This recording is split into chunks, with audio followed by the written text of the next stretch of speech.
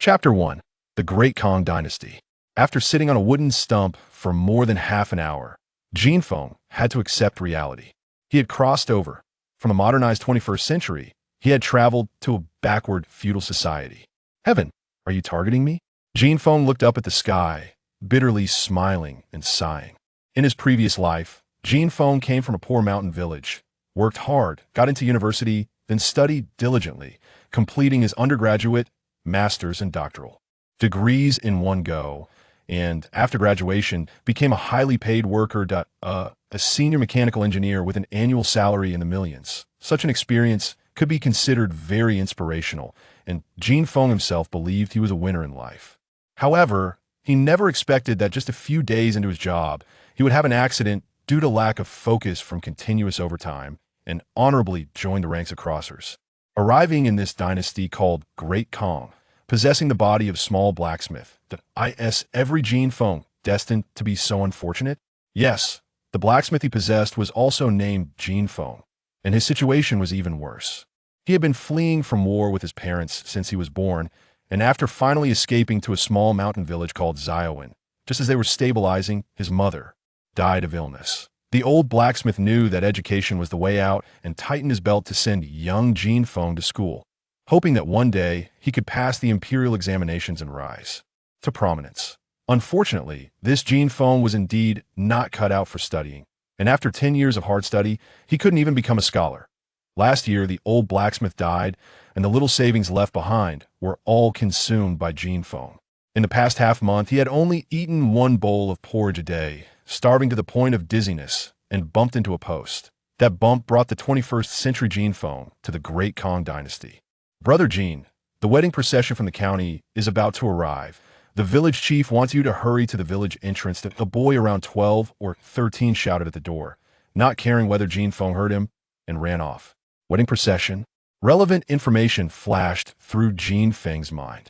Years of war had led to a decline in male population in the Zhou Dynasty to stimulate population growth. The court mandated that men must marry by the age of 18 and women by 17, or face a 30% increase in taxes. With the decline of male population and a lack of labor, combined with various heavy taxes and banditry, many common people could only afford to eat one meal a day, and 99 could not bear the extra tax burden. Jin Feng, registered as a craftsman, did not have to serve in the military, but his taxes were heavier than those of farmers and hunters, so he naturally couldn't afford it. When the county came to collect taxes at the beginning of the year, he could only report that he would marry this year. He already had a reputation in Zhou as a good for nothing, clearly destined to starve in the future, who would be willing to marry their daughter to him. But it didn't matter. The Zhou Dynasty had no shortage of unmarried girls. At the end of spring and the end of autumn, the county would organize 2 wedding processions, sending unmarried girls of appropriate age to various villages and towns for the men to choose from, and no matter whether the man was a cripple or blind, as long as he was chosen, he had to marry and have children. Is this the legendary government sending brides? Could it be that Secretary de Kong also crossed over with such good welfare?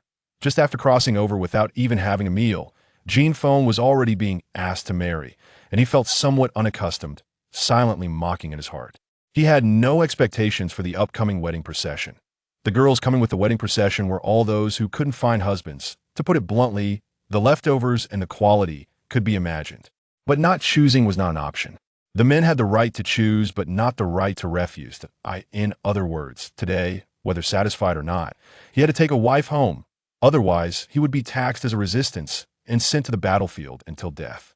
Jin Feng could only endure his hunger and walk to the village entrance. On the platform to the north of the road stood 3 young men, a hunchback, a cripple, and the last one, although physically intact, had a lewd and unscrupulous appearance, clearly not a good person. They, like Jin Feng, were the kind of people that the villagers would rather let their daughters participate in the selection of brides in hopes of luck rather than marry them. Look, Jin Feng is here. The 4 great kings are gathered. A child saw Jin Feng approaching and jumped up to shout. Don't say that. The child's mother quickly covered the child's mouth. The hunchback and cripple, along with the lewd scoundrel who liked to tease young women, along with an inept and pedantic Jin Feng, were referred to as the 4 great kings by the village children. Jin Feng usually detested this title and was quite angry whenever he heard it, but today he just smiled at the child and walked up to the platform. Brother Jean is here." The hunchback and the cripple greeted him with smiles. The scoundrel snorted disdainfully, standing on tiptoe to look toward the village entrance. "Brother Liu, Brother Zhang." Jean Feng smiled and returned the greeting. "They're coming, they're coming." The scoundrel pointed toward the village entrance and shouted loudly on the small road at the village entrance. A procession slowly approached, holding a red sign. Leading the procession were 5 county officials and a matchmaker dressed in an exaggerated red gown, followed by more than 20 girls carrying bundles. The village chief went to greet the officials, while the matchmaker directed the girls to stand opposite Jean Feng and the other 3. The wedding procession had been a long-standing custom, and the girls were not shy but curiously observing their surroundings. The bundles they carried were their dowries, and if chosen, they would stay directly. The village before them might become their future home, and the onlookers might become their future family. If only there were a row of lights. Jean Feng couldn't help but think of a certain well-known dating show. However, these guest ladies, as he expected, were of rather low quality. The vast majority had weathered faces from years of hard work and dark skin. But one girl at the end of the line caught Jean Feng's eye. Although this girl wore clothes more tattered than the others, her face was tender and fair, her features extremely beautiful, and her pair of expressive big eyes were watery, evoking a sense of pity that in the internet age, opening a phone is filled with various internet celebrity beauties. But Jean Feng could guarantee with confidence that the plain-faced girl in blue could definitely outshine any carefully made-up internet celebrity. Such a gem must be in high demand. How could she end up in the wedding procession? Jean Feng was puzzled. The hunchback next to him noticed Jean Feng staring at the girl in blue and leaned over to whisper, "Brother Jean, why are you staring at Guan Xiaoro?" Jean Feng did not answer, but instead asked, "Do you know her?" "You don't know?" Li Shitu was taken aback. Then he remembered that Jean Feng had always prided himself on being a scholar and, to show his superiority, never mingled when the wedding procession came. "She's the one from Guangjiuan who's a loser." Li Shitu reminded him quietly. Chapter 2. The Loser. Loser? Relevant information floated in Jean Feng's mind. The problem of more women than men in the Kong Dynasty had persisted for many years, and it couldn't be solved simply by sending brides. Every year, only a small portion of the girls in the first round of the wedding procession were chosen. For example, this time, there were more than 20 girls, but only 4 of them to absorb these unmarried women and stimulate population growth as much as possible. The Kong Dynasty government encouraged taking concubines as long as you could support them. You could marry as many concubines as you wanted. After they made their choices, if any of the observing villagers liked a certain girl or a few girls, they could also choose them as concubines, and the selected girls could not refuse. However, adding another mouth to feed meant not only one more mouth, but also an additional tax to pay each year, so very few families dared to choose concubines. Therefore, every year, many eligible girls ended up participating in the wedding procession, but still couldn't get married. Although this was caused by objective reasons, they were still penalized with a 20 tax. Such girls are referred to as losers. Guan Xiaoro was a well-known loser in the area, having participated in the wedding procession 4 times and still unmarried by the age of 18, that not being able to get married is not due to bad character or laziness, but because she cannot be exposed to sunlight. Especially in summer, if she is under the scorching sun for just a few minutes, her skin will become red and swollen, even blistering. Such a person is referred to as a night charm in the Kong Dynasty, meaning an ominous person who cannot see the light and can only live in darkness. Guan Xiaoro's family was originally doing all right during the new year. They could buy a couple of pounds of meat to satisfy their cravings. However, since she turned 16, her family has had to pay an extra 20% in taxes every year, making life increasingly difficult. Now, it is hard to maintain even one meal a day. To make matters worse, her younger sister suddenly fell ill last year with a strange disease, often shaking and sweating, and sometimes even fainting. All these have become proof of her being an ominous person. Ancient farmers were ignorant who would dare to marry such a woman. What night charm? It's just a sun allergy a bit of sunscreen would do. Feudal superstitions can kill. Jean Feng felt a bit of sympathy for this girl. The village chief was holding a bowl and walked alongside the head of the constables. As usual, draw lots. The first one to draw gets to choose. The 4 of them took turns drawing a piece of paper from inside the bowl. Jean Feng opened his paper. It had 4 lines drawn on it, meaning he was the last to choose. However, he didn't mind much, since if he and others chose the same girl, they could still compete. The difference between choosing first or last wasn't significant. The village chief looked at the slips of paper in their hands and smiled at the sturdy Li Shitu. Shitu, you go first, choose. Just as Li Shitu was about to speak, Guan Xiaoro suddenly rushed out of the line. Big brother, I can weave, I eat very little. Please, big brother, give me a chance to live. I will work hard and repay your kindness by being like an ox or a horse. To increase her bargaining chips, she bit her lip and wrapped her patched clothes around her, revealing her curvaceous figure to show she could bear children. Wow, this figure is amazing. Earlier, Jin Feng couldn't tell because of her loose clothing, but now he realized Guan Xiaoro had such a good figure. The places that should be prominent were prominent, the places that should be curvy were curvy, and the places that should be slim were slim. Angelic face, devilish figure, melancholic temperament. A standard goddess. However, the villagers were not impressed and scolded Guan Xiaoro for being shameless. Get back, the constable shouted sternly. Guan Xiaoro obediently returned to the line. Her face flushed to the point of almost bleeding, her body slightly trembling, but she still looked up at Li Shitu. If she could, she wouldn't want to be scolded for being shameless, but she had no other choice. In the past 2 years, she had been spinning thread day and night, yet her sister-in-law still beat and scolded her every day, and her brother and parents did nothing. Before departing, her sister-in-law had said that if she couldn't get married this time, she shouldn't come back and should just go with the constables to the county office and sell herself to a brothel. This was also the last resort for many women who were a financial burden, that if they couldn't get married and couldn't pay taxes, they could sell themselves to a government-run brothel, which would exempt them from taxes. Guan Xiaoro would rather die than sell herself to a brothel, but dying wasn't easy either. If she committed suicide, her family would be held accountable, and the lightest punishment would require paying a large sum of money. This would be a great act of filial piety. Guan Xiaoro returned to the line, and the selection continued.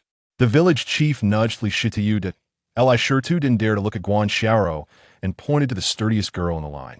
Li Shitu's parents nodded in satisfaction. For rural folks, the first standard for a wife is that she must be sturdy and capable of bearing children. They genuinely worried that Li Shitu might impulsively choose the beautiful Guan Xiaoro. Next was Zhang Moncong. Zhang Moncong took 2 steps forward, glanced at Guan Xiaoro, his eyes showing complexity. Guan Xiaoro's expression changed slightly, and she lowered her head. Just when Jin Feng thought Zhang Moncong would choose Guan Xiaoro, he also pointed to a girl who looked sturdy and capable of bearing children. Next was the ruffian Xie Guang. Xie Guang approached and carefully looked at each girl, paying special attention to Guan Xiaoro.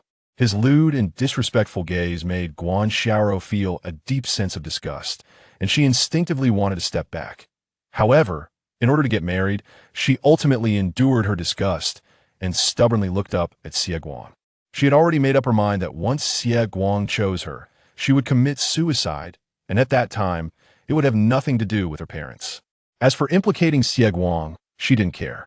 Guan Zhaoan was not far from Hushi Bei, and she knew what kind of person Xie Guang was. He was a lazy good-for-nothing and even liked to tease young brides and maidens. Several girls she knew had been teased by Xie Guang while foraging for wild vegetables. Such a scoundrel being implicated was a service to the people. What are you looking at? Trying to seduce me? Xie Guang leered. Even if you did, it wouldn't matter. I wouldn't dare marry a disaster like you. But if you go to the county office with the officials to sell yourself to a brothel, I could help take care of your business. You better serve me well then. You. Guan Xiaoro was so angry that tears streamed down her face. Are you choosing or not? If not, get lost. What are you babbling about? You're wasting everyone's time. Jin Feng couldn't stand it any longer. Jin Feng considered himself a scholar, advocating that gentlemen use words rather than violence. He had often been bullied by Xie Guang and would usually avoid him in the village. But today, this coward actually insulted him publicly. How could a dignified ruffian tolerate that? He rolled up his sleeves. Hey, you poor wretch. Are you itching for trouble again? Stop. The village chief stepped between the two, sternly saying, Jin Feng, go back and stand properly. Xie Guang, hurry up and choose. Don't waste the officials' time. The words officials were emphasized. Although Xie Guang was a scoundrel, he wasn't a fool. He quickly realized Jin Feng was trying to set him up. Zhang Moncong and Li Shitu had chosen quickly, and by the time it was his turn, he had already wasted quite a bit of time, and the constables were starting to get impatient. If he had hit Jin Feng in front of the constables, It would be considered disrupting the wedding procession, a serious offense. Xie Guang secretly cursed Jin Feng and casually pointed to a girl who looked relatively delicate. Jin Feng, it's your turn. Chapter 3. I choose her. I choose her. Jin Feng did not hesitate at all and pointed to Guan Xiaoro. The surroundings suddenly fell silent. Someone actually dared to marry a disaster? Even Guan Xiaoro herself was stunned. She knew Xie Guang and had naturally heard of Jin Feng. It was said that this scholar considered himself above others. How could he possibly choose an ominous person like her? So at first, she held no hope for Jin Feng, to the point where she doubted she heard him correctly and cautiously asked, What? What did you say? I said I want to marry you. Do you want to marry me? Jin Feng asked slowly. That I do. I do. Thank you. Thank you. Guan Xiaoro was so excited she became incoherent. Rest assured, I will work hard and repay you by being like an ox or a horse. The head of the constables, seeing this, secretly let out a sigh of relief that on the way here, he had noticed Guan Xiaoro's emotional state wasn't quite right and feared she might do something irrational, which wasn't uncommon. Every couple of years, there would be a financially burdened girl who would be stimulated into despair during the wedding procession to ask the person in charge of the wedding procession. He would certainly face reprimands and even penalties if something like that happened. Now, it was good this burden was finally lifted. The head constable, fearing Jin Feng might change his mind, quickly signaled to the matchmaker. The matchmaker understood and stepped forward to bring Guan Xiaoro to Jin Feng, announcing, You two are now husband and wife. I wish you both a prosperous life and a long-lasting union. The constables brought out a stack of coarse paper, allowing Jin Feng and Guan Xiaoro to press their fingerprints on it, keeping one copy for themselves and giving one to the couple. Looking at the so-called marriage certificate, Jin Feng felt a sense of unreality. Is this how marriage works? In this life and the last, this was his first marriage. Beside her, Guan Xiaoro also tightly held the marriage certificate in her arms, feeling a sense of unreality. She secretly glanced at Jin Feng next to her, only to find that he was also looking at her. She quickly lowered her head, her delicate face flushed red with embarrassment. Next, Zhang Monsong and a few others also received their marriage certificates, and then a household chose a concubine, marking the end of the wedding procession. The bailiffs and matchmakers took the unmarried young women of Hewan village to the next village. Jin Feng, you've got some guts, even daring to marry a night charm. Be careful not to bring disaster upon yourself. As soon as the bailiffs left, Xie Pippi blocked Jin Feng, provoking him. Foolish and ignorant. Jin Feng replied coldly, What night charm? Xiaoro can't be in the sun, which means she has a naturally noble fate. Noble fate? I'm just afraid you won't live to enjoy that nobility. Mind your own business, and good dogs should stay out of the way. Get lost. Jin Feng shoved Xie Guang aside and left with Guan Xiaoro. Today, we've made a grudge. Jin Feng, you better watch out in the future. The bailiff had just left, and Xie Guang, not daring to act, shouted angrily. Jin Feng didn't look back, just raised his right hand and extended his longest finger. Although Xie Guang didn't understand the meaning, he could guess that Jin Feng was cursing him. Thus, he hated Jin Feng even more and spread rumors in the crowd that Guan Xiaoro was a disaster star. The ancient people were ignorant, some actually took it seriously. It's over, a disaster star has come to our village. A prodigal son plus a disaster star, we better stay away from their family in the future. Jin Feng has married a disaster star next year. He definitely won't be able to pay the taxes. Just wait to be conscripted. Those conscripted will go to the vanguard camp with Jin Feng's build. Once he enters the vanguard camp, he won't be able to come back. The villagers' discussions continued from behind. I'm sorry. Guan Xiaoro's voice trembled a bit. Don't take it to heart, we haven't eaten their food, so their words mean nothing at all, Jin Feng said with a smile. Remember, don't take fools seriously, or you'll end up like one. After all, she was just an 18-year-old girl. Guan Xiaoro couldn't help but smile, feeling a bit more at ease looking at this not-so-mighty figure in front of her. This is my home. Jin Feng pointed to the rundown blacksmith shop. It's a bit shabby, don't mind it. Guan Xiaoro quickly shook her head. I don't mind at all. I'm very grateful that you're willing to take me in. I will definitely work hard to spin thread to support your studies. Then I'll thank my wife in advance. Jin Feng mimicked the ancient manners he had seen in TV dramas, smiling as he made a fist gesture towards Guan Xiaoro that I should be the one thanking you, thank you. Guan Xiaoro didn't know how to reciprocate and became flustered, kneeling down with a thud and bowing to Jin Feng. I can't believe it. Jin Feng didn't expect Guan Xiaoro to react so strongly. He quickly helped her up. All right, I was just joking. You sit down, I'll go boil some water for you. You are the head of the household. How can you do such things? Guan Xiaoro tugged at her clothing corner and asked softly, where's the kitchen? He'll go boil it. The head of the household? It was the first time Jin Feng had been addressed this way, and he found it amusing. But seeing Guan Xiaoro so shy that she could hardly raise her head, he was afraid she might bow again out of excitement. So he stopped teasing her and pointed to the kitchens. Location. Guan Xiaoro hurriedly dashed into the kitchen. Jin Feng followed her and scratched his head, saying, once the water is boiled, you drink some first. We're out of grain at home, I'll go trade for something and buy some food back. Guan Xiaoro, who was scooping water, paused and looked up. No need. This is a must. Today is our wedding day. We can't let you go hungry. Can we? Jin Feng's tone was very firm. No, what I meant was, no need to trade. When I left, my mother secretly gave me some pocket money. Guan Xiaoro ran over to unpack her bundle, carefully taking out a small piece of silver and a few copper coins, handing them to Jin Feng. Looks like my mother-in-law still cares for her daughter. Jin Feng sighed in his heart, accepting the copper coins. Guan Xiaoro watched Jin Feng leave, then looked at the dilapidated blacksmith shop, her brows furrowing once again. This family had no savings at all. How would they get by in the future? Forget it. No matter what, someone is willing to take me in. It can't be worse than before. Well, take it one day at a time. Guan Xiaoro could only comfort herself like this. She heard that this scholar had no other bad habits, so at worst, she could go back to her family tomorrow, borrow a spinning wheel from her sister-in-law, and work more in the future. She just didn't know if she could save enough for both their taxes before next year's tax collection. Jin Feng left without making a sound, but once he reached a secluded place, he awkwardly punched the wall down on the first day of marriage. To have to ask the wife for money to buy grain was really too embarrassing. But running out of food was a problem that had to be solved immediately, otherwise they would starve. This is a historical issue left by the host. I'll pay my mother-in-law back double when I earn money in the future. Learning math and science. One can travel the world without fear. Jin Feng believed that difficulties were only temporary, and he was not worried about the days to come.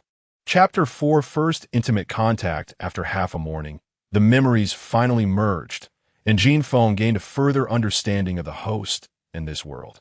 In the host's memories, he had heard of the Yellow River, the Yangtze River, and the Taiyang Mountains. The words, culture, geographical names, and differences from his previous life were not significant. But for some unknown reason, history was completely different.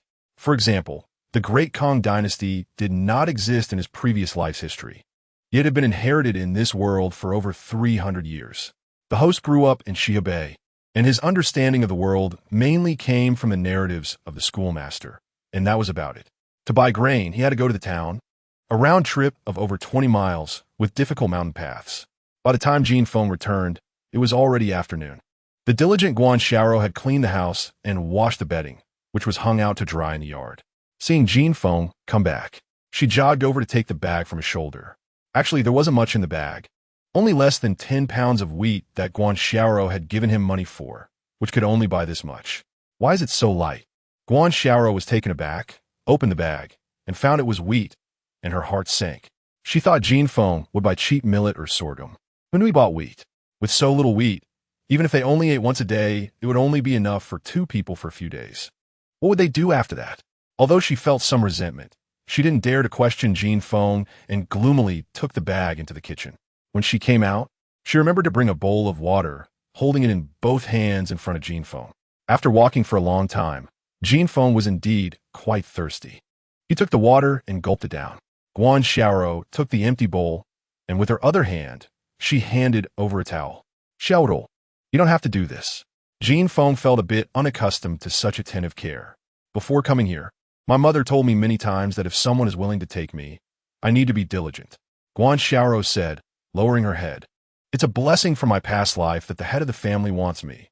This is what I should do. Jin Feng knew these ideas were deeply rooted in Guan Xiaoro's heart and would be difficult to change in a short time.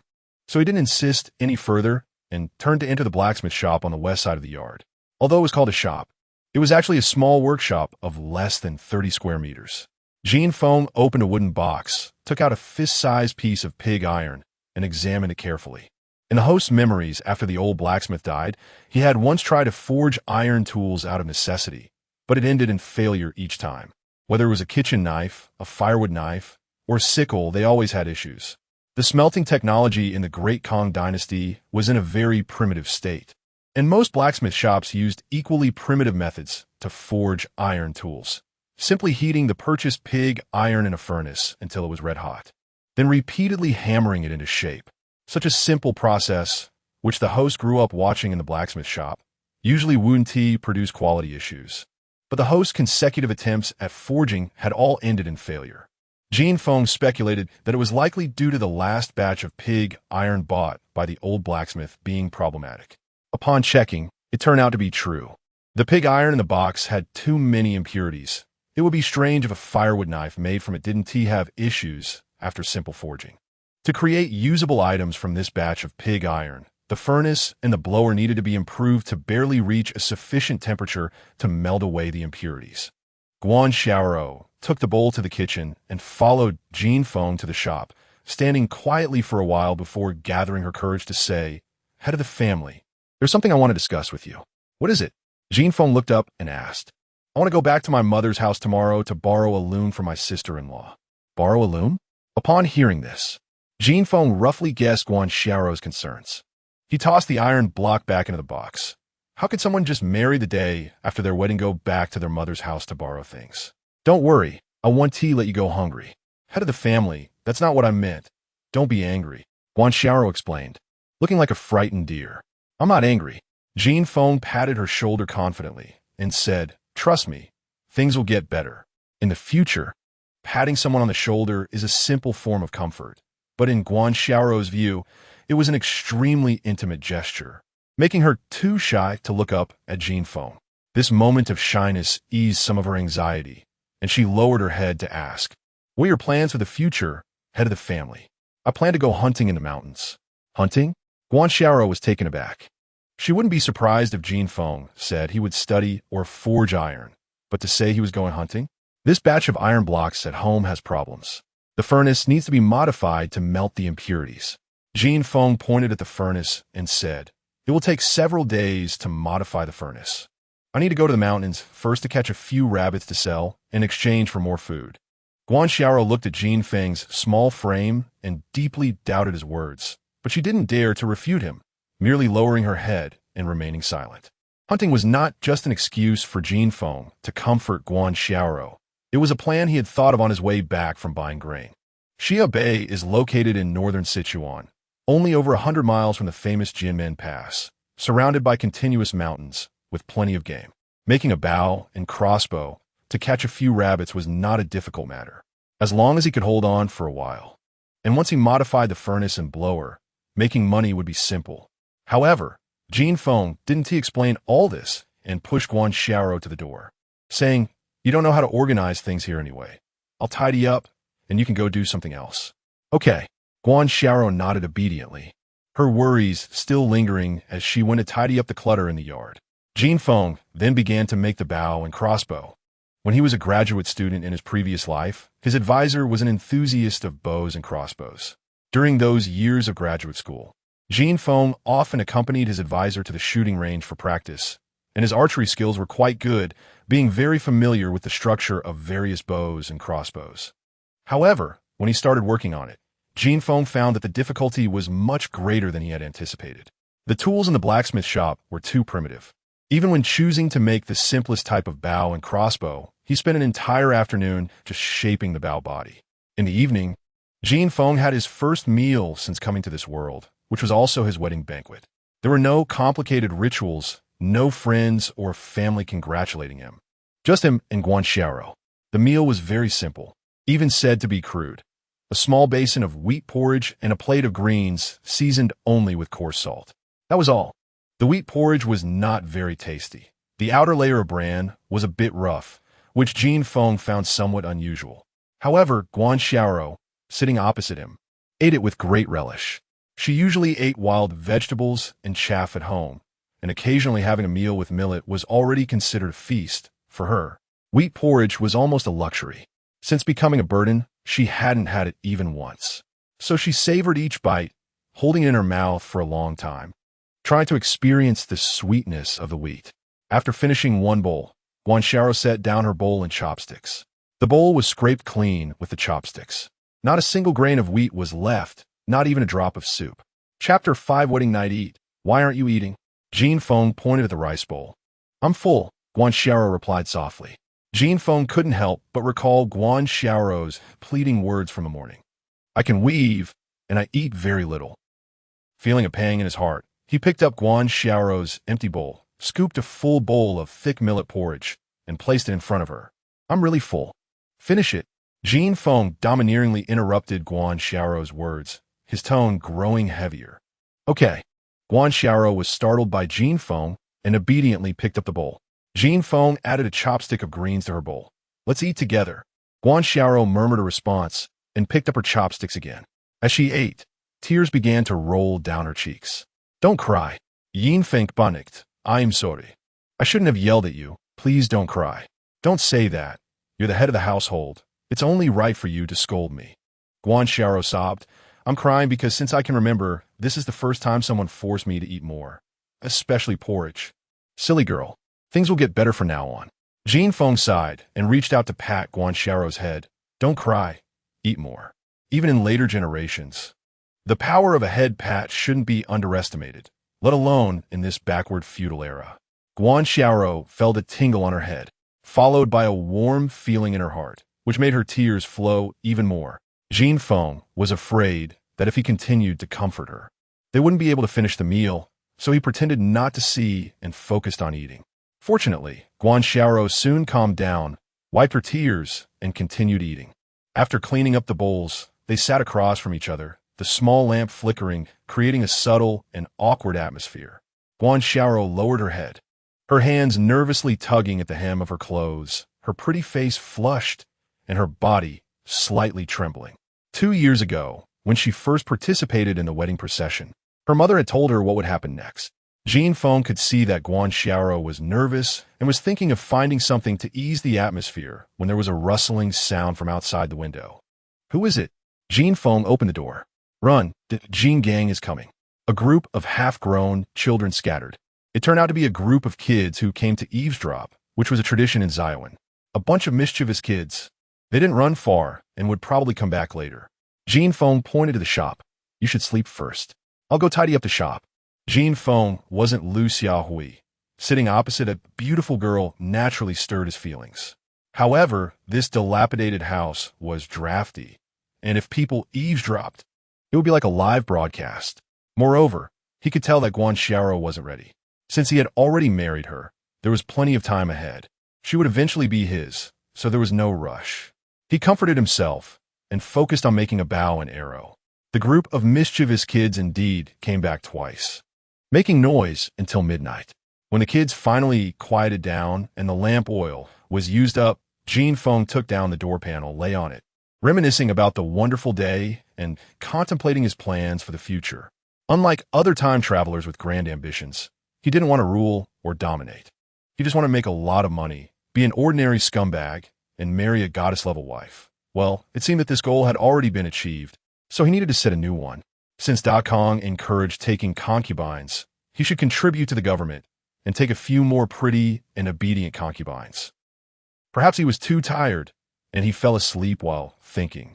In his dreams, relying on various avant-garde inventions, he gained fame and fortune, becoming the richest tycoon in Da Kong, living the life of a notorious landlord, with businesses all over the world, owning grand houses everywhere, going north to escape the summer heat and south to spend the winter, marrying many beautiful concubines, and worrying every day about which ones to pamper at night. As dawn broke, Guanxiao got up. She looked slightly haggard, clearly having slept poorly, constantly worrying about whether Jin Feng would go back to sleep and what to do if he did. Should she push him away or pretend to be asleep? She was so conflicted that she only fell asleep in a daze after midnight. Seeing Jin Feng sleeping on the door panel fully clothed, Guanxiao hurried back, grabbed the only quilt, and carefully covered Jin Feng with it. Then she squatted beside the door panel, resting her chin on her hands, gazing at the sleeping Jin Feng. She hadn't had the courage to look at him closely yesterday. He was much better looking than the blacksmith in their village, tall, and he was educated, unlike the other men in the village who were fierce and would beat their wives to set the rules. After stealing glances for a while, she quietly exited the shop and went to the kitchen to prepare breakfast. After making breakfast, Guan Xiaoro found she had nothing else to do, so she sat on a wooden stump, waiting for Jin Feng to wake up. If only there was a weaving machine, she thought absently. She waited until the sun rose before Jin Feng finally came out of the shop, stretching while greeting Guan Xiaoro. "Good morning. You're up." Guan Xiaoro quickly ran to bring over the wash water she had prepared. By the time Jin Feng washed his face, breakfast was already set on the table. After having breakfast, just as they finished cleaning the bowls, a young woman in her 20s entered the courtyard, carrying a small bag on her arm. What was she here for? Jin Feng wondered.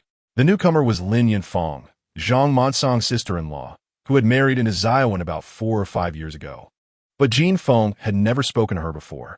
Just as he was about to greet her, Guan Xiaoro stood up excitedly and called out crisply, "Cousin Yunfang." "Cousin? All right. She's my maternal cousin from my uncle's family. We were quite close when we were kids." Seeing her relative, Guan Xiaoro looked very happy. "Cousin." Since she was a relative, Jin Feng also stood up to greet her. Lin Yunfang smiled at Jin Feng and pulled Guan Xiaoro into the inner room. "It seems this cousin isn't satisfied with me either." Jin Feng touched his nose, not minding, and went back into the shop. After spending most of the morning, he finally finished the first bow and arrow. The old blacksmith had some arrows left over from making them for the hunters, and with a slight modification, they could be used, saving him a lot of effort. Pulling the string and knocking an arrow, he aimed at a wooden post 10 steps away. The arrow thudded into the post. The accuracy was decent, but the power was lacking. Jin Feng frowned slightly and readjusted. By the time he was satisfied with the adjustments, the sun was directly overhead. It was time to take a walk on the mountain. Jin Feng picked up the bow and arrow and walked out of the blacksmith shop. Lin Yunfang was gone, and Guan Xiaoro was sitting in the courtyard, resting her chin on her hands, staring blankly, with a basket beside her drying wild vegetables. Where did the wild vegetables come from? Jin Feng asked casually. Chapter 6, "That's amazing." Guan Shi, or you blushed as she said. "My cousin brought this over as a wedding gift for us." Jin F-ing immediately understood. It was definitely because his cousin was worried that Guan Shi or you would starve if she married him. "So, should I thank your cousin? Aren't you angry?" Guan Shi or you asked tentatively. She had heard in Gu Ngwn that Jin F-ing prided himself on being a scholar and cared a lot about his reputation. So, she was worried that he might think her cousin was humiliating him. "Why would I be angry?" Jin F-ing smiled and said, "No matter what, your cousin is doing this for your own good. She cares about you, so I'm grateful to her, especially since she sent such a generous gift." Lin Yunfang's husband, Zhang Liang, had served in the army a few years ago and lost an arm on the battlefield. He couldn't do many things, and Zhang N.C.ing had broken his leg as a child, becoming a cripple who could only make a living by chopping wood and burning charcoal. The family was already struggling, rarely having a full meal throughout the year. So, it was indeed a big deal for Lin Yunfang to send a bag of wild vegetables. Given Jin F-ing's family's current situation, they wouldn't even have lunch, but when Guan Shi or you heard that Jin F-ing was going hunting in the afternoon, she still cooked some wheat porridge. This time, no matter what Jin F-ing said, even if he was as fierce as he had been yesterday, it was useless. She just refused to eat, stubbornly squatting in the yard, examining the crossbow. Although DK-ing already had a crossbow, due to outdated craftsmanship, the bows produced were complex to operate and not very practical, so they were rarely seen among the people. Hunters still preferred the simpler longbows. "Is this a bow? Why is it different from the bows and arrows that the hunters in our village use?" Guan Shi or you asked curiously, seeing a crossbow for the first time. "This is called a crossbow." Jin F-ing took the crossbow, pulled the string, and shot an arrow at a large tree over 20 meters away. Whoosh! The arrow shot out and embedded itself in the tree trunk, the tip buried deep, the tail vibrating. "Wow, that's amazing." Guan Shi or you was startled. "Did you make this?" "Who else but me?" Jin F-ing felt quite proud seeing the sparkling eyes of Guan Shi or you. After explaining the usage of the crossbow to her, Jin F-ing slung the quiver over his shoulder and walked out of the small courtyard. As soon as he stepped outside, he encountered a group of women going to the back mountain to dig for wild vegetables. "Zin et no they. Why aren't you home with your bride? What are you doing?" A girl with 2 braids asked, winking. She was the village chief's daughter, lively in character, and the unmarried girls and young wives in the village looked up to her. Going to hunt in the back mountain. Jean F. casually replied. You're going hunting? When did you learn to hunt? Xiaoyu laughed. Why do you care? Jean F. was too lazy to argue with a group of women and quicken his pace. Some of the women were curious about the crossbow in his hand, but before they could ask, Jean F. had already left. Don't get lost in the mountains, Xiaoyu shouted from behind. If you don't catch anything, come back quickly. Don't keep the bride waiting. The other women laughed even harder. There were often people active near the back mountain, and prey was scarce. To hunt something, one had to climb another peak and venture into the deeper old forest. In his past life, Jean F. was a child from a mountain village, following his grandfather to hunt in the mountains since he was little. So he was very familiar with the terrain. With the crossbow in hand, he nimbly wove through the thickets, searching for signs left by animals. It was now late spring, and the mountains were lush and green, with tree canopies overhead blocking the sun, making it the season when animals were most active. Before long, Jean F. found a gray rabbit drinking water by a small puddle. Wild rabbits were extremely vigilant. Even while drinking, they kept scanning their surroundings. Patience is a basic quality of a hunter. At this moment, the rabbit was within the shooting range of the crossbow, but Jean F. did not shoot. Instead, he patiently waited. When the rabbit finished drinking and turned to leave, he pulled the trigger without hesitation. In the blink of an eye, the arrow flew the distance between them and pinned the gray rabbit to the ground. By the time Jean F. rushed over, it was already dead. Not bad, quite fat. Jean F. stuffed the rabbit into the cloth bag at his waist, put away the arrow, and continued looking for the next prey. As the sun tilted westward, the women digging for wild vegetables at the foot of the mountain were preparing to head back. Hey, have you seen Jean F. come back? Xiaoyu asked others. No, I haven't seen him. Me neither. What if he really got lost? What if he ran into wolves? If he runs into wolves, he might escape. But if he encounters mountain bandits, that's it. I heard there's a mountain ghost at Old Neo Ridge. He just married a disaster star. What if he runs into bad luck? The village women were ignorant and spoke harshly, but most were simple-hearted. Although they often teased Jean F., no one truly wished him harm. Seeing that the sun was nearly setting and Jean F. still hadn't returned, they began to worry. Xiaoyu looked at the hunter's concubine. So, your husband is in the mountains. Why don't you let him go check? He's gone to town to repair his bow today. He won't be back until evening. You all wait here. I'll go back and ask my father to call someone to search the mountains, Xiaoyu said, feeling anxious. Look, there's someone over there. Is that Jean F.? The hunter's concubine pointed to the back mountain. In the sunset, a figure was descending the mountain. Who else could it be? Xiaoyu muttered, clearly relieved. Do you think he caught something? I heard from the hunters that the rabbits and wild chickens in the mountains are more cunning than people. They can escape if you're not careful.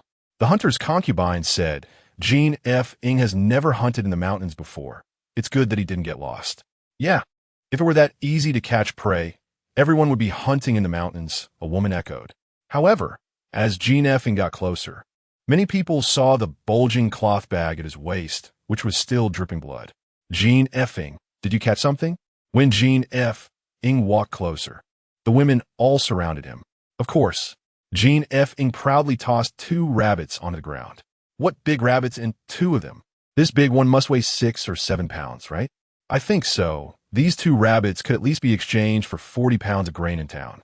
No one teased Jean F. anymore. Everyone looked enviously at him. During the slack farming season, many people in the village would try their luck on the mountain. But generally, households didn't have bows and arrows, and relying solely on their legs, who could chase down a rabbit in the mountains? Most of the time, they returned empty-handed. No one expected that Jean F. would have such a big haul on his first hunting trip. 40 pounds of grain, along with the wild vegetables to make porridge, would be enough for 2 people to get through the winter. Jean F. Did you use this to catch the rabbits? Xiaoyu asked curiously, pointing at the crossbow. Can I take a look? Yes. Since they were all from the same village, Jean F. didn't hide it and generously took out the crossbow for them to see. Can I try it? Xiaoyu said, fiddling with the crossbow, eager to give a shot. Chapter 7. The flowers that are ready to be picked must be picked no way. Jean Feng decisively refused. If someone gets hurt, that would be terrible. You're being stingy. If you don't want to try, then don't. Xiao Yu pouted and handed the crossbow back to Jin Feng. Come on, let Xiao Yu give it a try. When you weren't back just now, Xiao Yu was so worried you might have been taken by a wolf that she almost cried. She even had Suehua go into the mountains to look for you, teased one of the young wives. Xiao Yu, if you really have feelings for him, why didn't you let your brother propose to Jin Feng earlier? Now if you marry over, you'll just be a concubine. Immediately, someone chimed in with laughter. What are you saying? I'll tear your mouths apart. Xiao Yu, embarrassed and angry, chased after the two young wives to hit them. Such jokes were common in the village.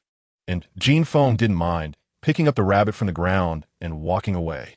In the small courtyard, Guan Xiaoro was getting anxious as it was almost dark and Jin Feng still hadn't returned. Hearing some movement at the door, she dashed out like a deer. You're back. Then she noticed the rabbit Jin Feng was holding and almost jumped with excitement. He really can hunt. Guan Xiaoro squatted beside the wild rabbit for a moment, suddenly smacking her forehead and rushing into the kitchen to bring out a bowl of water. You must be tired. Drink some water first. I'll go heat up the food. If I sleep in or come back late in the future, you don't have to wait for me. Just eat by yourself. Jin Feng followed her into the kitchen. How can that be? A man can't eat after a woman. Guan Xiaoro threw a handful of dry leaves into the fire pit, poked at it with a stick, and blew a few breaths, igniting the leaves. However, when she blew, some ashes flew out and landed on her face. Ash!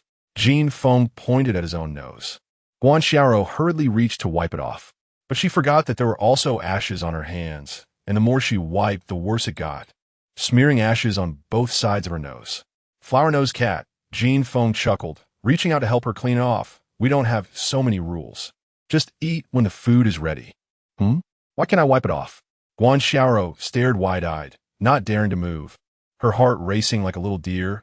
Thump, thump. Jin Feng said something, but she completely didn't hear it. What are you dazed about? Jin Feng reached out to lightly scratch her nose, then stood up to get a towel. Wow. At that moment, how could a girl withstand such teasing? Guan Xiaoro covered her face, feeling as if her heart was about to be melted by the little deer hopping around inside. Jin Feng came back with the towel, but Guan Xiaoro was still dazed, shyly snatching the towel and pushing Jin Feng out of the kitchen. Until dinner was over, the blush on Guan Xiaoro's face hadn't faded, and she didn't dare to look up at Jin Feng. After dinner, Jin Feng didn't go back to the shop. He could tell that Guan Xiaoro was ready. The oil lamp had been wrapped in the only piece of red cloth at home, making it festive. After helping Jin Feng wash up, Guan Xiaoro quietly sat by the bed. Perhaps after 2 days of getting to know each other better, or perhaps the two wild rabbits hanging in the courtyard gave her hope for life. Her face was no longer filled with worries and fears about the future. Only shyness remained. Jin Feng walked over and took her little hand. Guan Xiaoro trembled slightly, but did not resist, allowing Jin Feng to hold her hand. Just as Jin Feng was about to make the next move, a sudden thud came from outside the window. Erguzi, why are you crowding? It was agreed that when they held hands, it was my turn to watch. Children's arguing voices came from outside. This bunch of brats. Jin Feng's head was filled with black lines as he grabbed a stool and rushed out. Oh no, run. Jin Gang is angry. 5 or 6 kids scattered in all directions. Is this ever going to end? Jin Feng, holding the stool, felt very upset and puzzled. Generally, kids only come to eavesdrop on the wedding day. Why are they here again today? Suddenly, Jin Feng slapped his forehead. After all, weddings are joyous occasions. So one should prepare some peanuts or other small treats to appease the kids. These days, kids hardly get snacks throughout the year without preparation. How do they just let it go? Instead of going home after being chased away, they continued peeking from a distance, clearly determined to keep causing trouble. It seemed there would be no peace tonight. Jin Feng returned to the house. Xiaoro, you go to sleep first. The crossbow has a little issue. I'll go adjust it. Guan Xiaoro nodded, her face red. That night, Jin Feng added a simple winch to the crossbow and made an arrow box, making the stringing process faster and eliminating the hassle of having to reload arrows after each shot. After finishing these, it was already midnight. Just as he was about to take off the door panel to sleep, he found Guan Xiaoro sitting on the wooden stump at the door. Although it was late spring, it was still a bit cold at night. Guan Xiaoro hugged her knees, occasionally rubbing her hands together. Xiaoro, why aren't you sleeping here? You're back. Go sleep in your room, Guan Xiaoro said softly, If others see you sleeping in the shop, they'll say I'm not keeping my duties as a wife. If you dislike me, then I'll sleep in the shop. What are you talking about? When did I ever dislike you? Jin Feng took Guan Xiaorou's icy little hand and warmed it in his palm. Why? Why don't you want to share a room with me? Guan Xiaorou lowered her head, tears welling up as she spoke. Xiaorou, it's like this. Jin Feng thought for a moment and said, we got married right after we first met. And I thought it would be better for you to get familiar with this home and me first before we talk about sharing a room. Otherwise, what if you think I'm a bad person? I know you're not a bad person. Marrying you is the greatest blessing of my life. Silly girl, you're so adorably silly. Jin Feng couldn't help but chuckle, pulling Guan Xiaorou into his arms. Marrying such a beautiful and gentle wife like you is also my blessing. With those simple words, Guan Xiaorou's face turned beet red. The affection in her eyes was thick and undeniable. Jin Feng couldn't resist lowering his head and giving her a kiss. Guan Xiaorou's eyes widened in surprise. Embarrassed, she buried her head in Jin Feng's chest. The flowers that are ready to be picked must be picked. A girl has been waiting all night. Lingering any longer would be too pretentious. Jin Feng scooped Guan Xiaorou up in his arms and entered the inner room. Soon, the sound of clothes rustling filled the room, harmonizing with the sounds of spring night insects, a natural and harmonious melody. Chapter 8. Throwing a tantrum having gotten used to waking up early, Guan Xiaorou woke up after just 2 crowings of the rooster. Looking at Jin Feng sleeping beside her, she felt a deep sense of satisfaction and stability in her heart. Unable to help herself, she nuzzled into Jin Feng's embrace like a little kitten, gently rubbing her face against his chest. After lingering in his arms for a while, she quietly lifted the blanket and got up to make breakfast. After breakfast, Jin Feng went to the town to sell the wild rabbit, trading it for 30 pounds of rice and some miscellaneous daily necessities. Of course, he also bought some snacks like peanuts and dried plums to keep the kids entertained. 30 pounds of goods wasn't too heavy, but the mountain path was difficult to navigate, and carrying the cloth bag was uncomfortable. After taking breaks along the way, they returned home well past noon. Guan Xiaorou was still inexperienced, and her walking posture was somewhat off, yet she was busy running around, fetching water and wiping sweat. All right, let's take a break. Jin Feng pressed Guan Xiaorou down onto a chair and glanced at her thigh. Does it still hurt? Guan Xiaorou blushed and shook her head. Lying is not something good children do. Jin Feng reached out and playfully flicked her nose. She was no longer a child, right? Last night, she had already become a little wife. As the head of the household, Guan Xiaorou felt both shy and annoyed, burying her little head into Jin Feng's embrace, almost knocking him over. Hey, just wait until I deal with you. Jin Feng pulled Guan Xiaorou into his arms, playfully teasing her. She suddenly became limp, leaning against Jin Feng, her big eyes sparkling with water. Just as the little couple was playing around, an unpleasant voice came from the doorway. Jin Feng, come out. Hearing someone speak, Guan Xiaorou jumped up as if shocked. She glanced outside and realized that the view from the courtyard couldn't see them, so she breathed a sigh of relief and playfully glared at Jin Feng, blushing as she straightened her clothes. They walked in the main room and saw the ruffian Xie Guang swaggering into the courtyard, wobbling as he walked. Upon entering, he stared at Guan Xiaorou intently. Guan Xiaorou cast an annoyed glance at Xie Guang and lowered her head to enter the inner room. What are you doing here? Jin Feng's tone was quite displeased, having been interrupted in their private moment. Your father borrowed 10 pounds of wheat from me in the past. I felt sorry for you back then and didn't come to ask for it. But now my family has an extra mouth to feed, and we can't make ends meet. So you should return the wheat to me. Xie Guang casually pulled up a stool and sat down in the courtyard, as if he were at his own home. My father borrowed 10 pounds of wheat from you? Jin Feng laughed in anger. Have you ever seen 10 pounds of wheat? Who in Zaiwen is the poorest? Xie Guang, with his gambling addiction, definitely takes the top spot. He has nothing to his name. He even sold his bed for gambling money. If it weren't for the villagers remembering his father's past kindness and not wanting to see the Xie family cut off from the world, he would have starved to death long ago. How could such a person possibly lend 10 pounds of wheat to the old blacksmith? It was clear he was here to extort money. Get lost quickly, and don't embarrass yourself here. Jin Feng was too lazy to deal with such a ruffian. Jin Feng, it looks like you're preparing to default on your debt. As a seasoned troublemaker, Xie Guang was well prepared for this encounter. He couldn't be easily dismissed with just a few words from Jin Feng.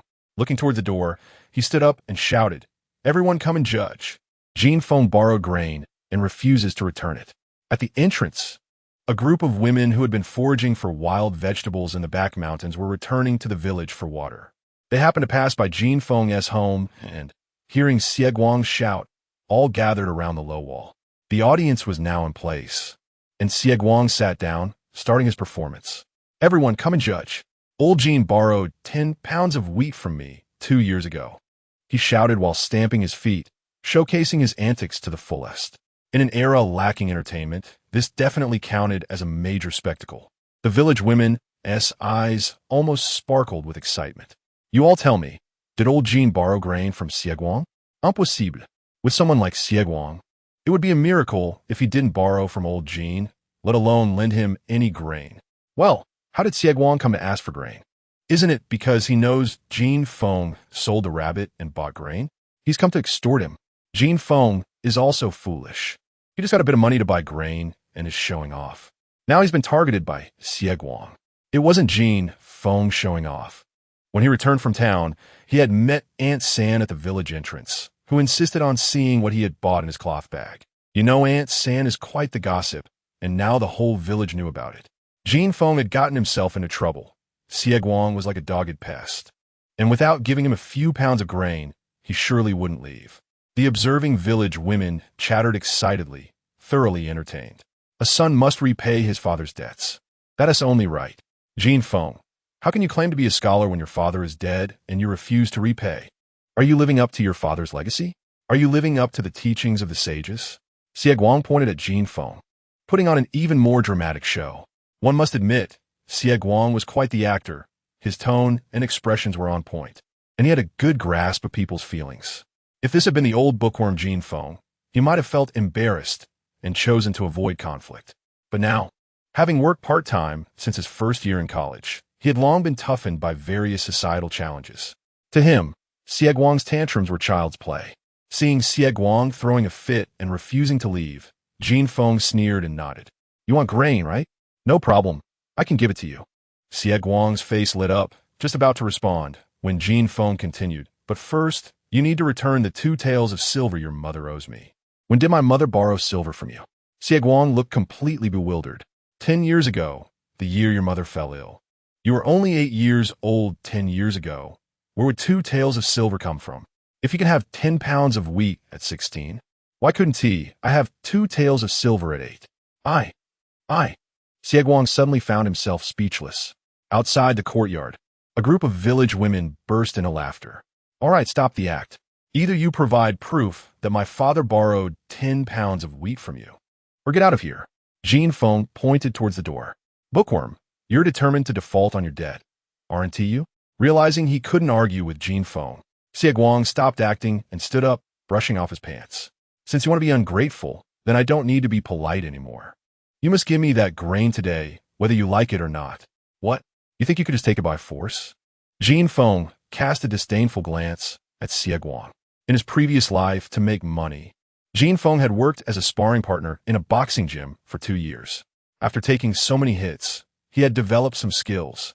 Many professional boxers were no match for him. A mere ruffian who often went hungry was not a threat in his eyes. "It's not stealing. It's collecting a debt." Xie Guang rolled up his sleeves, his face twisted with malice. Chapter 9, or else, will you take a concubine? Guan Xiaoro had been hiding behind the door, secretly watching the situation in the courtyard. As she saw Xie Pippi about to make a move, fearing that Jin Feng might get hurt, she rushed out holding a broom. With both hands tightly gripping the broom, she pointed at Xie Guang and shouted, "Don't come over here or I'll hit you." The courtyard fell silent for a moment. Then everyone burst into laughter. Guan Xiaoro's image and words were simply too harmless. Looking cute yet fierce, Xie Guang's eyes almost popped out as he leered.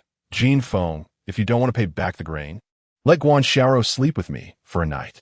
You should know, a girl from the county's brothel only costs 20 pounds of wheat for a night. Go to hell." Jin Feng could tolerate Xie Guang's nonsense, but he could not tolerate the insult to Guan Xiaoro. Without waiting for Xie Guang to finish, he kicked him, sending him tumbling. "Jin Feng, you dare hit me?" Xie Guang sat on the ground, somewhat dazed. For so many years, it was always him hitting Jin Feng. Jin Feng would just curse a bit, but never dare to fight back. Not only Xie Guang, but the village women watching were also a bit stunned. Is this really the bookworm they knew? I must have underestimated him. Xie Guang, unwilling to back down, got up and yelled as he charged again. But the next second, he was kicked down again. This time, Jin Feng didn't show mercy, rushing up to kick him fiercely. Xie Guang tried several times to get up, but failed, curling up into a ball, protecting his head from the blows. Stop hitting him. Guan Xiaoro, worried that Jin Feng might hurt Xie Guang badly, quickly came over to pull him back. Seizing the opportunity, Xie Guang rolled and crawled out of the courtyard, standing at the doorway shouting, Jin Feng, you wait for me. I want to let you off. Are you okay? Guan Xiaoro pulled Jin Feng into the room, anxiously looking him up and down, worried he might be hurt. I'm fine. I could take on 10 of this kind of trash, Jin Feng said nonchalantly. If you don't mind, why don't you take a concubine? Guan Xiaoro suddenly suggested. What did you say? Jin Feng doubted he heard correctly. His legitimate wife, who had just married him for only 2 days, was suggesting he take a concubine? I said, you should take a concubine. Guan Xiaoro said seriously, you don't have any brothers, and my brother can't help you. If you marry a girl with more brothers, Xie Pippi won't dare bully us anymore. In this era, where communication relied on shouting and transportation depended on walking, it took a whole day to travel to the county. If there were disputes in the village, as long as no one died, generally no one would report it to the officials. They would just resolve it themselves. The solution was very simple. Whoever had more brothers and a stronger fist was right. So in the countryside, whoever had more brothers could walk around with confidence. Silly girl, what are you thinking? Jin Feng laughed, ruffling Guan Xiaoro's hair. Don't be afraid of Xie Guang. He's just a punk. If you had pulled me back just now, I would have beaten him to death. But you just said that you hit him too hard. What if you really killed Xie Guang and had to face legal consequences? I know what I'm doing. I want to really kill him, Jin Feng said. This kind of punk is just like a sticky plaster. If you don't hit him, it's fine, but once you do, you have to make him afraid. So he won't dare to bother us anymore. I heard my brother say that Xie Pippi has many shady friends. Even the punks in our village are afraid of him. What if he brings a few punks with him next time? Guan Xiaoro's brows furrowed slightly. I still think it's better for you to marry a concubine with more brothers. Classmate Guan Xiaoro, I'd like to interview you, Jin Feng smiled, pointing to the inner room. We only have one bed. Where would a concubine sleep? We can all sleep together. Everyone does it like that, Guan Xiaoro replied matter-of-factly. Is it that stimulating? Jin Feng couldn't help but swallow. If you think it's a good idea, I'll ask my cousin later which girl in the village has more brothers. Forget it. Let us eat first before talking about taking a concubine. Jin Feng interrupted Guan Xiaoro. We need to eat. I'm starving after running around all morning. After lunch, which was just past noon, with nothing to do, Jin Feng took his crossbow and went to the back mountain. As he passed the foot of the mountain, the women foraging for wild vegetables pointed at him. Clearly the news of him beating up Xie Guang had spread. If he got surrounded by this group of women, it would be hard to get away. So Jin Feng took a different small path up the mountain. Originally, he just planned to wander around and try his luck, but surprisingly, there were many game animals today. Before he had even crossed the first hill, he had already shot 4 wild rabbits and a pheasant. If it weren't for the bag being full, he could probably have caught 1 or 2 more. When did the rabbits in the back mountain become so numerous? Jin Feng wasn't blinded by the haul. Instead, he sensed something was off. Wild rabbits and pheasants were very alert and wouldn't easily approach areas with frequent human activity. So the unusually high number of rabbits today was suspicious. The occurrence of such a situation could mean that some wild beast had appeared in the deep mountain forest, forcing the rabbits to risk coming closer to human-populated areas. The first thought that flashed through Jin Feng's mind was a tiger. In an era before firearms, tigers had virtually no natural enemies and were numerous, especially in the mountainous regions of Shu, where they were a menace, causing many deaths each year. In response to this situation, the government actively encouraged hunters to kill tigers, offering high rewards. But most of the hunters who went into the mountains to hunt tigers ended up becoming tiger prey themselves. In his past life, he had worked tirelessly for cars and houses, dying young in the workshop. So after being given a chance to be reborn, Jin Feng had become much more cautious. Sensing something was wrong, He immediately took his catch and headed down the mountain. At the foot of the mountain, the women were still foraging for wild vegetables in groups of 3 or 5. Should he warn them? Jin Feng felt conflicted. If he warned them, everything would be just speculation without any evidence. One adult wild rabbit could be traded for over 10 pounds of rice, which is a significant temptation in these years of frequent hunger. If these women found out that the wild rabbits and pheasants in the back mountain had suddenly increased, the whole village would go up the mountain to catch rabbits tomorrow. In that case, if there really was a wild beast in the mountains, it would mean putting them in danger. But if he didn't warn them, they would be at risk foraging at the foot of the mountain if a tiger came down. Still conflicted, Jin Feng was approached by Xiaoyu, who had gathered a group of women around her, grinning and saying, "Jin Feng, it looks like you had a good harvest. Your bag is full. Open it up and let us see what you caught." "Forget it. I've done my duty by notifying them. Whether they believe it or not is up to them." Jin Feng made up his mind and opened the bag, dumping the catch on the ground. Xiaoyu's eyes widened in surprise. She had only been teasing Jin Feng, thinking he had something else in the bag, but didn't he expect it to be full of game? My goodness, for rabbits and a pheasant. Jin Feng, you went into the mountains for less than an hour. How did you catch so much good stuff? You've caught 6 rabbits in 2 days, Jin Feng. You're going to get rich. The group of women looked at him with envy. Jin Feng, how did you manage to catch so many rabbits? Do you have any tips? Xiaoyu asked, grabbing Jin Feng's sleeve. The other women also perked up their ears. Chapter 10, Warning, No Tricks. The rabbits in the back mountain have suddenly increased in number these days. I just entered the mountain and encountered several of them. Really? Xiaoyu excitedly interrupted Jin Feng. I'm going back tonight to tell my dad to come up the mountain tomorrow. Jin Feng, thank you, you are such a good person. The other women were also very excited. Some of them almost couldn't help but rush home to call their men over. Good person, my ass. Being inexplicably handed a good person card made Jin Feng recall the bitterness of his past life. Annoyed, he smacked Xiaoyu on the head.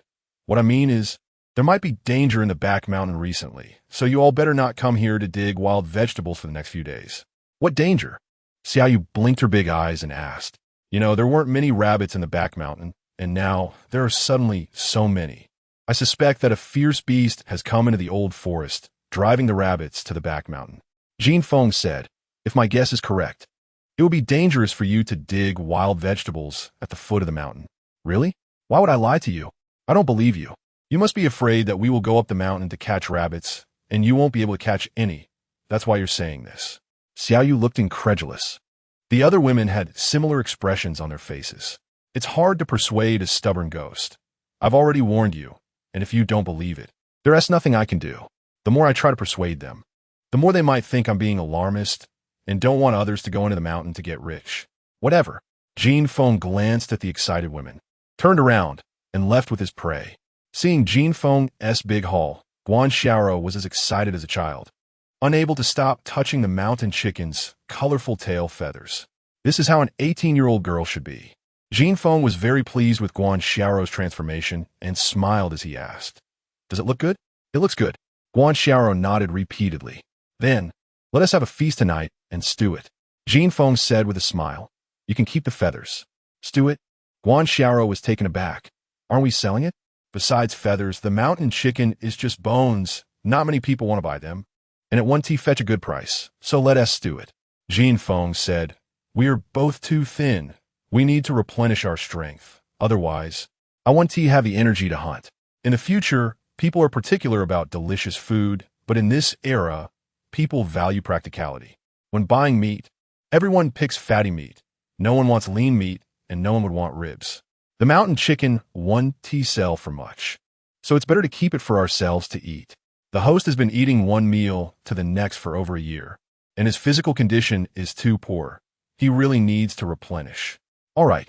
Guan Xiaoro didn't want to eat good food for herself, but couldn't bear to let Jin Feng go hungry. So she obediently took the mountain chicken and went out. That evening, Guan Xiaoro had the most sumptuous dinner she had ever had in her life. The rich aroma of chicken soup and the fragrant, soft rice were hers to enjoy. This kind of life was something she never dared to dream of before. She knew that all of this was brought by Jin Feng. Her gaze towards Jin Feng became even more eager and dependent. Why are you staring at me? Eating. Jin Feng added a piece of meat to Guan Xiaoro's bowl. Eat more. Once you're full, you can look around freely. After saying that, he winked mischievously at her. The head of the family is talking nonsense again. Guan Xiaoro shyly shot a glare at Jin Feng and put the piece of meat he had just given her back in his bowl. You are the pillar of the family. You need to eat more meat. I'm fine with just rice. Just a piece of chicken. Is it necessary to keep passing it back and forth? Jin Feng directly picked up the pot and poured several pieces of meat into Guan Xiaoro's bowl. Aren't there still rabbits outside? If you haven't had enough, we can stew them tomorrow. We need to keep the rabbits to sell. The county magistrate can't eat meat every day, right? 3 years as a county magistrate. 100,000 taels of silver, let alone the county magistrate. There are plenty of people in the county office who can eat meat every day. Jin Feng said, I will work hard and strive to let you live a life where you can eat meat every day soon. Being able to eat enough is already a blessing. I can't even dare to think about eating meat every day. What is there to be afraid of? If it weren't for the fierce beasts coming into the mountains, we wouldn't have to worry about lacking meat in the future. By then, seeing fatty meat would make you want to vomit. Fierce beasts? What fierce beasts? I don't know. Jin Feng shook his head and told her his speculation. Head of the family, can you not go into the mountains for the next few days? Guan Xiaoro grabbed Jin Feng's hand tightly. She had finally found a reliance and was afraid that something might happen to him. Okay, I want to go into the mountains for the next few days. I'll stay home with you. Jin Feng promised with a smile. Guan Xiaoro's pretty face flushed slightly, and she suddenly remembered something. Head of the family. My cousin is also digging wild vegetables in the back mountain. Does she know about this? Cousin? Jin Feng was taken aback. Other women dig wild vegetables in groups of 3 or 5, without a care, but Zhang Monsong's family has 2 disabled people. And most of their food supply each year comes from wild vegetables. So Lin Yunfang and her sisters dig wild vegetables very quickly, and other women are unwilling to join them. In the afternoon, he really didn't see Lin Yunfang's family. I'll go to Monsong's house and tell my cousin. After dinner, Jin Feng went to Zhang Monsong's house, but only Monsong's newly married wife was at home cooking. Lin Yunfang and her mother-in-law, sister-in-law were still in the back mountain and hadn't returned. Jin Feng couldn't care less about others, but he held goodwill towards Lin Yunfang and couldn't remain indifferent to her. He went back to get his bow and crossbow, took a machete, and headed to the back mountain.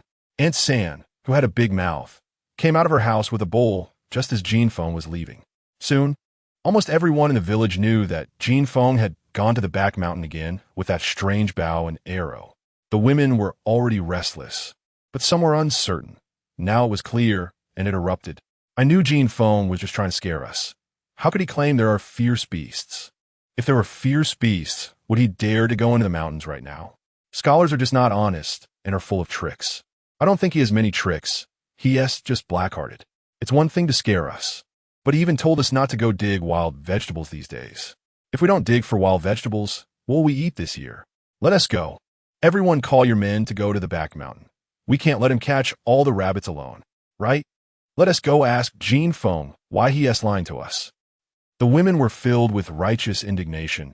Each of them stopped eating, went home to call their men, and prepared to go to the back mountain to catch rabbits and find Jin Feng for an explanation. By the time Jin Feng arrived at the back mountain, it was already getting dark, and several figures were swaying not far from the old forest. Jin Feng ran over to take a look. It was Lin Yunfang, her mother-in-law, and sister-in-law. Cousin, it's almost dark. Why aren't you going back yet? The caraway is still tender. We are taking advantage of the light to dig a bit more. Lin Yunfang glanced to the left. Monsong is over there chopping firewood. It's not enough for a cart yet, so we're waiting for him for a while.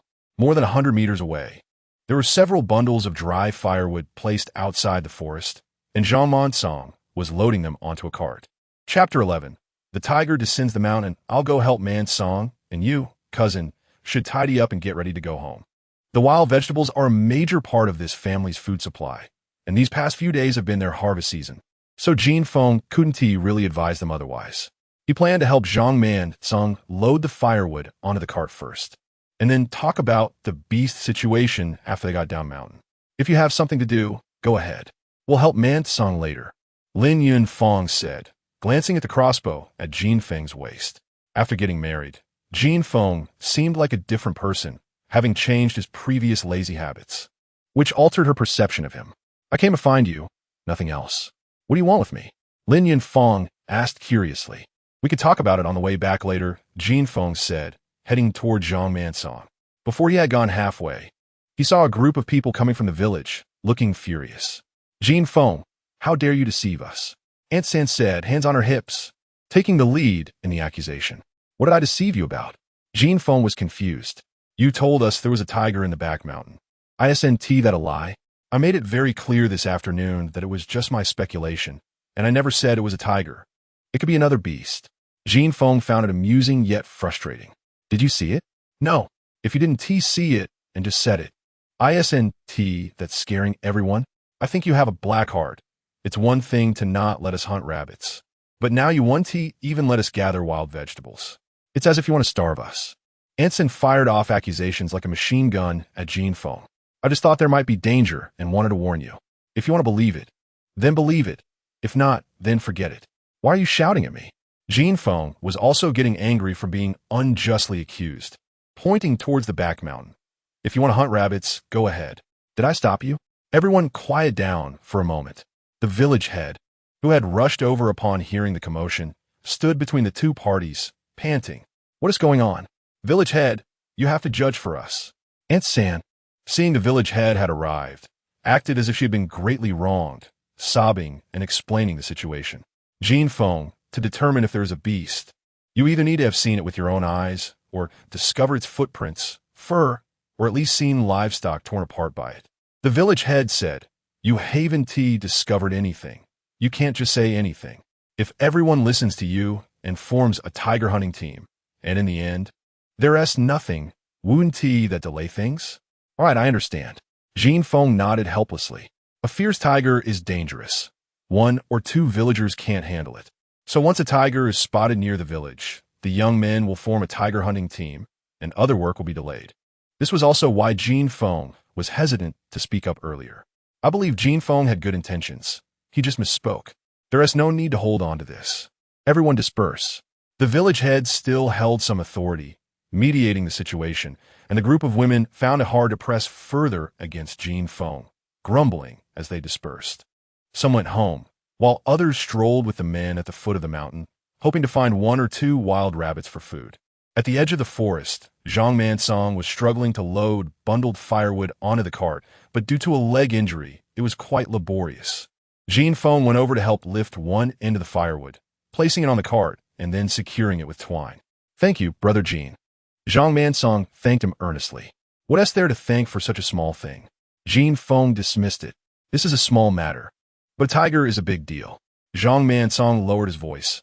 I heard what you said earlier, and I know you didn't deceive them. The rabbits in the back mountain have indeed increased suddenly these past 2 days. I saw several today. I couldn't understand why. And I was just thinking of having my brother come tomorrow. Luckily, you came to remind me. You don't want to hunt rabbits? Jin Feng was quite surprised by Zhang Mansong's reaction. Zhang Mansong's main job was to gather fallen branches in the back mountain or cut some branches to dry and carry down. So it was not strange for him to notice the sudden increase in wild rabbits. However, his ability to resist temptation and stay calm surprised Jin Feng. Of course I want to, Zhang Mansong smiled, but my brother and I are both disabled. If we encounter a tiger, it's certain death.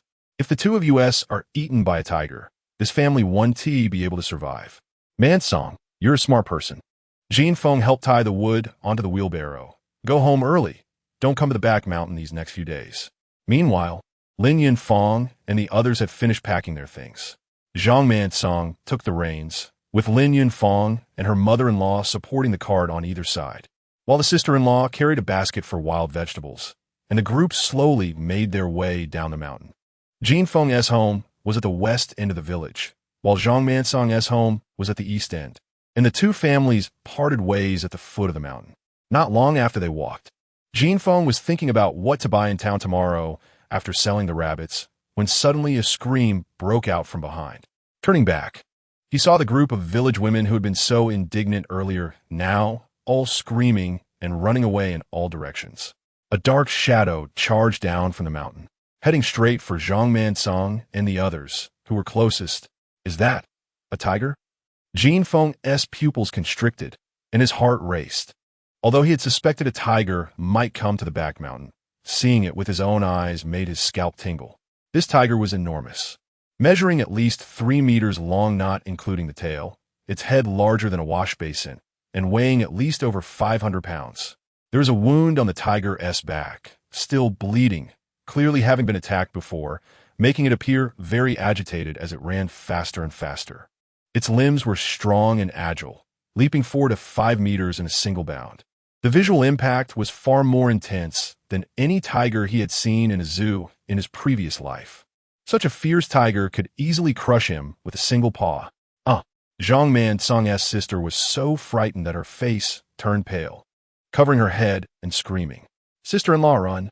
Zhang Mansong remained relatively calm, abandoning the wheelbarrow and calling to Lin Yunfeng as he pulled his dazed sister and their mother to run. How could a person outrun a tiger? Especially since Zhang Mansong's leg was still inconvenient. As he noticed the tiger getting closer, Zhang Mansong, with red eyes, let out a roar and drew a machete from his waist. "Sister-in-law, you take mother and Xiaohua and go first." Zhang Mansong waved the machete, howling and limping towards the other side. The tiger was drawn to Zhang Mansong and turned to chase after him. It was almost dark, and Zhang Mansong hadn't run far before he tripped and fell. Before he could get back up, the tiger was upon him. "Brother." Zhang Xiaohua's face went pale with fear. Zhang Mansong resignedly closed his eyes. However, at that moment, an arrow shot through the air, accurately hitting the tiger's left front leg. It pierced straight through. Thud! The tiger's front leg buckled, and it crashed to the ground, sliding forward for 5 or 6 meters, stopping right at Zhang Mansong's feet. Chapter 12. The hero who fights tigers. The fierce tiger was shot in one leg and became even more agitated. It raised its large right front paw, resembling a fan, and swiped at Zhang Mansong. Zhang Mansong was so frightened that his face turned pale. He rolled on the ground and tumbled down the slope for 5 or 6 meters. The furious tiger let out a roar and, using its remaining 3 legs, got back up and continued the chase. Whoosh! Another arrow flew in and struck its left hind leg, with both legs on the left side pierced by arrows. The tiger immediately lost its balance and fell to the ground with a thud. Even so, the tiger remained fierce, thrashing its 2 right legs and digging 2 large pits in the ground. The roar was deafening, scaring the village women into pale faces. Jin Feng, holding a crossbow from 20 meters away, shot another arrow at the tiger's head. The arrow struck its head, and the tiger gradually stopped struggling. Whether in this life or the previous one, this was Jin Feng's first direct encounter with a tiger. He didn't feel it during the intense moment earlier. But now that the tiger was dead, Jin Feng realized his heart was pounding like a drum, and his hands holding the crossbow were trembling uncontrollably. Many of the women who had been shouting just moments ago were now half sitting on the ground, trembling like chaff, their legs weak with fear. They were still better off. Zhang Mansong, who had just taken a stroll at the gates of the underworld, was in even worse shape. With a large wet patch beneath him, sitting on the ground and shaking nonstop, his teeth chattering from fright. "My son." Zhang's mother rushed over, dragged Zhang Mansong aside, confirmed he was all right, and then knelt on the ground, banging her head towards Jin Feng. With the elder kneeling, Lin Yunfeng and her sister-in-law didn't dare to stand, quickly following suit and kneeling as well. Jin Feng was very uncomfortable with the ancient custom of kneeling, especially since the other party was an elderly woman. He quickly reached out to help Zhang's mother up. "Annie, please don't do this. At your age, if you bow to me, won't that shorten my life?" "Young Master Jin, this is a life-saving grace. You deserve it," Zhang's mother cried. "When I go back, I'll set up a longevity tablet for you and place it with the ancestral tablets, honoring you for a lifetime." "That won't do. That won't do." Jin Feng, along with the arriving village head, tried every way to help Zhang's family up. When the women saw the tiger had been shot dead, they mustered their courage and gathered around. In a chaotic world, everyone admired the strong. Regardless of how Jin Feng was perceived in the village before, everyone's gaze towards him was now entirely different. Jin Feng had fought the tiger in front of them and saved Zhang Mansong, leaving these women feeling as if they were dreaming. But the dead tiger lying nearby reminded them that this was no dream. "Jin Feng, you are truly amazing. You killed such a big tiger all by yourself." Xiao Yu's eyes were fixed on Jin Feng, sparkling with admiration. Which young girl doesn't have a crush? Jin Feng had been studying since childhood and had not faced the hardships of life, so his appearance naturally compared favorably to other peasant boys. Not only did Xiao Yu's eyes sparkle, but the gazes of other eligible girls or women with daughters also reflected the same admiration. Previously, no girl was willing to marry due to fears of starvation, but now they had seen another side of Jin Feng. If he could kill a tiger, could he not feed a family? Marrying a tiger-fighting hero would mean no one in the village would dare bully them again. The third aunt, who had led the attack on Jin Feng earlier, now felt a burning sensation on her face. Xiao Feng, I was wrong earlier. The third aunt took the initiative to apologize, and Jin Feng couldn't be bothered to argue with a rural old woman. He waved his hand and said, "It's all right, Annie. It's all in the past." "Yes, it's all in the past. Let's not mention it." The village head patted Jin Feng's shoulder and laughed heartily. "Well done. Ha! Our Xiaowen has produced a tiger-fighting hero. I wonder who will dare to look down on us now." The surrounding villages, Guanjiuan and Tianjiuan, were all of the same surname clan, while Xiaowen was a gathering of poor people from all walks of life due to wars and disasters. Naturally, they were not as united as those clan villages, so Xiaowen was often bullied by other villages. Even the bandits charged extra fees, and every household in Xiaowen had to pay 2 extra pounds of grain. Now, with a tiger-fighting hero from Xiaowen, other villages would have to think twice before bullying them. After all, every tiger-fighting hero is not to be trifled with. They are either skilled warriors or seasoned hunters adept at setting traps, neither of which are easy to mess with. At the foot of the mountain, Guan Xiaoro had been worried and rushed out to find Jin Feng after washing the dishes. As soon as she left the village, she heard the tiger roar. Coming to her senses, she didn't care about her fear and raced madly towards the back mountain. It was already dark, and Jin Feng was surrounded by people. Guan Xiaoro looked around but couldn't find Jin Feng's figure, feeling all her strength drained. She sat down on the ground and cried out desperately, "Master, where are you? Where are you?" Jin Feng heard Guan Xiaoro's voice and quickly squeezed through the crowd. "Didn't I tell you to stay at home? Why did you come up the mountain? Master, are you okay?" The usually shy Guan Xiaoro seemed not to see the people around her. She got up and rushed to Jin Feng's side, hugging his arm tightly, as if afraid that if she let go, he would fly away. "It's fine." A warmth surged in Jin Feng's heart. "It's just a tiger. I shot it dead with 2 arrows. After saying that, he pulled Guan Xiaoro through the crowd, proudly pointing at the dead tiger on the ground. Guan Xiaoro immediately recognized the arrow that had only half penetrated the tiger's head. It was indeed Jin Feng's. It was only then that she noticed the women around her looking at her with ambiguous expressions. She quickly released Jin Feng's arm, her pretty face turning red with embarrassment. "Jin Feng's family, your man is amazing. You're going to be blessed in the future." The third aunt joked, "Once you are married, it's different. Even your husband can kill a tiger now." "Auntie, please don't say that. Xiaoro is shy, and if you make her cry, I'll have to comfort her." Jin Feng noticed that Guan Xiaoro was so shy she was almost burying her head in her clothes, and he smiled as he shielded her behind him. Oh, you're protecting her now? Jin Feng's family, there's no need to be shy. Your husband killed the tiger. We are all happy for you. I see you are envious." "What if I am envious? Tigers are worth a lot of money. If sold to the county, there are rewards. Aren't you envious?" Jin Feng's family is really lucky.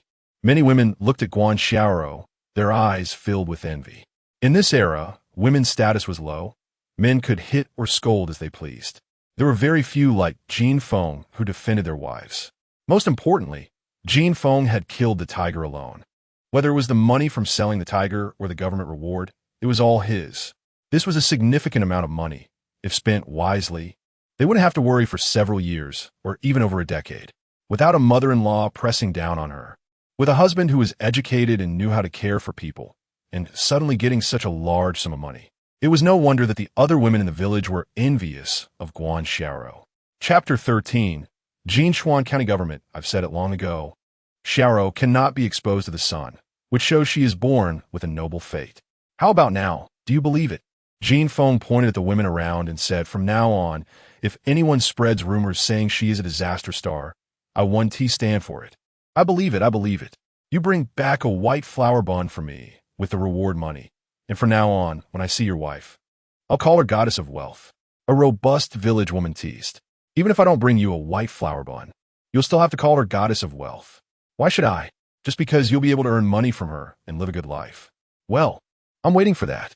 Don't worry, I won't make you wait too long, Jin Feng said confidently. As a time traveler, Jin Feng certainly wouldn't stay in this small mountain valley. This was just the starting point, not the destination. No matter what he does, he knows he can't do it alone. In the future, many people in Shihabei will find jobs with him and earn wages from Guanxiaro. Isn't Guanxiaro their goddess of wealth? However, the women thought Jin Feng was just boasting, and no one took it seriously. They turned to look at Zhang Liang, who had just climbed the mountain, bowing to his mother. The Zhang family was struggling. As the pillar of the family, he worked in the fields until dark every day before returning home. Just as he reached his doorstep, he heard a fierce tiger roaring from the back mountain. His mother, wife, and younger siblings were still foraging for wild vegetables there, and Zhang Liang's heart sank. He rushed to the back mountain only to find out that Jin Feng had saved his whole family. After comforting his mother, Zhang Monsong, who was still wearing wet pants, squeezed through the crowd and came to Jin Feng, pounding his remaining right arm heavily on his chest. Jin family brother, I owe you a great debt of gratitude. From now on, my life belongs to you. Just give me your orders if you need anything. This was the highest military etiquette. Brother Liang, my wife is Xiao's cousin. We are family, so isn't it a bit distant to say that? This kind of remark would be mere politeness in later generations. But it truly touched Zhang Liang's heart. The Zhang family had 2 disabled members, and life in the village was tough. The women foraging for wild vegetables were reluctant to work with the Zhang family because they were too fast. Over the years, Zhang Liang had witnessed too many ups and downs in human relationships and cherished the kindness of others even more. Jin Feng risked his life to save his family and then said these words, which moved Zhang Liang deeply. The village head watched this scene, his eyes squinting in laughter. Over the years, which time did the fierce tiger come down the mountain without taking a few people? But this time, the village didn't even form a tiger hunting team, and the tiger was killed without injuring a single person. The villagers spontaneously brought hemp ropes and poles to carry the tiger to Jin Feng's house. Guanxiaro took out the peanuts and wedding candy she had brought back that morning and warmly entertained everyone. Although she was still blushing, she looked just like a hostess. And the women teased her again. Jin Feng, who do you want to take to the county government? The village head pulled Jin Feng aside and asked quietly. Selling the tiger and the reward money was a significant sum. According to the rules, Jin Feng would have to provide meals for those who followed him to the county government, and if they were sensible, he would have to give them a red envelope as well. In these times, opportunities to fill one's belly were few. So going to the county government was a good deal, and the village head didn't want to make a decision on his own. Trouble the village head. Let us take brother Taitu, Luge, and Liang go along. Jin Feng smiled as he made his decision. The village head naturally didn't need to be told twice. He would definitely go, and would also bring his son Lu Tai along to do a favor since he would need to do work in the village later. Chun Laolu was a hunter and went to the county government several times a year to sell furs, so it was appropriate to bring him along. The village head was a bit surprised that Jin Feng was willing to take the one-armed Zhang Liang, but since Jin Feng was the one making the decision, he couldn't argue against it. After sending off the villagers, it was already midnight. Xiao, do you want to bring anything? Jin Feng helped Guanxiaro pack and casually asked. It wasn't easy to go to the county government in these times. Many people only went a few times in their lives. We have food at home. There's nothing to bring. Before she finished speaking, Guanxiaro seemed to remember something. Can we bring a candied hawthorn? Sure. Jin Feng noted it down and asked with a smile, what? Are you craving it? My little sister fell ill a couple of years ago, and my father took her to the county city for treatment. She had candied hawthorn once, and since coming back, she has always mentioned how nice it would be to have it again in her life. Guanxiaro's voice lowered. When I leave, her health is getting worse and worse.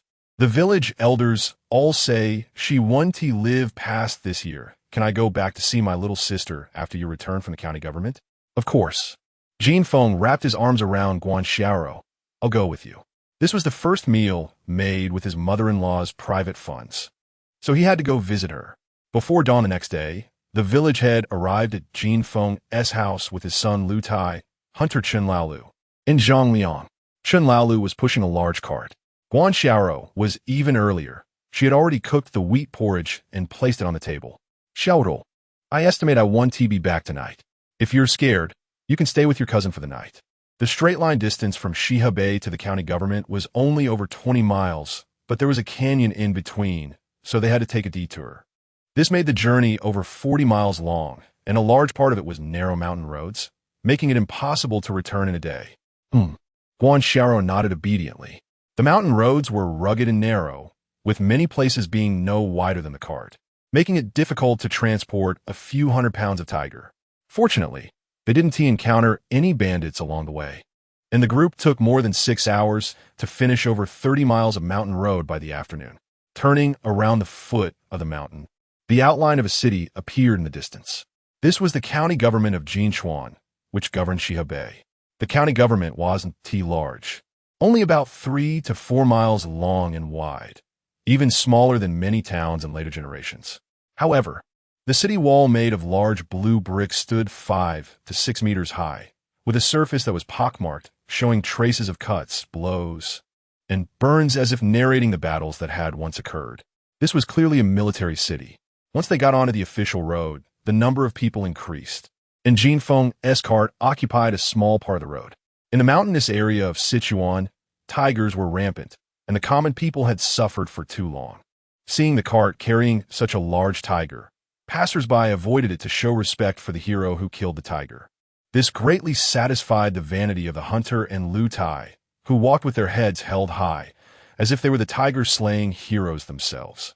The group entered the county city through the east gate, pulling the cart straight to the county office in the center of the city.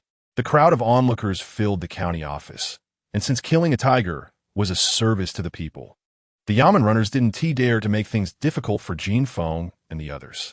After inspecting the tiger's corpse, they cut off its tongue and then handed over 3 strings of reward money to the village head. Chapter 14 Big Purchase. In order to encourage the public to hunt tigers and prevent local officials from engaging in forced purchases, the court stipulated that the county government must pay a bounty for tiger hunting, but cannot buy tiger carcasses. Cutting off the tiger's tongue was intended to prevent anyone from claiming the bounty multiple times after buying the tiger. After a few people received their reward, they had to find buyers themselves. As they pulled their cart out of the county office, they were surrounded by a few fur merchants who had rushed over upon hearing the news. Chen Laolu, you're something else, actually killed a tiger. So how much? The hunter, who came to sell animal skins every year, was quickly recognized, and someone asked for the price. Killing a tiger was big news in Shihebei. But Jinchuan County had 16 townships and hundreds of villages, all mountainous, with plenty of tigers. On average, 2 or 3 tigers were killed each year. The hunter had seen tiger auctions several times and already knew the approximate prices. A tiger could generally sell for around 25 guan. However, the hunter raised 4 fingers and said, 40 guan. Chen Laolu, have you been blinded by pig oil? Don't you know the price of tigers? One fur merchant cursed. Old Zhou, is our tiger the same as the ones sent from other villages? The hunter retorted. The ones they sent were all surrounded and stabbed to death by a group of people, already full of big holes and small eyes. Just look at our tiger. It has only a few small holes, is bigger, and has good fur. Can they compare? That is still not worth 40 guan. A tiger this good. You want to come across one in decades. How can it not be worth it? I want to sell for less than 40 guan. After half an hour of bargaining, the tiger was finally sold to Old Zhou for 32 guan. With the 3 guan bounty from the government, the total was 35 guan. 1 guan is 1,000 copper coins, so 35 guan of copper coins filled half a cloth bag. The copper coins of Dakong were still quite valuable. 1 copper coin could buy a meat bun. With this money, Jin Feng wouldn't have to worry about taxes or food for the next few years. Let us go eat. With money in hand, Jin Feng felt secure. Seeing that it was getting dark, he waved his hand grandly and took a few people to find a restaurant. They had been running on the mountain roads since morning without eating, and Zhang Liang and the others were also starving, happily following along. Dakong didn't have stir-fried dishes. The diet mainly consisted of steaming and boiling. They found a relatively clean inn by the roadside, ordered bowls of meat soup, and a basin of white bread. This was already the best meal the inn had to offer. The meal and lodging cost a total of 70 copper coins. Zhang Liang felt heartbroken for Jin Feng all night, thinking he was too extravagant. 70 copper coins could buy coarse grains and some wild vegetables, enough for their family to eat for a month. However, the next morning, Zhang Liang discovered what true extravagance was. As soon as he woke up, Jin Feng gave the village chief and a few others each a red envelope. When Zhang Liang opened it, there were 200 copper coins inside. Jin Feng, that's too much. I can't accept. This red envelope was so large that even the village chief felt it was a bit too much. It's not too much. You all dropped your work to run so far with me. I can't let you do it for nothing, Jin Feng said. A scholar is useless, and if it weren't for you, I wouldn't even have touched the door of the county office, let alone sell the tiger for such a high price. This wasn't Jin Feng being modest. If it weren't for the hunter and the village chief negotiating with the merchants, the tiger would have sold for several guan less, which meant thousands of copper coins. We're all from the same village. This is only right, the village chief said. You treated us to a hearty meal yesterday, which already cost a lot. Today, just a couple of copper coins to show your appreciation is fine. How simple and honest the ancients were. Jin Feng sighed inwardly, then deliberately put on a stern face and said, I, Jin Feng, am a scholar. Words once spoken are like spilled water. If you don't accept, just throw it away. Seeing that Jin Feng was being obstinate like a scholar, the village chief had no choice but to tuck the red envelope into his pocket. That's more like it. Jin Feng nodded in satisfaction and then began the big purchase. In the morning, Jin Feng spent a full 8 guan in copper coins, not only buying daily necessities like food and salt, but also many things that Zhang Liang didn't recognize or thought were useless, filling half the cart. He originally wanted to buy clothes for Guan Xiaoro, but after searching the entire county office, he couldn't find ready-made clothing. So he could only buy 2 pieces of cloth to have someone make an outfit for her. After finishing the purchases, he had over 20 guan of copper coins left, filling half a bag. Jin Feng found it troublesome and exchanged 20 guan for more easily carried silver ingots at the money exchange. He then treated everyone to a meal at a restaurant before starting the return trip. Just as Jin Feng and the others left the city gate, a yamen officer brought a young man in armor into the inn where Jin Feng had stayed the previous night. Sir, are you here to eat or stay? The waiter quickly approached. Neither. I'm here to inquire about someone, the yamen officer replied. Are the few people who sold the tiger staying here? Selling a tiger? The waiter was taken aback. He had been busy and hadn't had time to see the commotion. He had only heard that someone sold a tiger, but hadn't seen it. There were 5 of them, led by an old man, along with a scholarly-looking young man and a one-armed man. As the yamen officer described them, the waiter suddenly remembered, yes, they stayed here yesterday, but they checked out early this morning. Do you know where they went? I don't know, sir. The waiter couldn't help but ask, sir, what do you want with them? Did they do something wrong? Don't ask what you shouldn't. The yamen officer scolded, and the waiter shrank his neck, not daring to ask further. They didn't do anything wrong. I saw the tiger last night and found that the person who killed it had superb archery skills. So, I want to get to know them. There's no ill intent, the young man in armor said with a smile. If you see them again, notify me at the Qingfeng courtyard in the south of the city, and you'll be rewarded. Yes. Upon hearing the name, Qingfeng courtyard, the waiter's attitude immediately became more respectful. He had heard that it was the residence of a great general. After leaving the inn, the yamen officer noticed the young man looked disappointed and comforted him. Young master, our county kills a few tigers every year. If you like tiger hunting heroes, I'll find some for you tomorrow. That's not the same, the armored young man replied. That tiger had both legs pierced by arrows, and the arrow in its forehead was half a foot deep, indicating that the one who killed it was an expert archer and incredibly strong. With the Northern War intensifying, we urgently need such talents. Zhang Butu, please keep an eye out for me. If you find any news about this person, please let me know. Young Master Qing, you're too polite. It's just a matter of effort. The yamen officer bowed and promised. Chapter 15. Returning to the family home with a few £100 less of the old tiger, Jin Feng and the others returned much faster. After having lunch, they set off from the county seat and arrived back at Ziowen before dark. Here, Candy Hawthorne. After sending off the villagers who had come to watch the commotion, Jin Feng took out an oiled paper package from his bag. Why did you buy so many? Guan Xiaoro opened the oiled paper and discovered there were at least a dozen candied hawthorns inside. It's not every day we go to the county seat, so naturally, we should buy more. Jin Feng smiled and took out one. The inn staff said this is the best candied hawthorn in the county. You should try it. If Xiaoyi saw these candied hawthorns, she would definitely be thrilled. Guan Xiaoro wished she could fly back right now. In just a few short days, she had transformed from a person everyone despised into someone everyone envied. She couldn't wait to share the good news with her mother and sister. When visiting relatives, one cannot go too early in the morning. Even though Guan Xiaoro was eager to return, they still set off the next day after the sun rose. Oh no, the disaster star from the third family is back. I said nobody would want such a disaster star. Look, she has been sent back in just 3 days. It doesn't look like she was sent back. They were just laughing a moment ago. If she wasn't sent back, why is that man carrying a bag? It's definitely filled with worthless things. How do you know? What if it's a gift from the son-in-law to the father-in-law? In your lifetime, how many sons-in-law have you seen bringing gifts to their father-in-law? Especially when Guan Xiaoro is a disaster star. Yesterday, a tiger attacked the back mountain. It might have been summoned by the disaster star. Hurry and call the third one back. We can't let the disaster star return to the village. As soon as they entered the village, the gossip ruined Guan Xiaoro's good mood completely, replacing it with a heart full of fear. Don't be afraid. I'm here.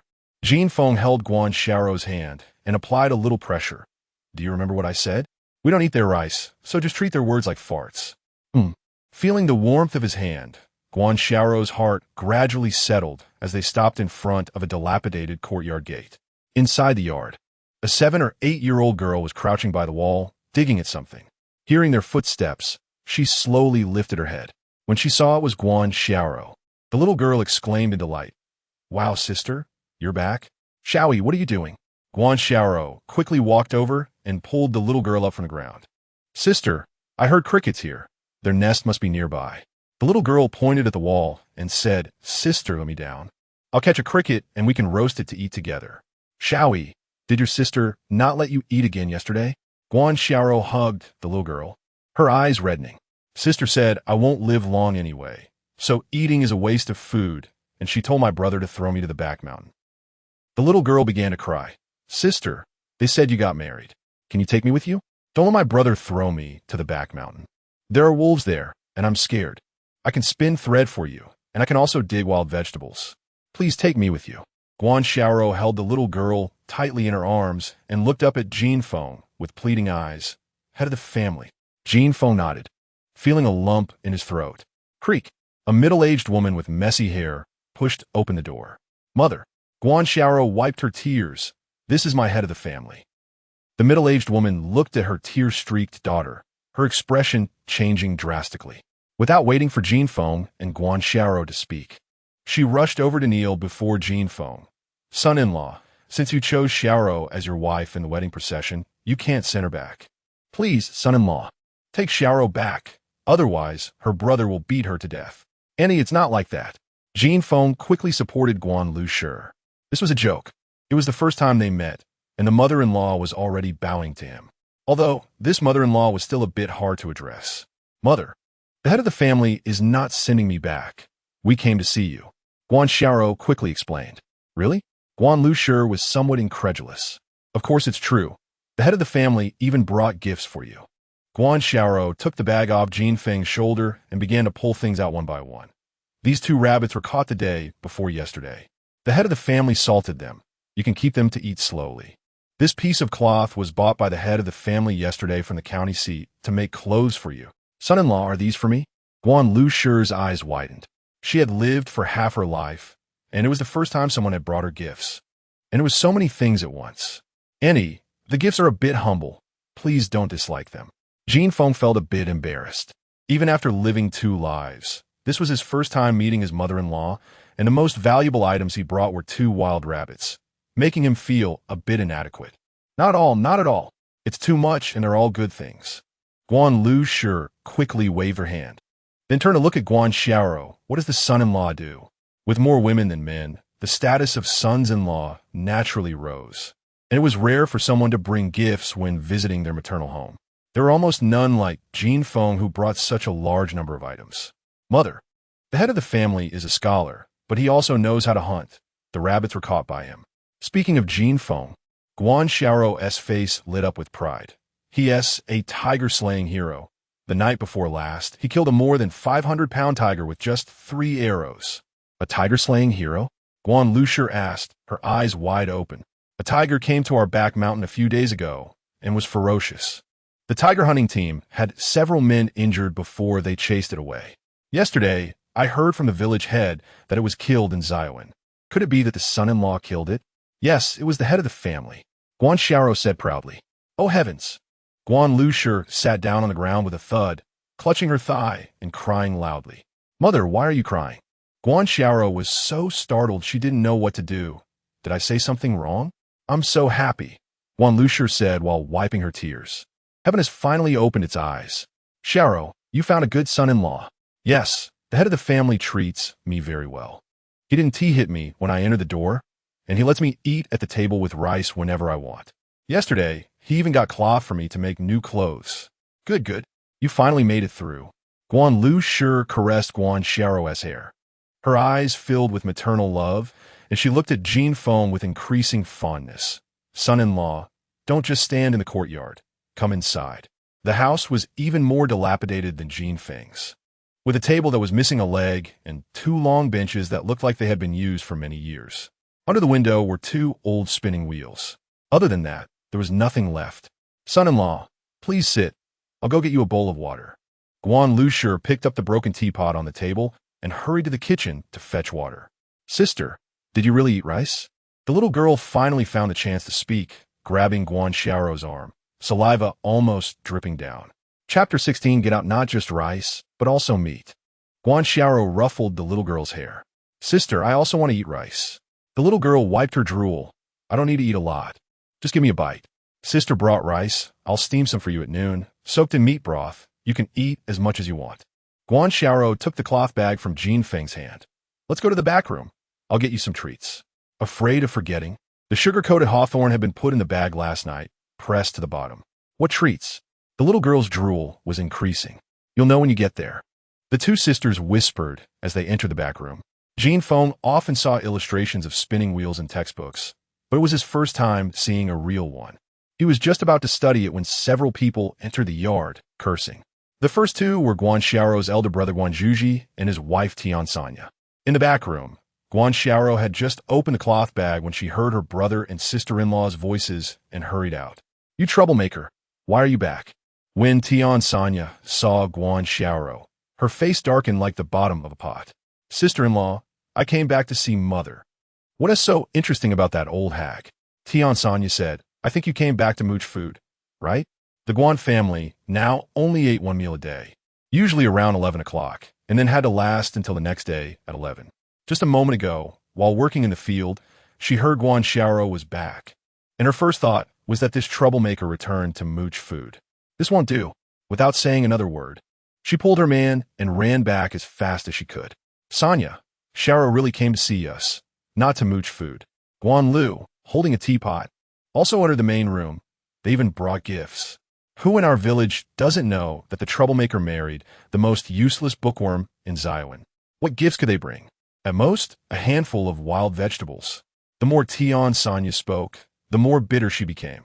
Scholars have the worst intentions. They must be thinking of bringing some wild vegetables over so we can pay them back with grain. Sister-in-law, you can hit me or scold me, but you can't talk about my husband like that.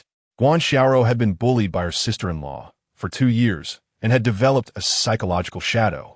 But hearing her speak ill of Jin Feng still gave her the courage to retort. What's wrong with him? If you can't stand it, get out. Tian Sanya also noticed Jin Feng.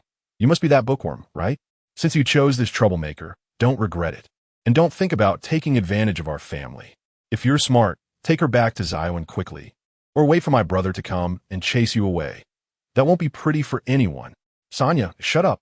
Seeing Jin Feng frown, Guan Lu quickly gave her son a look. Zhuji, control your wife. Unfortunately, her son shared Tian Sanya's thoughts and completely ignored his mother's reminder. You old hag, you really are confused. This troublemaker is no longer a member of the Guan family.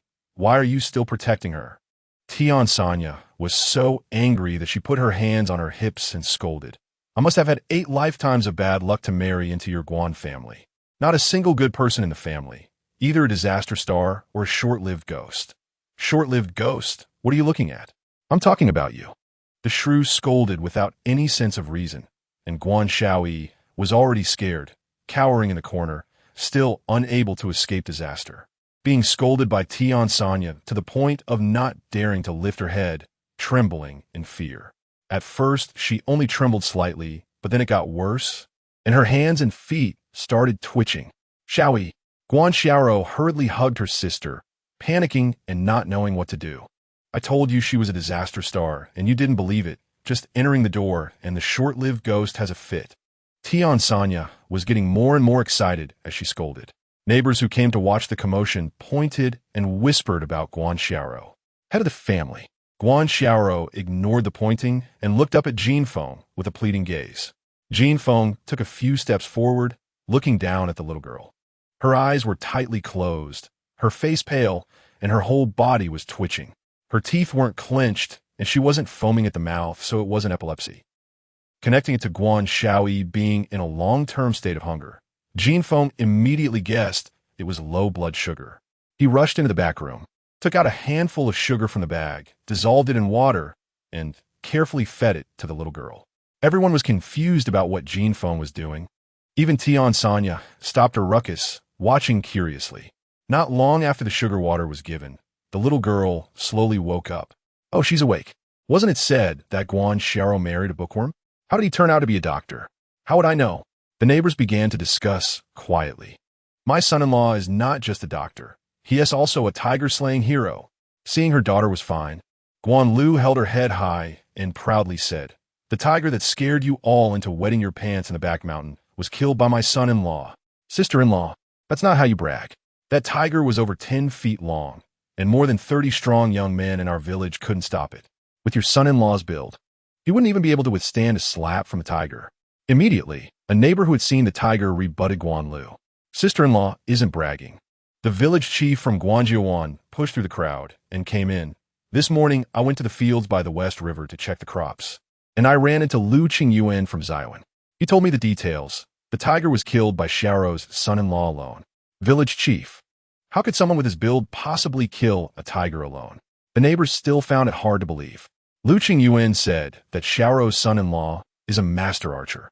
He shot the ferocious tiger dead with just 3 arrows, and more than half of the people in Zaiwan saw it. The village chief said, you should all be thanking him. If he hadn't killed the tiger, who would dare to go to the back mountain to gather wild vegetables? This year, who knows how many people would starve to death? After saying that, he bowed to Jinfeng. Thank you, brave man. Thank you, brave man. The village chief led the way, and the villagers could only follow suit and bow. This was respect for the tiger-slaying hero. Forget it. As long as you don't drive me and Xiaoro away, it's fine. Jinfeng was still angry about what had just happened, rummaging through the bag to find the sugar-coated hawthorn, not even lifting his head. Wow, it turns out Xiaoro really brought gifts. The third family really hit the jackpot, finding a tiger-slaying hero as their son-in-law. Sanya really is something, such a good son-in-law, and she was just trying to chase him away. The people from the Tian family only knew how to look down on others. Now, they were dumbfounded. The neighbors looked at the various gifts being pulled out of the bag, and their attitude took a complete 180-degree turn. Even Tian Sanya, who had just been standing with her hands on her hips, looked dazed. Jinfeng found the sugar-coated hawthorn and stuffed the whole bag into the little girl's arms. Xiaoyi, you should eat more sugar to get better. Your sister said you like sugar-coated hawthorn the most. Here, try it. Thank you, brother-in-law. Guan Xiaoyi took the sugar-coated hawthorn and hugged it tightly. Zhuji, hurry up and have your wife apologize to your son-in-law. Guan Lu, after all, still felt sorry for her son, quietly tugged at his sleeve. Chapter 17 Tang the Dong Dong. Without needing Guan Zhu to speak, Tian Sanya, who had come back to her senses, rushed to Jinfeng's side with a smiling face and said, just now, I was blind and didn't recognize that my son-in-law is a tiger-fighting hero. Please don't hold it against me. After saying that, she slapped her own face. This slap is my apology to you. This slap was not gentle at all, leaving 5 clear fingerprints on her face. However, none of the villagers around laughed at Tian Sanya. They were all scared and hungry. If their family also had a tiger-fighting hero as a son-in-law, they would be willing to bow down to him. No need to apologize to me. You were just scolding Xiao Rou, Jin Feng said coldly. I am sorry, Xiao Rou. Tian Sanya turned to Guan Xiaorou and slapped her own face again. Xiao Rou, it was my sister-in-law who was wrong before. I'm not a good person and shouldn't have bullied you, but you know what our family is like. Guan Xiaorou, being soft-hearted and aware of the family's past situation, was easily soothed by Tian Sanya's few soft words. After all, they were Guan Xiaorou's relatives. If she wanted to forgive, she could, and it wasn't a big deal. At worst, they would just have less contact in the future. Jin Feng was too lazy to listen to Tian Sanya's complaints and ignored his brother-in-law, who came over to chat, squatting down to study the spinning wheel. The neighbors realized there was no excitement to watch, and each went back to work. Head of the household, I've discussed with my sister-in-law, and we can take this spinning wheel with us when we leave. Guan Xiaorou finally got rid of Tian Sanya and squatted next to Jin Feng. Are you really planning to spin thread for me to continue my studies? Jin Feng teased with a smile. Guan Xiaorou's skin was tender all over, but her hands were covered in calluses, all from spinning thread. I know you have the ability, and our family doesn't need me to earn money. But besides spinning thread, I don't know what else I can do. I can't just sit around all the time, she said, lowering her head.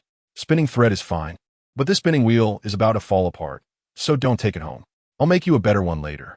As a PhD in engineering, Jin Feng quickly understood the simple mechanical structure of the ancient spinning wheel and thought he could easily modify it to significantly improve its efficiency.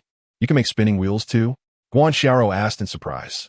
I know how to do many things, Jin Feng boasted. Head of the household, let's go for a walk. I want to take you to meet someone. Guan Xiaorou pulled Jin Feng up. Who are we meeting? My best friend, Guan Xiaorou said. In the past, everyone used to say I was a disaster star, and everyone avoided me, but only Dong Dong didn't mind me and always helped me with work. Then we must meet her. The two walked out of the small courtyard, turned past a bamboo grove, and saw a girl about 17 or 18 years old hoeing the ground. The girl was slightly taller than Guan Xiaorou and quite pretty, but a bit too thin. Jin Feng always felt that something was off about this girl and couldn't help but look at her a couple more times. Head of the household, isn't Dong Dong pretty? Guan Xiaorou asked with a smile. She is indeed quite beautiful, just a little less than my Xiao Rou, Jin Feng replied. Then how about you take Dong Dong as a concubine? Why are you bringing this up again? Although he was a science student, he still had the survival instinct. There are plenty of beautiful women in the world. Does that mean one should marry everyone they see? Can our family afford that? Marrying you is enough for me.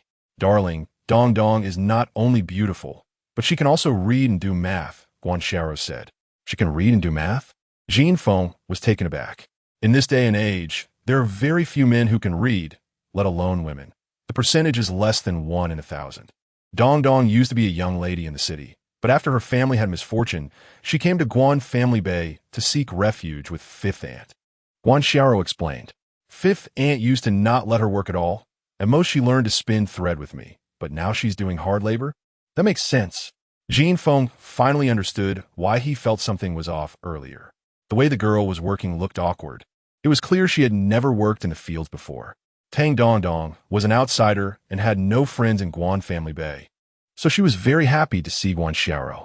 The two girls huddled together to whisper, and Jin Feng felt awkward interrupting. So he went to decide to think about how to improve the spinning wheel. Dong Dong, why did Fifth Aunt let you work in the fields? I sold the jewelry I brought from home, and next time I won't have enough for taxes. So I thought about clearing some wasteland to see if I could earn some extra money and avoid being caught for the marriage team. Tang Dong Dong said helplessly. Dong Dong, you don't need to join the marriage team. There are plenty of young men in Guan Family Bay who want to marry you. The men in Guan Family Bay are as stupid as pigs and like to hit their wives. I would rather die than marry them. How about you marry my husband? He never hits anyone and treats me really well. Guan Xiaorou praised Jin Feng again. Xiaorou, you're too naive. Even if he treats you well, you can't casually find him a concubine, or else you'll be at a disadvantage. Taking concubines was very common in the Great Kong, and Tang Dong Dong didn't find it offensive. Instead, she tapped Guan Xiaorou's forehead in frustration. I wouldn't want anyone else, but it would be great if you came to marry him. We could be sisters again. If you are willing, I will ask him. Xiao Rou, I know you're doing this for my sake, worried that I might think too highly of myself and get upset. But don't worry, I won't. Tang Dong Dong held Guan Xiaorou's hand. I want to try it myself. If it really doesn't work out, then I will come to you. Then it's settled. Okay. After lunch, although Tian Sanya repeatedly assured that she would never bully Guan Xiaorou again, Guan Xiaorou was still a bit uneasy. After discussing with Jin Feng, she decided to take Guan Xiaoa back to their home for a while. When they arrived, everyone avoided Guan Xiaorou, but when they left, each person came over with smiles to greet her. After nearly 20 years of living, this was the happiest day for Guan Xiaorou. Brother-in-law, is this Xia Bei? Guan Xiaoa asked while lying on Jin Feng's back.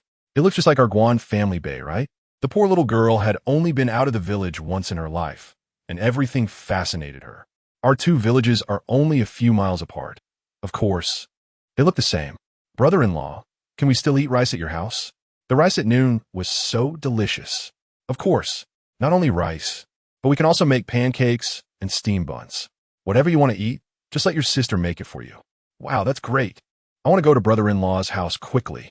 In Guan Xiao's mind, this was already the best day. Don't rush. Just around the corner and we'll be at my house. Jin Feng said with a smile, huh? Why are there so many people? In a small courtyard, there were 20 to 30 people standing around, chattering, and he didn't know what they were talking about. Jin Feng, Xiaorou, you finally came back. Lin Yunfang came up and said, your house has been robbed. Hurry in and see what's missing. Chapter 18 Blame, Shifting Were We Robbed? As soon as Guan Xiaorou heard this, she panicked and rushed into the yard. The 30-plus guan from selling the tiger had been spent by Jin Feng, leaving only 20 guan which he had exchanged for silver ingots to carry on him. At home, there were only a few strings of small copper coins and some worthless items left, so losing them wouldn't hurt much. However, Jin Feng quickly shifted his thoughts and feigned a worried expression, handing Guan Xiaoyi over to Lin Yunfang and following Guan Xiaorou. The lock on the main room's door had been smashed, hanging limply on the bolt, and the small room was in disarray. Upon entering the inner room, they saw Guan Xiaorou holding an empty box, crying inconsolably. The money under the bed is all gone. Damn it. Jin Feng pretended to be furious and slammed his fist on the door. Money stirs people's hearts, especially in this era where everyone struggles to get enough to eat. Many are willing to take risks, and if someone came to steal today, who knows if someone would come with a knife to rob tomorrow. That's why the ancients said it's wise to keep wealth hidden. But the entire village knew that Jin Feng had received a reward for killing the tiger, and there was no way to hide that. It would be better to take this opportunity to resolve the trouble. Sister-in-law, did you see who the thief was? Jin Feng asked. Knowing that few people knew he and Guan Xiaorou were going out today, it was likely that the intruder was someone familiar. Who else could it be but that bastard Xie Guang? Lin Yunfang quickly recounted the events. It was the best time for foraging wild vegetables. But the women were afraid that there were still tigers on the back mountain, so Xiaoyu and third aunt brought them to find Jin Feng for courage. As soon as they entered the yard, they saw Xie Guang and an unknown bald man running out of the main room with a cloth bag on their backs. When they saw the door lock smashed, third aunt immediately started shouting to catch the thief. But by the time Zhang Liang heard the shouts and ran over, Xie Guang and the bald man had already fled far away. Don't worry, your Liang Gu will definitely bring Xie Guang back, Lin Yunfang said. Just as her words fell, Zhang Liang returned with a few villagers carrying sticks. Did you catch up? The women gathered around. No, that bastard Xie Guang runs faster than a rabbit. By the time we reached the back mountain, he had already sneaked into the old forest, Zhang Liang said, trembling with anger. Stealing from the villagers. I should have let him starve to death. Back in the day, when the patrol team made up of villagers from Xiaowen encountered an enemy ambush, Xie Guang's father was killed in battle. After the villagers retired, out of loyalty to their fallen comrade, they occasionally helped Xie Guang, not knowing they were enabling his idleness. Turning him into a rogue, everyone avoided. One person, one life. Xie Guang had brought this upon himself. Zhang Liang had no sympathy for Xie Guang and turned to Jin Feng. What was lost at home? Except for a string of copper coins I had on me. All the money from selling the tiger was stolen by that bastard. Knowing the thief was Xie Guang, Jin Feng felt no psychological burden in shifting the blame. Even if they caught Xie Guang later, everyone would believe in their tiger-slaying hero rather than a rogue, assuming he had gambled the money away. Jin Feng, just wait. I'm heading to the back mountain right now. Even if I have to chase him to the ends of the earth, I'll catch that kid for you, Zhang Liang exclaimed, anxious to head to the back mountain upon hearing that all of Jin Feng's possessions had been stolen. Liang Gu, don't act impulsively. Jin Feng grabbed Zhang Liang. There might still be tigers in the old forest. It's not worth risking your life for this amount of money. This isn't just a small amount. How will you live without it? Money can be earned again. Don't forget, I can still hunt. I won't starve, Jin Feng replied confidently. It was just over 20 guan, and even if it were truly lost, he wouldn't care too much. Alas, with Jin Feng saying so, Zhang Liang had no choice but to keep quiet and sighed heavily. Village head, Xie Guang's wife has been caught. How should we deal with her? A few young men pushed a woman forward. It was the girl Xie Guang had chosen from the wedding procession a few days ago. However, she looked even more miserable now, with a black eye and a swollen face.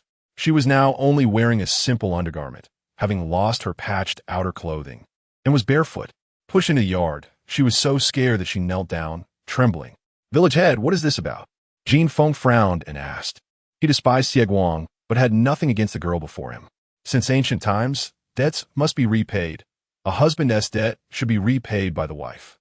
Xie Guang ran away, so his debt must be repaid by his wife. What do you say? Should we send her to the authorities or what? The village head said. Please, gentlemen, spare me. I know nothing. The girl turned pale at the mention of being sent to the authorities.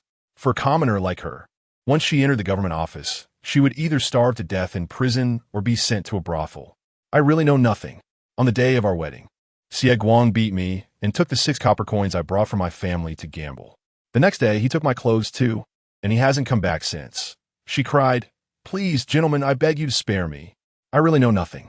She was also a pitiful person. And Jin Feng sighed. Looking at the village head, there are rightful owners for grievances and debts. Xie Guang's mistakes have nothing to do with her. Village head, let her go. Have you thought this through? I have. Jin Feng had no intention of doing anything to an innocent girl.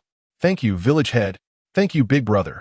The girl, afraid Jin Feng would change his mind, kowtowed, got up, and ran away. All right, everyone disperse. Go back to your own business. Xiaoyu, don't go to the back mountain these days. Go to the riverside to dig for porcelain instead. The village head waved his hand, dispersing the onlookers. Xiaofeng, go back and comfort Xiao. Don't let her cry herself sick. Lin Yunfeng pointed towards the inner room, pulling Zhang Liang along as they left. Guan Xiaoro didn't know that Jin Feng had taken the silver ingots with him before heading out. She truly believed all the money was gone and was heartbroken in the room. Seeing her sister cry, Xiao also started to cry. Jin Feng glanced outside, confirming everyone had left, and took out the silver ingots from his pocket, placing them on the table. The silver was indeed useful. Guan Xiaoro immediately stopped crying and pulled Jin Feng, asking what had happened. More than 10 miles away, Xie Guang and the bald man emerged from the woods. They looked back to confirm no one was chasing them, then sat down on the ground, gasping for breath.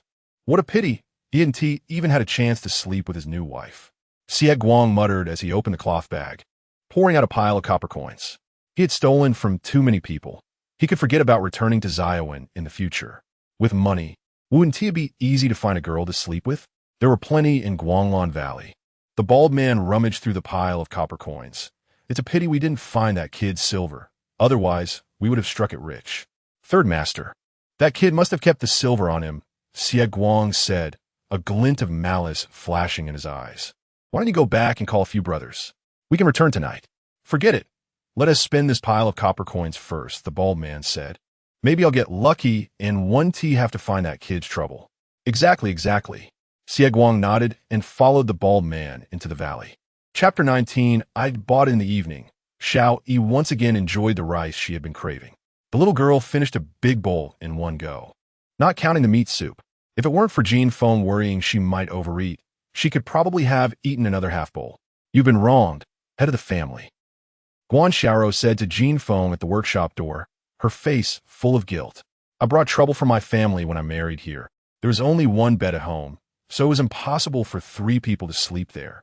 Although the east wing had been tidied up, there was no bed, and it wouldn't be appropriate for Xiao Yi to sleep on a doorboard. So Jin Feng had to sleep in the workshop for the past few days. Silly girl. What are you saying? We're a family. What trouble could there be? Jin Feng rubbed Guan Xiaoro's head. Besides, Xiao Yi is so sensible. In this world, there are too many pitiful people. Jin Feng couldn't help everyone, but since Guan Xiaoro was his wife, he couldn't just watch her sister starve without lending a hand. Sleeping in the workshop all the time wasn't a solution either. There were no carpenters in Xia Bei. So Jin Feng could only call Zhang Liang and Man Song to go to town and buy half a cart of wood, along with a set of woodworking tools, to do it himself. With Jin Feng's skills, he made a small bed in just one day. Then he started making a spinning wheel for Guan Xiaoro. This was a delicate task, and the tools were outdated, so it took a long time. Hasn't he gone hunting for several days? Yeah, I saw him tinkering with that wood at home all the time. A few days ago, I thought he had changed his ways. But who knew now that he has some money, he has started to be lazy again. Wasn't his money stolen by Xie Guang? They took away more than half. But he still has a few strings of copper coins on him. That's still a lot. How long can a few strings of copper coins last? If he keeps lounging around for a few more days, I wonder what he will eat? The women were still thinking about how Jin Feng would go to the back mountain to boost their courage, but after waiting several days without seeing him, they came to check and found he was hiding at home making woodwork, which inevitably led to more gossip. Even Lin Yunfeng couldn't stand it anymore. After a few more days, realizing Jin Feng had no intention of going out, she couldn't help but run over to persuade Guan Xiaoro. Xiaoro, the village has started to gossip. Talk to your man and don't let him idle at home. Cousin, he is not idling at home. He made me a spinning wheel, and it's so useful. I can spin more in a day than I used to in 5 days. Guan Xiaoro said excitedly. At that time, there were no factories, and for farming families, the only source of income besides farming was the women spinning thread during the slack season. Hearing that Jin Feng's spinning wheel could replace 5 days of work, Lin Yunfeng immediately followed Guan Xiaoro into the East Room. The spinning wheels in Dakong were generally very old hand crank types with only one spindle. While working, one had to crank with one hand and spin with the other, which was not only troublesome but also incredibly slow. Jin Feng's spinning wheel used foot pedal power, freeing up both hands and increasing the number of spindles to 4, greatly speeding up the spinning process and making it much easier than before. Lin Yunfeng watched as Guan Xiaoro spun a large bundle of thread in just a short moment, her eyes practically sparkling with excitement. Completely forgetting her original purpose for coming, she exclaimed, "Xiaoro, this spinning is too fast. Your man is so clever. How'd he come up with this?" If she also had a spinning wheel like this, she wouldn't need to go dig wild vegetables anymore. With a few women taking turns spinning, it would be enough for the whole family's food and drink. From that day on, Jin Feng's home became lively again. All the women came to see Guan Xiaoro's new spinning wheel. When they discovered that the new spinning wheel was indeed several times faster than the old ones, the women went crazy, each begging Jin Feng to make one for them too. Unfortunately, Jin Feng refused them all.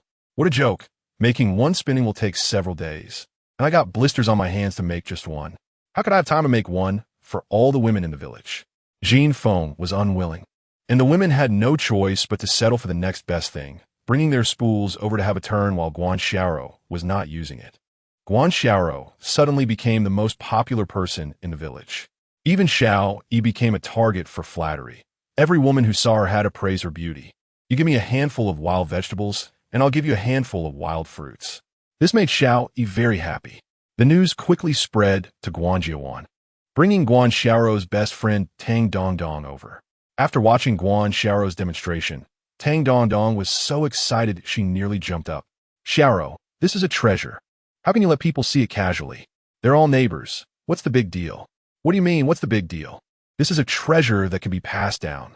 Tang Dongdong, forgetting her modesty, slapped her thigh and asked, "Where's your man?" "He's busy over there." Guan Xiaoro pointed towards the blacksmith shop.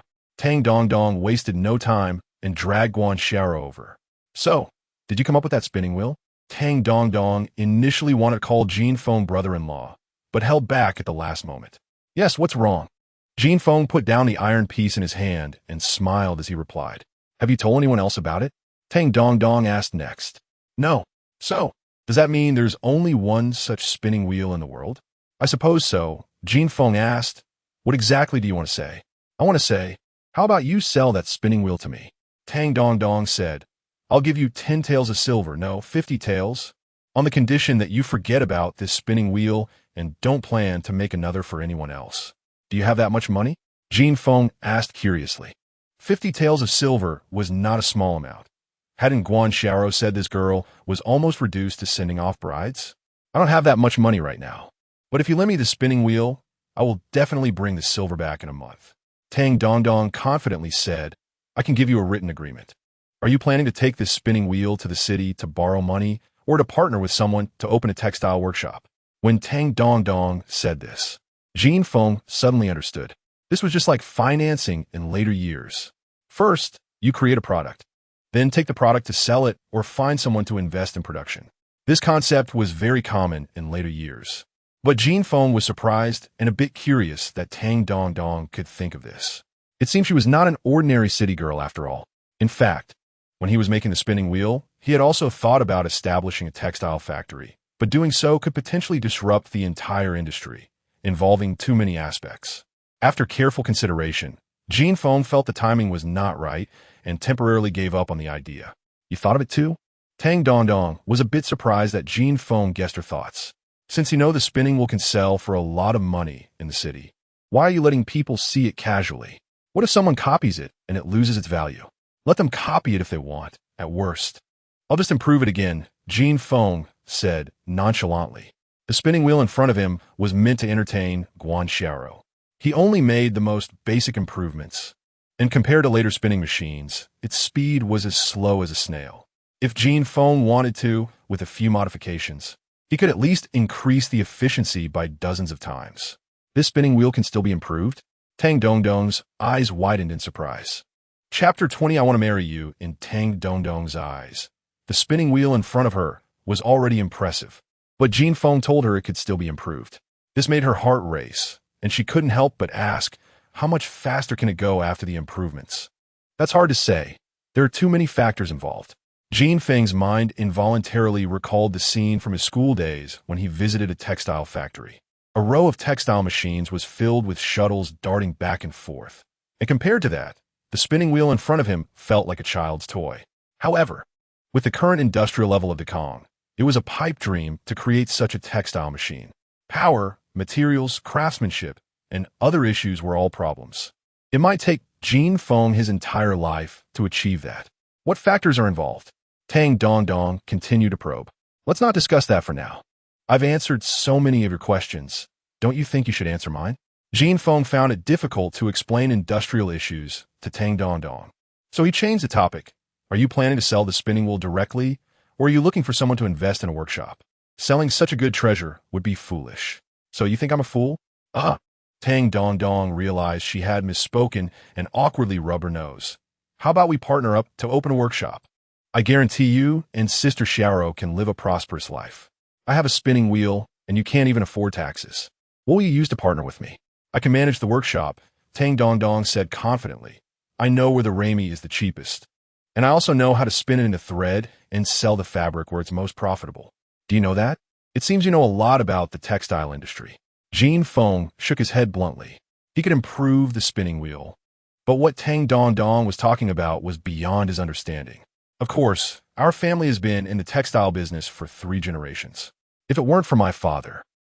At this point, Tang Dongdong's emotions suddenly changed, and she sniffled, looking up at Jin Feng. Anyway, I can assure you that if you hand over the spinning wheel to me, you and Sister Xiaoro will be able to live well. Anyone can make empty promises. Just tell me your plan directly. After learning that Tang Dongdong came from a textile family, Jin Feng immediately became interested. However, he didn't agree immediately, nor did he refuse. He was prepared to listen to Tang Dongdong's thoughts first. I was originally planning to take the spinning wheel to the city to partner with my father's old friends. We can make money quickly that way. But those old guys are savvy, and our family has fallen on hard times, so they would definitely try to haggle. So let's not talk about that. Just tell me how you plan to partner with me. Jin Feng didn't want to waste time scheming with a bunch of old guys. I just calculated that this spinning wheel's thread spinning speed is 5 to 6 times that of the old spinning wheels. If Sister Xiaoro and I take turns spinning, in no more than 10 days, the money we earn will be enough to buy wood to make another spinning wheel. By then, I can hire 2 female workers. And even after deducting their wages, in no more than 15 days, the money we earn will allow us to make another spinning wheel, and then hire 2 more female workers. In this way, within a year at most, we can become the largest workshop in Jinchuan. Tang Dongdong's eyes sparkled as she stared at Jin Feng. What do you think? To be honest, Jin Feng was tempted. Although Tang Dongdong's model was simple, it was very effective. The vast majority of capitalists' initial accumulation in the world came this way. The early stages might be difficult, but once it got on track, he could become a hands-off manager and still make money while lying at home. He had the technology, and Tang Dongdong had the channels and experience in managing workshops. The two could complement each other's shortcomings, making the partnership perfect. How do we split the profits? It's best to clarify the profit-sharing arrangement in advance to avoid disputes later. The spinning machine is mine, and I will need to improve it later. In the beginning, Xiaoro will also need to participate in the spinning. Jin Feng quietly calculated his bargaining chips in his heart, deciding to strive for the greatest benefit.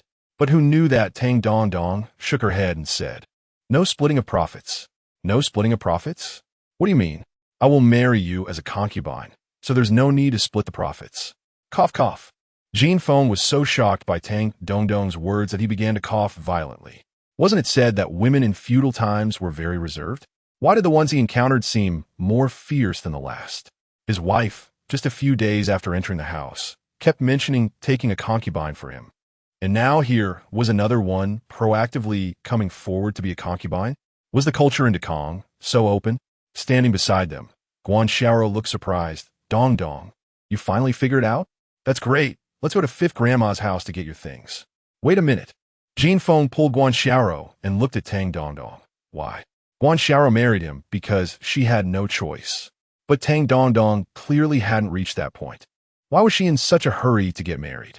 Did she have feelings for him? Jin Feng hadn't reached that level of narcissism. Tang Dongdong must have other reasons. Sister Xiaoro said you are a scholar who never hits women and a hero who can fight tigers. You're the most suitable husband among several nearby villages. Isn't it normal for me to want to marry you? Tang Dongdong retorted. I want to hear the truth. This is the truth. Tang Dongdong said. Even if I can save enough for next year's taxes, I won't be able to save enough for the year after. So I will have to marry sooner or later. Rather than marrying a brute from the village, it's better to marry you. Forget it. If you don't want to say, then just leave it. Jin Feng patted his butt and walked toward the door. Just as he was about to reach the door, a sigh came from behind. And then he heard Tang Dongdong say, All right, I admit it. I want to marry you for other reasons. That's more like it. Jin Feng turned around and said, Go on, what are those reasons? I want to revive my family's industry and defeat the Zhou family. Tang Dongdong clenched her fist and gritted her teeth as she said, Which Zhou family? Jin Feng searched through his memories and only recognized one family with the surname Zhou. They also lived in Xiaowen village, right across from Zhang Liang's house. However, the man from that family had died on the battlefield 2 years ago, leaving behind a 10-year-old daughter. He was definitely not the Zhou family Tang Dongdong was referring to. The biggest cloth merchant in the county, Zhou Chonglin. Tang Dongdong said word by word, You want to defeat the Zhou family. What does that have to do with marrying me? Jin Feng was even more puzzled. You clearly said the spinning wheel can still be improved, but then you didn't mention it again, so I know you don't trust me. The spinning wheel is yours. And I've already told you the method. You can completely kick me aside and do it yourself. In that case, I won't get anything. Moreover, if partners aren't on the same page, it's hard to grow a business. Only by marrying you can I gain your trust and support. And the workshop can grow as fast as possible. Tang Dongdong smiled wryly. That's my thought. If you still don't believe it, then I can't help it. I believe you. So, does that mean you agree to marry me? No. Chapter 21. Pleasant cooperation. Why? Tang Dongdong's eyes darkened. Are you afraid of the Zhou family? I don't even know where the Zhou family is. Jin Feng shook his head again. Is it because I'm not good looking? You're very beautiful, and I admire your insight and eloquence. Then why? Tang Dongdong asked. We've only met twice, and you're thinking of marrying me. I feel it's too fast. Jin Feng replied casually. Tang Dongdong had both looks and abilities. If it were in the future, she would definitely be a strong woman. Such a person could be a business partner, but wasn't suitable to be a wife. You and Sister Xiaoro met for the first time and got married. Isn't that even faster? Tang Dongdong countered. That was unavoidable. Not marrying Xiaoro would mean tax evasion, and you know the consequences of tax evasion. Speaking of this, Jin Feng felt a bit fortunate. The The wedding procession was indeed terrifying, completely like a blind box. Fortunately, there was a Guan Xiaoro in the team. Otherwise, he would have to pick one wife from a group of dark and ugly girls. With Jin Feng's character, he couldn't do something that would force a woman to death. There was no concept of divorce in these times, so he could only hold his nose and accept it. My first marriage was out of necessity. Luckily, I met Xiaoro, which was a blessing from heaven. With Xiaoro, I'm already very satisfied, so I currently have no intention of taking a concubine. Even if I were to take one, I hope it would be because I genuinely like a girl, not for an exchange of benefits. Sister Xiaoro, you found a good man. Tang Dongdong's momentum suddenly deflated, and she seemed to shrink a bit, turning to leave. Where are you going? Jin Feng called out to her. Since you have no intention of cooperating, what am I still doing here? I haven't finished weeding the field yet. I only said I wouldn't marry you. Who said we couldn't cooperate? In the future, those big companies, which one doesn't have a bunch of shareholders? In fact, many family businesses end up causing chaos and become the laughingstock of netizens nationwide. If you don't marry me, will you support me? As long as it makes money, I will support it. But I must have absolute control. Absolute control? What do you mean? Tang Dongdong asked curiously. It means that in our cooperation, it must be my decision. Jin Feng said. It must be your decision? Tang Dongdong thought for a moment. Other things were fine, but you can't stop me from retaliating against the Zhou family. How do you plan to retaliate? Jin Feng asked. If it's about hiring someone to kill, there's no need to say, I don't want to be dragged off to be beheaded. I don't want that either. Tang Dongdong said. My revenge is simple. I'm going to snatch the Zhou family's business. Our spinning wheels are fast, and what we produce will definitely be cheaper than the Zhou family's. It's not hard to snatch business. That is indeed possible. Jin Feng nodded. You agreed? Tang Dongdong was momentarily stunned. The Zhou family is wealthy. Aren't you afraid? I'm not planning to challenge them now. What is there to be afraid of? Jin Feng asked. You wouldn't be, would you? Of course not. Tang Dongdong quickly waved her hand. Her original plan was to hide in the dark to accumulate strength and then strike a fatal blow to the Zhou family when she grew stronger. Then it's settled? Jin Feng said with a smile. Pleasant cooperation. Hatred is a very powerful force. Jin Feng believed that with this force supporting her, Tang Dongdong would definitely do her utmost to develop the workshop. As for the Zhou family, let it be. Small workshops are everywhere. If they can't develop the Zhou family, being the top fabric merchant in the county, probably wouldn't even look at Jin Feng. Competitors are enemies. If they develop to the point where they can compete with the Zhou family, even without Tang Dongdong, it would be unavoidable. Since it's unavoidable, what does it matter to agree to Tang Dongdong? Cooperation. Pleasant. Tang Dongdong imitated Jin Feng and let out a long sigh of relief. Then she looked at Guan Xiaoro. Sister Xiaoro, can I move in with you for a while? Of course. Guan Xiaoro said regretfully, as the head of the household. I still think it would be best if you married Dongdong. What a great girl. She's beautiful, knows how to write and calculate, and is 100 times better than me. Let's not talk about this anymore. Jin Feng waved his hand directly, pushing Guan Xiaoro out of the shop. When the granaries are full, people know etiquette. The nobles pay attention to rituals because they are well fed. Ordinary people, many families just have a single adobe house. And whether young or old, men or women, brothers and sisters all squeeze together to sleep, with no particular concerns. So from that day on, the women in the village found that there was a tall girl in Jin Feng's house, taking turns with Guan Xiaoro to spin yarn, busy until midnight every night. Fortunately, the novelty of the spinning wheels had passed for the women, and no one complained. Instead, they became curious about Tang Dongdong's identity. When they learned that Tang Dongdong was just staying at Jin Feng's house and hadn't married him, the women's gazes toward Jin Feng were filled with disdain. Yes, in these times, taking a concubine in the countryside was not looked down upon. Rather, it was seen as a sign of capability and responsibility. Marrying one wife is a must. If you can support 2 or 3, then that's real skill. Little Yu's father, who is also the village head of Ziowen, has 4 wives, the youngest of whom is not much older than Little Yu. He is a well-known philanthropist in the nearby villages. In the eyes of the women, Jin Feng's actions did not qualify him as a man. Therefore, in the past few days, Jin Feng had only seen disdain and contempt when he went out, which made him very frustrated. So he simply hid at home, preparing to make another spinning wheel for Tang Dongdong. 40 miles west of Ziowen village, There is a mountain gorge located at the border between Jinchuan County and another county, which has long been a no man's land and a trading ground for various bandits. The narrow gorge not only has taverns, brothels, and gambling houses, but also blacksmith shops, carpenter shops, pharmacies, and even a small cattle and horse market, resembling a lively marketplace. However, those who come to this market are not good people. At the entrance of an unnamed gambling house, a burly man threw Xie Guang hard to the ground. When Xie Guang got up, the bald man who came with him was also thrown out. While looking down on people, the bald man spat at the entrance of the gambling house and rubbed his belly. Xie Guang, buy me some buns. Third boss, I have no money left.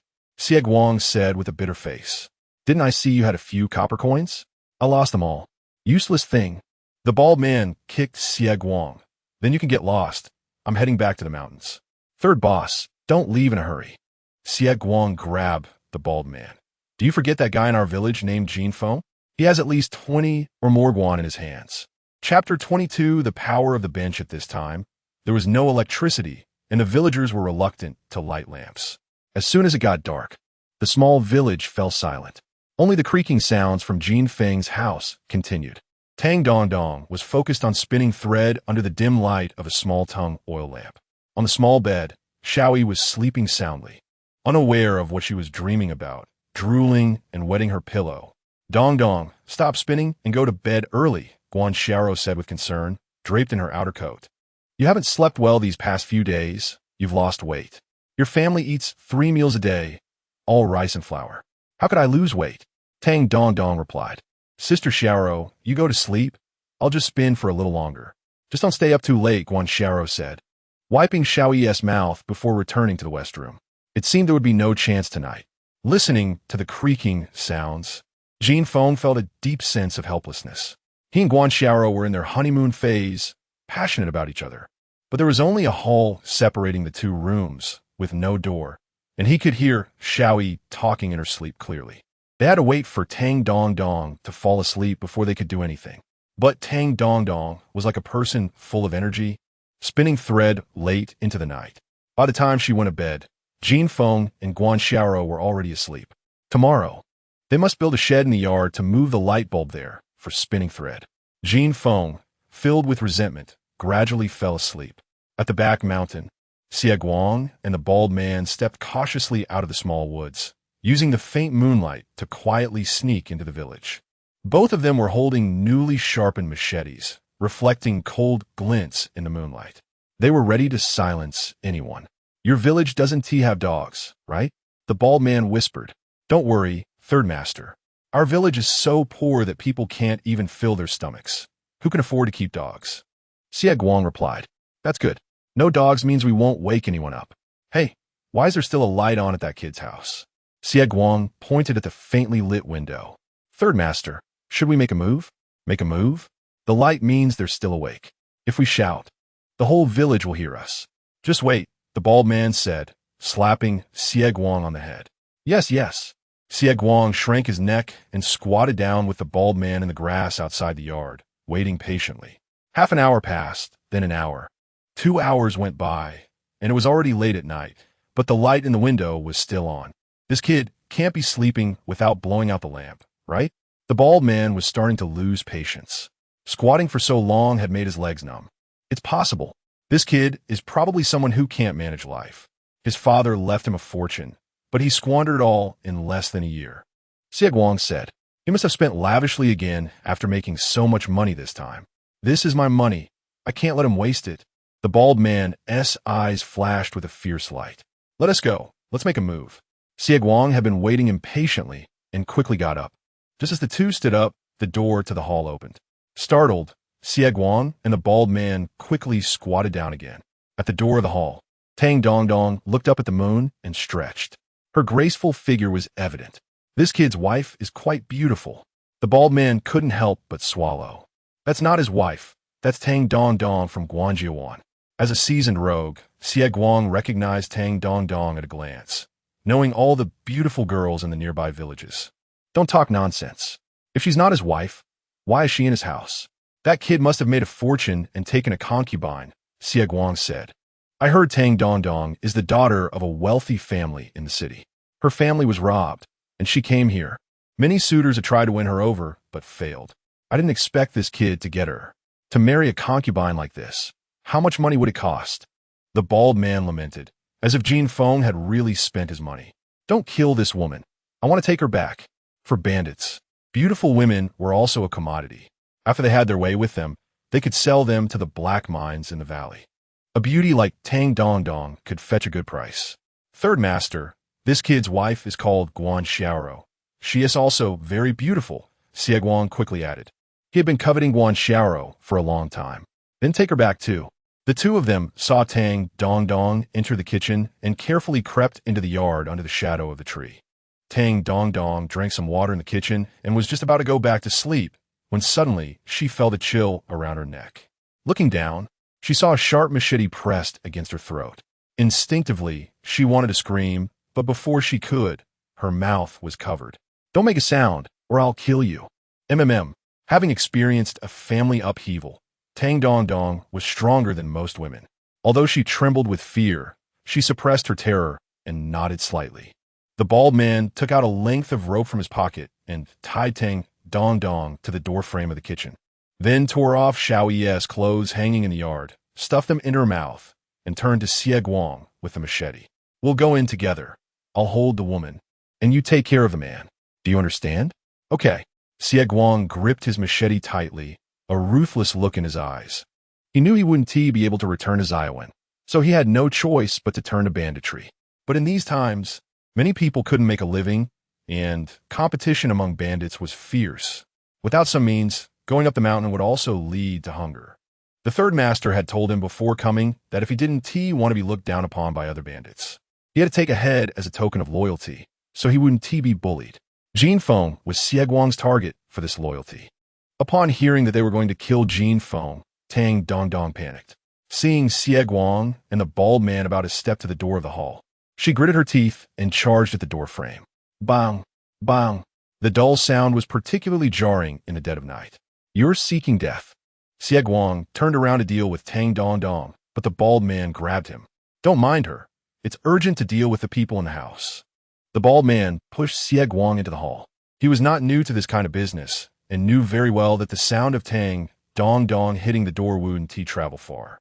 But if the people inside the house were awakened and shouted, it would be over. Xie Guang understood this too, and with his machete, he rushed into the hall. As soon as he entered, he saw a bench coming straight at him. Xie Guang had no time to dodge and took the hit squarely. Bang! The solid wooden bench broke upon impact. Xie Guang didn't make a sound and fell to the ground, unconscious. Jin Feng stepped out from the shadows behind the door, grabbing the machete that had fallen on the ground. Damn it! The bald man, experienced in the ways of the world, upon seeing Jin Feng, didn't rush into fight, but instead turned around and rushed to the kitchen door, pressing the knife against Tang Dong Dong's neck. Don't make a sound, or I'll kill her. Chapter 23. Counterattack. Actually, Jin Feng woke up as soon as Tang Dong Dong went out to get some water. However, when he heard it was Tang Dong Dong, he just turned over and went back to sleep. In a daze, he heard someone speaking softly in the yard. The voice was clearly that of a man. Looking out the window, he saw Xie Guang and a bald man tying up Tang Dong Dong. The first thought that came to Jin Feng's mind was to find a crossbow. Unfortunately, he hadn't anticipated that Xie Guang would dare to return to the village, and the crossbow was left in the shop. With no other choice, he had to grab a stool and hide behind the door. Fortunately, a single stool took care of Xie Guang. As for the bald man, Jin Feng thought handling him for a while shouldn't be a big problem. As long as he could hold out until the other villagers arrived, the bald man would be done for. But the bald man was too cunning and decisive. Sensing the situation was bad, he immediately took Tang Dong Dong hostage. In 2 lifetimes, Jin Feng had never encountered such a situation. He forced himself to calm down and spoke softly, tried to negotiate with the bald man. Good sir, let us talk this out. Don't hurt my friend. I can give you whatever you want. I know you have over 20 guan of silver. Give it to me. The bald man didn't even look at Xie Guang and immediately demanded money. All right. Jin Feng quickly pulled out 2 silver ingots from his pocket and threw them half a meter in front of the bald man. Let my friend go, and you can take the money. As long as the bald man went to pick up the money, he might find an opportunity to counterattack. Unfortunately, The bald man was not fooled and coldly said, "Throw your knife away and come pick it up for me." Jin Feng could give the bald man the silver without hesitation. Even if he really ran away with the money, Jin Feng wouldn't mind. But what if he threw away his knife and the bald man attacked him? Jin Feng hesitated. "Hurry up." The bald man exerted a bit of force, and a blood mark immediately appeared on Tang Dongdong's neck. Jin Feng's pupils shrank slightly. Not only did he see the blood mark on Tang Dongdong's neck, but he also noticed a figure sneaking into the small courtyard behind the bald man. The darkness made it hard to see who it was, but judging by the cautious movements, it seemed to be a woman, likely not part of the bald man's group. At this point, he had to take a gamble. "Good man, you can take the money, but if you hurt my friend, I will definitely scream, and then you won't be able to escape. We'll die together." Jin Feng threw the knife aside and walked forward, trying to distract the bald man with his words. "Don't worry, I'm just here for money." The bald man, while saying he wanted money, was actually already planning that as soon as Jin Feng got close, he would strike first. 1 step, 2 steps, 3 steps. If Jin Feng took 2 or 3 more steps, he could pick up the silver. The bald man silently tightened his grip on the knife handle, ready to strike Jin Feng down. The atmosphere was tense and oppressive. Suddenly, a sharp scream came from the main room. It completely shattered the oppressive atmosphere and broke the silence of the night. Guan Xiaoro was awakened by the noise and saw the bloodied figure lying on the ground. "Damn it, you tricked me." The bald man roared, ready to stab down with the machete. At that moment, a figure suddenly lunged from behind the bald man, crashing into his waist. Jin Feng finally saw clearly. The figure was Xie Guang's wife, Run Yang. Why was she here? That thought flashed through Jin Feng's mind. He knew now was not the time to consider these things. He focused and charged at the bald man. The bald man kicked Run Yang, sending her tumbling. Then he swung the knife to continue stabbing at Tang Dongdong. Although Run Yang was weak and only knocked the bald man off balance, she bought Jin Feng some time. Just as the machete was about to stab into Tang Dongdong's neck, Jin Feng arrived. He reached out and grabbed the blade, forcefully pulling it off course. Bang! The machete grazed Tang Dongdong's neck and embedded itself into the doorframe. Jin Feng, ignoring the intense pain in his palm, kicked the bald man hard in the groin. This was the most vulnerable part of man. The bald man let out a howl, his face turning red, involuntarily bending over. Jin Feng took the opportunity to raise his knee and slammed it into the bald man's face. Crack! The bridge of his nose broke instantly, and the bald man's mind went blank.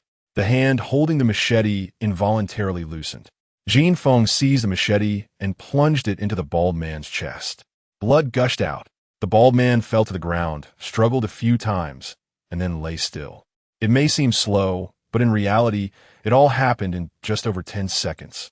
However, Jin Feng felt as if he had exhausted all his strength, leaning against the door frame, gasping for breath. His right hand, gripping the machete, couldn't help but tremble. Killing someone was not a pleasant experience, especially in a close combat situation. At that moment, Jin Feng's mind was filled with the sensation and sound of the machete plunging into the bald man's chest. "I killed someone. I killed someone. Head of the family." Guan Xiaoro rushed out with a broom, crying as she grabbed Jin Feng's injured right hand and frantically bandaged it. "Help! Help!" Run Yang also got up, shouting at the top of her lungs. The sound of little E waking up in fright filled the yard with chaos. Jin Feng was jolted back to reality by the cries of the 3 women and quickly used a knife to cut the ropes binding Tang Dongdong. Tang Dongdong was so scared that her legs felt weak, sliding down to the ground, hugging Jin Feng's thigh, crying even harder than little E. She was truly terrified. Soon, torches appeared in the village. Zhang Liang lived relatively far away, and by the time he ran over with a machete, the village chief had already brought people to control the situation. Seeing the bloodstains in the yard and the bald man lying on the ground, Zhang Liang's heart tightened. When he saw Jin Feng standing unharmed among the crowd, he let out a slight sigh of relief and grabbed the hunter, saying, "Lao Lu, what happened?" Xie Guang brought people to Jin Feng's house to steal, ran into Tang Dongdong, and a fight broke out. Again, it's Xie Guang. Zhang Liang gritted his teeth and asked, "Where is that bastard?" "Over there." Chen Lao Lu pointed to Xie Guang, who had already been tied up. "Is that Xie Guang?" It wasn't that Zhang Liang had poor eyesight. It was just that Jin Feng had hit Xie Guang so hard with the stool that his nose was flattened, and his face was covered in blood, making it hard for anyone to recognize him. Since they had caught this bastard, why keep him alive? In the village, when encountering thieves, they usually killed them on the spot. Not to mention the situation tonight. The village chief said to send him to the authorities. Chen Lao Lu whispered, I guess the village chief can't bring himself to do it. After all, Xie Guang's father was a soldier alongside him back in the day. If he can't do it, I will. Jin Feng had never killed anyone, but Zhang Liang had come from the battlefield and had seen blood. For him, killing a person was no different from killing a chicken. No, killing a chicken would at least excite him because he could eat meat. Don't go. Chen Lao Lu grabbed Zhang Liang. Anyway, this kid won't survive. Why dirty your hands and make things worse for the village chief? How do you know he won't survive? Chapter 24, I am willing, I just want to take a look. Xie Guang's nose has completely turned into a lump of flesh, and he has only a few teeth left. He's still dazed. Chen Lao Lu said, what kind of place is the county jail? A good man would lose a layer of skin going in, and someone like him won't last 3 days. If the village chief really cared for him, it would be better to give him a quick in now. This is what he brought upon himself. Zhang Liang put down his axe and spat at Xie Guang. Cough, cough. Originally in a semi-comatose state, Xie Guang suddenly began to cough violently, struggling desperately. What's going on? The village chief looked at his son who was standing nearby. I don't know. He was fine just now, then suddenly started fighting for his life, Lu Tai said with an innocent expression. Old Tan, come here quickly. The village chief shouted into the crowd. Old Tan usually made a living by gathering herbs and was considered the village's barefoot doctor. He could handle minor ailments, but he had no way to help with Xie Guang's injuries. What happened to him? Guan Xiaoro looked at Xie Guang, whose limbs were twisted, feeling a bit scared. Is he possessed by a ghost? There are no ghosts in this world. Jin Feng explained, he just choked on blood. Xie Guang had been hit with a bench, and his nasal cavity and mouth were filled with blood. Lying on the ground was manageable since the blood flowed out, but now that he was tied up, the blood would flow down his throat, and it's no wonder he choked. If Jin Feng had reminded him at that moment, Xie Guang might have had a chance to survive. But he just stood there, unmoving. Educated by modern civilization for so many years, Jin Feng valued human life greatly. Even though Xie Guang had come to his house to extort him and had stolen his things, Jin Feng only found him annoying and had never thought about killing him before.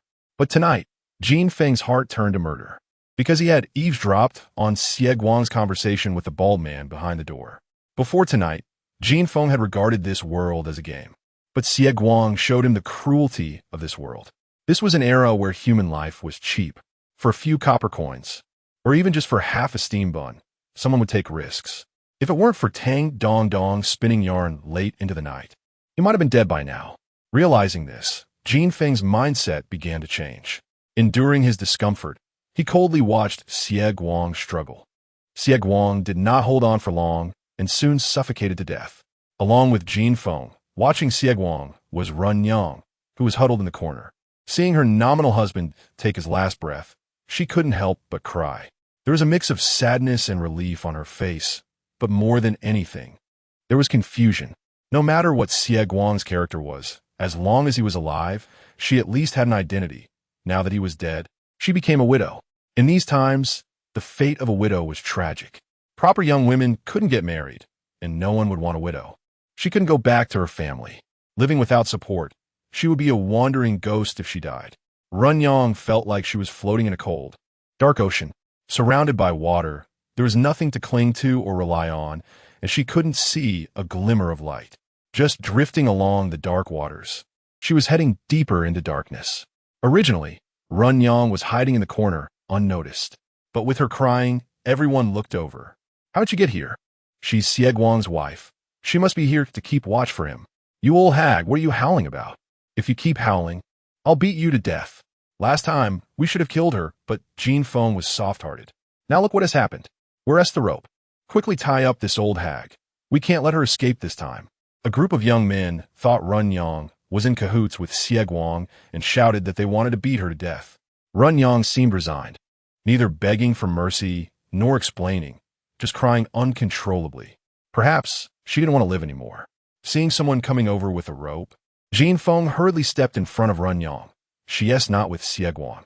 If it weren't for her help tonight, my family might have died. Yes, it was Run Yang who saved me.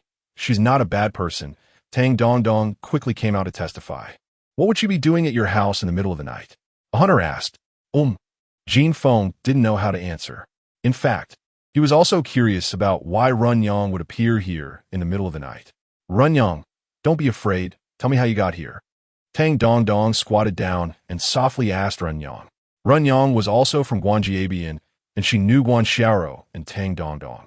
Perhaps seeing familiar faces calmed her down a bit.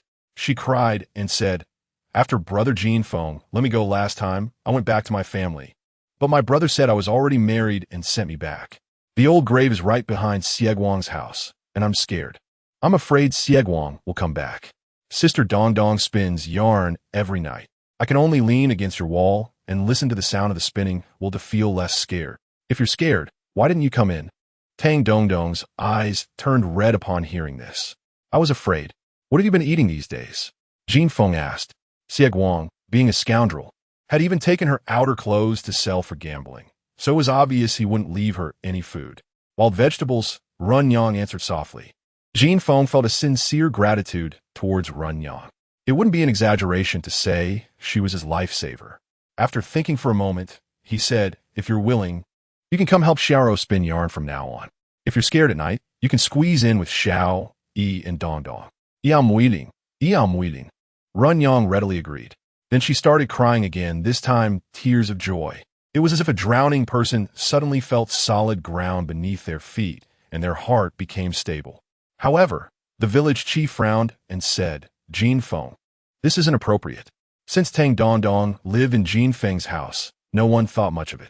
Everyone believed that Tang Dongdong would eventually marry Jin Feng. Many women would pass by their door every day, teasing the two. But Run Yang was different. Although after marrying, Xie Guang had been gambling everywhere and hadn't shared a room with her, she was still a real widow. Keeping a widow at home would bring shame. There's nothing inappropriate about it, Jin Feng insisted. Tomorrow, I'll set up a shed in the yard and make a few more spinning wheels. If the ladies have time, they can come over to help Xiaoro spin yarn, and I'll pay you for your work. The women's attention was immediately diverted, and they began asking about how the payment would be calculated and whether meals would be provided. The village chief sighed and arranged for the young men to carry the body away. Just as Lu Tai lifted the corpse, Zhang Liang noticed a round brand on the bald man's wrist. His heart skipped a beat, and sweat broke out on his face. Chapter 25. Bandits. The village chief divided the able-bodied men into two groups. One group went outside the village to bury the bodies, while the other patrolled the village with weapons. Although Zhang Liang had only one arm, he was a veteran and was assigned to the patrol group. When the hunters saw Zhang Liang staring blankly at the bodies, one of them poked him. Liangzi, what are you daydreaming about? Let's go. Oh. Zhang Liang came to his senses and noticed that Jin Feng was surrounded by women, so he had to suppress his unease and follow the hunters with a machete. Jin Feng, are you planning to find some people to help? One woman asked. Can my daughter come? She's really quick at spinning yarn and doesn't need wages, just food. Jin Feng, when will you finish the new spinning wheel? The women asked eagerly, completely unconcerned that two people had just died in the yard, and the blood on the ground hadn't even dried. After all, people were accustomed to death. The living still needed to continue living. In about 10 days, the wild vegetables would be gone, and they would have nothing to do. Having nothing to do meant no harvest. They weren't afraid of work or death. They were only afraid of going hungry. In the end, Jin Feng promised to make the spinning wheel as soon as possible, hoping that everyone would have work to do, and the women left satisfied. A few of the more diligent women, wanting to leave a good impression on Jin Feng, took shovels and dug up a few baskets of dirt to carefully cover the bloodstains before leaving. Master, with your hand like this, how can you make a spinning wheel? Guan Xiaoro asked worriedly after the women left. I can't do it myself, but I can find someone else, Jin Feng replied. The carpenter in town has decent skills. I can ask him for help. No, the spinning wheel can't be passed on to others. It can only be made by you, Tang Dongdong immediately opposed. Dongdong, even if I do nothing else in the future, how much can I do by just making spinning wheels? Jin Feng said, if we want to bring down the Zhou family, relying on me to make spinning wheels alone won't work. Sooner or later, I have to find others to help. Once we make money, I'll go to the city to buy some carpenters, and then I can let them do it. But before we buy carpenters, the spinning wheel can only be made by you, Tang Dong insisted. Can carpenters really be bought? Jin Feng thought he had misheard. Of course, there are people in the city who deal in human trafficking. Some have committed crimes and were sold by the officials, and others sold themselves to raise money for emergencies. Tang Dong explained. Carpenters are rare, but if you ask around, you'll surely find one. Jin Feng's mind immediately flashed to scenes from historical dramas where someone sold themselves to bury their father. Wouldn't the carpenters bought this way spill the beans? After signing a contract, their lives would be yours. If they dared to leak information, even killing them wouldn't concern the officials. However, carpenters are considered skilled workers, so they're generally more expensive, and you also have to pay taxes after buying them. We can't afford that right now, Tang Dong added. Dong, how about this? We won't hand the entire spinning wheel to one carpenter to make, just the more complicated parts. Once they're done, I can assemble them together. That way, it saves effort and won't leak any information. What do you think? That's a good idea. Tang Dong thought for a moment and nodded in agreement. All right, I already made the relatively complex parts a few days ago. When it gets light, Xiaoro, go find Liang Gu and ask him to help take them to the carpenter in town. Okay, before one Xiaoro could go, Zhang Liang came by himself after finishing his patrol. He didn't enter the yard but stood at the door and waved to Jin Feng. Jin Feng, come here for a moment. Liang Gu, I was just planning to come find you tomorrow, Jin Feng said with a smile as he walked out. What do you need me for? Tomorrow I want to invite you to town to find a carpenter to make something. Sure, that's a small matter. Zhang Liang glanced around and quietly asked, do you know that bald guy from today? No, Jin Feng shook his head. Who knows where Xie Guang found that shady friend? As soon as he said that, Jin Feng immediately realized something was off. Zhang Liang made a special trip over, clearly indicating that there was a problem with that bald guy. Liang Gu, do you know him? If I'm not mistaken, he might be a bandit. Bandit? Jin Feng's heart sank. For the mountain folk, bandits were a shadow that loomed overhead, impossible to shake off. Every year, the bandits from Tieguan Mountain would come to the village to collect grain. If anyone resisted, the consequences would be severe. More than 20 years ago, a neighboring village suffered a flood, and the villagers had a poor harvest. If they gave their grain to the bandits, their families would starve. So that year, the villagers resisted and drove the bandit team away. The next day, a large group of bandits came back to kill all the men in the village and took the women and children to the mountains. Even to this day, that village remains desolate, and no one dares to enter during the day. If the bald guy is the bandit from Tieguan Mountain, then things are serious. Liang Yi, how did you find out he was a bandit? Jin Feng asked curiously. It should be the village chief who is most familiar with the bandits, since he deals with them every year. Why was it only Zhang Liang who recognized the bald guy as a bandit? Because I saw the brand on his wrist, Zhang Liang said. That's the mark of the bandits from Mau Mau Mountain. Mau Mau Mountain bandits? Jin Feng almost laughed. Where's Mau Mau Mountain? In the host's memory, there were only the Tieguan Mountain bandits. He had never heard of any Mau Mau Mountain bandits. The names of bandits were usually quite imposing, like King Longzai or Mengulian. They sounded terrifying. Mau Mau Mountain bandits? Such a cute name. Is that for real? Mau Mau Mountain is north of the county seat. A few years ago, I went there on business and saw the bandits from Mau Mau Mountain. They all have a brand on their wrist that looks just like the one on the bald guy. I see. Jin Feng breathed a sigh of relief upon hearing this. It's good that they're not bandits from Tieguan Mountain. Bandits have their territories. Otherwise, if one came to collect while another also came, the common folk will be drained dry of resources. Several villages near Xiaowen are the territory of the Tieguan Mountain bandits, and they wouldn't allow other bandits to cause trouble. Jin Feng, the Mau Mau Mountain bandits are harder to deal with than the Tieguan Mountain bandits. Zhang Liang said. The Tieguan Mountain bandits survive by collecting grain, while the Mau Mau Mountain bandits live by robbing homes, ambushing, and highway robbery. Although their core group only has a few dozen people, each one is a skilled fighter, and each has blood on their hands. Unless absolutely necessary, Tieguan Mountain wouldn't provoke them. Moreover, if Tieguan Mountain knew about this, they might even help Mau Mau Mountain catch you. After hearing this, Jin Feng could no longer smile. He understood Zhang Liang's meaning. If the Mau Mau Mountain bandits came to Xiaowen to collect grain, the Tieguan Mountain bandits might fight back. But if the Mau Mau Mountain bandits were just coming to cause trouble for Jin Feng, Tieguan Mountain would definitely not intervene. After all, Tieguan Mountain wouldn't want to see people killing bandits. Otherwise, if today you kill one and tomorrow I kill one, who would still be afraid of bandits? Who would obediently pay their grain? Chapter 26 Alarm Bell. Since coming to .com, Jin Feng's goal has always been to become a wealthy and leisurely person, never once considering killing someone. Unfortunately, the winds of fate do not allow for peace. Not only has he killed, but he has killed a bandit. Regardless of whether it is for so-called loyalty or to deter others, once the bandits learn that he has killed one of their own, they will certainly not let it go easily.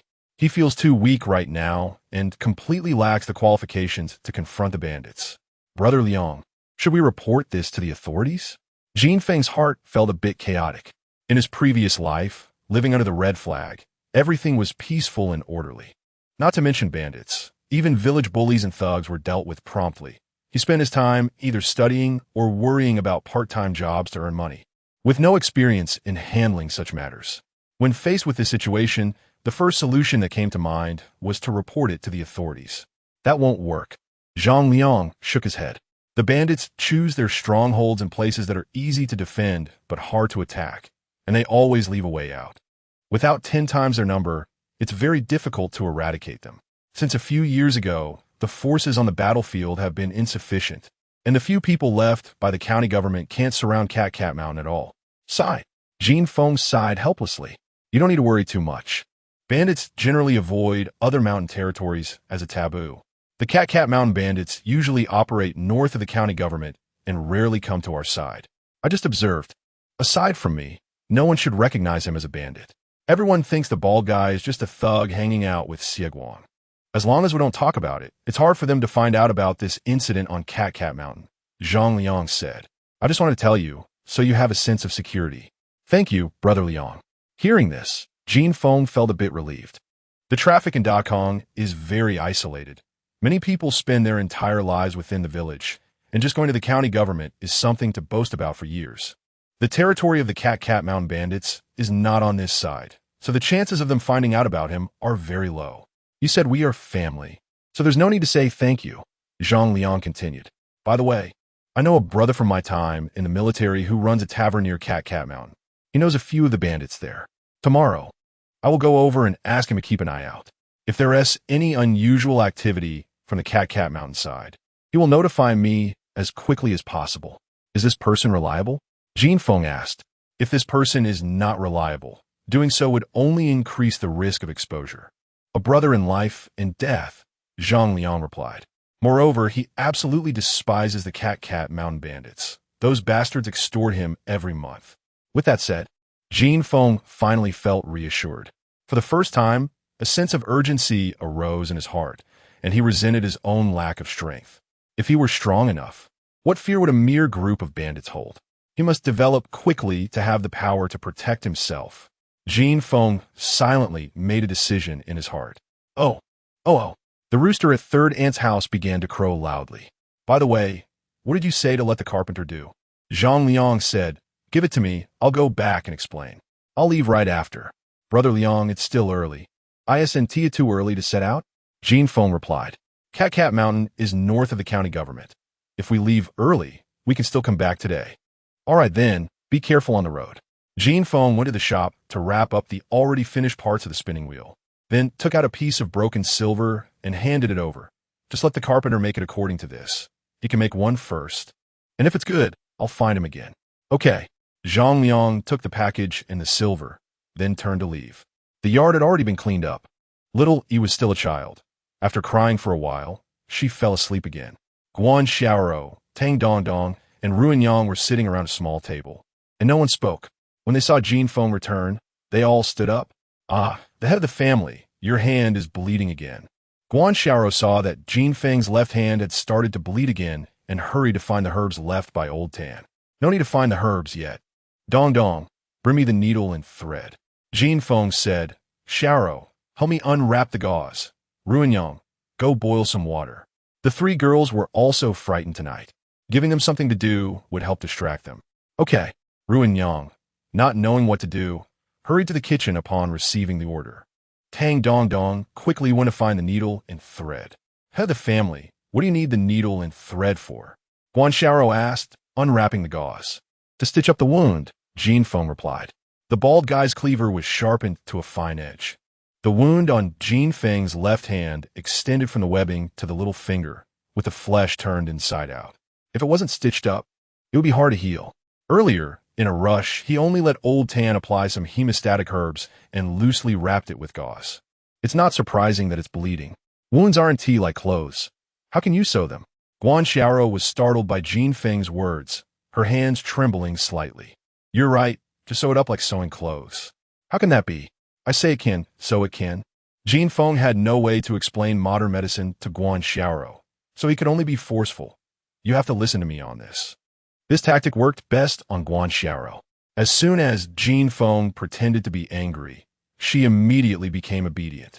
Following Jin Feng's instructions, she first boiled the needle and thread in hot water, bent the sewing needle, and then, just like sewing clothes, she began to stitch the wound together while crying.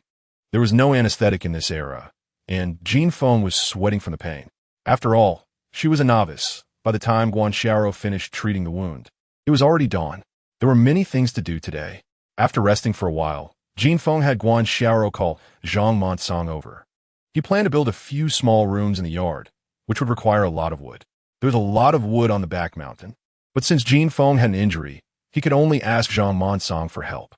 In addition to cutting trees to build shelters, Jin Feng also hoped to go to the back mountain to find some sturdy and resilient wood to make a few bows and crossbows for emergencies. Last night's incident had sounded the alarm for him. Jin Feng had never been someone who would just sit and wait for fate.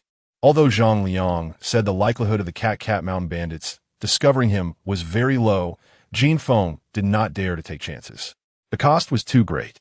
If it really could not be concealed, he did not want to be left without the ability to retaliate. Zhang Monsong, having chopped firewood for so many years, was very knowledgeable about the trees in the back mountain, making him the most suitable person to ask for help.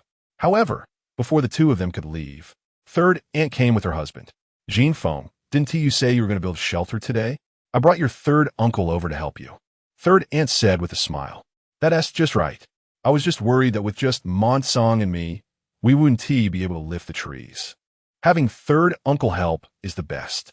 Jin Feng smiled and agreed. Third uncle, you're a great help. Although third aunt had clashed with him a few days ago, they had reconciled now. Since she wanted to help, there was no need to push her away. Of course.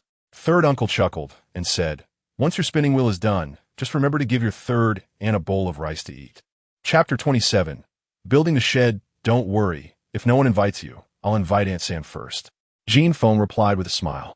As soon as he finished speaking, Ersaw came with a man. Next came Lu Tai and his wife, the hunter couple, and the concubine.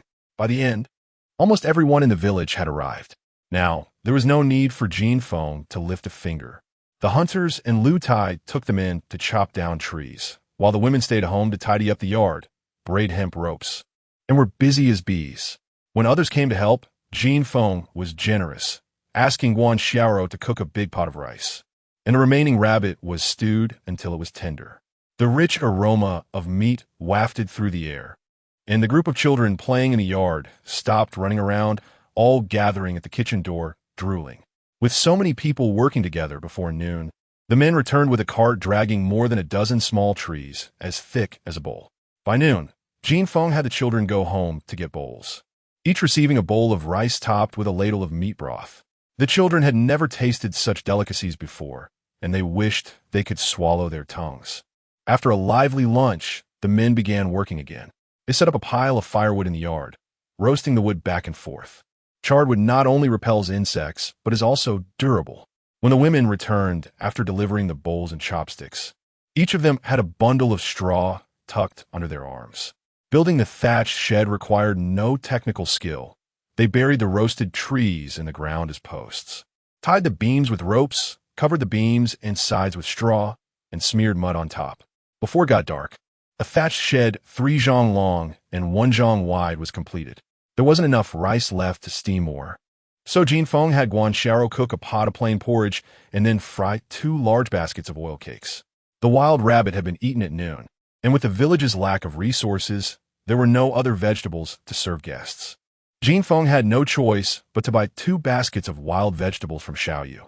If cooked carefully, these wild vegetables are not bad at all and can sell for dozens or even hundreds of yuan per plate in restaurants in later generations. However, in this era, farmers barely had enough oil for lighting, let alone to lavishly use it for cooking vegetables. If they were willing to throw away a few grains of coarse salt, neighbors would envy them as wealthy households. The vast majority of families simply boiled the vegetables in water and served them at the table. These simply processed wild vegetables were bitter and astringent, hard to swallow. But the wild vegetables made by Jin Feng not only had salt, but also plenty of cooking oil, and he added some spices bought from the county for flavoring. They looked glossy green and tasted completely free of the bitterness of wild vegetables. 2 full bowls of wild vegetables were snatched up by the children. The oil cakes are so delicious. Brother Feng, what will we do if you've spoiled our appetites? The wild vegetables are delicious too. Brother Feng, I've eaten wild vegetables for so many years, but I've never had them this good. Do you have a secret recipe? Can you share it with my sister-in-law? Saw, let me tell you, if you're willing to use oil and spices, I guarantee your wild vegetables will taste good too. Then forget it.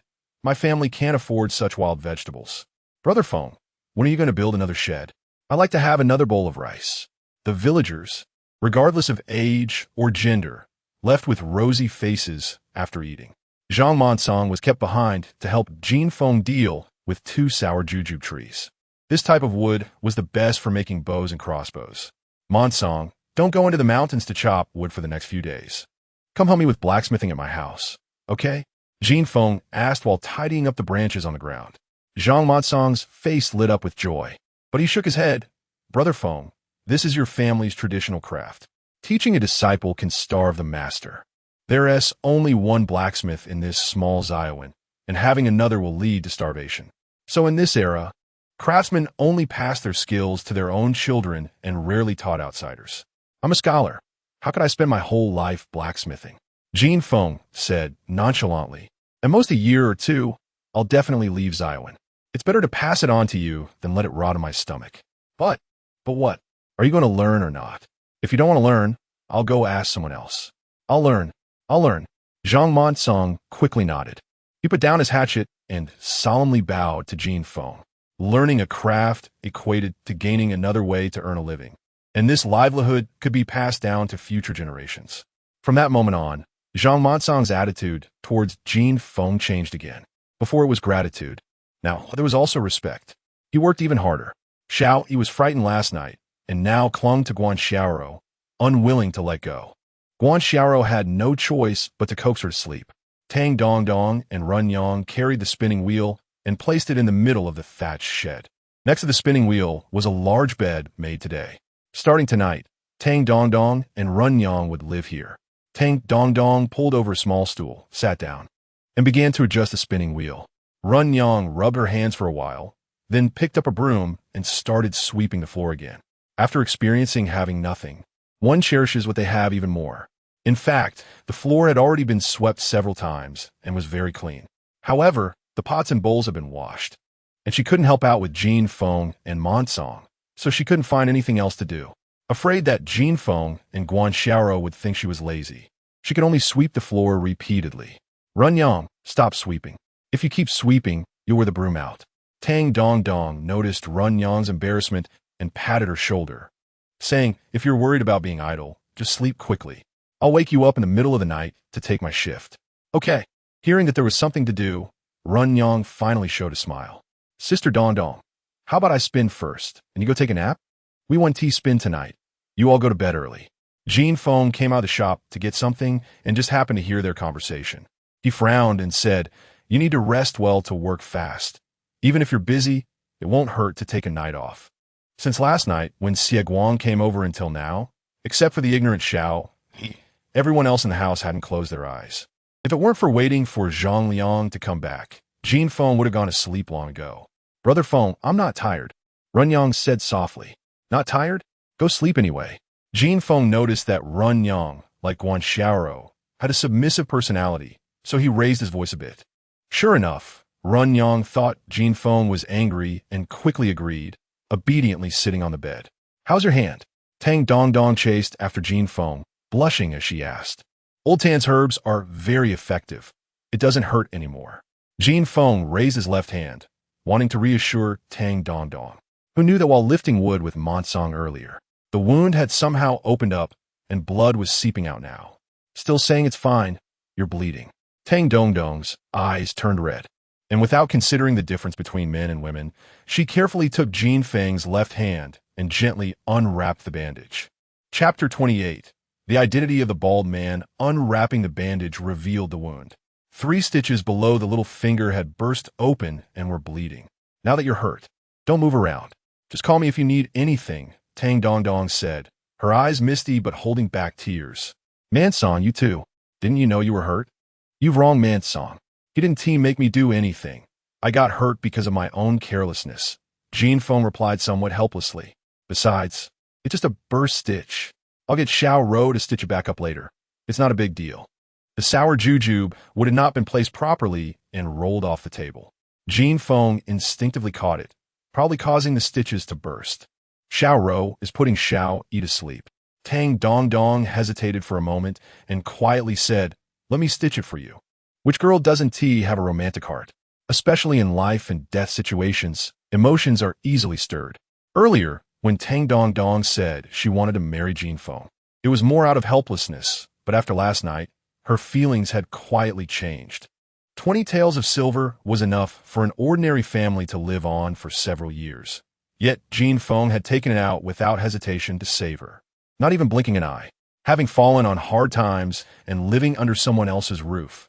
Although she always appeared calm, she felt just as insecure as Run Yang and was confused about the future. However, when Jin Feng reached out to grab the blade, her heart stopped. No longer confused and no longer afraid, this not-so-strong man before her had given her a long-lost sense of security. At that moment, Tang Dong Dong knew she might never be able to leave this man in her life. Unfortunately, he was unwilling to marry her. Jin Feng had no idea that Tang Dong Dong had thought so much in such a short time. Knowing that Xiao Rou was putting Xiao Yi to sleep, he didn't think much of it and followed Tang Dong Dong into the wooden shed. There was no need to instruct her. Run Yang had already jogged to the kitchen to boil water. Although she didn't understand why Jin Feng needed to boil the thread in hot water, it didn't matter. She just wanted to find something to do.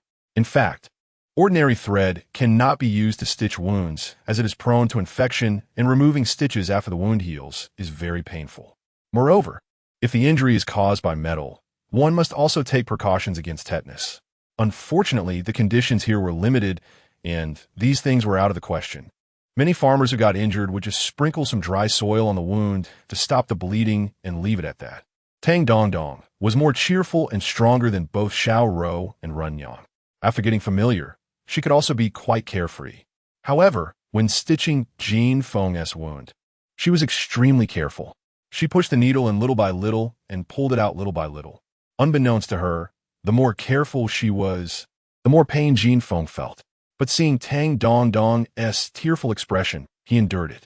A simple 3 stitches, and even a novice nurse could probably finish it in a minute or two. However, Tang Dong Dong took a full 5 minutes to finish, and Jin Feng almost pinched his thigh purple before it ended. He decided that if the stitches burst again next time, he would not let Tang Dong Dong stitch him up. No matter what, Run Yang was restless and always looking for something to do, while Tang Dong Dong was eager to earn money and expand the workshop. Jin Feng was afraid that the two of them would secretly spin thread at night, so when they left, he simply took apart the footboard of the spinning wheel. Back at the blacksmith shop, Mansong had already chopped the sour jujube tree into sections as per Jin Feng's request and was carefully peeling the bark with a hatchet.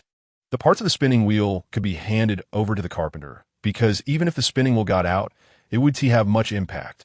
He could upgrade it any time. However, the bow and crossbow were different. These things were too deadly, and if they got out, the consequences were completely unpredictable.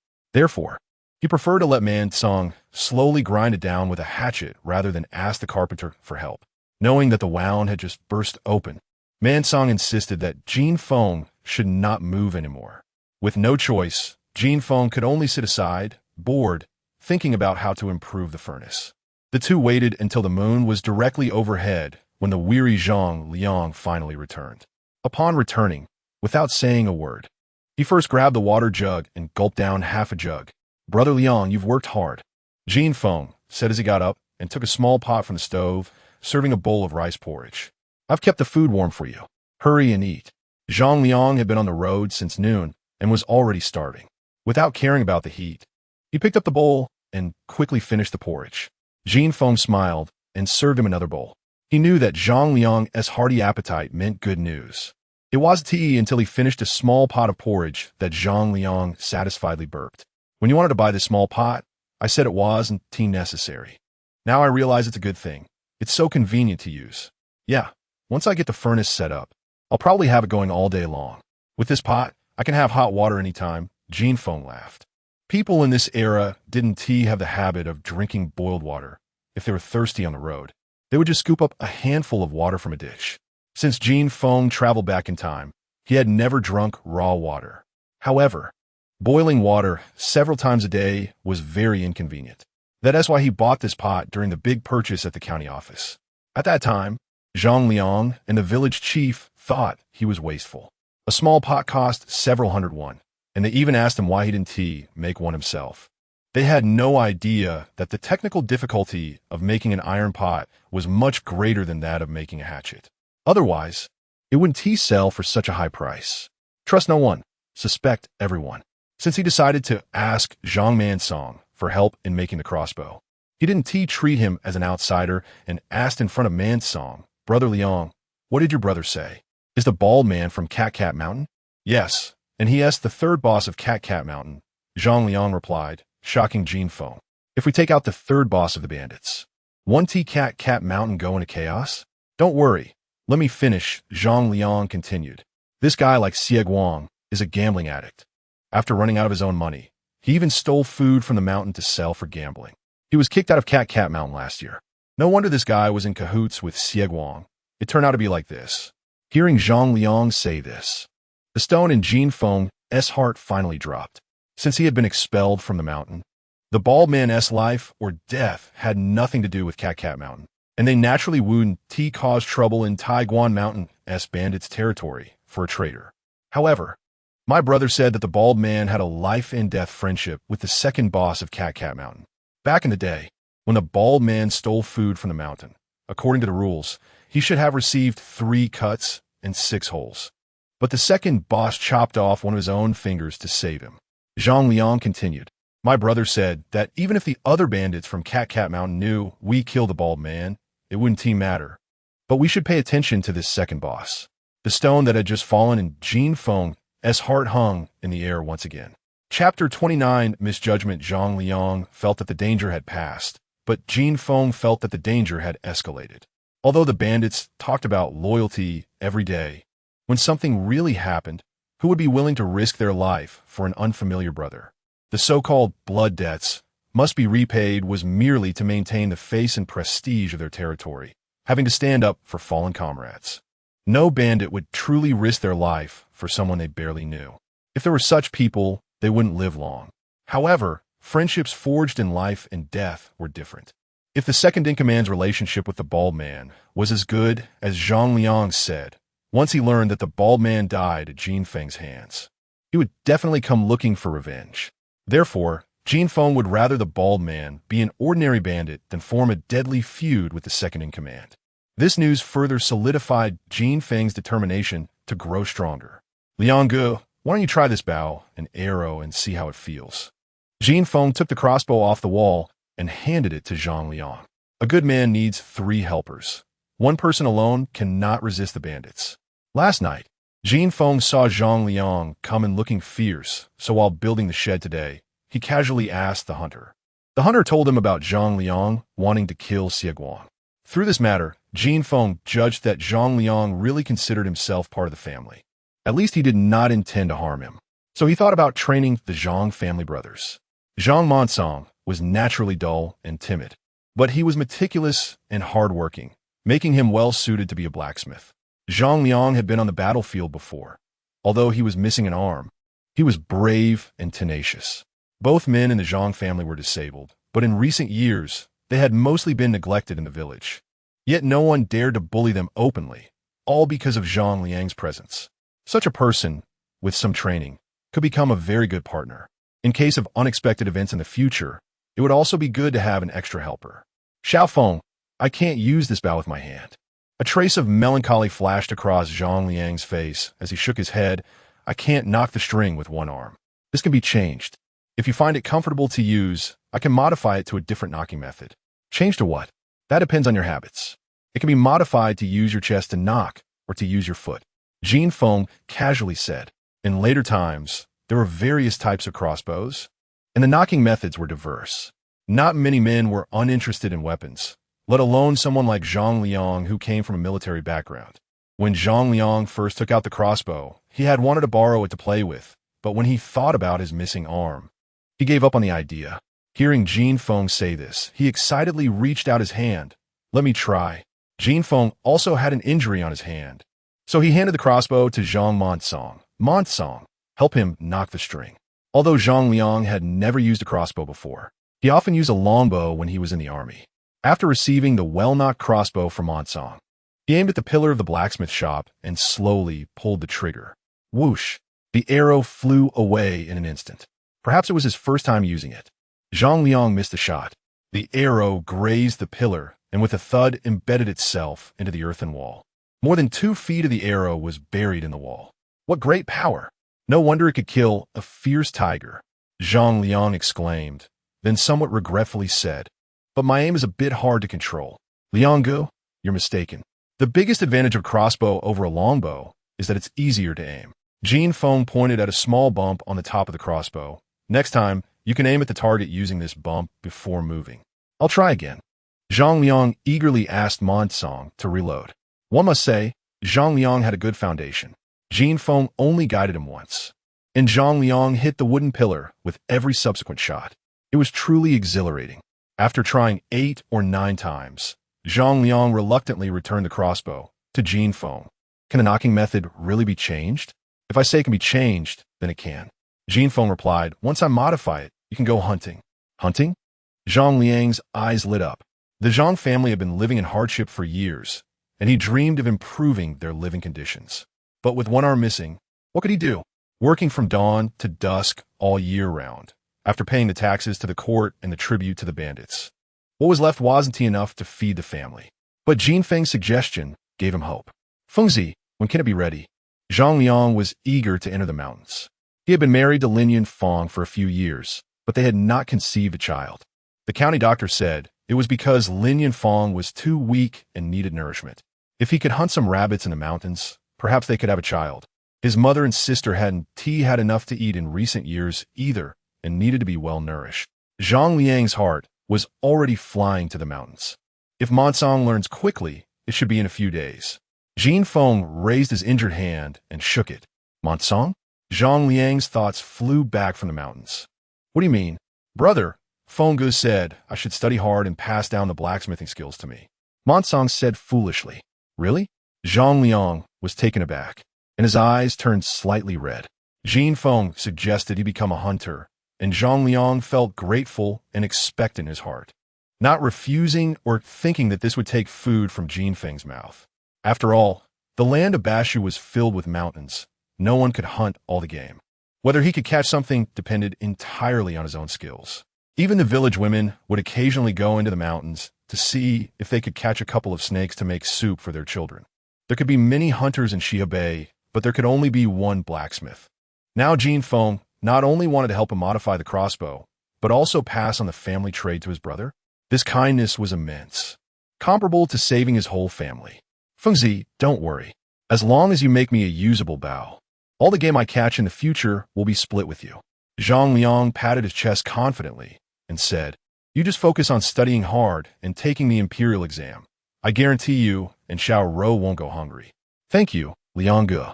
Jin Feng knew that since Zhang Liang said such words, he would definitely be able to do it. For the kindness of others, Jin Feng would always hold gratitude in his heart, regardless of whether he needed it or not. To thank you, we should thank you instead. Zhang Liang said, Moncong, you need to study hard and get the bow made for me as soon as possible. Brother, you know I'm slow and clumsy, Zhang Monsong said. Why don't you take a break from working in the fields these days, and we can work together? That way we can finish faster. Jin Feng looked at Zhang Monsong in surprise. He had misjudged him before. Who said this kid was stupid? He was clearly very smart. Not only did he want to learn for himself, but he also wanted to drag Zhang Liang along to learn together. However, Jin Feng didn't expose it. After all, he was also thinking about making a few more crossbows, preferably one for Guan Xiaoro, Tang Dongdong, and Run Yang each, with Zhang Liang coming to help. It would also be faster. Chapter 30. Old hands and newbies. Zhang Liang worked quickly. Although he was missing an arm, he was faster than Zhang Monsong. Jin Feng assigned the task of trimming branches and initially making the crossbow body to Zhang Liang. Zhang Monsong was meticulous in his work, so Jin Feng entrusted him with the more detailed carving tasks. While the Zhang brothers were crafting the crossbow, Jin Feng called Guan Xiaoro, Tang Dongdong, and Ruan Yang together, intending to teach them how to use the crossbow. In case of any future emergencies, they would have some means of self-defense. Even without emergencies, the second-in-command of Cat Mountain had never discovered the bald man's death, so learning more skills wouldn't hurt. In this era, few liked girls who wielded knives and guns. He initially thought they would refuse, but as soon as Jin Feng stated his plan, Tang Dongdong immediately agreed, her expression even somewhat impatient. The experience from that night left Guan Xiaoro feeling apprehensive, but after a moment's hesitation, she quickly nodded as well. Ruan Yang had no strong opinions.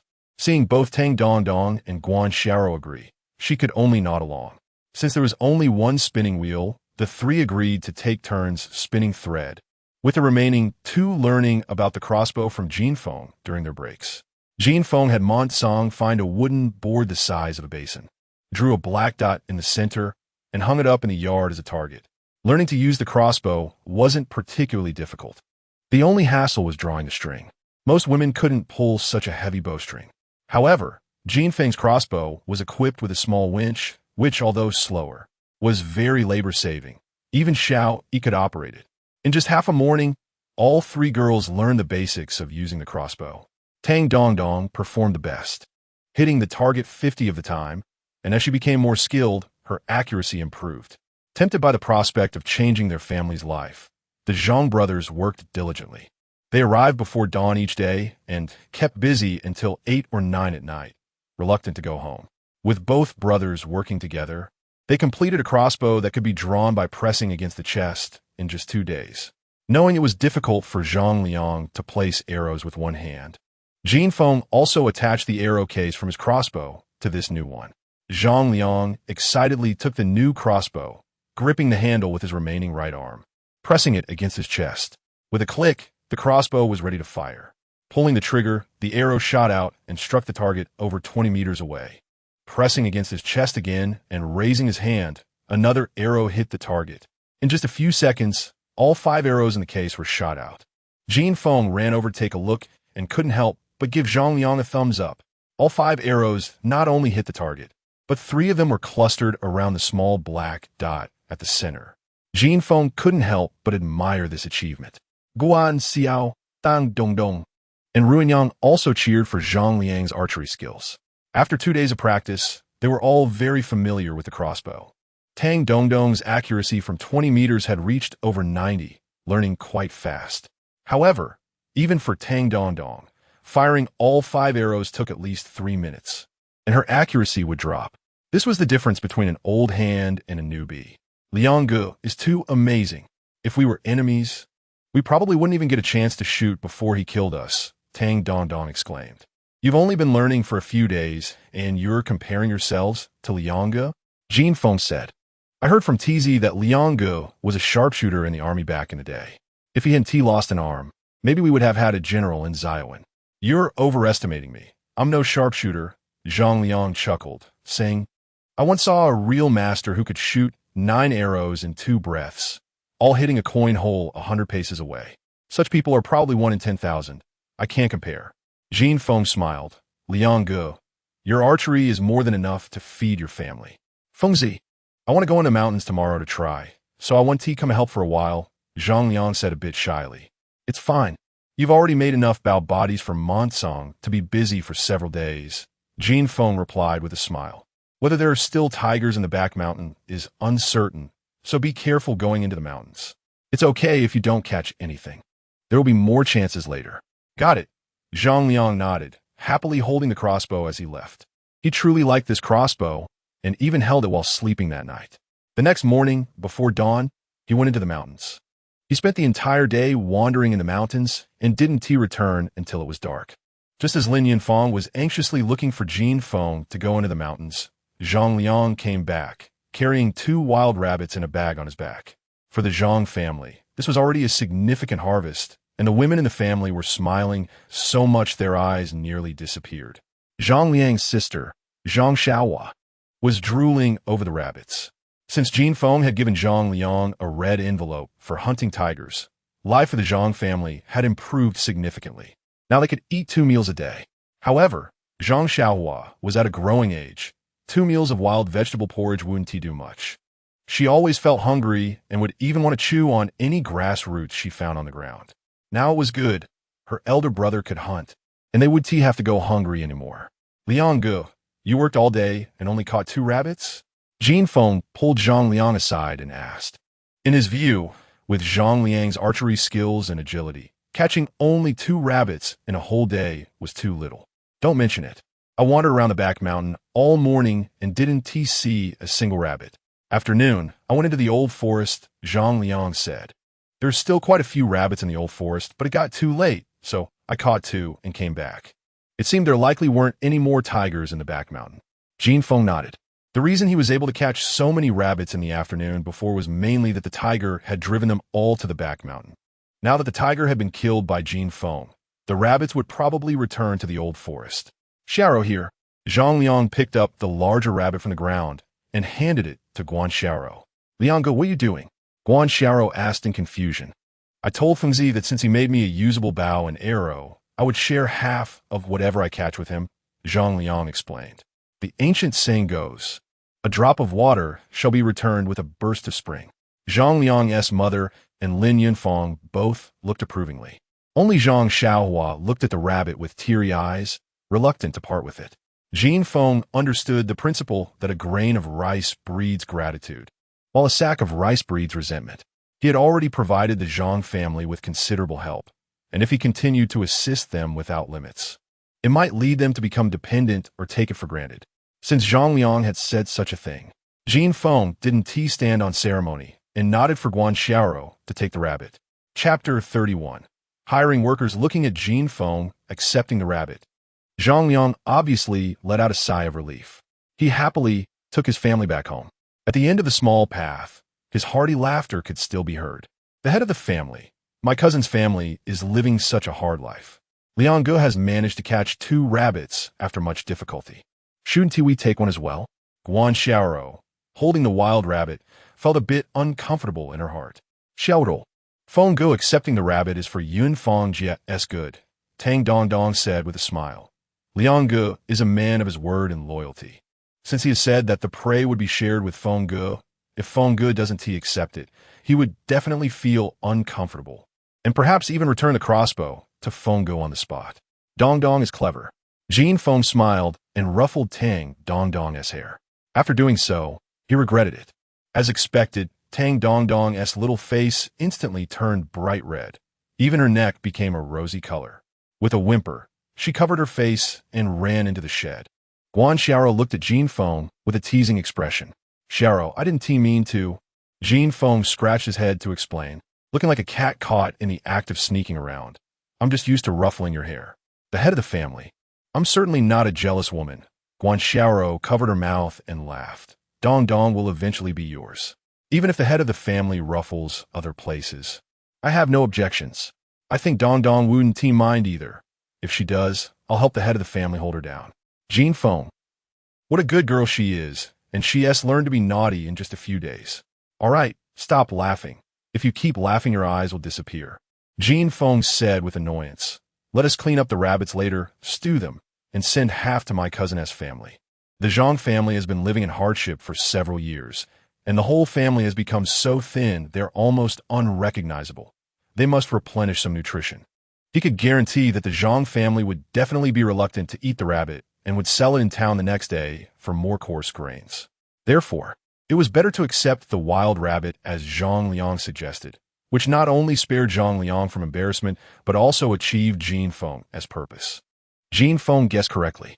When he and Guan Xiaorou delivered the rice and rabbit meat to the Zhang family, the whole family was gathered around drinking thin porridge. A large bowl of porridge contained only a few grains and 2 stalks of dark green wild vegetables, with not a trace of oil in sight. Even so, Zhang Xiaohua still drank it with great relish. Feng Ge Xiaorou, what are you doing? Zhang family's matriarch stood up and asked. We got married, and my cousin sent a gift, so we came to return the favor.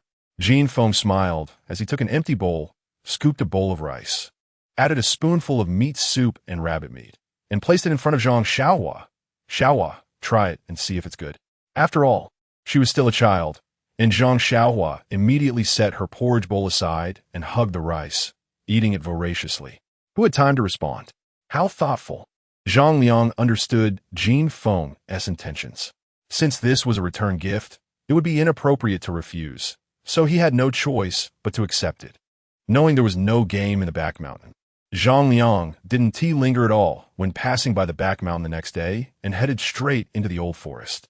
That night, when he returned, he carried 3 wild rabbits, 1 fox, and 4 mountain chickens on his back.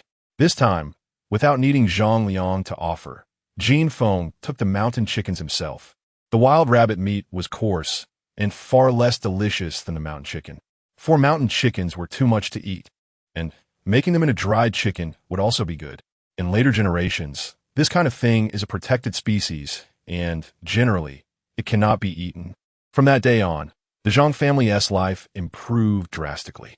The eldest son hunted in the mountains every day and rarely returned empty-handed, while the youngest son learned to forge iron at Jin Feng's house and would have the means to earn a living in the future. The villagers were all envious, their eyes turning red with jealousy. Everyone knew that the Zhang family's significant transformation was all thanks to Jin Feng. Therefore, the women started visiting Jin Feng's house more frequently, and when they tried to get close to Guan Xiaorou, their words implied that they wanted Jin Feng to help them make crossbows, and they were also willing to share half of the prey with him. However, this time Jin Feng refused, citing a lack of materials. Although there was an endless supply of game in the mountains, it would gradually decrease. It wouldn't matter if 1 or 2 hunters were added to a village, but if suddenly there were 10 or dozens more, the wild animals around Xia Bei would either be hunted to extinction or driven away. After all, wild animals are not stupid. Once they sense danger, they will migrate to places far from Xia Bei. This kind of overexploitation is not sustainable. Moreover, Jin Feng wasn't lying to them. Suitable wood for making crossbows was not abundant. Using ordinary would either lacked elasticity and had low power, or lacked toughness and would break after a few uses. Zhang Mansong had cut all the wild jujube trees that could be used from the back mountain, and he could only make about 11 or 12 more crossbows. Guan Xiaorou and Lin Yunfeng were relatives, and the Zhang family was struggling to get by. If Jin Feng made a crossbow for Zhang Liang, the villagers might be envious but wouldn't dare say anything. However, if Jin Feng made one for San Shun's wife, but not for the other villagers, then the other villagers would definitely have objections. Considering all these factors, Jin Feng decided that aside from Zhang Liang, he would not make crossbows for other villagers for the time being. However, Jin Feng liked seeing the villagers' attitudes of wanting to live better lives.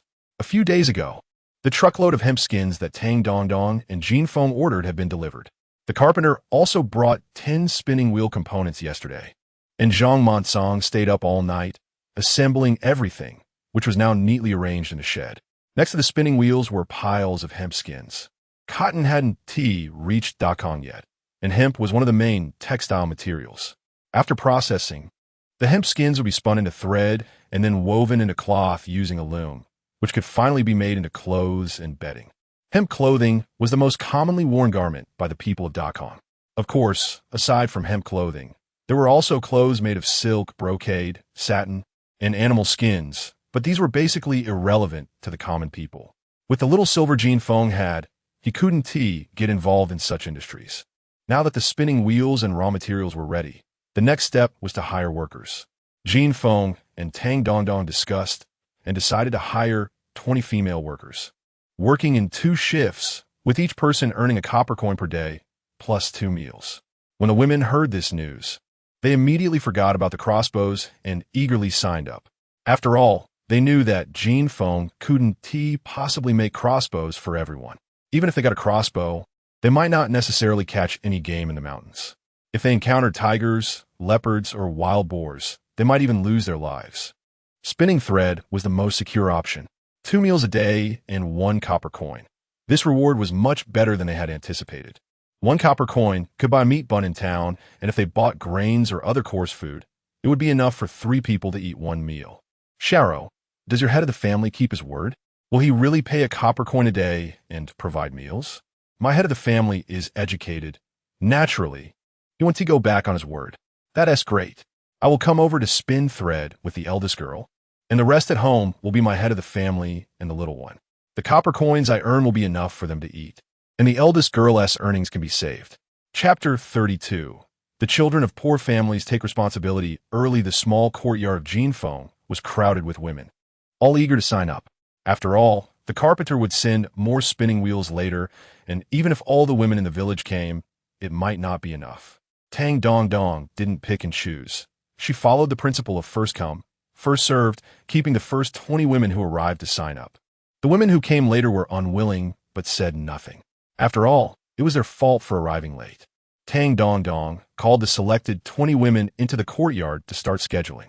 10 would work during the day and 10 at night, changing shifts every 10 days. This was a method Jin Feng had taught her. After the shifts were assigned, the 10 women on the day shift went into the grass shed to begin working. Those who were not selected and those assigned to the night shift did not leave either, gathering curiously to watch.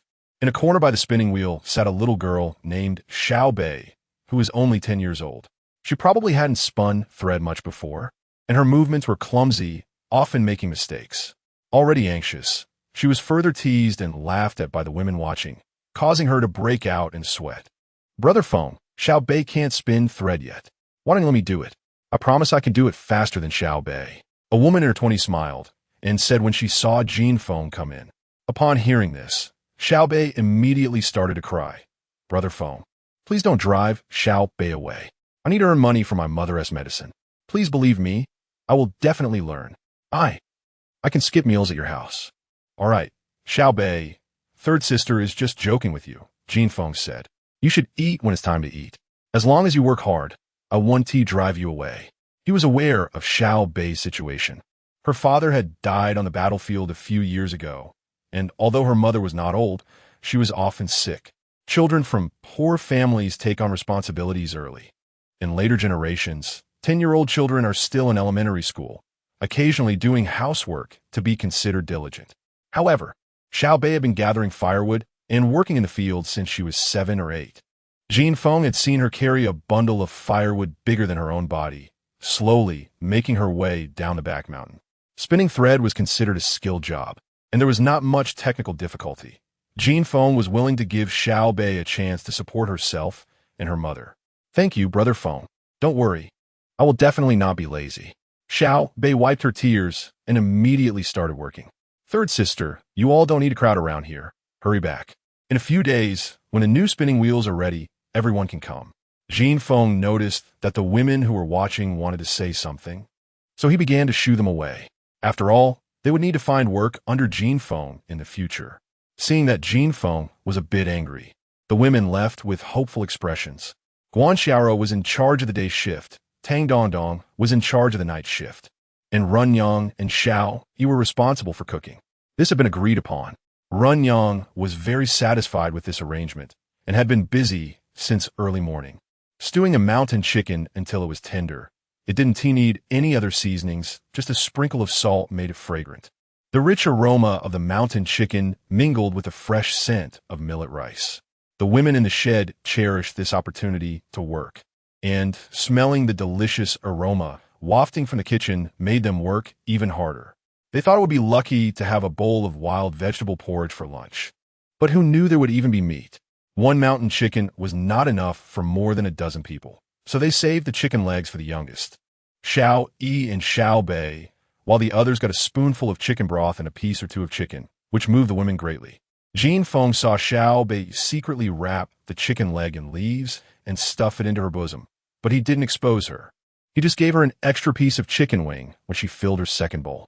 Zhang Liang had only sent a few mountain chickens, so they couldn't have chicken for every meal, and dinner was switched to wheat porridge and wild vegetables. This already made the women who weren't selected very jealous, urging Jin Feng to make more spinning wheels quickly.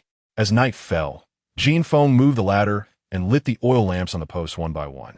The shed was made of thatch, and it was full of flammable materials like hemp threads. If a fire broke out, the consequences would be unimaginable.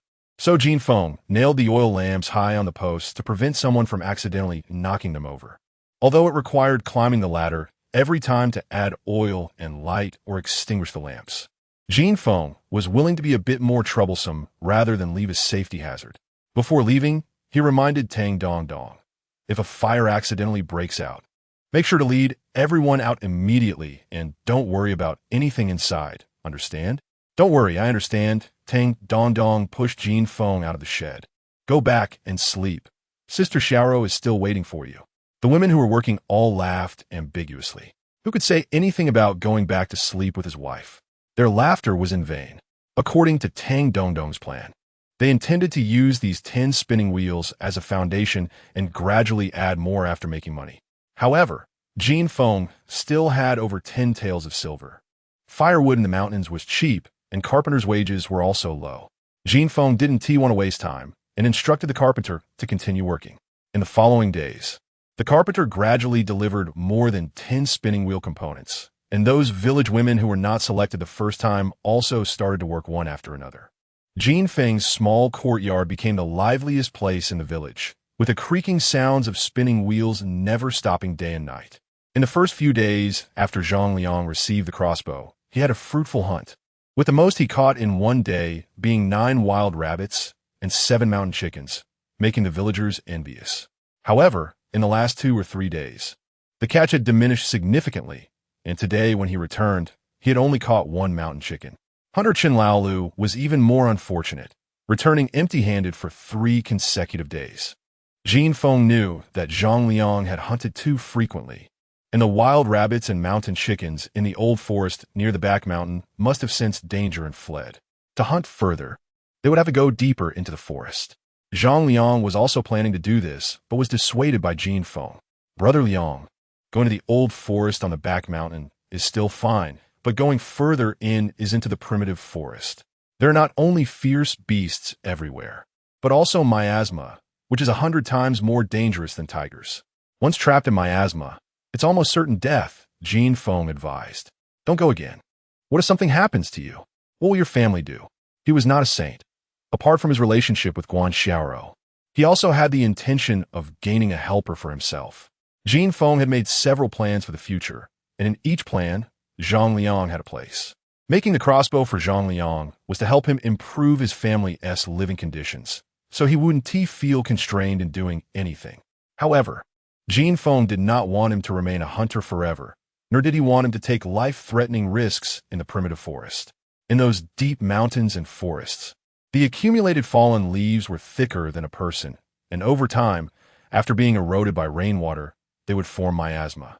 This miasma generally covered a large area, and once trapped in it, no one could rescue you.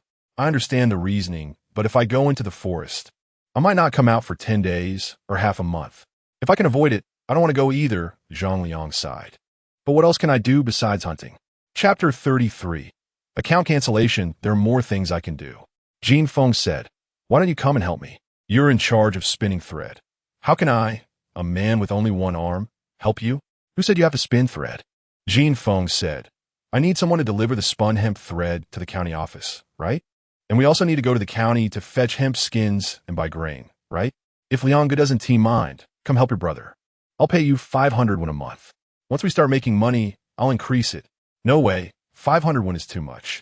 Zhang Liang shook his head vigorously. I heard that the county constables only earn 300 won a month. How can I be worth more than them? Although he makes money from hunting, in these past few days, apart from giving Jin Feng half, he only sold game for over 800 copper coins. but he definitely can't catch that much game going forward. If he makes 100 win a month, he'd consider himself lucky. And that's with the risk of being eaten by tigers. With millet costing 2 won per pound. 100 win plus the wild vegetables saved at home would be enough for a family to live on. No matter the era, money is hard to earn. Didn't you see those women who were so happy when they earned 31 in a month that they almost lost their way? 500 win a month feels too much for Zhang Liang. Liang Gu, transporting things back and forth is much harder than what the constables do. And this job must be done by our own people. If we hire outsiders, they might steal my stuff and I wouldn't even have a place to cry. Jin Feng said, Liang Gu, you're the person I trust the most, so you're the best candidate. Xiao Feng, I can help you. But 500 win a month is really too much. With just a few spinning wheels, how much can we earn in a month? And I have to support so many women. Liang Gu, you're underestimating me. Jin Feng said, how about this? We have enough hemp thread for a cart. Tomorrow you come with me to the county office, and then you'll see how much we can earn. All right. Zhang Liang nodded. That night, Tang Dong Dong arranged for the women to load the hemp thread onto the borrowed cart.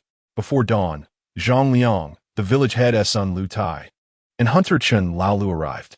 Chen Laolu was carrying a long bow and had a quiver hanging from his waist. Jin Feng and Zhang Liang also brought crossbows. Even Tang Dong Dong secretly tucked a pair of scissors into her clothes. They heard that there had been fighting in the west and north again, and many refugees had fled, making the roads unsafe. If they were robbed, it wouldn't be worth it. The group pushed the cart and prepared to set off when the village head ran over. Xiao Feng, I gave the account cancellation document for Xie Guang to TZ. It has already been stamped in town, but TZ can't read. So please take him to the yamen when you get to the county office. Xie Guang is dead, and the coroner in town has examined the body. But we still need to cancel the account at the county office. Otherwise, the government will come to collect taxes next year. If Xie Guang can't be found, the tax burden will fall on all the villagers of Ziowan. As for the bald man, no one knows him anyway. The village head wouldn't want to get into trouble for himself, and had him buried in a pit that night. All right, Jin Feng nodded. The hemp thread was light and easy to pull, and they arrived at the Jinchuan County office around 10 in the morning. This was mainly due to Tang Dong Dong moving too slowly. However, she was the most familiar with the textile industry, knowing how to sell the hemp thread for a high price and which type of hemp skins to buy, so they had to take her along. Jin Feng took Lu Tai straight to the yamen, while Zhang Liang and Chen Laolu followed Tang Dong Dong to deliver the hemp thread. Xie Guang, 17. The clerk of the office glanced sideways at Jin Feng and Lu Tai. How could someone so young be dead? They're not trying to evade taxes, are they? Such things are not uncommon. Some people can't afford to pay taxes and flee their hometowns. These people are called refugees. Most refugees ultimately become bandits, while some hide in the deep mountains, and of course some get caught. Dekong has a small wooden tag, similar to an ID card called a tooth tag, which is engraved with the name, origin, and date of birth. When people pay taxes each year, the tooth tag is marked with the date of tax payment. If someone is traveling and doesn't have a tooth tag, or if the tooth tag doesn't have the current year's tax payment mark, they are treated as refugees. Dekong is very harsh on refugees. Once caught, men are sent to the military's vanguard camp, and women are sent to government-run brothels. However, every year, many people evade taxes and become refugees. Someone like Xie Guang, who is young but reported dead, easily raises suspicion. The official didn't dare to speak carelessly. Xie Guang really was dead, killed while robbing villagers, and his body was buried by his relatives. Lu Tai quickly explained, "Look, here's the coroner's seal from town." He then pointed to the coroner's stamp on the account cancellation document. When he pulled his hand back, a small piece of silver was added to the document. Since there's a coroner's testimony, it's fine. The clerk discreetly pocketed the silver, took his stamp, and pressed it in the middle of the document. He then tore the document in half, giving the lower half to Lu Tai as a receipt. When taxes are collected next year, the village head will need to present this to the tax officer. The village head asked me and Lu Tai to come to the county office. And Jin Feng always thought it was because the village head was afraid Lu Tai might make a mistake since he couldn't read. But as they came out of the clerk's room, Jin Feng realized he was wrong. Lu Tai was much more prudent and capable than he was in speaking and handling affairs. So, the village head's only purpose in having him come along was to avoid bribing the clerk with any extra money. Thinking of this, Jin Feng smiled and took out a piece of silver, stuffing it into Lu Tai's hand. "Fengzi, what are you doing?" Lu Tai asked, spreading his hands. "I killed Xie Guang. I'm already very grateful to the village head for helping me handle such a big problem, so I can't let you guys spend more money on it." Jin Feng said with a smile, "I've been too busy these days and didn't think of this. It really shouldn't have happened. After all, I killed someone, and if it weren't for the village head handling it promptly, it would have been very troublesome when the authorities came to investigate." And Jin Feng was someone who disliked trouble. "So, I'm genuinely grateful to the village head and Lu Tai. This is too much." Lu Tai weighed the silver and said the money he would use to bribe the clerk was worth at most 200 copper coins. His father only used 101 to bribe the coroner, but the silver Jin Feng gave him was worth at least 700 or 800. The village head must have worried a lot about my matter. Consider this my way of buying some wine to thank him. Seeing that Lu Tai was still trying to refuse, Jin Feng smiled and said, "All right, if you keep refusing, I might just get angry." Seeing Jin Feng say this, Lu Tai accepted the silver. The two of them chatted and laughed as they walked out of the yamen when a burly yamen runner approached. It was very normal to encounter yamen runners in the yamen, so the two didn't pay much attention and stepped aside to let the runner pass first. The yamen runner glanced at them and hurriedly walked past, but after taking several steps forward, he suddenly turned back, sizing Jin Feng up and down, and asked, "Are you the tiger-slaying hero who shot the tiger a while back?" Chapter 34, 900, "When do you still remember us, sir?"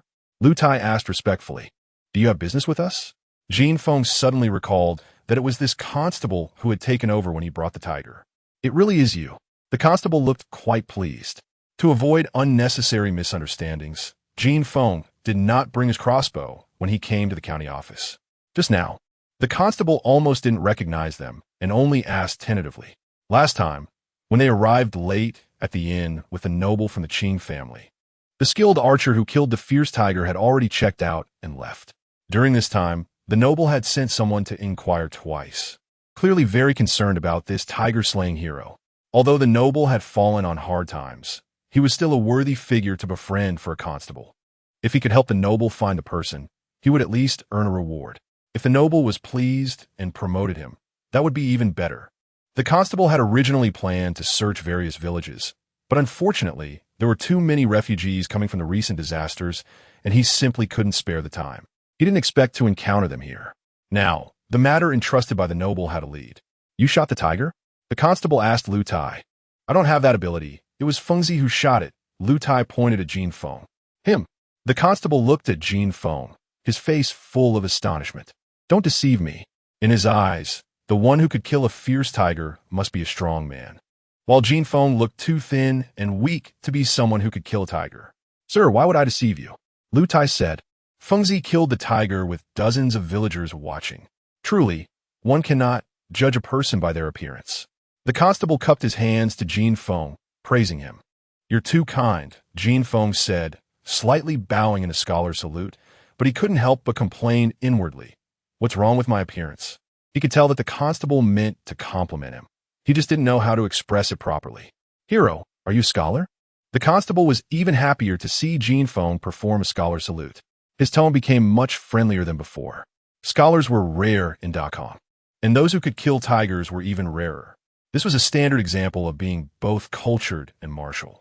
He had heard that the noble was also a person of both letters and martial arts. Knowing this news would certainly make him even happier. "I studied for a few years." Jin Feng nodded, not denying it, and then asked, "Sir, may I ask, do you have business with us?" The noble from Qing Feng courtyard bought the tiger you killed and admires the hero who killed it. He wants to meet you, but you left too early last time. By the time we arrived at the inn, you had already left, the constable said with a smile. The noble from Qing Feng courtyard? Jin Feng looked at Lu Tai, puzzled. Lu Tai also had a confused expression, evidently not knowing what Qing Feng courtyard was. The hero does not know? The noble from Qing Feng courtyard is a marquis, and he is also a great general who loves to befriend capable heroes, the constable said, cupping his hands to Jin Feng. A hero who is both cultured and martial will surely have an infinite future following the marquis. Putting aside what Jin Feng would do in the future, it was always good to say something nice first. If this scholar became successful in the future, it would count as forming a good connection. Hearing this, Jin Feng couldn't help but frown slightly. If possible, he truly did not want to have anything to do with some so-called marquis. In feudal times, there were no human rights, and many nobles did not consider common people as human beings. The highest official in the county was called a mu, such as Zhao Zhou Mu or Yong Zhou Mu, meaning they were shepherds for the emperor. The shepherds here did not refer to the common people who herded sheep, but rather that officials treated common people as cattle and sheep, acting as the emperor's shepherds. In ancient times, many nobles married close relatives to form alliances or for so-called pure bloodlines, resulting in many fools and perverts being born. Currently, he was just a worthless poor scholar. If the other party was reasonable, that would be fine, but if he was an unreasonable pervert, what would happen if they killed him over a trivial disagreement? It was better to avoid such people. However, Lu Tai was extremely excited. "May I ask, sir, when will the Marquis summon us?" In his understanding, the Marquis was like a divine being from the heavens. "Oh my God, the legendary figure wants to see us?" "The Marquis has gone hunting at Wulong Mountain. He left only 2 days ago and probably won't be back for half a month," the constable said. "Where are you staying?" "When the Marquis returns, I will inform you immediately. We just arrived at the county office and haven't had time to find a place to stay." Jin Feng shook his head. The constable wanted to ask again when a servant rushed out of the county office. "Jean Captain, why haven't you gone in yet?" "The master and the clerk are waiting anxiously." I'm coming, the constable said to Jin Feng. "Please wait here for a moment. I'll be right back." Before he finished speaking, he was dragged inside by the servant. Watching the constable and the servant turn around the corner, Jin Feng turned and left. "Fengzi, where are you going?" Lu Tai asked anxiously. "Aren't you going to wait for the sir?" "Wait for what?" "To have him introduce us to the Marquis." "Fengzi, this is a great opportunity to rise to the top." "I'm not interested." Jin Feng quickened his pace. "You." Lu Tai stomped his foot in frustration when he realized Jin Feng had already walked far away and could only follow him. When they arrived at the agreed place, Tang Dong Dong had already sold all the hemp threads, and the shop's workers were loading the bundled hemp skins onto the cart. Tang Dong Dong was holding a heavy bag, while Chun Lao Lu and Zhang Liang were carrying crossbows and looking around vigilantly. "How much did we sell for?" Jin Feng asked Tang Dong Dong. 2,301. Tang Dong Dong excitedly patted the money bag. "I calculated it. After deducting the cost of the hemp skins and labor, with food and drink, we can earn over 901. "Not bad." Jin Feng nodded in satisfaction. With these more than 20 spinning wheels, he had completely solved the problem of basic needs. He could earn at least over 4,000 when each month, which was 4 taels of silver, enough to live well in Dakon. "Not bad." Tang Dong Dong was very dissatisfied with Jin Feng's reaction. Other workshops would need at least a month to earn 901 with 20 spinning wheels working day and night. And we did it in just 6 days, 5 times faster than them. If other workshops found out about this, they would go crazy. Trust me, once Xiao Bei and the others get used to the spinning wheels, the speed will improve even more. Jin Feng said confidently. The women had never used foot-powered spinning wheels before, so they were still a bit unaccustomed to them and were currently in a period of adjustment. Once they got the hang of it, the speed of spinning yarn would definitely improve further. In fact, he could make even more advanced and faster spinning wheels to earn money even quicker. But Tang Dong Dong was adamantly against it. After thinking for a moment, Jin Feng gave up on that plan. Chapter 35. Geniuses and Madmen Nowadays. Such spinning wheels are already products ahead of their time. Making even better ones brings no benefit. Being 1 step ahead is genius, while being 10 steps ahead is madness. No one wants to associate with madmen. It's better to keep some cards close to the chest. The structure of this spinning wheel is not complicated, and even if the carpenter doesn't reveal it, it will eventually be replicated by others. When someone does replicate it, it won't be too late for elimination and upgrades. After the shop assistants finished packing the hemp skins, Jin Feng and a few others went to the grain store again to buy several bags of grain. There was no choice. The family had to support dozens of people, and the food was consumed quickly. Afraid of being entangled again by that constable, Jin Feng didn't even eat after buying the goods and left the county office with a few people. In fact, Jin Feng thought too much. It wasn't until an hour after they left the county office that the constable was released by the clerk. Upon reaching the county office entrance, Where were the shadows of Jin Feng and Lu Tai? Where were the two people who just spoke with me? The constable grabbed the gatekeeper and asked. Captain Zhang. They left as soon as you did, the gatekeeper replied. Damn it. The constable almost wanted to slap himself. What a great opportunity. And they slipped away from under his nose again. By the way, do you know what they came to the county office for? The constable asked. It seems they came to handle the household cancellation documents, the gatekeeper replied. The constable turned and ran back into the office. Back at Xia Bay, the carpenter had just left, and he brought another 5 sets of spinning wheel parts. Zhang Monsong was assembling them. A group of women was gathered at the entrance, eagerly waiting, but no one dared to enter, because Tang Dongdong said that anyone who dared to peek at Monsong working would not be allowed back in the workshop. So the women didn't even go out to dig wild vegetables. They spent all day guarding the blacksmith shop door, ready to snatch the spinning wheels as soon as Monsong finished one. Jin Feng glanced at the grass shed, which was already crammed with more than 20 spinning wheels. There was no place for Tang Dongdong and Run Yong's beds, so they moved back to the east room and squeezed in with Xiao Yi. It was still late spring, so it wasn't a big deal, but if it got to the hot summer with so many people crammed together, let alone working, just sitting still might cause heat stroke. Some women had already suggested taking the spinning wheels home, but Tang Dongdong firmly refused. The spinning wheels were like her heart's desire. She would rather work slower and make less than let the spinning wheels get out. Expanding the workshop was already inevitable. However, Jin Feng didn't want to build another grass shed. It leaked in the rain during summer and in the wind during winter, which was unsafe. Since they decided to stay long-term, Jin Feng hoped the house could be sturdier. Not to mention a multi-story building. At least a few tile roof houses should be built, right? But there were no brick kilns in Xia Bay, and even in nearby villages and towns, or Jinshuan County, it seemed there was no news of any brick kilns. Surely, he couldn't build a brick kiln just for a few houses, could he? Wait, since there are none, why can't he build a brick kiln himself? This would definitely be a profitable business. After all, digging a clay kiln wasn't that difficult.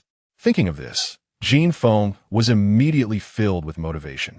Spring plowing had ended, and the men at home were all idle. Jin Feng raised his arm, and all the men in the village gathered around. No matter when, the economic foundation determines family status. In the past, when farming, men were the laborers, so the family was run by men. Since the textile workshop started operating, the women at home could also earn money, and earning 30 copper coins a month was more than what men made from farming. One by one, they began to act arrogantly. They even dared to eat breakfast without waiting for the men, saying they were in a hurry to get to work. 2 days ago, Lu Gu beat Lu Sa over this matter.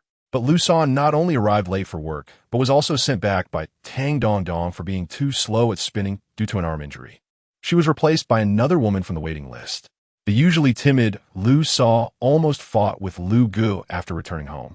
And even her normally supportive in-laws sided with Lu Sa this time, with the old man chasing Lu Gu several miles with a hoe. The most outrageous was San Ani, who reportedly didn't even wash clothes anymore. Yesterday, Guzi saw San Uncle sneaking back from the riverside at night with a basin of clothes, looking like a thief.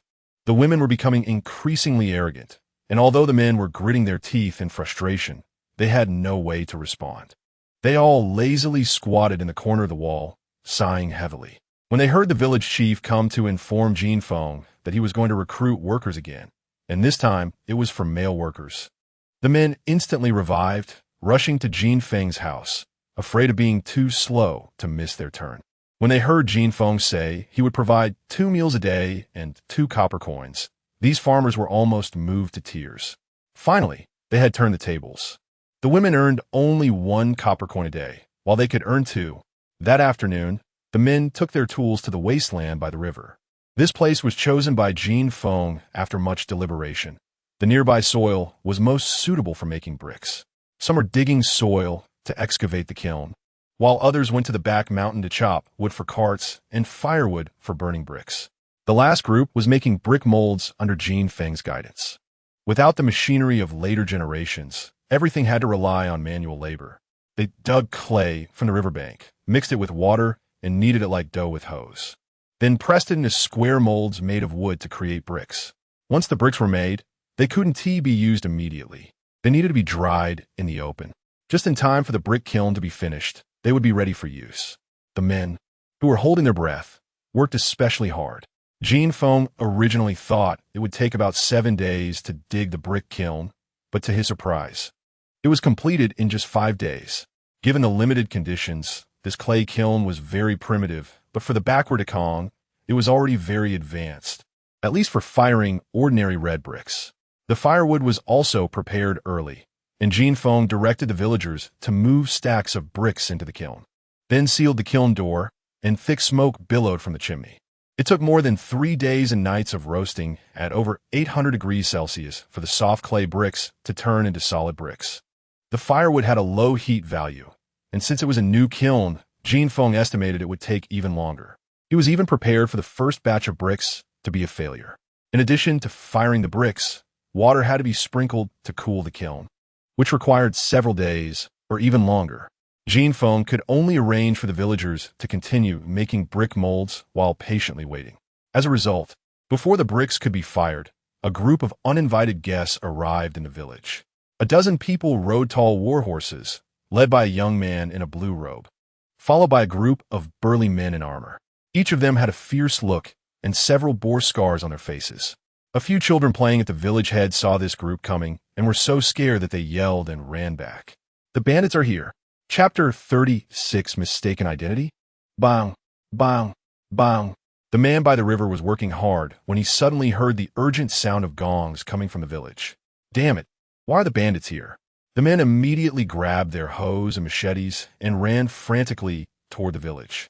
Jin Feng, crouching on the kiln roof, checking the fire, felt a chill run down his spine. The first thought that flashed through his mind was that the bandits from Cat Mountain had come. What to do? Jin Feng instinctively glanced at the back mountain, but quickly discarded that thought. If he ran away, what would happen to Guan Xiaoro, Tang Dong? What about Run Yang and Xiao Yi? No, even if he had to escape, he had to take them with him. With that thought, Jin Feng turned and ran toward the village. His home wasn't at the village entrance, so the bandits would need some time to find it. He had to leave with Guan Xiaoro and the others before the bandits found his house. With this in mind, he gritted his teeth and sprinted. How could they have come so fast? Didn't Liang Gu say his brothers were watching Cat Mountain? Jin Feng felt like his heart was about to leap out of his chest. The brick kiln wasn't far from home, but by the time Jin Feng rushed into the yard, there was no one left in the workshop. Bandits had a habit of killing to establish their power when they entered a village. The men had all gone to the brick kiln, and the women were working in the workshop, leaving only children in the village. So when they heard the gongs, the women immediately cried out and ran out to find their children. Zhang Monsong was in the blacksmith shop, frantically stuffing arrows into a quiver. Tang Dong and Run Yang were busy burying money bags in the stove, while Guan Xiaoro held Xiao Yi, trembling slightly. Xiao Yi's pale little face was terrified, but she tightly closed her mouth, not daring to make a sound.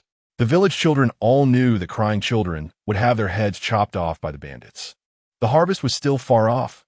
Why were the bandits here? Seeing Jin Feng return, Guan Xiaoro found her anchor and anxiously asked, could it be a change of bandits? A cornered rabbit will bite, and life is already hard for the common people. Under normal circumstances, bandits would only come to the village once a year to collect grain. If they came twice, it would mean they were forcing the common people to fight back. Last autumn, the bandits from Tieguan Mountain had already come to collect the harvest. Barring any unexpected circumstances, they wouldn't come again until this autumn. If the bandits came in the spring, the most likely scenario was that the Tieguan Mountain bandits had been eliminated by other bandits, and the new bandits were here to establish their authority. The person collecting the harvest from various villages had changed. It's not a change of bandits. You all come and grab crossbows. We're heading to the back mountain immediately. Jin Feng didn't have time to explain about the bald man to Guan Xiaoro. He rushed into the shop and grabbed his crossbow. Once he had the crossbow in hand, Jin Feng felt a little more at ease.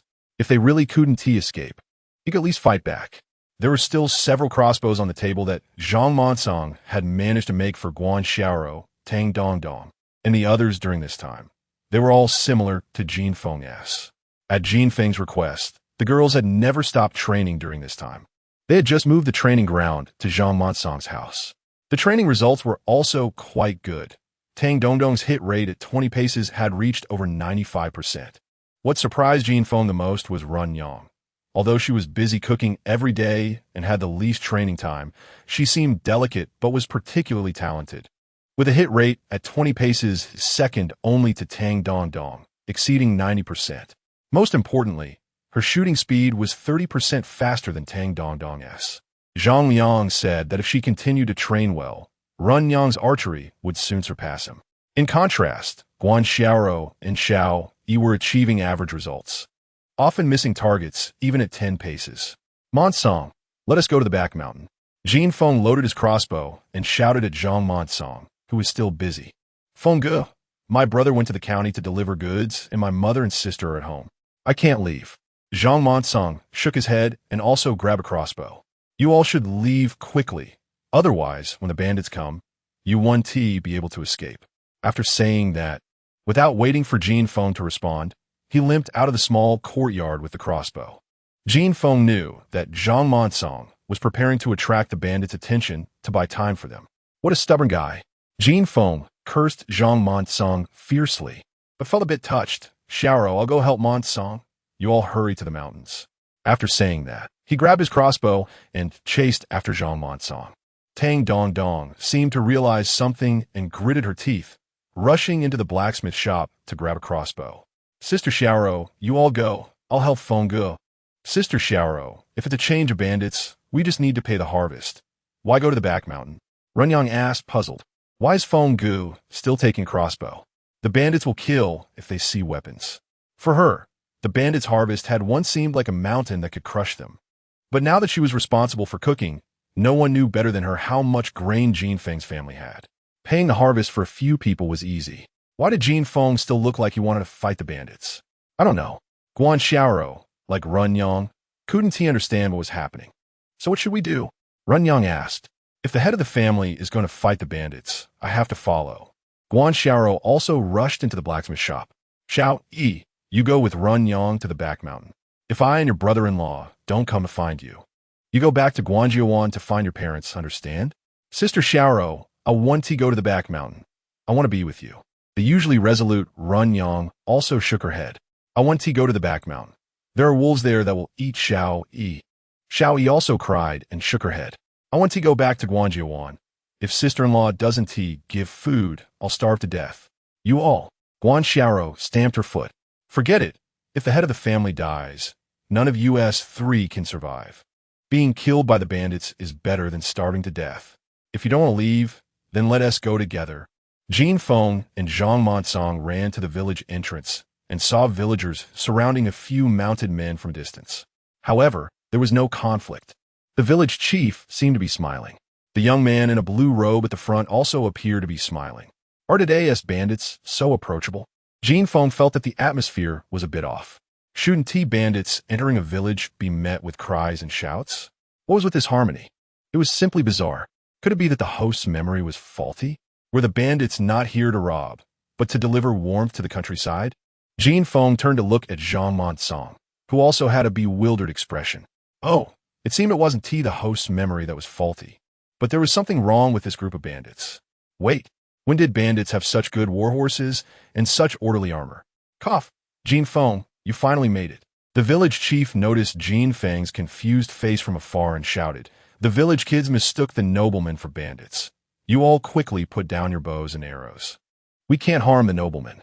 Chapter 37, A Visit Crash. Two burly men immediately stepped in front of the young man, while the others drew their bows and aimed at Jin Feng. The village chief hurriedly ran to the middle, anxiously explaining, Jin Feng. Xiao Huzai saw someone riding a horse into the village and shouted that bandits were coming. Your grandmother thought real bandits had come and started ringing the gong. The village chief pointed to the side, where a 5 or 6-year-old child was getting spanked by his father. An elderly woman with gray hair stood awkwardly to the side, holding a gong. Fortunately, it was just a false alarm. Jin Feng put away his crossbow and hung it on his waist, bowing to the young man in a scholarly manner. I've seen the young master. Upon seeing the officials accompanying the young man, Jin Feng immediately guessed their identity. He still hadn't avoided them. However, it seemed that this young lord wasn't a pervert and was somewhat polite. The young man waved his hand, and the burly men immediately dispersed. He pointed to the crossbow in Jin Feng's hand and laughed. I've heard people say that when bandits come to the village, the villagers are so scared they kneel down, but this is the first time I've seen someone daring to resist. Jin Feng glanced around and saw that indeed. The villagers were empty-handed, with only him and Man Tsang holding crossbows. However, Jin Feng didn't look down on these villagers because he had seen the men running back from the brick kiln with weapons. They must have all hidden in the nearby bushes. This was a tradition of the village, a survival method that the villagers had paid for with countless bloodshed. If the bandits only demanded money and grain, and it wasn't too excessive, they would endure it, because the bandits were numerous, and most of the young and strong men in the village had gone to the army. The remaining villagers really couldn't fight against the bandits. No amount of money or grain was more important than the lives of their families. But once the bandits indiscriminately killed innocents, they would absolutely fight back to the death. The bandits also knew this, so every year when they came to collect the harvest, they didn't dare to push too hard. Both sides maintained a strange balance. It was very rare for someone like Jin Feng to come out boldly with a crossbow. Perhaps the young master doesn't know that bandits usually come to collect the harvest after autumn, and if they come in late spring, it's very likely that the bandits have changed. The new bandits, in order to establish their authority, might indiscriminately kill innocents. I am a hero who fights tigers. The tougher I appear, the more the bandits will fear me, and they might give up their plans to establish authority. Jin Feng's mind was working quickly, and after realizing he had mistaken the person, he immediately found an excuse. Are you not afraid that the bandits will be angered and kill you? If that is the case, I would rather fight to the death than be captured and slaughtered. Jin Feng puffed out his chest and said proudly, as scholars, we would rather die standing than live kneeling. Besides, I am not a softie. Killing one is a break-even, and killing two is profit. Life is like a play, and it all depends on acting skills. Regardless of the internal struggle Jin Feng had before charging over, at least the momentum he displayed now was indeed tragic. From the reactions of the guards and the cuts on their armor, Jin Feng confirmed that the young man before him was not just an ordinary young master. He likely had a military background. What kind of people do such individuals most admire? The fearless warriors? Sure enough, upon hearing Jin Feng's words, the young man and the warriors behind him cheered in unison. Well said. This is how our Dakong warriors should be. The young man directly dismounted. Jean Captain said you were proficient in both literature and martial arts, and now it seems to be true. No wonder you are a warrior who can independently hunt tigers. Just as Jin Feng was about to speak, he saw Guan Xiaoro and Tang Dongdong rushing out from a small path, each holding a crossbow like Jin Feng.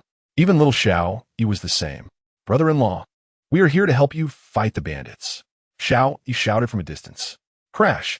The armored guards became tense and surrounded the young man again. Xiaoro, you got it wrong. They're not bandits.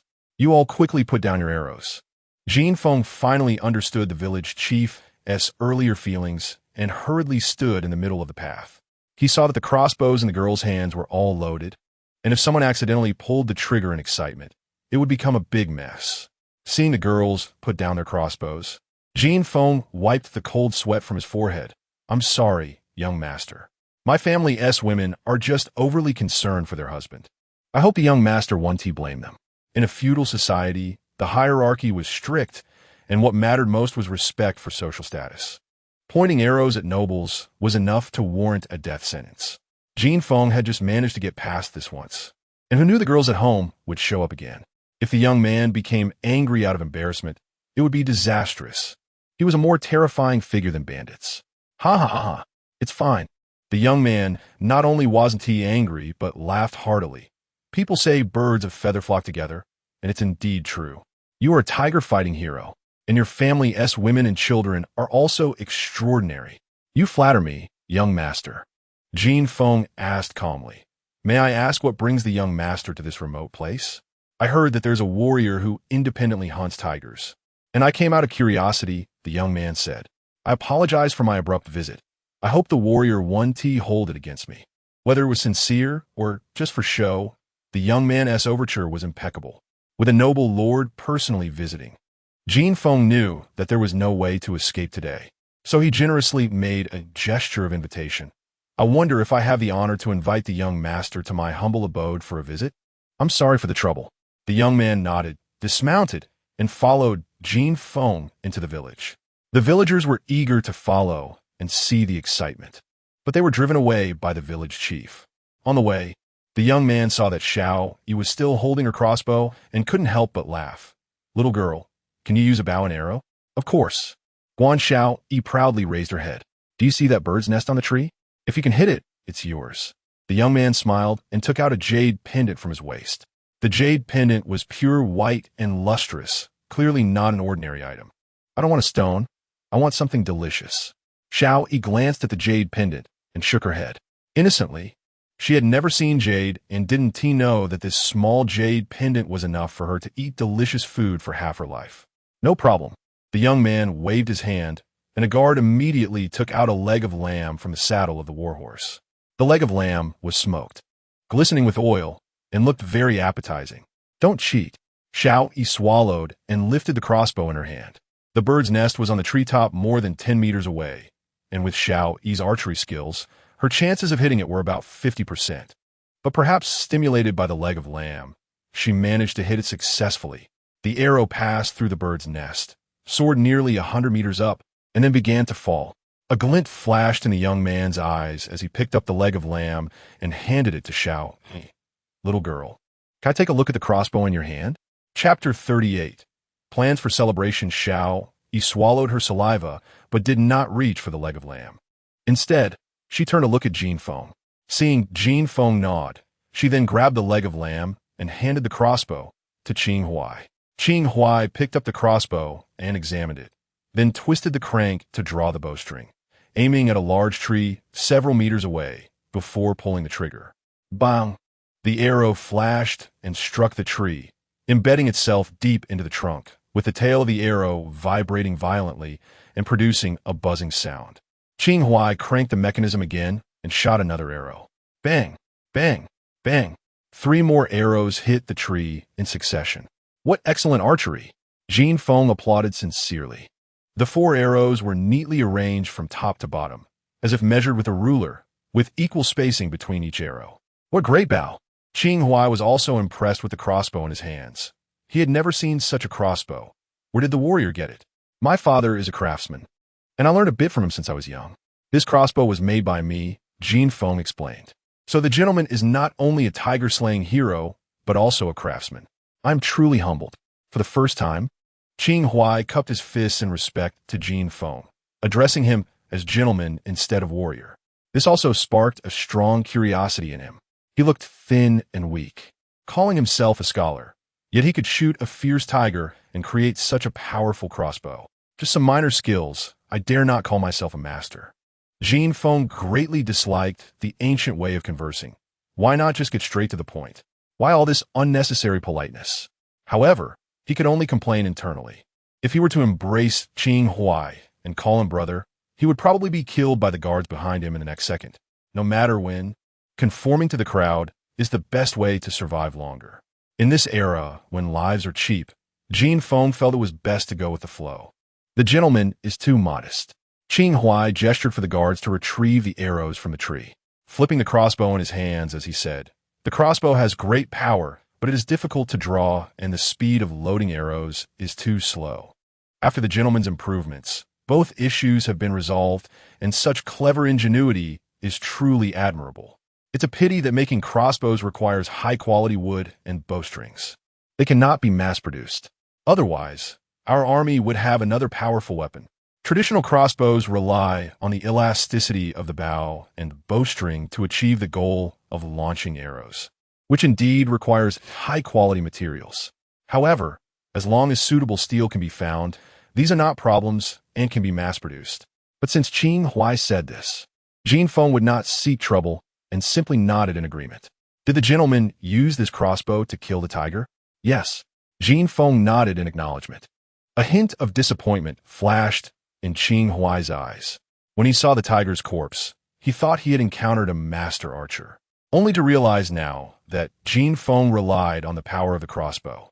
In Qing Huai's view, although Jin Feng's modified crossbow overcame the issues of drawing and loading arrows, its shooting speed was still too slow compared to a longbow. A longbow only requires pulling the string and knocking the arrow to launch. A true master can shoot a dozen arrows in one breath. On the other hand, the modified crossbow requires cranking the mechanism several times after each shot to reload, making Qin Huai feel it was somewhat lacking. It also left him with a sense of regret for having come all this way. However, as a well-educated nobleman, Qin Huai quickly adjusted his mindset, and the disappointment in his eyes was fleeting. The few of them laughed as they entered Jin Feng's small courtyard, and as soon as they stepped inside, they saw rows of spinning wheels in a grass shed. Qin Huai initially did not pay attention, but when he saw a guard staring intently at the spinning wheels, he couldn't help but ask, "Zhongwu, what are you looking at?" Reporting to the marquis, "I am looking at those spinning wheels," the guard respectfully replied. "What is wrong with the spinning wheels?" Qin Huai asked curiously. As a marquis, he had seen spinning wheels only a handful of times and had never interacted with them, and he could not tell what was different about them. The marquis also knew that Zhongwu was raised by his mother while she spun thread, and he was familiar with various spinning wheels, but he had never seen one like this. Zhongwu pointed at the spinning wheels and said, "The spinning wheels I have seen are all hand-operated, but these are foot-operated, and there are 5 spindles. So the spinning speed must be very fast." Qin Huai nodded, somewhat indifferent. In his view, spinning wheels were women's tools. What was so interesting for a group of big men to gather around one? However, Zhongwu had followed him through thick and thin for many years. Although he was a servant, he was like a brother. Zhongwu usually never made any demands, so when he found something he was interested in, Qin Huai endured his impatience and watched him circle around the spinning wheel. However, what Qin Huai did not expect was that Zhongwu was not satisfied with just looking. He rubbed his hands and asked Jin Feng, "Sir, may I try the spinning wheel?" What could Jin Feng say? He could only nod. "Sure." Zhongwu immediately took off his dagger and set it aside, sitting down in front of the spinning wheel to begin operating it. A burly man in armor sat in front of the spinning wheel, and it looked quite awkward. Qin Huai almost couldn't help but cover his face. The expressions of the other guards behind him were similar to Qin Huai's. However, no one stopped him. They all knew Zhongwu's background. He had been raised by his mother while she spun thread, and he had a special relationship with spinning wheels. After Zhongwu spun a good amount of thread, he finally stood up. "This spinning wheel is really amazing. It spins 5 or 6 times faster than any I've seen before. If my mother had seen such a spinning wheel when she was alive, she would have been so happy." The burly man with a scar on his face spoke, and his eyes began to redden. In his memory, his mother was always spinning thread day and night, but the money she earned was never enough for food, and they often went hungry. If there had been such a spinning wheel back then, perhaps his mother wouldn't have been so tired? This spinning wheel spins 5 or 6 times faster than others. After hearing Zhongwu's words, Qin Huai suddenly became interested in the spinning wheel. As a nobleman, his education far surpassed that of a guard like Zhongwu. He immediately realized what it meant to increase the spinning speed by 5 or 6 times. Clothing, food, shelter, and transportation are necessities that everyone cannot do without. Clothing ranks first in importance, and its significance is self-evident. Qin Huai immediately recognized the wealth that this spinning wheel could bring. "Sir, did you make the spinning wheel too?" Qin Huai asked. "Yes." Jin Feng nodded, his mind already racing. Tang Dongdong's expression also turned grim. They all guessed Qin Huai's intentions. Sure enough, Qin Huai's next question was, "I find the spinning wheel quite interesting. I wonder if the gentleman would be willing to part with it?" Chapter 39, Old Acquaintances, What to Do. Countless thoughts flashed through Jin Feng's mind in an instant. In his previous life, he had heard of merchants being extorted by some young rascals, but he had only heard about it. After all, he had never been a boss and had no value to be extorted. Well, he had just arrived in Dakong for a few days when he was already targeted by a lord. In his previous life, it was a civilized society. Even if he was extorted by rascals, it was usually just a bit of trouble and oppression. But Dakong was different. A lord killing a civilian was no different from killing a chicken. It could easily lead to losing one's life. These thoughts flashed through Jin Feng's mind. And after Qin Huai finished asking, Jin Feng smiled and replied, "These spinning wheels are just small trinkets I made for my wife. If the Lord doesn't mind, you can take them when you leave." Although the spinning wheels were nothing valuable that he made casually, being extorted like this made Jin Feng uncomfortable So he decided to test this lord. If the other party had some bottom line, they would hear that Jin Feng didn't want to sell the spinning wheel technique. If the other party was determined to demand it, Jin Feng would have to accept it. A gentleman takes revenge 10 years is not too late. At worst, after finding a bigger backing in the future, he could create more advanced spinning wheels and crush this guy. Upon hearing that Jin Feng wanted to give the spinning wheels away, Qinghuai hadn't replied yet, but Xiao Yi was already unwilling. Big brother, this is what my brother-in-law made for my sister. Our whole village's grandmothers, aunts, and sisters rely on spinning thread for a living. If you take the spinning wheels away, they won't have food to eat, and Xiao Yi will also go hungry. Jin Feng silently gave Xiao Yi a thumbs up in his heart. Unless Qinghuai had really lost his face, he wouldn't do something like snatching things from a child. It turned out to be the lady's cherished item. I was reckless. As a lord, Qinghuai was not short of money. He had just casually asked with the thought of picking up a bargain. Hearing the refusal in Jin Feng's words, he gave up on that idea and took the opportunity to step down based on Xiao Yi's words. Little girl, don't worry. I won't let you go hungry. I won't take the spinning wheels. Thank you, big brother. Xiao Yi immediately cheered up. Qinghuai patted Xiao Yi's head and pointed to the smoke column in the distance, asking, "Why is there so much smoke over there? Is there a fire?" "No, that's the brick kiln built by my brother-in-law burning bricks," Xiao Yi proudly said. "Your village has a brick kiln?" Qinghuai asked with a smile.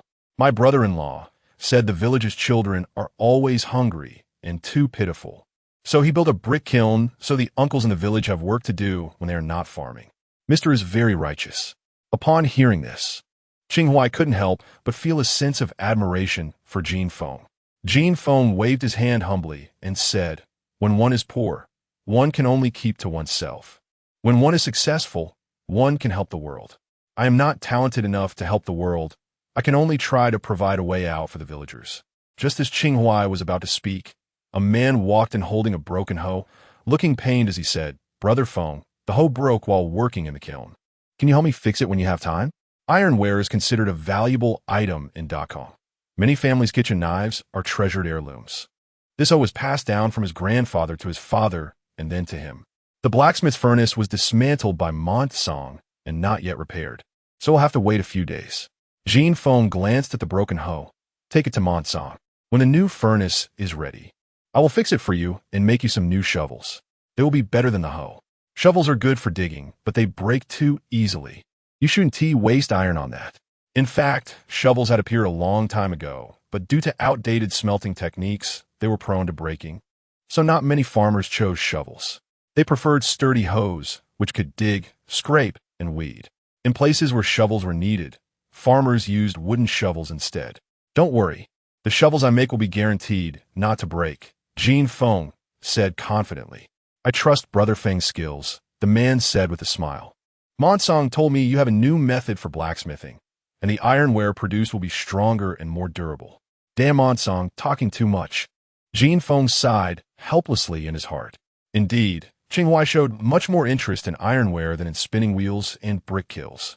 As soon as the man left, he asked, "Does the gentleman still want to improve the iron smelting method?" "It's not really an improvement, just some small discoveries.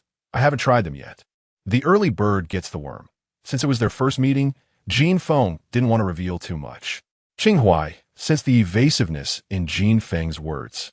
But this time he didn't easily give up. Instead, he pursued, "What discoveries do you have? Could you enlighten me?" After saying this, he cupped his fist seriously at Jin Feng. For a noble and a commoner, this was already a high level of etiquette. If Qinghuai had bowed deeply to Jin Feng, an official from the Ministry of Rights would have scolded him. Ironware is closely related to the military, and Jin Feng knew Qinghuai would not give up easily without a clear answer. So he had to say, "It's not a major discovery. I just found that when my father was blacksmithing, if the airflow in the furnace is smooth and the charcoal burns vigorously, the impurities in the steel produced are fewer, and its toughness improves somewhat. So I plan to make the furnace easier to ventilate, which should enhance the quality of the ironware." "Really?" Qinghuai's eyes suddenly lit up. Currently, the weapons used in Dakong are mostly made of pig iron, with very crude craftsmanship. While they achieve hardness, they are extremely brittle. They are okay for farming tools, and farmers treat ironware as treasures, using them cautiously. However, They're not suitable as weapons. In battle, one must go all out, or one could lose their life. Therefore, the damage rate of weapons is very high. After a fierce battle, many soldiers' sabers are left in half. This also leads to many soldiers who could have survived dying on the battlefield. As a lord from a military family, Qing Huai naturally cares about this. These are still just my guesses. We won't know the results until the furnace is built.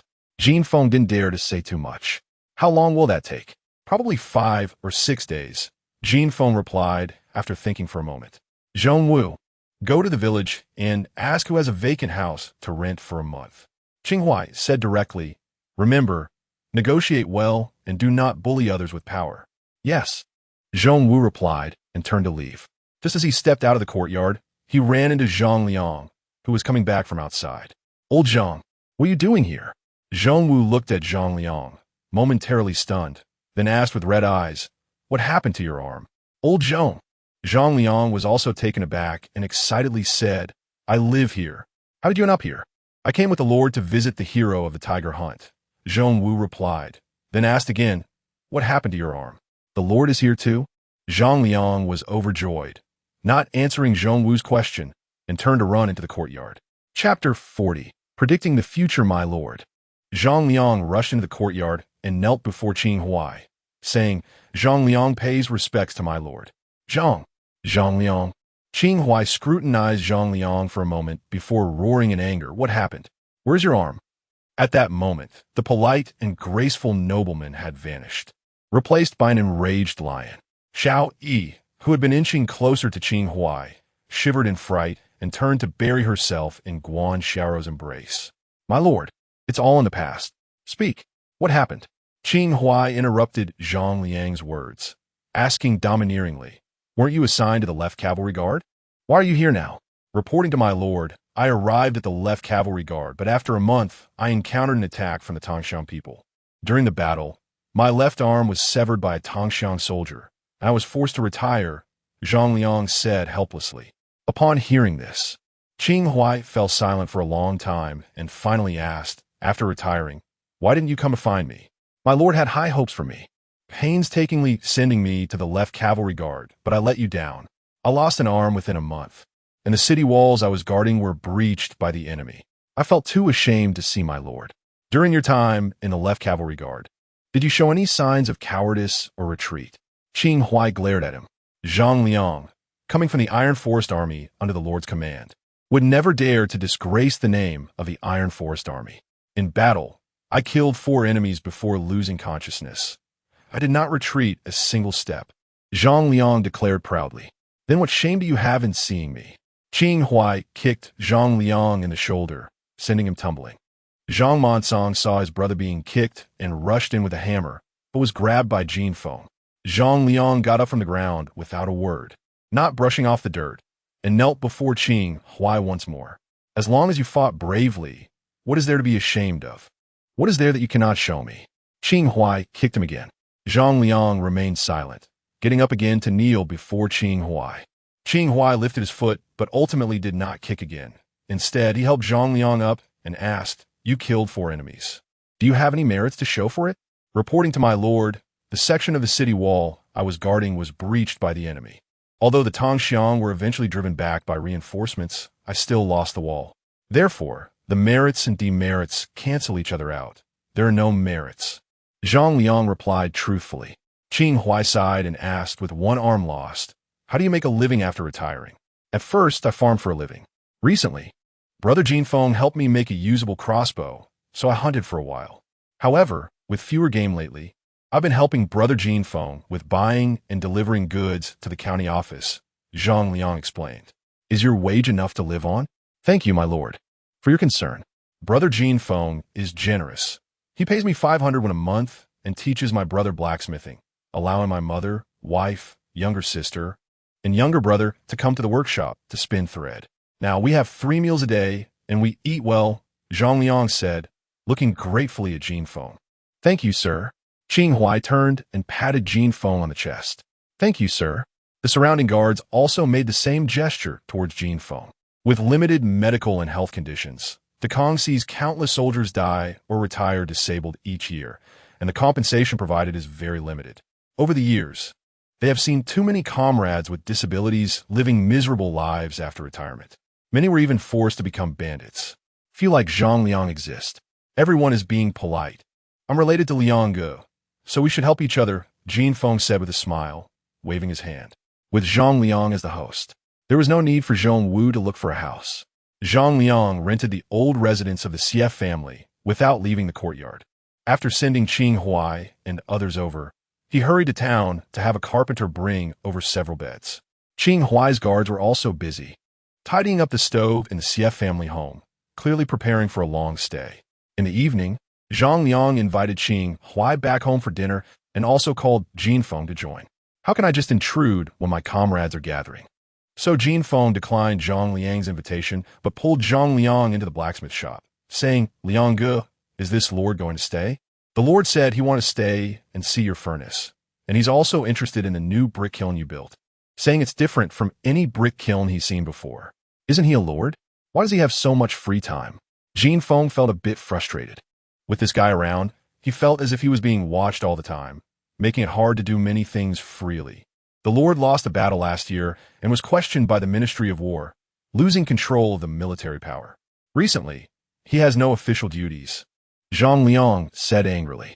The Iron Forest army under the lord only has 5,000 men, while the enemy has a full 30,000, including 6,000 cavalry. How could the lord possibly win? Just being able to hold the enemy for 10 days and nights is already a great achievement. I don't know what those officials in the Ministry of War are thinking. Stop talking. Jin Feng interrupted Zhang Liang. It's fine to say these things at home, but you can't say them outside. Otherwise, it could bring trouble to your lord. Making reckless remarks about superiors is a serious crime. Upon hearing this, Zhang Liang quickly stopped talking. By the way, what kind of person is this lord? Jin Feng had no interest in Qing Huai's political career, regardless of whether he was favored or fallen. As long as the lord's title remained, he was not someone an ordinary commoner like him could provoke. What Jin Feng cared about was the lord's character. So far, it seemed that this lord was quite interested in his iron-making methods and had stayed in Shihe without leaving. If his character was good, then cooperating with him could provide a solid backing, alleviating worries about bandits and such. If his character was not good, then he would deliberately sabotage the furnace and distance himself from such a dangerous person as soon as possible. When Qing Huai saw that Zhang Liang was missing an arm, Jin Feng clearly saw his eyes turn red and his hands trembled slightly, showing a mix of anger and sadness. This changed Jin Feng's view of Qing Huai somewhat. However, politicians are often actors. Who knows if this lord was just putting on a show to win hearts? It would be better to ask Zhang Liang, who was familiar with Qing Huai. But when Zhang Liang heard Jin Feng's question, he suddenly threw back his head and laughed heartily. What's so funny? Jin Feng asked in confusion. You laugh so ugly. I laugh because the lord is still as prescient as before, Zhang Liang said. Before I came, the lord told me that you would definitely ask this question. Chapter 41. Prosperous, did he guess that I would ask you this question? Zhang Liang's answer surprised Jin Feng greatly. What did he say? The lord said, whatever you ask, I will answer truthfully. Zhang Liang said, Xiao Feng, what do you want to know? Just ask. As long as I know and can say it, I will definitely tell you. After you ask, you will know that the lord is different from other officials. He is a good person, and I can guarantee that with my head. Hearing Zhang Liang's guarantee, Jin Feng realized that today's plan might fall through. This guy was clearly a die-hard fan of Qing Huai, and the words spoken under blind admiration had little reference value. He would definitely only say what sounded good. However, Jin Feng still felt he should ask. At least he needed to know where this lord was from and his main responsibilities.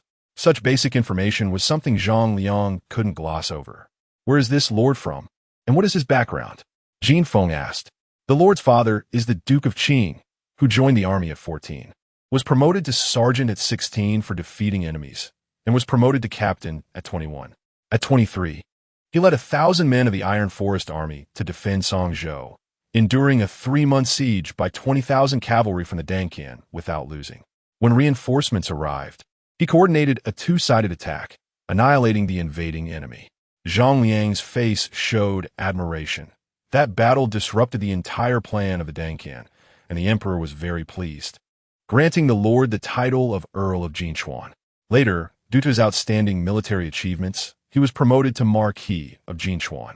Is his title hereditary? Of course not. The Lord is the third son of the Duke of Qing and is said to be a concubine's son, so he cannot inherit the title. His Marquis title was earned through blood and sweat on the battlefield. At this point, Zhang Liang couldn't help but raise his neck, as if he had earned the title himself. The wealthier a person is, the more they cherish their life.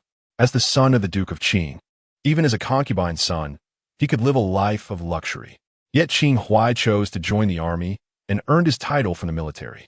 Regardless of whether the Duke of Qing was working behind the scenes, Qing Huai's rise to this point proved his ability. Perhaps this was why Zhang Liang admired him.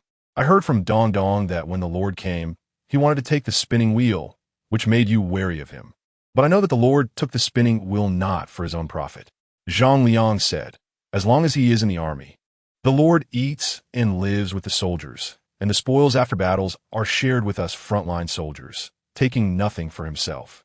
His Qing Feng courtyard has no extravagant items, and the servants are mostly the families of fallen brothers. Wanting your spinning wheel is merely a thought to earn some extra money to take care of the families of the soldiers who died in battle. But there are too many brothers who died in the army. How can he take care of them all? Hearing Zhang Liang say this, Jin Feng's resistance to Qing Huai finally lessened somewhat. He knew that this might be Qing Huai's intention. However, he was inevitably still influenced by Zhang Liang's words. Jin Feng believed he understood Zhang Liang. A person like him, even if he admired Qing Huai, would not harm himself, even if there were some ulterior motives. It was merely a desire to cooperate with Qing Huai. It was like many people have two very good friends. Always wanted to introduce these two friends to each other so that they can become good friends too. After Zhang Liang left, Jin Feng cleared his mind and, with a relatively objective perspective, sorted out his understanding of Qing Huai. Coming from a noble family, he has ambition, capability, can command troops, and manage subordinates effectively. Even though Zhang Liang had retired for several years, he still wholeheartedly supported Qing Huai. Whether Qing Huai was genuinely sincere or merely performing, his charisma was evident. After thinking half the night, Jin Feng decided to try to cooperate with Qing Huai. A person like him, even if he is acting, would not harm those around him. Because once he does, the persona he has worked hard to build over the years would collapse in an instant. No one is perfect. Encountering a collaborator like Qing Huai is already a significant stroke of luck. If he finds something amiss later on, he can find a way to withdraw. After making the decision, Jin Feng stopped overthinking and listened to the creaking sound of weaving in the courtyard, quickly falling asleep. Knowing that Qing Huai was waiting to see results, Jin Feng had Mansong put aside other tasks and work with Zhang Liang to build a new furnace with all their efforts. Since he had decided to cooperate, Jin Feng no longer held back. Noticing that the brothers were progressing too slowly, he directly asked Qing Huai for help. Qing Huai understood this as a signal that Jin Feng chose to cooperate and without hesitation dispatched 3 guards to assist Zhang Liang and his brother. The small courtyard became livelier than usual, not only with the creaking sounds of women weaving, but also with the hearty laughter of men. The brick kiln by the river was bustling, and the bricks made by the men in these days had already piled up significantly. In these years of leading troops in battle, Qing Huai had been to many places, but he had never seen a village like Ziowen. Most other villages lived in dire straits, shrouded in gloom, while Ziowen seemed like a rising sun, full of vigor and vitality. Hearing Zhang Liang say that all these changes started only after Jin Feng got married, and it was less than a month. In less than a month, transforming a village that couldn't feed its people into what it is now seemed unbelievable to Qing Huai. But the steaming brick kiln was no deception. The bundles of hemp thread taken from the spinning wheel were real, and the hardworking Zhang Liang brothers building the furnace were also genuine. Qing Huai increasingly valued Jin Feng in his heart, genuinely placing him on an equal level, and their conversations gradually became more relaxed. This change made Jin Feng very happy. After all, speaking in such a formal manner every day was exhausting. With 3 strong men helping, the speed of building the furnace increased significantly. In just a day and a half, a new type of blacksmith's furnace appeared by the wall of the blacksmith shop. It was now around 3 or 4 in the afternoon, and Jin Feng initially planned to start smelting iron the next day, but Qing Huai was anxious, constantly pacing in front of Jin Feng. Just as Qing Huai walked past Jin Feng for the sixth time, Jin Feng finally couldn't take it anymore. "All right, Lord. You don't need to pace anymore. Man Song, come here." Qing Huai smiled and cupped his hands. "Whatever you need, just say it, sir. Rest assured, I won't be polite with the Lord." Jin Feng brought Man Song into the blacksmith shop. The furnace fire was already lit, and Jin Feng opened the box left by the old blacksmith, throwing in several pieces of pig iron, and then instructed Man Song to pull the bellows vigorously. Da Kong had not yet started using coal on a large scale. Qing Huai had tried to use connections, but found nothing. Thus, Jin Feng could only use charcoal. The heat produced by charcoal is not as high as that of coal. Even though Jin Feng added a more advanced blower to the new furnace and also added mineral powder to lower the melting point of the pig iron, he still couldn't reach the melting point of the pig iron. Jin Feng adjusted back and forth, working hard until late at night, finally getting the pig iron block to a semi-soft state. Jin Feng knew that with the current technology, this was the best he could do. So he took the semi-soft iron block out of the furnace, sprinkling special mineral powder with his injured left hand while hammering it with his right hand. The clanging sounds echoed throughout the night, and when the morning sun rose the next day, Jin Feng finally opened the door of the blacksmith shop, holding 2 long knives in his tongs. Chapter 42, Divine Weapon Clang. Clang. Jin Feng threw the long knife to the door, and Qing Huai immediately surrounded it with his guards. They stood guard at the shop in trance all night. Even the women preparing to change shifts stopped their work one by one and stretched their necks to watch the excitement. "Don't touch it yet, it's still hot," Jin Feng quickly reminded when he saw Zhang Liang wanting to pick up the long knife. Although it had been tempered, the temperature of the long knife was still high, and touching it might burn off some skin. After a busy night, Jin Feng was exhausted and needed to drink 2 bowls of millet porridge to recover.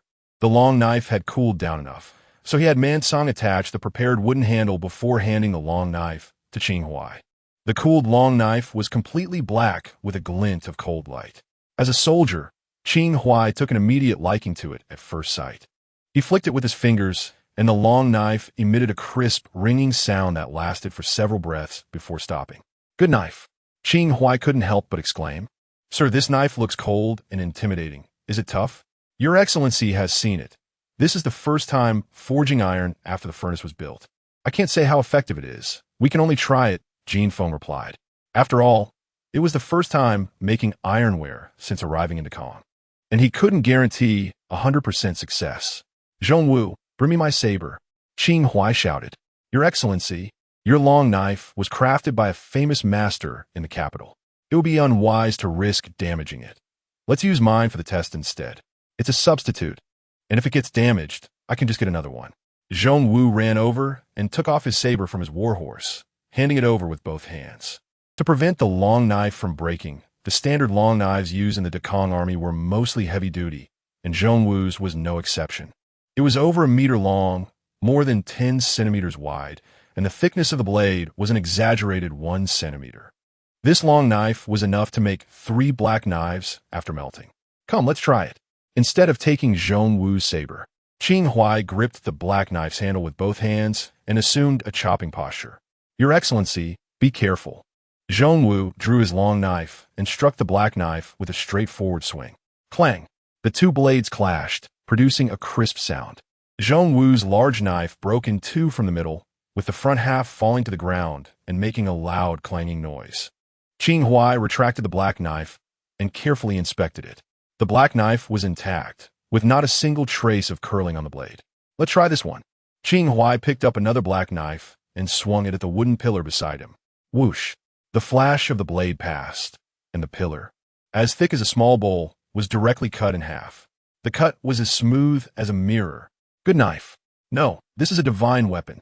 Qing Huai was excited, his eyes shining as he lovingly caressed the black knife as if it were a beloved lover. "Sir, could you sell me these 2 knives?" Qing Huai, holding 1 black knife, asked somewhat embarrassedly. "Just name a price, and I will pay without hesitation." "Since your Excellency has spoken, let's trade this jade pendant for it," Jin Feng said, pointing to Qing Huai's waist.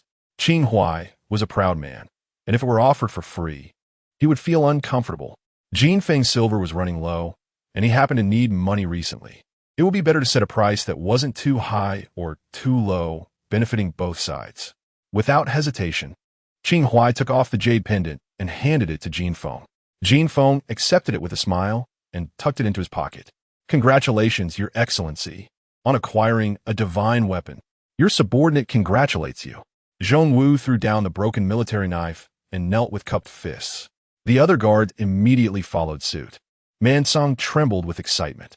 Who doesn't make their apprentices work like donkeys for a few years first? Whether they can learn the skills depends on whether the master is pleased. Man Song was ready to work for Jin Feng for 3 years without pay.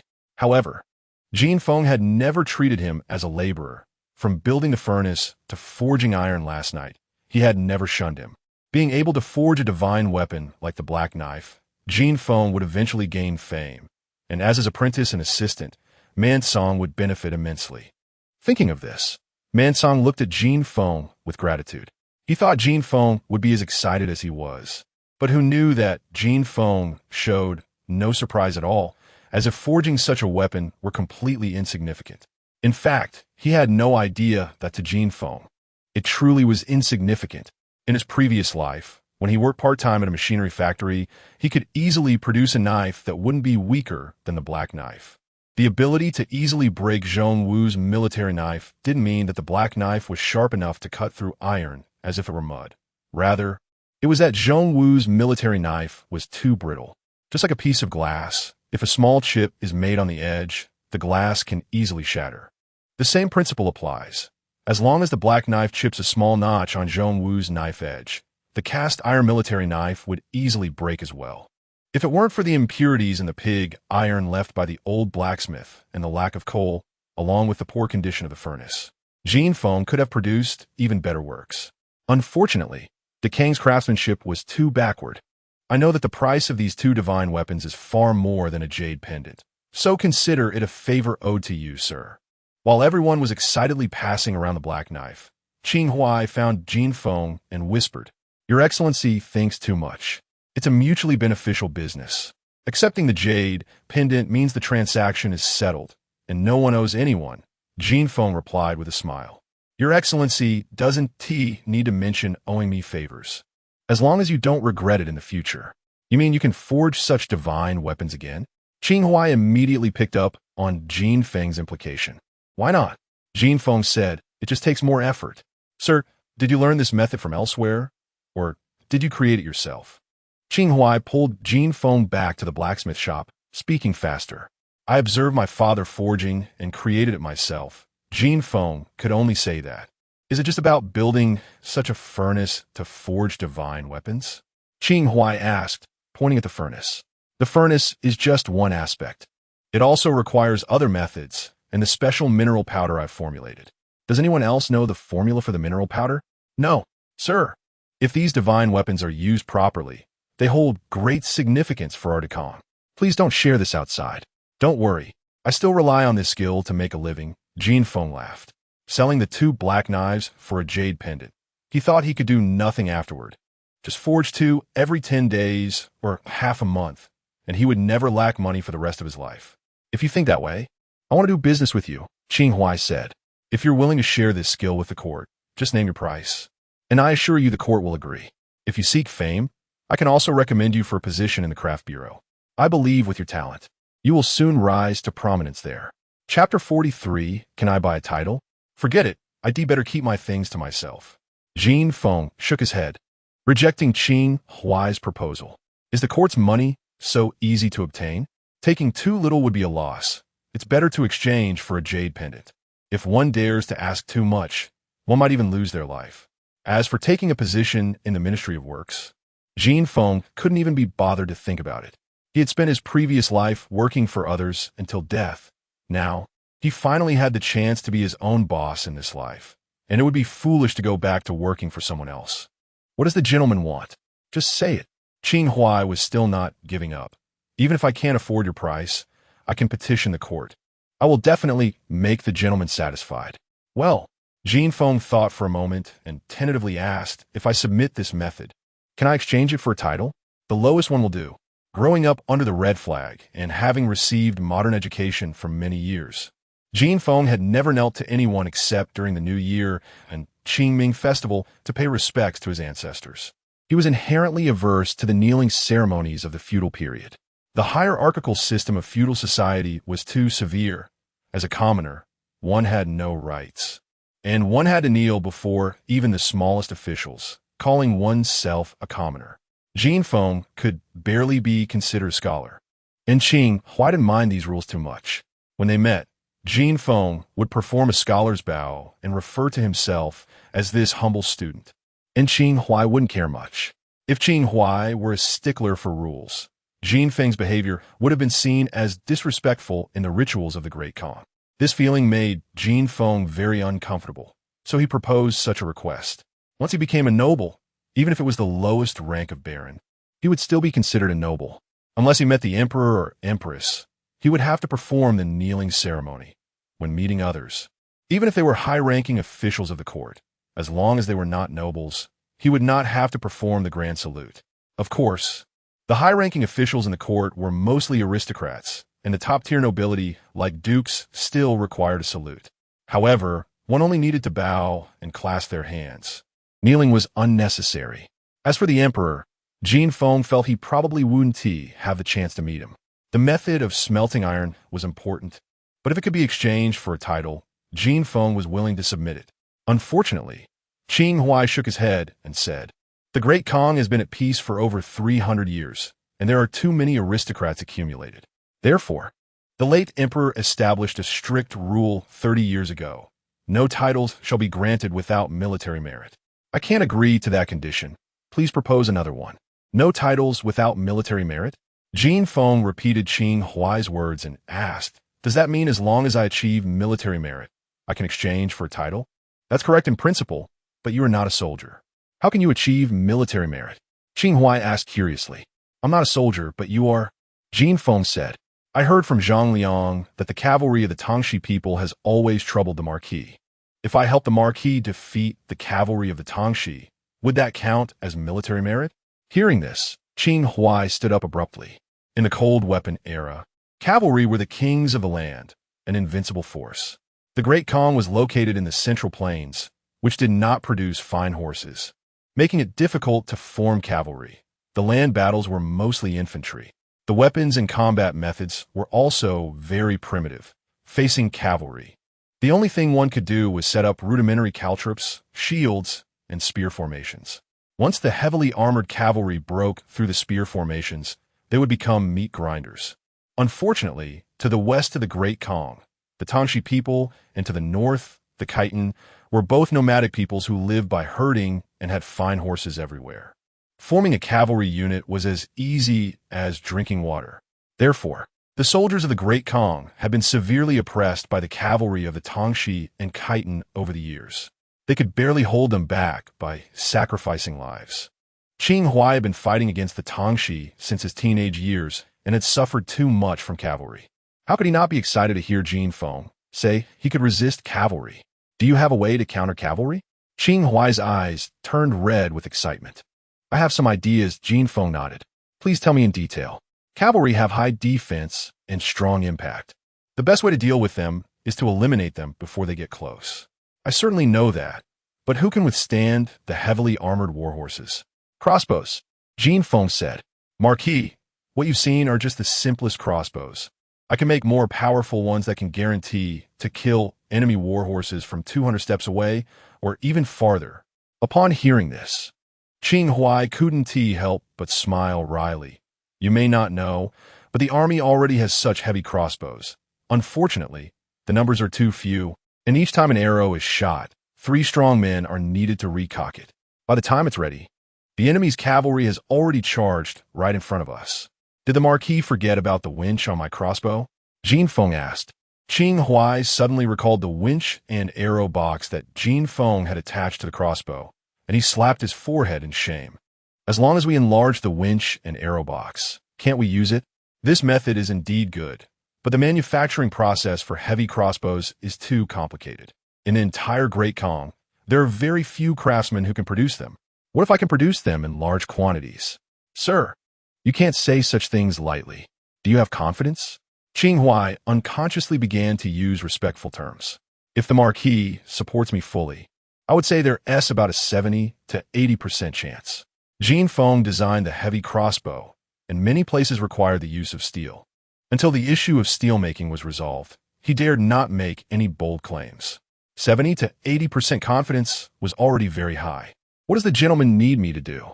Qing Huai asked. I need some things. Please help me find them first. Jin Feng picked up a piece of charcoal and wrote down the items he needed on a wooden board. There were many things he couldn't buy at the county office, and he hoped Qing Huai could get them. Without a second thought, Qing Huai took the wooden board outside to give it to the steward. The steward immediately rode away on a fast horse with 2 guards. In addition to the crossbows, there was actually another thing that, if used properly, could also restrain cavalry. Jin Feng took a bundle of iron wire from the corner, pulled out a piece about half a meter long, and handed it to Qing Huai.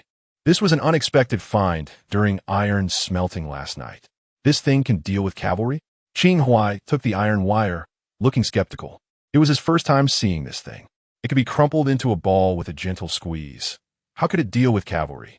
Although the iron wire was soft, it was very tough. If there was a sufficiently long piece of iron wire twisted with iron barbs, once a war horse got entangled, even if it was not bound at all 4 legs, it would be an excruciating pain from the barbs, and at that time, we wouldn't even need to intervene. The war horse would throw the cavalry off. Jin Feng couldn't help but picture the barbed wire on the walls of later generations. In his previous life, he had a classmate who lived in a military family compound and got caught in barbed wire while sneaking out at night. The more he struggled, the tighter it became, and by the time he was rescued, his body was covered in wounds. Really? Qing Huai was still somewhat unconvinced. How about we try it? Jin Feng asked with a smile. Chapter 44, The Power of Barbed Wire. Jin Feng originally manufactured barbed wire to secure beams when building houses. Last night, while organizing the wire, he pricked his palm and suddenly had the idea of using it against cavalry. He wasn't sure if it would work, as the wire had to be made from low-carbon wrought iron, which required high craftsmanship, so it appeared late in history. Jin Feng had never seen a precedent in history for using wire to combat cavalry. Qing Huai's resentment towards cavalry was deep. Although he didn't quite believe that soft wire could handle cavalry, he decided to give it a try upon hearing Jin Feng's suggestion. The wire was already available. They just needed to twist some iron spikes onto it.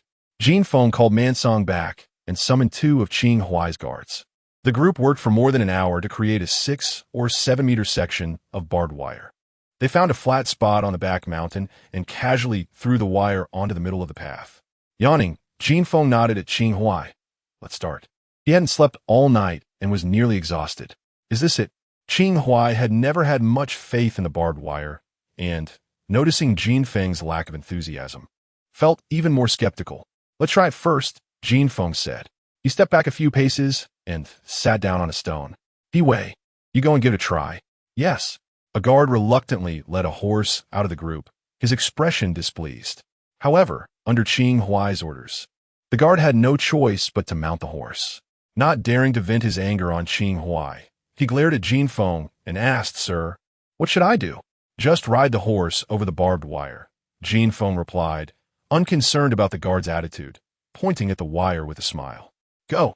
The guard squeezed his legs against the horse's belly, and the war horse immediately started to trot. When the horse's front hooves first stepped onto the wire, everything seemed fine. But when it lifted its hooves again, the wire caught in the horseshoe and suddenly entangled its legs. The barbed spikes dug in deeply. The war horse, in pain, kicked its legs desperately to shake off the wire, but the more it struggled, the tighter it became, and it fell to the ground with a thud. Fortunately, the guard was prepared. As the horse fell, he rolled to the side and avoided being crushed beneath it. Turning back, he saw the war horse thrashing its 4 legs. Try to kick free of the wire. But the more it kicked, the tighter the wire became, and the spikes dug deeper, causing the horse to roll on the ground in agony. Now it was completely entangled in the wire. Blood ran down its legs and belly, quickly dyeing a large area of the path red. Several guards rushed forward to help, and after considerable effort, they managed to remove the barbed wire. At this point, the war horse's front legs, belly, and back were already covered in wounds. Although it wouldn't die, it couldn't be ridden for the time being. Qing Huai rubbed his hands excitedly. Sir, it really works? My lord, this approach is too idealistic. If we were really in battle, who would charge into a barbed wire fence on horseback? I could just go around it, right? The guard, concerned for his warhorse, deliberately countered. Then I would lay down more wire so you couldn't go around it, Jin Feng replied. Then I would just have my horse jump over it. The guard still refused to back down. Then I would lay down a width of 20 paces, and you wouldn't be able to jump over it. Jin Feng retorted. Sir, you probably haven't seen cavalry charging. When you look out, it's all men and horses. A width of 20 paces, 1 stop a few horses. The guard argued. You can't possibly cover the entire battlefield with barbed wire, can you? The advantage of cavalry is its impact, and its disadvantage is also its impact. Once a warhorse starts running, it can't stop immediately just because someone shouts. Jin Feng said, I don't need to trip up every warhorse on the battlefield. I only need to trip the front row. The ones behind will easily crash into them, and even if they don't trip, they'll slow down. What is so scary about cavalry that has stopped? The guard wanted to argue, but couldn't find the words. All right, Huey, I have some wound ointment in my room. Take it and use it. Qing Huai stopped the guard and slightly bowed to Jin Feng. Sir, your creation of this tactic is equivalent to saving countless sons of Dekong. Please accept my bow. My lord, you are too polite. Jin Feng waved his hand. My lord, do you now believe I can deal with cavalry? I believe. Qing Huai nodded without hesitation. The lethality of the heavy crossbow had already been proven, and Jin Feng had solved the issues of stringing and loading. Now the only challenge was the materials and craftsmanship. Through the past few days of contact, Qing Huai had come to understand Jin Feng to a certain extent. He was a cautious person who never spoke too confidently. Since Jin Feng said he had a 70 or 80% chance of solving the material problem for the heavy crossbow, then he would certainly be able to. Sir, don't worry. I'll write a memorial to request the emperor to grant you a title. Qing Huai said, if the emperor disagrees, I'm willing to give my title to you. No, one should not make promises in front of the ruler. This tactic is just our idea and hasn't been verified in actual combat. If something goes wrong, we might both get our heads chopped off by the emperor. Jin Feng quickly stopped Qing Huai. This guy had just suffered a defeat, and the emperor was quite displeased with him. At this time, to go and request a title would be ridiculous if the emperor agreed. Then what do you suggest we do? Qing Huai asked. I think we should first produce a batch of crossbows and barbed wire, send them to the battlefield to take out a few cavalry, and prove that it can indeed restrain them, then report back. This way, my lord will have achieved a merit, and it will carry more weight, Jin Feng said. But my military authority has already been taken away. I can't go to the battlefield for now. Qing Huai's mood fell a bit as he said this. Then we need to find a way to get it back, Jin Feng suggested. I heard from Liang Ge that after your defeat, it was a non-combat crime. You should try to maneuver a bit. There should still be hope for you to regain your military authority, right? That shouldn't be a problem, but... Qing Huai hesitated. He was not the legitimate son of Duke Qing, but born of a concubine and had never been favored since childhood. Only in recent years, due to his achievements in the military, had he gained some standing, improving his and his mother's position at home. But he still disliked the lavish and unkind Duke Qing's residence. After losing his military authority, he would rather stay in Jinchuan or even in Shihe Bay than return to Bianjing. My lord, if you have a way, then think of something quickly. When we left, He Mingqin took over the Iron Forest Army. That guy's good at brothels and gambling houses. He doesn't know how to fight at all. Zhong Wu knelt on one knee, pleading, the sooner you return to the front lines, the fewer of our brothers will die. Zhong Wu's words struck a chord with Qing Huai. When he left, a dandy commander took over the Iron Forest Army. It was said that the very next day after taking command, he recklessly led the Iron Forest Army to the front lines. All right, I'll write to my father later, asking him to take action. Sir, you should also hurry to make the barbed wire and crossbows. Chapter 45. Cooking a special meal. Qing Huai was thinking about the Iron Forest Army as he came down the mountain. He immediately went into the house and wrote a letter to Duke Qinghua, requesting to take command of the Iron Forest Army again. He initially wanted to mention that he had found a way to restrain the cavalry, but recalling Jin Feng's reminder, he ultimately decided not to include it. Zheng Feng, Lu Qiong, you two take 2 horses each and deliver this letter back to Bianjing as fast as you can, Qing Huai instructed, handing the sealed letter with wax to the guards. How soon can the order be delivered back? Jin Feng asked, watching the guards ride away. It takes at least 20 days for a round trip from here to Bianliang. If all goes smoothly, they should be back in about a month. If someone tries to obstruct them, Then it's hard to say, Qing Huai replied. Who could obstruct it besides the eldest and second young masters? Zhong Wu muttered softly. Shut up, Qing Huai scolded, letting out a slight sigh. His father, Duke Qinghua, was an old general with many old acquaintances in the army, so reclaiming command of the Iron Forest Army shouldn't be too difficult. What he was worried about was the obstruction from his elder and second brothers. I'm going to take a nap. Call me when the things are bought, he said. After realizing that Qing Huai was not too formal, Jin Feng became increasingly casual, waved his hand, and went back to sleep in the inner room. Having not slept all night, Jin Feng was extremely tired and skipped lunch, only waking up in the afternoon. As soon as he opened his eyes, he saw Guan Xiaoro sitting by the bed, sewing clothes. Since marrying over, Guan Xiaoro had been busy with other matters and hadn't had time to make clothes. Unable to buy ready-made garments, both she and Jin Feng were still wearing patched clothes. It was tolerable before, as everyone in Shihab Bay wore patched clothing, and no one laughed at anyone. However, it was different after Qing Huai arrived. This guy always wore clean and neat clothes, making Jin Feng appear somewhat shabby in comparison. After realizing this, Guan Xiaoro stopped spinning thread and devoted herself to making new clothes for Jin Feng. Master, you're awake? Knowing Jin Feng liked to drink water first after waking up, Guan Xiaoro hurriedly set down her sewing and handed him a cup of water. She changed the water every half hour, always keeping it the perfect temperature. Master, try on this outfit and see if it fits. If it doesn't, I can make adjustments, Guan Xiaoro said, taking the cup back and helping Jin Feng put on the clothes she had just made. Oh no, why are the shoulders so wide? The waist is loose too. This was Guan Xiaoro's first time making clothes alone, and it didn't turn out very well. The shoulders and waist were loose, and the sleeves were uneven in length. Master, quickly take it off. Guan Xiaoro felt embarrassed, frustrated, and anxious, with tears in her eyes. Master, I'm so useless. I can't even make one piece of clothing. You did great for your first time making clothes. If it were me, I'd probably end up making 3 sleeves, Jin Feng said, pulling Guan Xiaoro into his embrace. Why are you crying? If you make a mistake, just fix it. But what will you wear? You didn't make this outfit. And I'm not going bare. Your clothes have patches. So what if they have patches? Everyone's clothes have patches, right? Yours have even more patches than mine. Jin Feng chuckled, pointing at the patches on Guan Xiaoro's clothes. Master is a scholar. Every time I see you talking to the Duke in patched clothing, it makes me feel really uncomfortable, Guan Xiaoro pouted. You clearly bought the fabric long ago. Yet I've been busy doing all sorts of other things and didn't make you any clothes. Haha, we can't compare to the Duke. He wears satin and brocade, and one outfit could feed our family for 2 years, Jin Feng laughed. Besides, the Duke values ability, not clothing. Even if I wear tattered clothes, the Duke still chats and laughs with me. If I had no ability, even if I dressed well, he probably wouldn't give me a second glance. My master is the most capable person, Guan Xiaoro said sweetly, looking up at him. Exactly, so stop crying.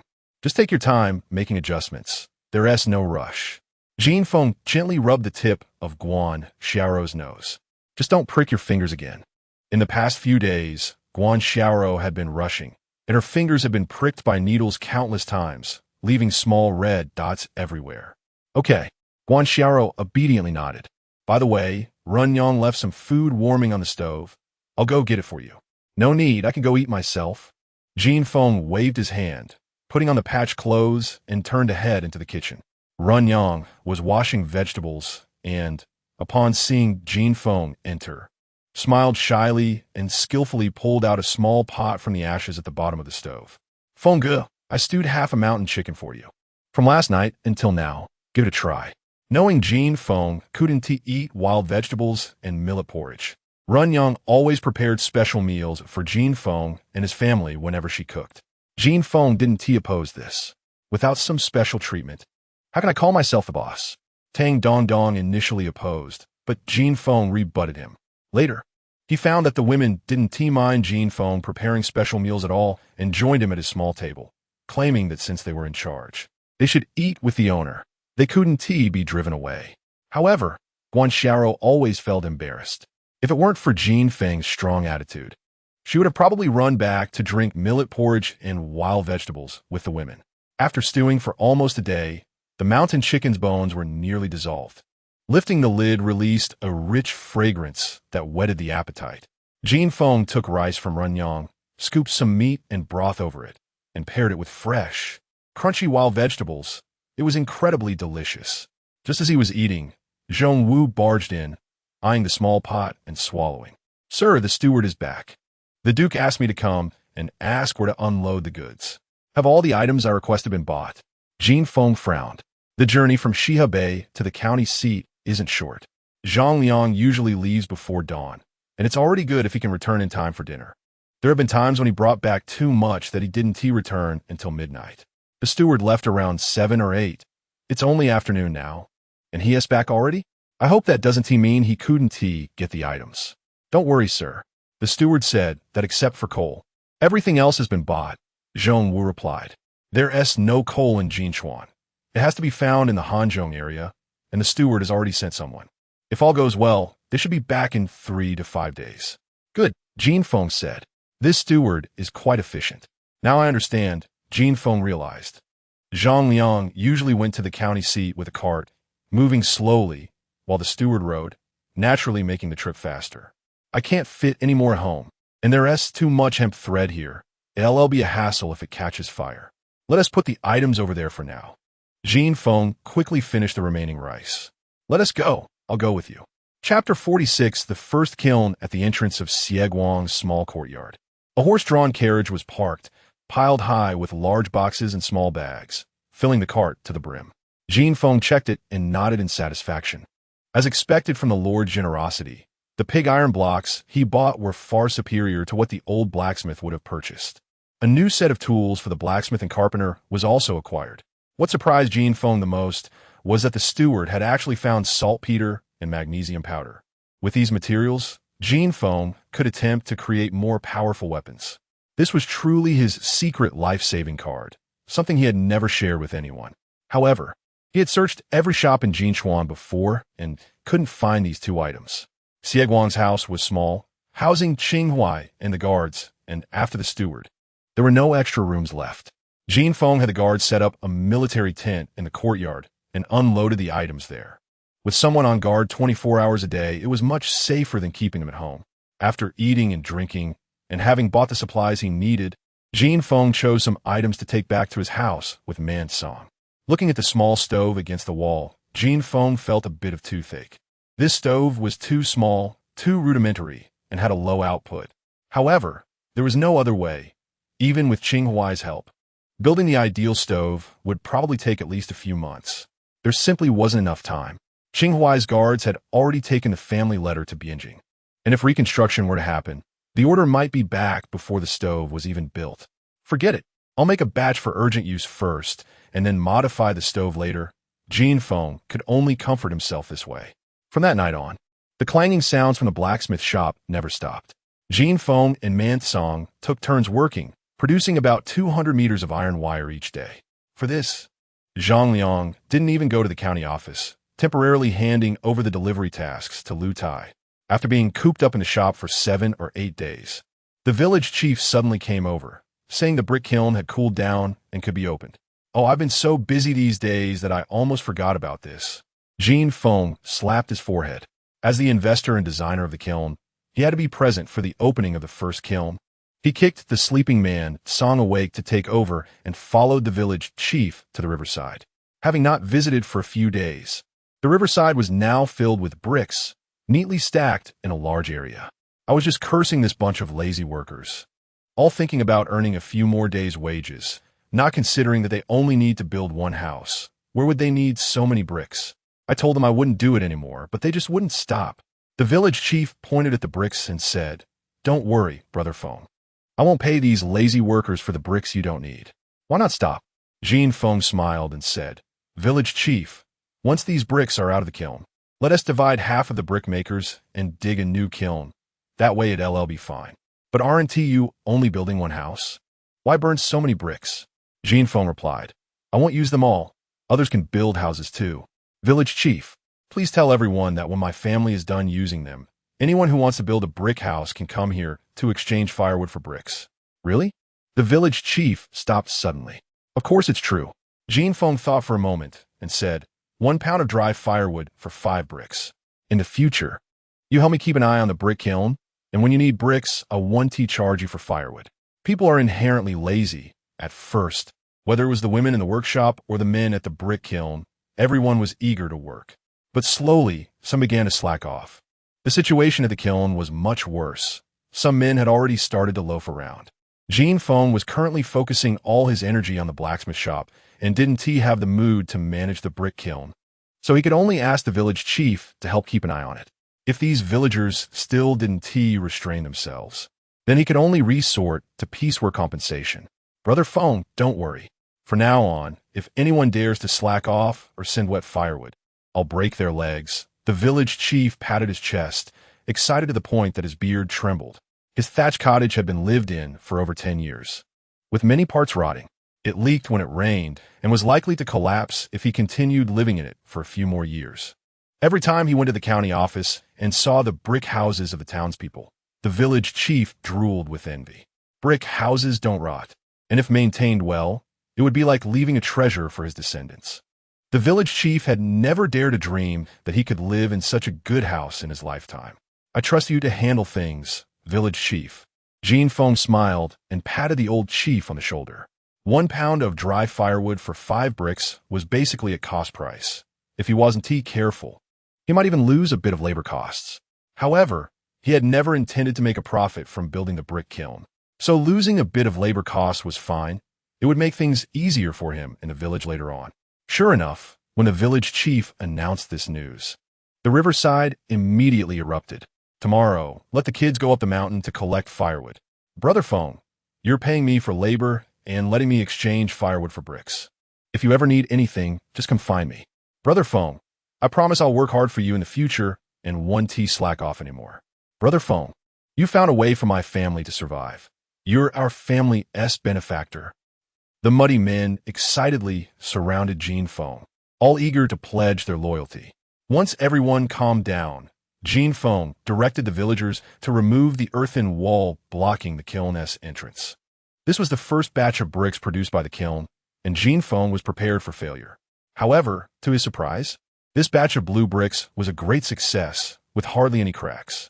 Harvests always brought joy, even if what was harvested wasn't grain, but stacks of bricks. The villagers were even more excited than Jean Fong, ignoring the lingering heat inside the kiln, rushing in to start moving bricks.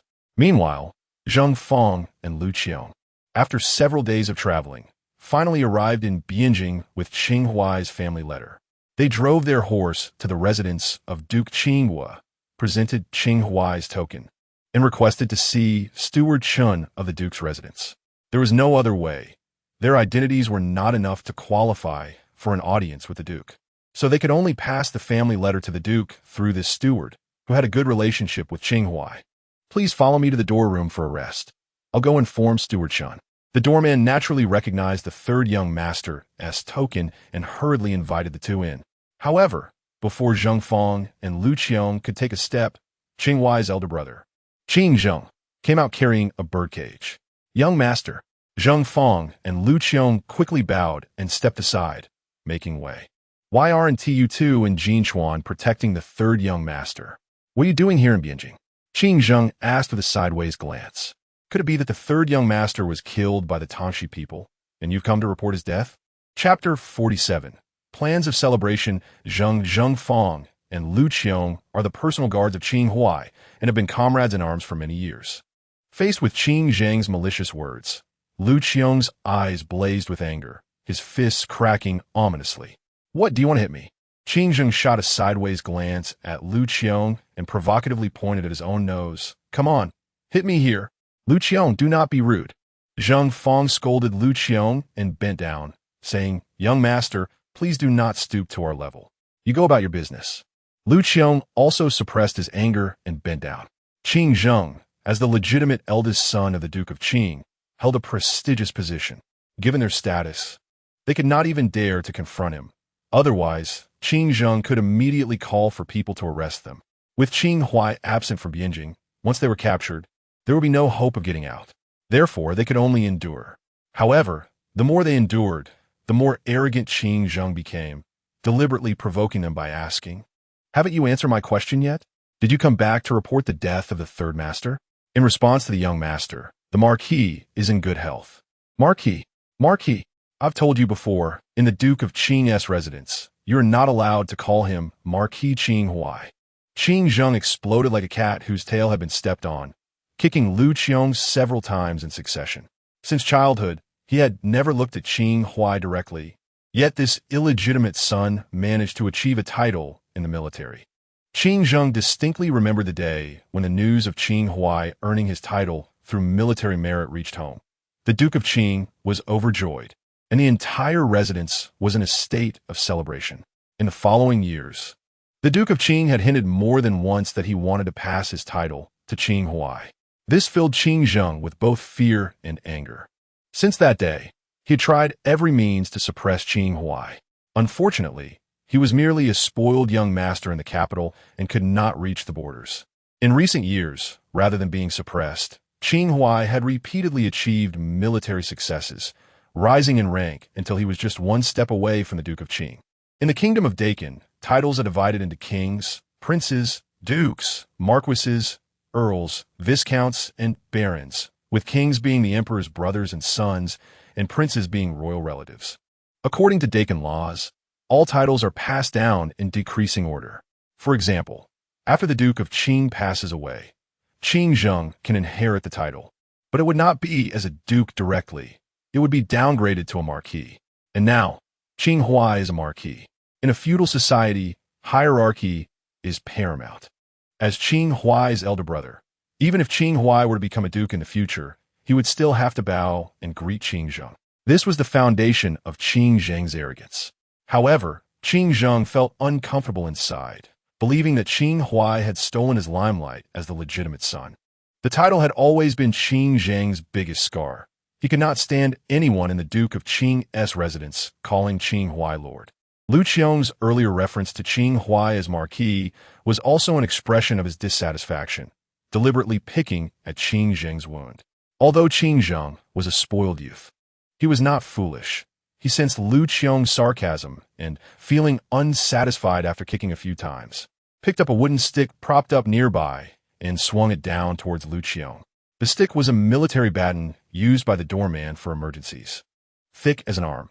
If Qing Zheng were allowed to strike at will, Lu Qiong would at least be seriously injured if not killed. Zheng Fong quickly rushed over to plead. "Young master, Lu Qiong just came back from outside and spoke out of turn. He didn't mean it. Please spare him." As soon as he finished speaking, Zheng Fong received a blow to the head.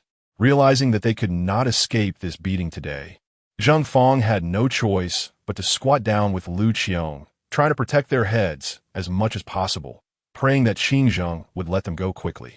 It seemed that heaven heard their prayers. Just as Qing Zheng was about to continue, a stern voice rang out from the side. "What are you doing?" Looking up, they saw that the Duke of Qing had returned from court. "In response to my father, these two servants are disobedient, and I am teaching them a lesson," Qing Zheng answered, completely losing his earlier arrogance, bowing respectfully. He behaved impeccably in terms of demeanor, teaching servants a lesson at the front gate. What kind of behavior is that? In feudal times, servants held a status similar to livestock. The Duke of Qing was merely unhappy that his son was hitting people at the entrance and asked casually before preparing to enter. Just then, Zheng Fong mustered his courage and called out, "My lord, please wait a moment. The third young master sent me with a letter to you." "Qing Huai." The Duke of Qing paused and looked at Zheng Fong and Lu Qiong. "Who are you?" Usually, when Qing Huai returned to the Duke of Qing's residence, he only brought Zhong Wu and the steward, so the Duke did not recognize Zheng Fong. "I am the personal guard of the third young master." Lu Qiong took out a letter from his bosom and held it above his head with both hands. The Duke of Qing checked the wax seal to confirm it was intact and opened the envelope. After reading a few lines, his brow furrowed slightly. Qing Zheng was eager to see what was written in the letter, nervously rubbing his hands. Just as he was pondering how to inquire about it, he heard the Duke of Qing ask, "Is Qing Huai preparing to return to the battlefield?" Qing Zheng's eyes lit up upon hearing this.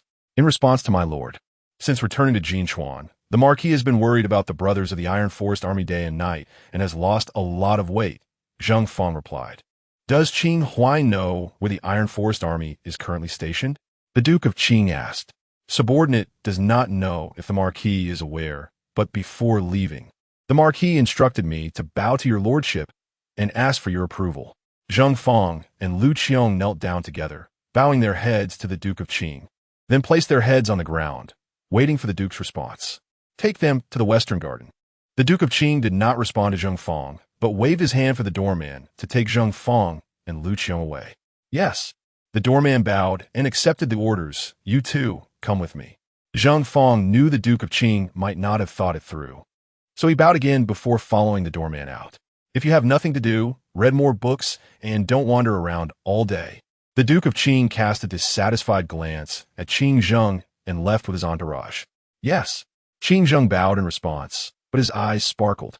Originally, he had planned to go to the casino, but now he had lost interest and turned to run back to his courtyard. Upon returning to his study, he took out a map. Just as he opened it, Qing's second son, Qing Fan, rushed in. Elder brother, I heard that Qing Huai wrote a letter asking father to help him regain military power. You were present at the time. Why didn't you advise father? Qing's second son said, Qing Huai is already a marquis now. If he wins a few more battles, what will happen then? I wouldn't he dare to interrupt when father was speaking. Qing Zheng replied irritably. Qing's second son also thought of their father's authority and asked, what should we do now? Should we ask mother for help? No need. Qing Zheng waved his hand. Second brother, do you know where the Iron Forest Army is now? How would I know? The Iron Forest Army is currently in Qingshui Valley. Qing Zheng pointed at the map. Is there a problem with Qingshui Valley? Qing's second son immediately seized upon the key point in his elder brother's words. Chapter 48. The order in hand yesterday, I had a drink with young Master Zheng, and he lamented to me that the Iron Forest Army was doomed this time, as the main force of the Chang cavalry was stationed around the Qingshui Valley. Qing Zheng said, yesterday, when I heard this news, I felt it was a pity that Qing Huai was not with the Iron Forest Army. Who would have thought that he would send a message today, wanting to go to his death? Brother, is young Master Zheng's information accurate? Young Master Zheng just came down from the battlefield the day before yesterday. He is an advisor to the Western Garrison Army, so the news is certainly accurate. Qing Zheng said, moreover, at that time, the eldest son of the Koiwa Duke was also present, and he said the same thing. Brother, Qing Huai held the Iron Forest Army for 10 days and nights against the Chang cavalry last year. What if he wins this time? He was able to hold off the Chang cavalry last time because the area around Wild Boar Ridge was full of mountains and forests, making it difficult for cavalry to maneuver, which gave him an opportunity. Qing Zheng pointed to the map and said, but look at the Qingshui Valley. It is flat land for miles around, which is most suitable for cavalry operations. That's why the Chang people placed their cavalry here. The Chang cavalry in this terrain is invincible. Once the Iron Forest Army is caught by the Chang cavalry, even if Qing Huai is a god, he cannot escape. Qing Lao Heir took the map and observed it carefully. As sons of military families, although they were debauched, they still understood basic military knowledge.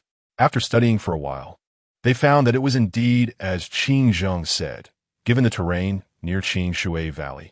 The Iron Forest Army would basically be waiting for death once they encountered the Chang cavalry. I'm just afraid father won't agree. Qing Lao Heir put down the map and sighed.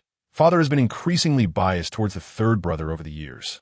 Since we all know the danger of Qingshui Valley, father may not necessarily allow Qing Huai to go. Hopefully, father will agree. In the Duke's study, Duke Qing frowned as he looked out the window, but there was no focus in his eyes, clearly lost in thought. After pondering for a full quarter of an hour, Duke Qing finally came to his senses and shouted outside, come, go to the West Garden and call over the third brother's guards. Before long, Zheng Fong and Lu Qiong were brought into the study by a servant. Does the third brother know that the Iron Forest Army is in Qingshui Valley? Duke Qing coldly stared at Zheng Fong and Lu Qiong. There are no outsiders here, so tell me the truth. Zheng Fong and Lu Qiong knelt on the ground, not saying a word. Qing Huai had led the Iron Forest Army for several years, and he had his trusted subordinates everywhere. How could he not know the situation of the Iron Forest Army? However, these matters could be done but not spoken about, even if the other party was Qing Huai's father. Not speaking was tantamount to tacit approval. Duke Qing slightly nodded and asked again, is the third brother planning to die with the Iron Forest Army, or does he have some strategy? He knew his son somewhat, Since Qing Huai was aware of the Iron Forest Army situation but still wrote to request to take command again, there were only two possibilities. Zheng Fong and Lu Qiong remained silent, still kneeling on the ground. To become a duke, Duke Qing was also a shrewd person. Seeing that the two did not speak, he slapped the table. Since you are unwilling to speak, then you can leave. Tell Qing Huai that I do not agree. Upon hearing this, Zheng Fong and Lu Qiong became anxious, but they did not dare to speak recklessly. They just kept bowing their heads, repeatedly muttering, "Lord, please fulfill the Duke's wishes." Then tell me honestly, what does Qing Huai intend to do? Duke Qing lazily leaned back in his chair. This is your last chance. If you still don't speak, you can go back. I will not allow my son to go to his death. Zheng Fong and Lu Qiong exchanged glances and spoke up. The Lord has found a way to restrain the Chong cavalry. What? Duke Qing suddenly stood up. What method? The Lord discovered it in Jinchuan Prefecture. In order to regain military power, Zheng Fong chose to betray Jin Feng. After selling out, he comforted himself. Anyway, Mr. Jin only advised the Lord not to mention barbed wire in the home letter. He didn't say, "I couldn't talk." Is what you mentioned really able to entangle a horse's legs?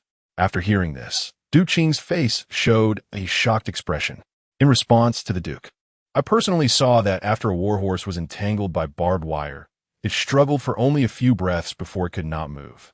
Since that's the case, why didn't the third brother mention this in the letter?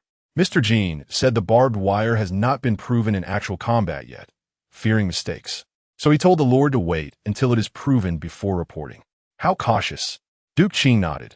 You should know there are no jokes in the military. If you dare to deceive me, you know the consequences. Everything I said is true. If there is even half a lie, the Duke can chop me. Zheng Fong hurriedly assured. Ha! Heaven bless the Qing family. Duke Qing laughed heartily. He knew too well what it meant to restrain cavalry. If Qing Huai succeeded this time, it would definitely be a tremendous achievement, and he might even be promoted to duke. Two dukes from one family will definitely become a great story. Duke Qing laughed for more than half a minute before stopping. You two listen, this matter is a top-secret military affair. Once you leave this room, you must not mention a word of it again, understand? Yes. Zheng Fong and Lu Qiong quickly responded. Come, prepare the horse to go to the Kuegwa Duke's residence. Duke Qing no longer looked at the two, shouting outside.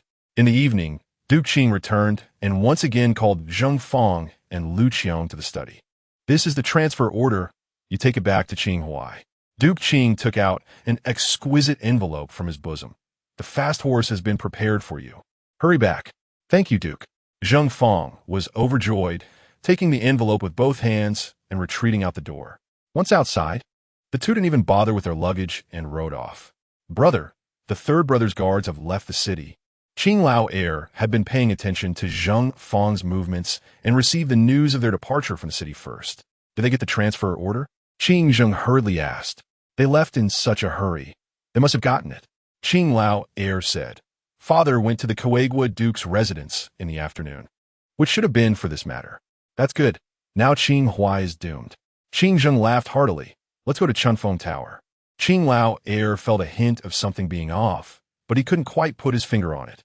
Outside the capital, Zheng Fong and Lu Qiong finally reached outside the city before the gates closed. Once outside, they didn't look for a place to rest and rode through the night. Along the way, they only slept 4 or 5 hours at most each day, spending the rest of the time on the road. After 9 days, the two returned to Xihe. By this time, their clothes were unrecognizable in color, and their entire bodies, including their eyelashes, were covered in dirt. You two hurry and rest a bit. After reading the transfer order, Qing Huai turned around to find Jin Feng. What did you say? The transfer order has been issued? Jin Feng frowned. Didn't you say it would take at least a month? How could it be so fast? He hasn't prepared yet. Chapter 49. Suppressing bandits, changing commanders on the battlefield has always been a taboo in the military. I thought that even if my father wanted to help, it would take at least 10 days to receive the transfer order, and with the time Zheng Fong and the others needed to travel back and forth, it would take more than a month. I didn't expect it to happen so quickly. Qing Huai said, It seems that the situation for the Iron Forest Army is not good, and my father hopes I can return to the team quickly. When he received the transfer order, Qing Huai was also very surprised. After asking Zheng Feng in detail, he understood why Duke Qing was doing this. He knew in his heart that Duke Qing must have paid a great price to get this transfer order. Jin Feng didn't think much of it either, because he had heard from Zhang Liang that the Iron Forest Army was built by Qing Huai himself and was the foundation of his standing. He thought that Duke Qing didn't want the Iron Forest Army to suffer heavy losses, which is why he was so accommodating. Little did he know that Zheng Feng had already spilled the beans. When do we depart? This was Jin Feng's biggest concern. The sooner, the better, Qing Huai said. Zhong Wu and the others are already packing their things. I'm here to inform you to prepare. We'll leave early tomorrow morning. What? Departing tomorrow? Jin Feng raised his eyebrows. Is it that urgent? The smelting technology in Dakong was too primitive. They had only brought in coal a few days ago, and the furnace was hastily constructed. It was already quite impressive that Jin Feng could produce wire under such conditions, but the output was truly ridiculously low. Up to now, the accumulated wire was far from the expected results. Do you have any other matters, sir? Qing Huai asked. There are many things, Jin Feng said. First of all, the wire is far from enough, and I haven't made a single heavy crossbow yet. Well, Qing Huai thought for a moment and said, the Iron Forest Army has a dedicated workshop. Once we get to the army, I'll have them assist you, which should speed things up. After saying that, he didn't forget to assure him. Don't worry, the officer in charge of the workshop was promoted by me, and I guarantee they won't leak your techniques. How many people are there in the workshop? Jin Feng's heart stirred. About 50. Do they have furnaces? There are 3. That's fine. Jin Feng nodded slightly. With 3 furnaces and 50 helpers, if utilized well, the efficiency would be much higher than just him and the Zhang brothers working together. As for the issue of Qing Huai worrying about leaking techniques, Jin Feng didn't take it to heart at all. It was an assembly line used for in later generations. Even after 10 years of screwing bolts in an electronics factory, one couldn't produce a single television set. Just like a spinning wheel, the most labor-intensive and least technically demanding tasks should be handed over to the workshop personnel, with each worker responsible for only a part of the product, while he himself only needed to focus on making key components and the final assembly. This would not only enhance efficiency, but also effectively prevent leaks. Since you have no problems, can we depart tomorrow? Qing Huai asked again. Must we leave tomorrow? Jin Feng inquired. Not necessarily. There are 2 copies of the transfer order, and the other one needs to be delivered to the Iron Forest Army, which has to go through 2 checkpoints and be stamped by the commander of the Jinshi Army. It will probably be delayed for a while. I was thinking of getting there early to understand the situation on the battlefield and make plans. Qing Huai asked, since you're asking this, do you have other matters? Jin Feng fell silent. He was worried about the bandits in Cat Mountain. What if they found out he had killed the bald man and came looking for him while he was away? But even if he stayed home, if the bandits came, it would be the same trouble. Unless he eliminated this group of bandits, there would be no end to it. Thinking of this, Jin Feng's eyes lit up. He knew he definitely didn't have this capability, but Qing Huai could. He was a marquis, and perhaps he could manage it. At the very least, he could arrange for Guan Xiaoro and the others to be sent to Jinchuan Prefecture and bring them back when he returned. Thinking of this, Jin Feng talked about the bald man. I've heard about the Cat Mountain bandits. There are only a few dozen core members, but the terrain of Cat Mountain is complex and the bandits are familiar with it. When the officials go, they hide in the mountains like rats, making it very troublesome to find them, and suppressing bandits is the responsibility of the county magistrate and the local army. So I've always been too lazy to deal with them. After listening, Qing Huai confidently said, since they've provoked you, let us eliminate them. Do you have a plan? Jin Feng asked. I didn't have a good plan before, but now that I've met you, I do. Qing Huai smiled slightly. Don't worry. We will definitely take care of them before we leave. After coming out of the blacksmith shop, Qing Huai called for Zhang Liang and whispered something in his ear. Zhang Liang dropped his work and ran off. Qing Huai then instructed the steward, and soon, Zhong Wu arrived with 5 guards in the courtyard. Each of them was carrying a crossbow made by Jin Feng. Jin Feng had said that they would each be equipped with a crossbow in the future. So recently they borrowed the spare crossbows left by Mansong and Jin Feng to train in turns in the back mountain. When Jin Feng saw the guards arriving with their weapons, leading a few horses and a cart, he realized something and stepped forward to ask, Marquis, you're not planning to take them to Cat Mountain, are you? Qing Huai had only brought 6 guards, and even if he added himself and Zhang Liang, there would only be 8 people. How could they suppress bandits? These few people are enough, Qing Huai said with a smile. Are you interested in coming to take a look? His tone was so relaxed, as if they were going to hunt in the mountains rather than to kill bandits. All right then. Seeing that Qing Huai didn't seem to be joking, Jin Feng nodded. He was also very curious to see what Qing Huai was planning to do. He returned to the blacksmith shop to retrieve his crossbow and a bundle of quivers. This was something Jin Feng had recently made when he found the time, ensuring that each crossbow was equipped with 2 quivers, so that if one quiver was damaged during battle, the other could take its place. After distributing the quivers to Zhong Wu and the others, Qing Huai and the guards mounted their horses, while Jin Feng, who couldn't ride, sat in the cart. Qing Huai didn't seem to be in a hurry to travel. After leaving the village, he walked slowly forward, and it wasn't until noon that they reached Jinchuan Prefecture. They didn't enter the city, but continued north along the outside of the county wall. When they were about 2 or 3 miles from Cat Mountain, Qing Huai ordered the team to stop in a grove. Just as the team halted, Zhang Liang, who was carrying a crossbow, emerged from the bushes with a dark-skinned man. Marquis. Upon seeing Qing Huai, the dark-skinned man knelt down and cried. Jin Feng noticed that he walked with a limp in his right leg, indicating he was also a retired soldier due to injury.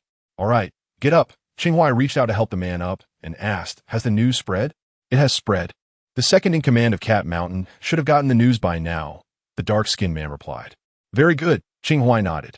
Zhong Wu, get ready. The second in command might come down the mountain soon. Just watch, Marquis, Zhong Wu grinned. Chapter 50. Highway Robbery. Be careful. I've heard that the bandits on Cat Mountain are quite skilled. Don't end up capsizing in the gutter. You might not die on the battlefield, but you could fall into the hands of bandits.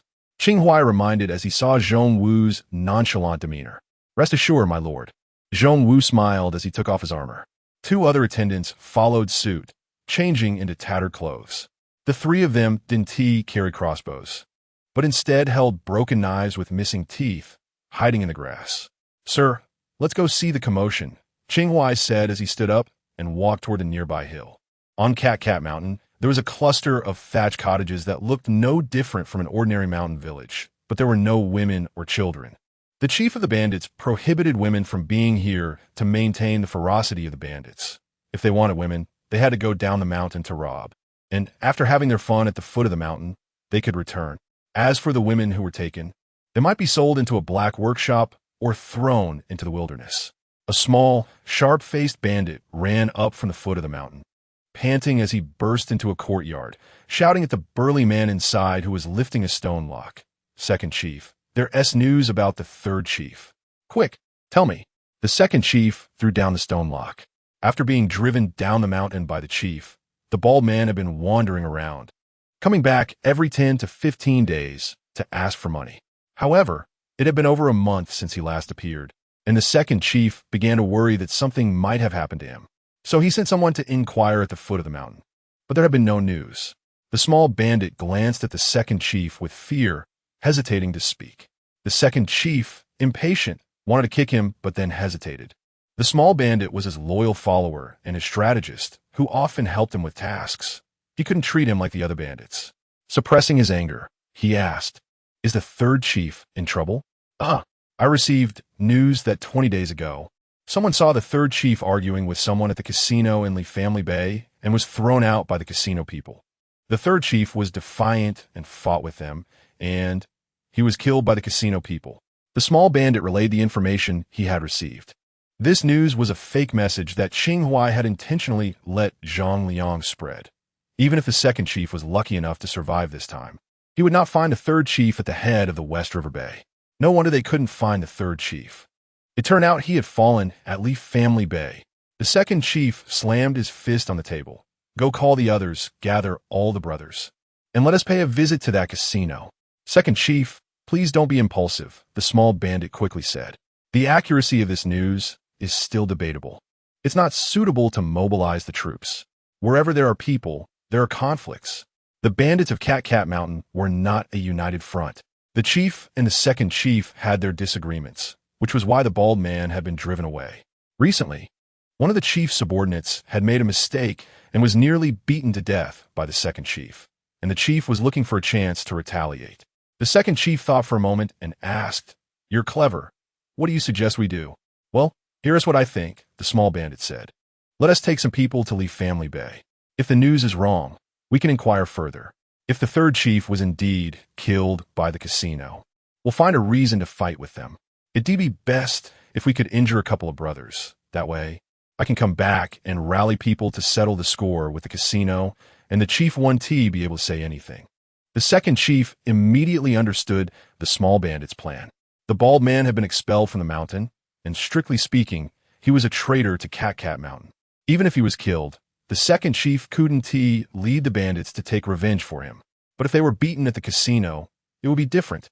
The bandits of Cat Mountain had to stand up for the second chief, or else they would lose morale. Wise as always, the small bandit quickly flattered. "Go tell Xiao He to bring a few people. We're going to gamble at Li Family Bay." The second chief waved his hand. The small bandit agreed and ran out. Soon, the second chief led 4 trusted men down the mountain, heading straight for Li Family Bay. As they passed through a grove of trees, 3 men suddenly rushed out. "Halt!" Zhong Wu shouted loudly. "This road is mine. This tree is mine. If you want to pass, leave your toll. This road is yours." After being a bandit for half your life, you get stopped and robbed at your own doorstep? The second chief was so angry he laughed. "Do you know who we are? I'm the second chief of Cat Mountain. I don't care if you're from Cat Mountain or Dog Mountain. Hurry up and hand over the money. Otherwise, don't blame me for being ruthless." Zhong Wu shouted fiercely. "You look like a deserter, huh? If you want to claim a turf, go somewhere else. This place is already taken. Consider yourself lucky. I'm not in the mood to deal with you today. Get lost, or when I come back and you're still here, I'll skin you alive." The second chief was anxious to get to Li Family Bay and cursed Zhong Wu a few times before trying to leave. "I'll skin you alive first," Zhong Wu shouted, swinging his long knife towards one of the bandits.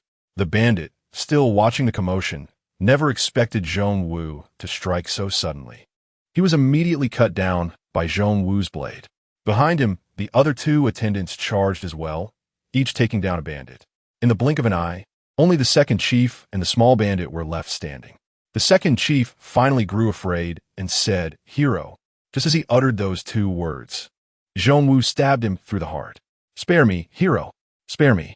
The small bandit was so scared he collapsed to the ground, repeatedly bowing his head. "Go back and tell your chief that this mountain is mine now. Let him hurry and take his people away." Zhong Wu patted the small bandit with the back of his knife. "Get lost." "Thank you, hero." The small bandit flipped over and crawled back up the mountain. Zhong Wu laughed heartily and began to rummage through the corpses. When putting on a show, one must go all out. After searching for valuable items, Zhong Wu and the others also stripped the bandits of their clothes. The real show is about to start. On the small hill, Qing Huai patted his backside, stood up, and said, "Sir, wait here for a moment. I'll go down." Meanwhile, Jin Feng watched Zhong Wu below, his heart churning. Although he had killed before, it was out of necessity. After killing the bald man, he had nightmares for several days. But looking at Zhong Wu, who was smiling throughout, it seemed as easy as killing a chicken. This was the first time Jin Feng witnessed the difference between a regular soldier and an ordinary person. By the time he snapped back to reality, Qing Huai had already gone down the mountain. Zhong Wu and his 2 companions returned to the woods, quickly donning their armor and picking up their weapons. Jin Feng saw Qing Huai pointing and directing below, and a group of attendants spread out, taking cover with their crossbows in different positions, including Zhang Liang, who also hid in a bush. Only the dark-skinned man followed Qing Huai back to the top of the mountain. "All right, everything is arranged. Now we just wait to watch the show." Chapter 51. Frightened to death, boss? It's bad. The second in command has been killed. The small bandit rushed up Cat Mountain, shouting desperately. The cry quickly attracted a group of bandits. "What are you howling about?" A burly man walked out of the thatched hut, frowning and scolding. "Speak clearly. What happened to the second in command?" "The second in command has been killed." "Explain it clearly. What exactly happened?" The boss impatiently kicked the small bandit. "The second in command brought me and a few others to Li Family Bay to gamble, but just after we came down the mountain, we encountered 3 men who robbed us. The second in command just said a few words and was killed." The small bandit said. They told me to come back and deliver the message. That's how I survived. What message did they want you to deliver? The robbers said they wanted this mountain and told us to move away. The small bandit replied cautiously. How many of them were there? The boss asked. 3. And how many of you? 5, including me. 5 of you couldn't handle 3 of them? The boss frowned slightly, although he and the second-in-command had some disagreements. He knew the second-in-command had some skills. In a real fight, he might not necessarily win. Besides, there was also the small black, who was the second-in-command's top fighter and capable. How could they have been beaten so badly? Boss, those 3 were deserters. They were ruthless and attacked without warning. The small bandit explained. The second-in-command was still talking when they struck. He didn't even have time to react. So they used underhanded tactics. The boss nodded slightly. Are you sure they were deserters? They were wearing soldiers' robes, almost tattered, and their knives were military-issued, all chipped. They struck hard, killing the second-in-command and the others without batting an eye, the small bandit said. Such people must be deserters. Damn it! The boss feigned anger, but he was almost overjoyed inside. Every year, there were quite a few deserters in Dakin. Some fled because they were afraid of battle, while others escaped due to fear of punishment after losing a fight. The only way for deserters to survive was to become bandits. Cat Mountain was only a few hundred miles from the front lines, and to the south were mountains, so every year many deserters passed through here. Some wanted to seize the mountain. However, deserters usually didn't dare to gather in groups. Otherwise, they would easily be hunted by the military. Thus, most deserters who dared to target Cat Mountain have been killed. Old 5, gather the men and avenge the second-in-command. The boss roared in anger. Move quickly. Don't let those deserters escape. No matter how much he usually disagreed with the second-in-command, now that he was dead, he had to act accordingly. Clang, clang, clang. The bandit lair erupted with the sound of gongs. Soon, dozens of bandits had assembled and followed the boss down Cat Mountain. Each person was armed with machetes, spears, and other weapons. Before long, they reached the spot where the second-in-command had been robbed. The bodies of the second-in-command and his men were carelessly tossed by the roadside, stripped of their clothes. But the deserters were nowhere to be seen. Where are they? The boss asked, gripping the small bandit by the collar. I don't know. The small bandit shrank back. Maybe they ran away. Split up in search. See which direction they went. The boss waved his hand, and dozens of bandits divided into 4 teams, each searching a different direction, trying to determine the deserters' tracks from the footprints on the ground. At that moment, a faint sound suddenly came from the surrounding woods. Whoosh, whoosh, whoosh. The boss and the leaders of the 4 teams all fell to the ground, struck by arrows. Stand still and don't move. Whoever moves will be shot. A stern shout came from the woods. The bandits were all stunned. Some stood frozen in place out of fear, while others scrambled to cover their heads and flee, and a few quick-witted ones quickly sought hiding places. This was a carefully chosen ambush point by Qing Huai. The area was all flat ground, not even a stone or tree to hide behind. Whoosh, whoosh, whoosh. Another 6 people fell to the ground, all those who had attempted to escape. I'll say it again, everyone stay put, don't move, or you'll die. The voice of Zhong Wu rang out from the woods again. Listen to me, if we get caught, there is only one way out, death. There are just a few people.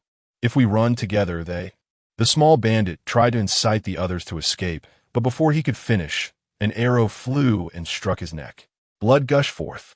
The small bandit clutched his neck, but he couldn't stop the bleeding. Blood continued to ooze out, and all his strength drained away quickly. After a few seconds, he collapsed to the ground, motionless. Does anyone still want to run? Zhong Wu shouted. At this point, none of the bandits dared to move anymore. If it were a direct confrontation, the bandits might have charged in a fit of anger, but until now, they hadn't even seen where the enemy was. How could they fight? This wasn't a battle. This was a death sentence. Zhong Wu signaled behind him, and a coil of rope flew out from the grass, landing at the feet of a bandit on the edge. Bind them up, Zhong Wu shouted from behind grass. Bind our own people? The bandit hesitated. The next second, he didn't have to hesitate anymore, as an arrow struck his neck. You, tie them up. Another arrow flew, landing near the feet of a second bandit. Tie them tight. This bandit was already terrified. Without saying a word, he picked up the rope and started binding the others. The other bandits also didn't dare to resist, and they were all tightly bound. Only then did Zhong Wu step out of the woods and tie up the last bandit. On the mountain, Qing Huai stretched. Fortunately, these bandits lost their composure. Otherwise, we would have had to sleep here tonight. Sir, let us go down and take a look, someone suggested. Lord, there are dozens of bandits, and we only have a few people.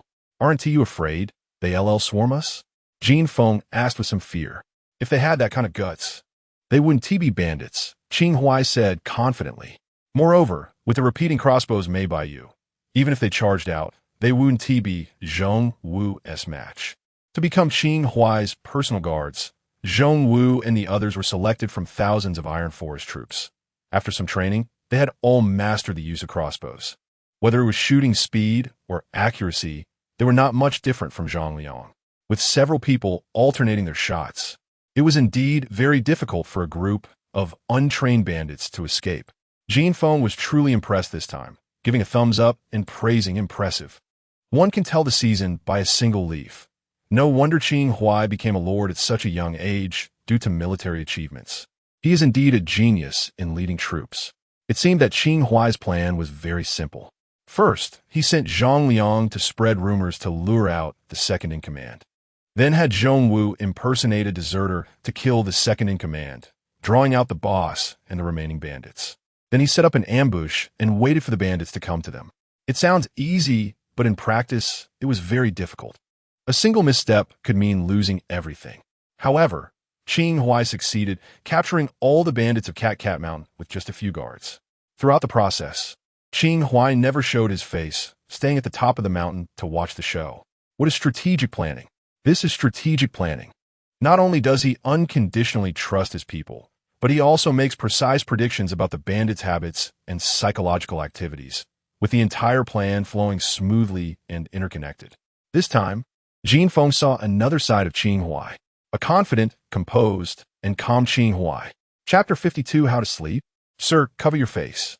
When they reached the mountainside, Qing Huai handed a square cloth to Jin Feng and said to his tall comrade Zhang Liang, Feng Lei, you don't need to go down. Thank you. Jin Feng nodded and took it. He knew that Qing Huai did this to prevent any remaining bandits from recognizing him while hiding in the shadows. The tall man also nodded and hid behind a large rock. He was too familiar with the bandits of Cat Mountain. Even with his face covered, he would still be recognized. As for Qing Huai and Zhong Wu, they weren't worried about being recognized by the bandits at all. Zhong Wu might even welcome the bandits seeking revenge. Zhong Wu untied a bandit and pulled him aside to ask, how many people are left on the mountain? Except for 3 who stayed behind a guard. The rest have all come down, the bandit quickly replied. After asking a few more bandits, the answers were the same.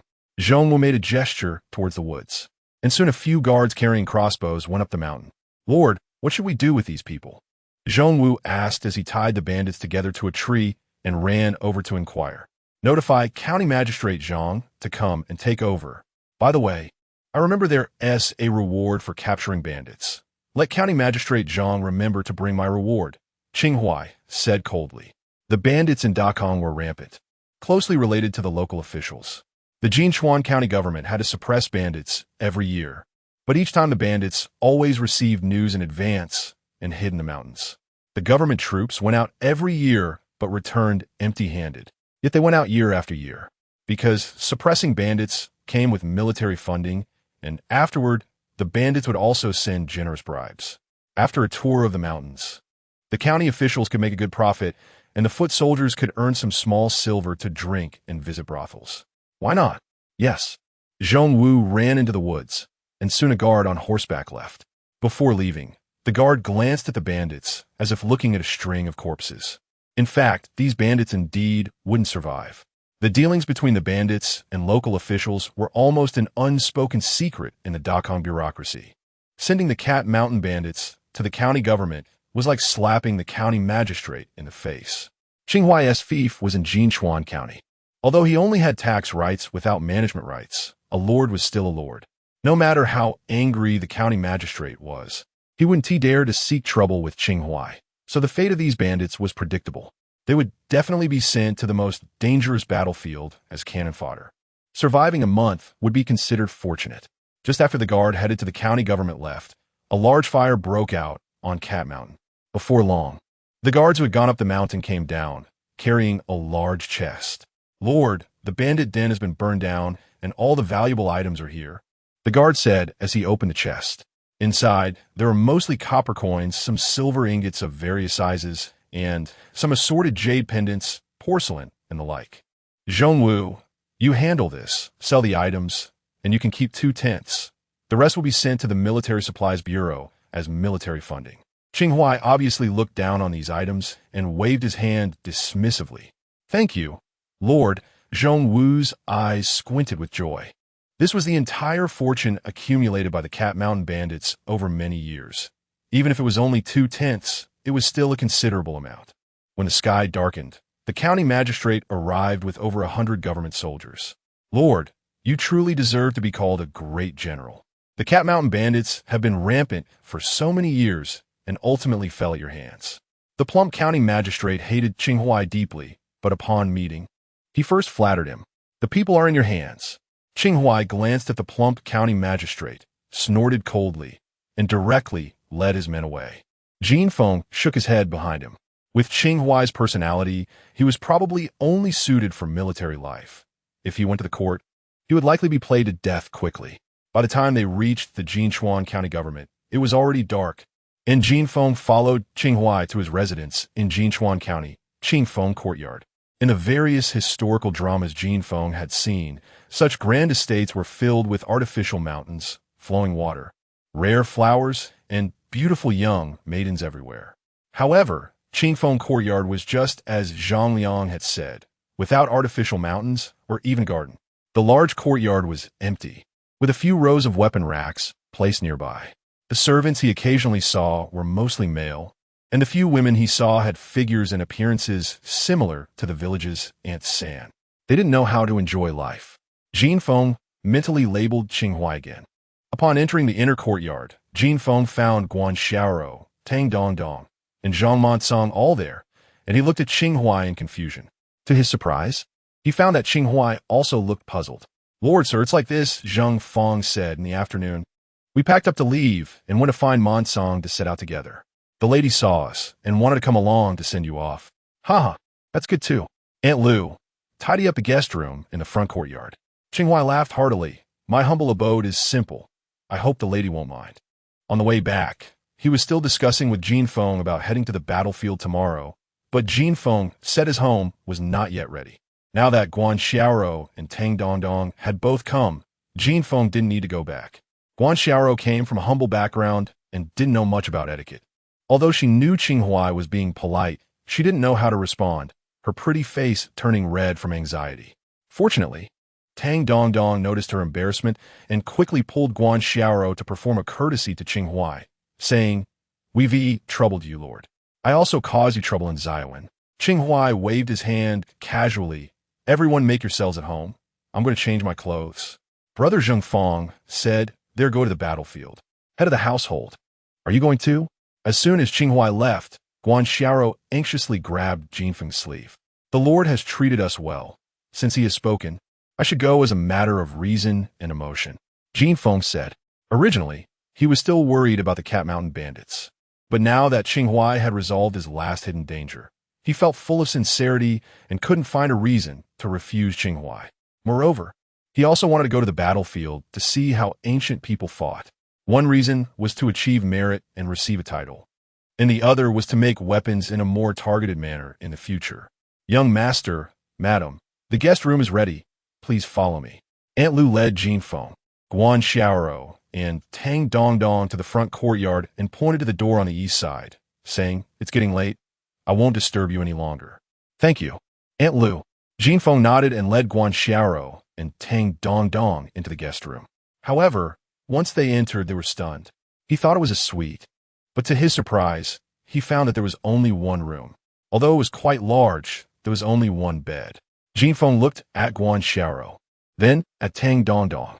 3 people, 1 bed. How are they going to sleep? Chapter 53. Guan Xiaoro's regret. Although Tang Dongdong had long been mentally prepared to marry Jinfeng, she still blushed when she found that there was only 1 bed in the room. "What's going on?" Jinfeng also had a dark expression on his face and turned to call Lu Aunt, but was stopped by Guan Xiaoro pulling at his sleeve. "Head of the family. Just squeeze in. Squeeze? What if we squeeze and get pregnant? Is it yours or mine? Jean Feng replied irritably. Whoever you want count it as. Count it as that. You're talking nonsense. Just wait and see how I deal with you when I come back. Jean Feng slapped Guan Xiaorou's hand away and ran off to chase Lu Ant. Guan Xiaorou shrank her neck and stuck out her tongue. Seeing Jean Feng leave, she said in frustration, Dong Dong, didn't we agree at home? Why were you acting like a fool just now? Tang Dong Dong tugged at her clothes and remained silent. You. Guan Xiaorou stomped her foot, feeling both helpless and regretful. We were so close to succeeding. Lu Ant, why did you only prepare one room for us? Jean Feng caught up with Lu Ant and asked with a wry smile. Huh? Lu Ant clearly misunderstood Jean Feng's meaning. Young master, do you think the bed is too small? You misunderstood. The one in the blue dress is not my wife. I know. She's your concubine, Lu Ant said, suddenly enlightened. Doesn't the lady not want to sleep with a concubine? In her village, it was common for multiple concubines to sleep together because most ordinary families only had one bed. At most, when the children grew up, they would get another bed for them. It wasn't until she came to the city that she learned that some wealthy families did not allow the legitimate wife to sleep with the concubines. Dong Dong is not my concubine. If she is not a concubine, how did she come to send the young master to the battlefield? Lu Ant asked with curiosity. Is she your sweetheart? Young master, I know I shouldn't speak out as an old woman, but since you've taken a liking to her, you should give her a title. She's not my sweetheart, Jean Feng said darkly. She's my manager, helping me run the business. A female manager? Lu Ant clearly did not believe it. Really? Jean Feng was almost at his breaking point. Whether it's true or not has nothing to do with you. Just tell me if you can prepare another room for me. I can. I'll go tidy up the side room for you, young master. Seeing that Jean Feng was getting anxious, Lu Ant hurried off. Zhongwu happened to patrol by and overheard their conversation, laughing so hard that his stomach hurt. When he saw Jean Feng's unkind expression, he quickly suppressed his laughter. Zhongwu, has Lu Ant always been like this? Jean Feng asked curiously. Wasn't it said that servants in ancient times had no status? How has Lu Ant survived all this time being so gossipy? Sir, Lu Ant's son was once a personal guard of the Marquis. That brother died in battle protecting the Marquis. The Marquis knew Lu Ant was left with no one to rely on, so he brought her to the Qingfeng villa, giving her a way to live. Zhongwu explained. The Marquis is unmarried, and there is no lady of the house to discipline the servants. You know the Marquis's temperament. He never makes things difficult for the servants, so they become a bit unruly. Please be understanding. I'll talk to Lu Ant later. No need, it's fine. Jean Feng shook his head. He was just a guest and didn't want to make things difficult for a poor woman over such minor matters. Back in the guest room, Tang Dong Dong had not left and was discussing the room's furnishings with Guan Xiaorou. Dong Dong, Lu Ant is going to tidy up the side room, so you'll stay over there. Tang Dong Dong nodded. Feng Ge, is there anything else to tell the workshop? No, just do what you usually do. If I'm not home, do it the same way. Is Liang Ge going this time? If he is, who will deliver the goods to the county? I'll go with Monsong. Liang Ge isn't going, Jean Feng said. But when I'm not home, don't let Liang Ge deliver goods. Let him stay home. If anything happens, you could discuss it with him. For the delivery, let Tizi Ge take Liang Ji's place. Okay, Tang Dong Dong nodded. Then I'll go find Lu Ant. Dong Dong, why don't you just squeeze it? Guan Xiaorou still wasn't giving up. Tang Dong Dong shook her head and ran away blushing. Head of the family, Dong Dong is a girl, and she's shy. Can you be a bit more proactive? Guan Xiaorou watched Tang Dong Dong run off and said regretfully, I had agreed with Dong Dong at home that she really wants to marry you. If you were just a little more proactive, she would definitely have stayed today. Why do you insist that I marry Tang Dong Dong? Can't I just marry you? Jean Feng asked in confusion.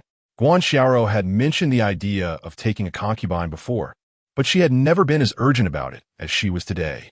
Jean Feng felt that she wanted to tie Tang Dong Dong to the bed. Head of the family treats Xiaorou well, and Xiaorou knows that, but Guan Xiaorou stopped speaking at this point. But what? Go ahead and say it. Jean Feng suddenly had a thought and asked, You don't like Dong Dong, do you? He recalled a point he had seen online in his previous life that said many women have a tendency for dual love, which is why close friends often do very intimate things without feeling awkward. Could it be that Guan Xiaorou, head of the family? How could you think that of Xiaorou? Guan Xiaorou denied it vehemently, looking a bit flustered. If you think that, you might as well drown Xiaoro in a pig cage tomorrow. Why would I drown you in a pig cage? Jin Feng saw that Guan Xiaoro was genuinely angry and hurriedly said, if you don't like Tang Dong Dong, why are you so eager to push me to marry her? Because I'm useless. Guan Xiaoro pouted. Head of the family, our workshop is getting bigger and bigger, and the thread we spin every day is increasing too. The things Liang Ge brings back from the county are also increasing, but I can't read, and my calculations are always wrong. Recently, the income and expenditure of several trades have exceeded 2001, and I just can't figure out. Head of the family, in the future, our family will earn more money, but when you're not at home, I can't keep the business safe. If someone tricks me, I won't even know. As the lady of the house, every time Zhang Liang returned from the county, he would go to her for account reconciliation. At first, the amounts involved were small, and the items purchased were few, so she could barely keep up. But now, with more purchases and increasingly complicated accounts, she just couldn't understand. As the workshop thrived, Guan Xiaoro became more anxious. And then today happened. Jin Feng noticed Guan Xiaoro's anxiety, wiped the tears from the corners of her eyes, and gently held her in his arms. Xiaoro, don't worry. When I come back, I'll teach you how to read and how to calculate. Xiaoro is too stupid. She won't be able to learn. Besides, you're leaving tomorrow. While I'm not home, just let Dong Dong help you. Jin Feng suggested. How can that be? Guan Xiaoro suddenly sat up. You haven't shared a room with Dong Dong, and there's no marriage certificate. She doesn't count as part of our family. How can I let her manage the accounts? Chapter 54 Expedition Dong Dong is the shopkeeper, and it is her duty to manage the accounts. Jin Feng said, Xiaoro, you need to understand a principle. Professional matters should be left to professionals. You just need to manage the people. Otherwise, as our business grows bigger, how will you manage it all? It will be too late then. Guan Xiaoro wrapped her arms around Jin Feng's waist and buried her face in his neck, playfully saying, Master, I'll go call Dong Dong over. You two can share a room tonight, and tomorrow I'll go to the county office to get your marriage certificate. How about that? Anyway, Dong Dong will eventually be yours, so you might as well marry her sooner. That way, I can hand the household over to her. According to the laws of Dekong, as Jin Feng's legitimate wife, she has the authority to allow him to take a concubine. Just forget that thought. Jin Feng said helplessly. You listen to me. While I'm not home, let Dong Dong help you with the accounts, and I'll check them when I return. All right. Guan Xiaoro noticed that Jin Feng seemed a bit unhappy, so she turned around to grab a bundle from the bed. Master, the clothes have been altered. Try them on. This time, they fit perfectly and made Jin Feng look even more scholarly. Xiaoro, these clothes were altered very well. Jin Feng praised with a smile. It was Dong Dong who helped with the alterations, Guan Xiaoro said somewhat shyly. Her family is in textiles, and she has learned to sew since she was little. There is another set here that Dong Dong made for you. Seeing that she was trying to steer the conversation towards Tang Dong Dong again, Jin Feng quickly interrupted. After I leave, lock up the shop and don't let anyone else in. Leave the workshop to Dong Dong, and if there is anything outside, just let Liang Ge handle it. Got it. Guan Xiaoro saw that Jin Feng was starting to talk about serious matters, so she stopped her playful antics and quietly leaned against Jin Feng. Master, I know you're going to do big things, and I can't stop you. But you must remember, I'm still waiting for you at home. Don't worry. I'm not going to war this time. I'm just going to the battlefield with the Marquis to take a look. Our identities are the Marquis' stewards, not soldiers. If there is danger, I will definitely be the first to run, Jin Feng reassured her. Master, you just try to comfort me. When has it been that you weren't the first to charge forward in danger? Guan Xiaoro said, that time with the tiger was like that. And today with the bandits is still the same. How do you know I'm going to deal with bandits today? Jin Feng furrowed his brow.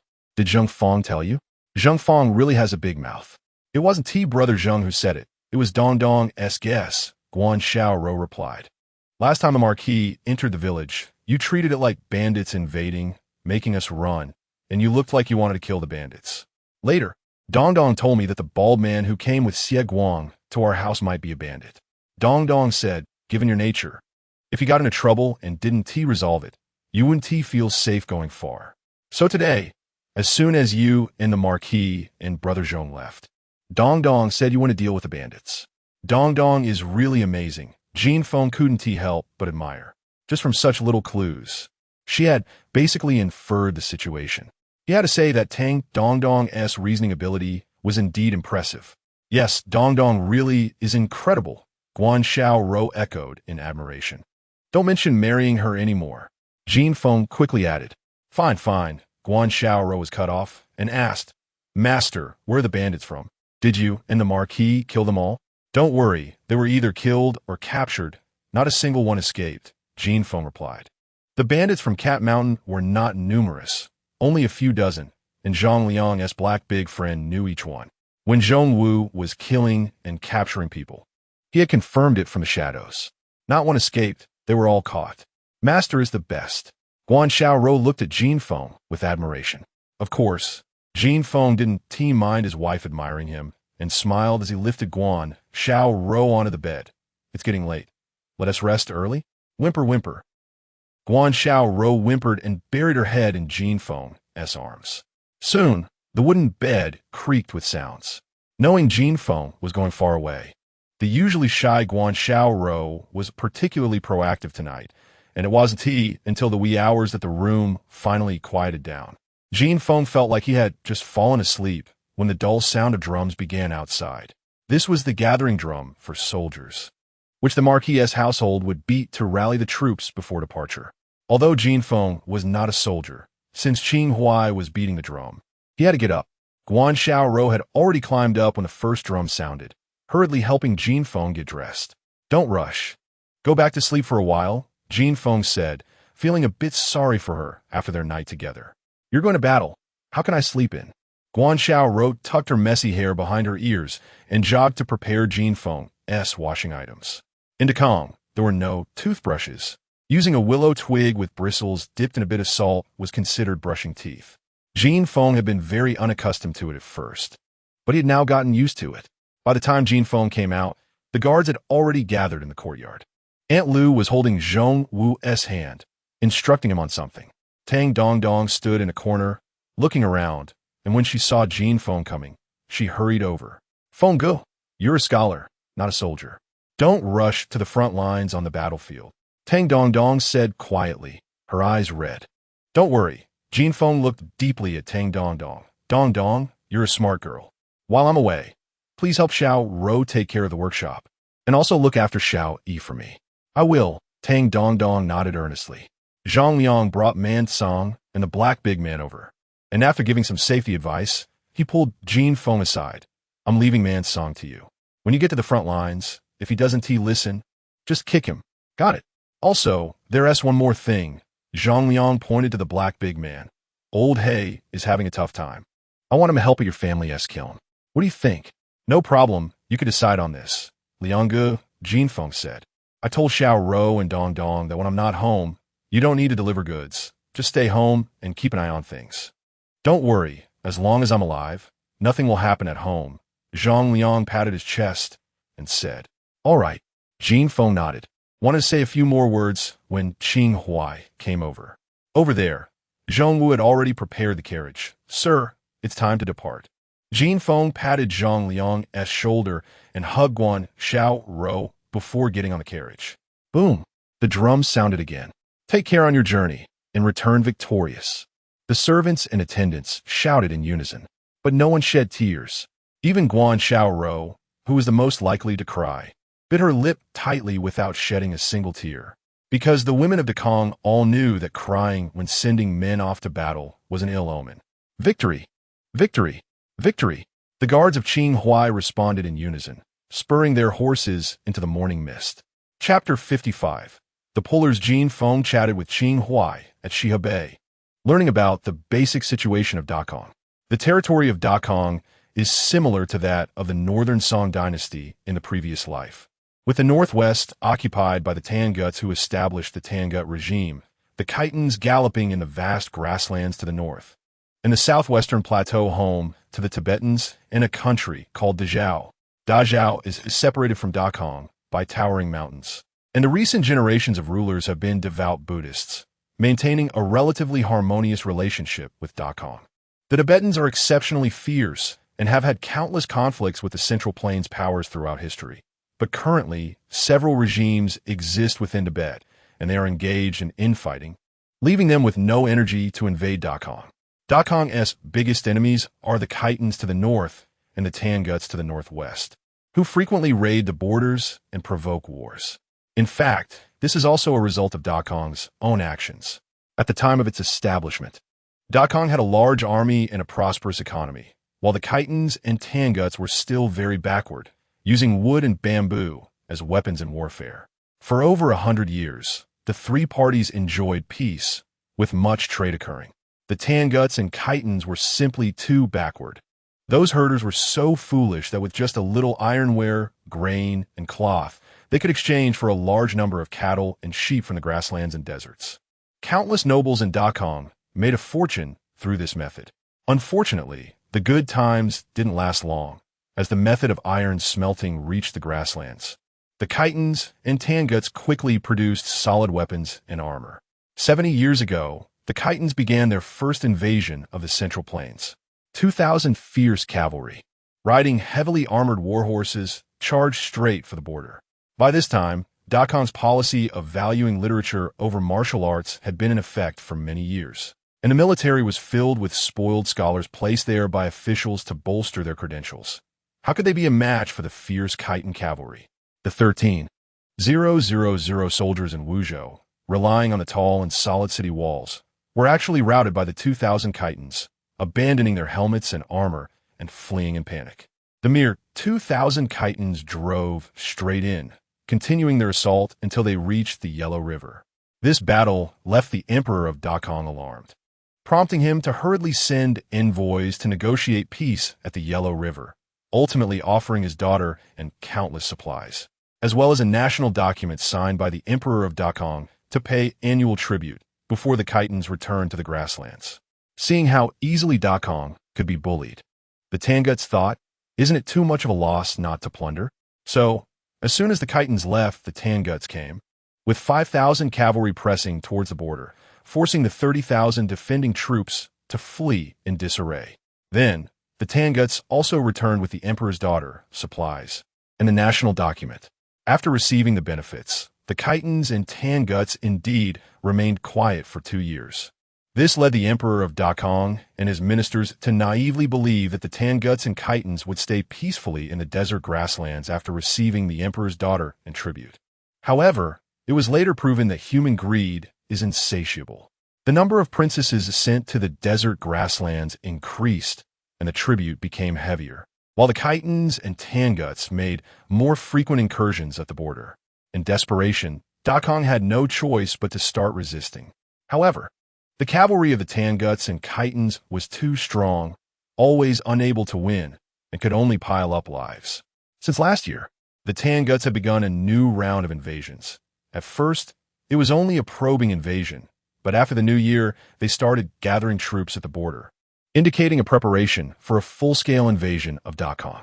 Jinchuan is located in northern Sichuan, and Qin Huai's destination is Weizhou in northern Shaanxi, less than 400 kilometers in a straight line north-south. If in later generations, it would take just a few hours by car.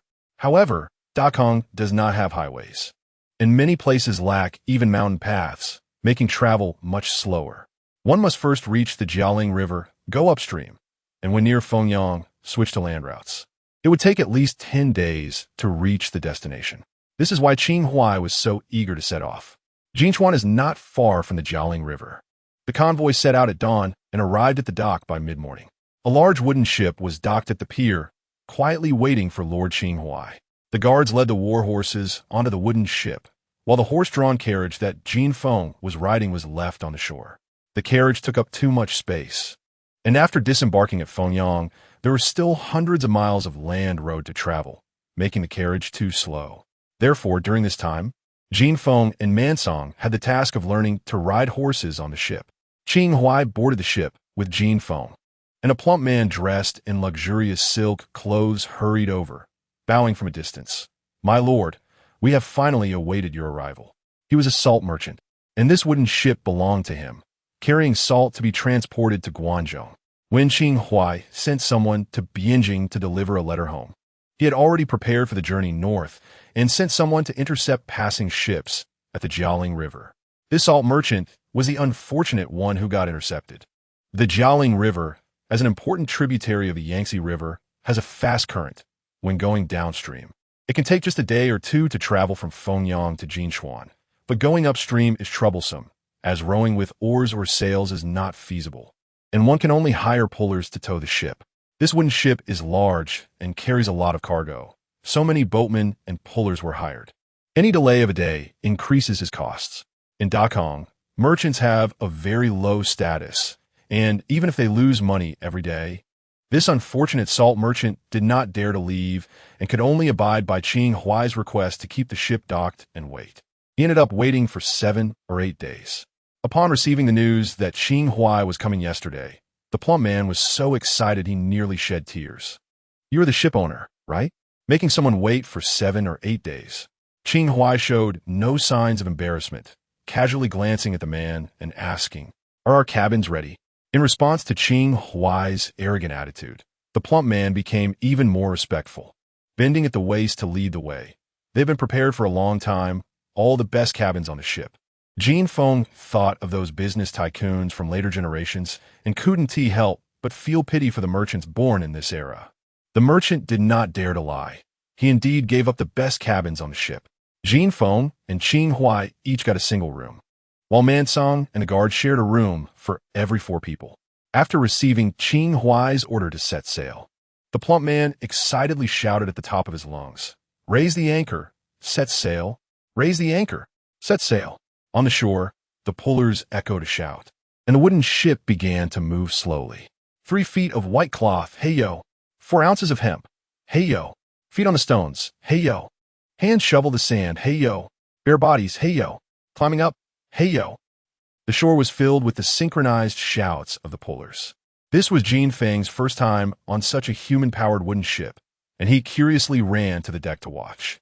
He saw 30 or 40 dark-skinned men on the riverbank, all naked, with a cloth strap about the width of a palm strapped to their backs, their bodies leaning forward as they crawled on all 4s to move forward. Why are they all not wearing clothes? There were even 2 women behind them, who also had no intention of covering up. It was Mansong's first time on a ship as well, and he also came to the deck. Upon seeing the pullers completely unclothed, he was quite surprised. Chapter 56. Rock climbing. Mansong and the others were all manual laborers, sweating after a short while of pulling. With their sweat soaking through, the ropes would wear down, and their clothes would be ruined within a day. Poor people couldn't afford so many clothes. Zheng Feng, who happened to be passing by, explained, "The women following behind are usually the wives of the boatmen. After seeing it often, they no longer feel shy." Mansong asked, "Why do the boatmen's wives follow them if they don't pull the ropes?" Zheng Feng replied, "Pulling ropes is hard work, and they can't go without food. Otherwise, they won't have the strength. They have to carry food to ensure their men don't go hungry." He continued, "Sometimes when a boatman is too exhausted, they can take over for a while to let the men rest." Mansong curiously asked, "Do they wear clothes when they pull the ropes?" Zheng Feng said, "Of course not. However, these women are tougher than men, and no one will mock them." Clothes were precious at that time. Many people only had one outfit, which they wore from spring to winter, patching it up when it wore out. Before marrying Jin Feng, Guan Xiaoro had only one outfit, made when she was 10.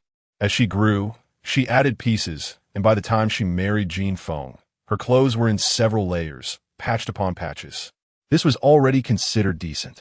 Some poor families had only 1 or 2 outfits for the entire family, with whoever went out wearing them, while those who stayed home would lie in bed. They had to get up early and work late, not because they were diligent, but because they had no clothes to be seen in after dark. The boatmen's clothes wore out too quickly, so they had to go without. Otherwise, the money they earned wouldn't even cover the cost of new clothes. "How much can they earn in a day pulling ropes?" Jin Feng asked. Zheng Feng replied, "It's hard to say. In good areas, they can earn 7 or 8 won a day, while in tougher places, the price is higher, up to 30 or 40 won at most." "So high?" Mansong asked in surprise. Even Jin Feng was a bit taken aback. "Do boatmen really earn that much? You know, I pay Zhang Liang 500 won a month, and he finds it too much." Zheng Feng explained, 30 or 40 won is for the most difficult stretch of road. That section is all cliffs and steep drops, with fast currents. Most people can't even climb it empty-handed, let alone the boatmen who have to pull boats. The number of boatmen who die there every year is countless. Jin Feng nodded in agreement, realizing they were indeed risking their lives and deserve higher pay. I would also be willing to work hard for 40 won a day, Man Song said, filled with envy. But soon, he stopped being envious. After the wooden boat moved forward for a few miles, they reached a valley. The peaks on both sides narrowed inwards, resembling the slender waist of a gourd. The Jialing River, nearly 100 meters wide, narrowed by nearly half here, and the water flow became exceptionally swift. The cliffs on both sides were extremely steep, almost vertical. Although this segment of the cliff was only a little over 100 meters wide, there was no foothold on the cliffs. How could the boatmen pull such a large boat across?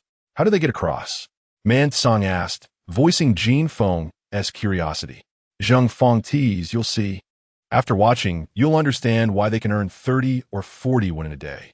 As they approached a few hundred meters from the valley, the boatmen found a place where the current wasn't too strong and stopped, tying the ropes to a tree. The two women who had been following immediately came forward with baskets on their backs. The boatmen took hard corn cakes from the baskets and scooped water from the Jialing River to eat with the cakes. While the boatmen were eating and resting, the two women took out 2 coils of hemp rope from the baskets, putting them around their necks and walking toward the cliff. One of the women rubbed her hands and began climbing. The cliff was extremely steep, but the woman was agile like a monkey, using the crevices and protruding rocks to move diagonally upward. Jin Feng couldn't help but feel nervous for her. In his past life, he had seen many videos of climbing enthusiasts online, but had never witnessed it in person. The stones on the cliff were wet from the splashes of the Jialing River, many covered in moss, making them look slippery. This woman climbed barehanded and barefoot. The difficulty level was many times higher than the artificially arranged climbing walls in training rooms. The woman climbed quickly. By the time the boatman finished one cake, she had reached the middle of the cliff, over 20 meters above the water's surface. Here, a rock jutted out about a meter, forming a small platform of less than 2 square meters, a decent resting point. The woman took a few deep breaths on the small platform, then removed the rope from her back, tied one end to the rock, and tossed the other end into the water to float downstream. The woman waiting below fished the rope out of the water and tied it to a tree. After pulling the rope to confirm it was secure, the second woman grabbed the rope with her right hand and began to climb as well. With the rope to aid her, the second woman climbed even faster than the first. What are they doing? Jin Feng asked, pointing at the cliff. Zheng Feng ignored Man Song, but didn't dare to disregard Jin Feng. Smiling as he explained, the boatmen have strength but lack agility. The women are nimble and light, climbing the cliff to set up a cable. This way, the boatmen can pull the rope to get over this difficult stretch. Without this rope, at least half of these men would die here. Is that so? Jin Feng looked at the polished stones on the cliff and asked, it seems many boats pass this way every year. Why doesn't the government put in some stakes and leave a rope? That way, they would have to risk their lives climbing the cliff every time. Zheng Feng sighed. The government tried before, but the ropes left here would be stolen within days. After a few attempts, they stopped caring. It made sense. Hemp rope was also a valuable item these days. A rough hemp rope over 100 meters long, if stolen and sold, could feed a family of 4 for a month. While Jin Feng was chatting with Zheng Feng, the two women had already met on the platform. They exchanged a few words, and the first woman took the rope from the second woman's neck, tied one end to the rock, and the other end around her waist, starting the second half of the climb. The latter half required moving diagonally downward with obstructed visibility, making it more troublesome than the ascent. This time, the woman didn't pursue speed but climbed cautiously. Fortunately, she seemed to be familiar with this section of the cliff, knowing exactly where to step. Although she slipped a couple of times, she ultimately landed safely. After untying the rope from her waist and securing it to a tree, the makeshift safety rope was ready. The second woman didn't follow her, but returned to where the boatmen were resting. Chapter 57. Weizhou City. The boatman stood up and took out a large coil of hemp rope, as thick as chicken eggs, from the baskets. The leading boatman slung the rope over his shoulder and began to climb. The remaining boatmen also detached their own ropes from the original towing line and followed the leader. Just as Zheng Feng had said, the men were rough and clumsy. During the climb, several of them slipped, but fortunately, They always managed to hold onto the rope with their right hands, or they would have fallen into the rushing waters below. After more than 20 minutes of effort, all the boatmen finally climbed over the cliff. The lead boatman took the hemp rope off his back, ran forward for several dozen meters, found a large tree, wrapped the rope around it twice, and then threw the remaining part into the water. There were knots tied along the thick hemp rope, and when the rope flowed downstream with the river current to where the boatmen had landed, they pulled it up, attached their own ropes to the knots, and then tossed the towing line back into the water. What are they doing? Mansong scratched his head and asked. This section is too dangerous. There's no place to step on, so they need to extend the towing line, Zhang Feng explained, reminding Sir, hold on tight, don't fall. Jin Feng quickly grasped the railing in front of him. The rope flowed with the river to the place where they had rested earlier. The women waiting below pulled the rope from the water and tied it to the original towing line. After confirming that the rope was secured, they untied the end that was fastened to the tree. The wooden boat immediately began to drift downstream with the current. 3 feet of white cloth, hey yo. 4 ounces of hemp, hey yo. Feet on the rocks, hey yo. Hands digging in the sand, hey yo. Climbing up bare-bodied, hey yo. The boatmen began to sing their work songs again, straining to pull the wooden boat forward. Although the path below was not as treacherous as the cliff, it was still very narrow, and in many places only 1 foot could fit. The boatmen almost crawled on the ground, using their hands and feet, their faces grim as they clutched the rocks to advance. When the boat was pulled to the narrowest point where the water flowed the fastest, 2 women also placed their baskets on the ground and hurriedly stripped off their clothes to join the ranks of the boatmen. The women, having labored for a long time, had skin as dark and rough as the boatmen, but their figures were quite good. Mansong watched with great interest, while Jin Feng felt no distractions in his heart. He inexplicably recalled a text he had studied before, The Boatman on the Volga River. At that time, while looking at the illustrations, Jin Feng and his classmates had discussed whether there were really people in the world who could endure such hardships. Today, seeing the boatman in person, Jin Feng realized that the suffering in the world was much greater than he had imagined. For the 2 women, he could only feel respect and sympathy. If there were any other options, which woman would be willing to become a boatman? They must have felt very shy at first, right? All along, Jin Feng had been a selfish person. After crossing over, he hadn't thought about benefiting the world.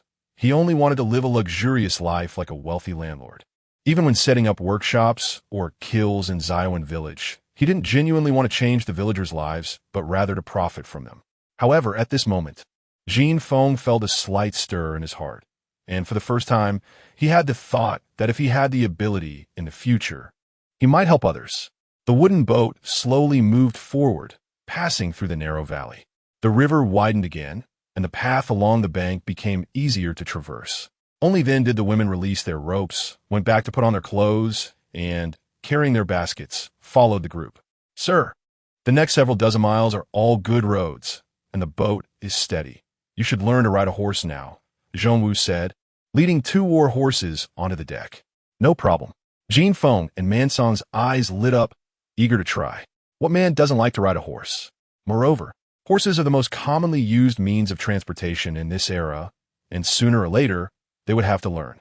Zhongwu had prepared a gentle little mare for him.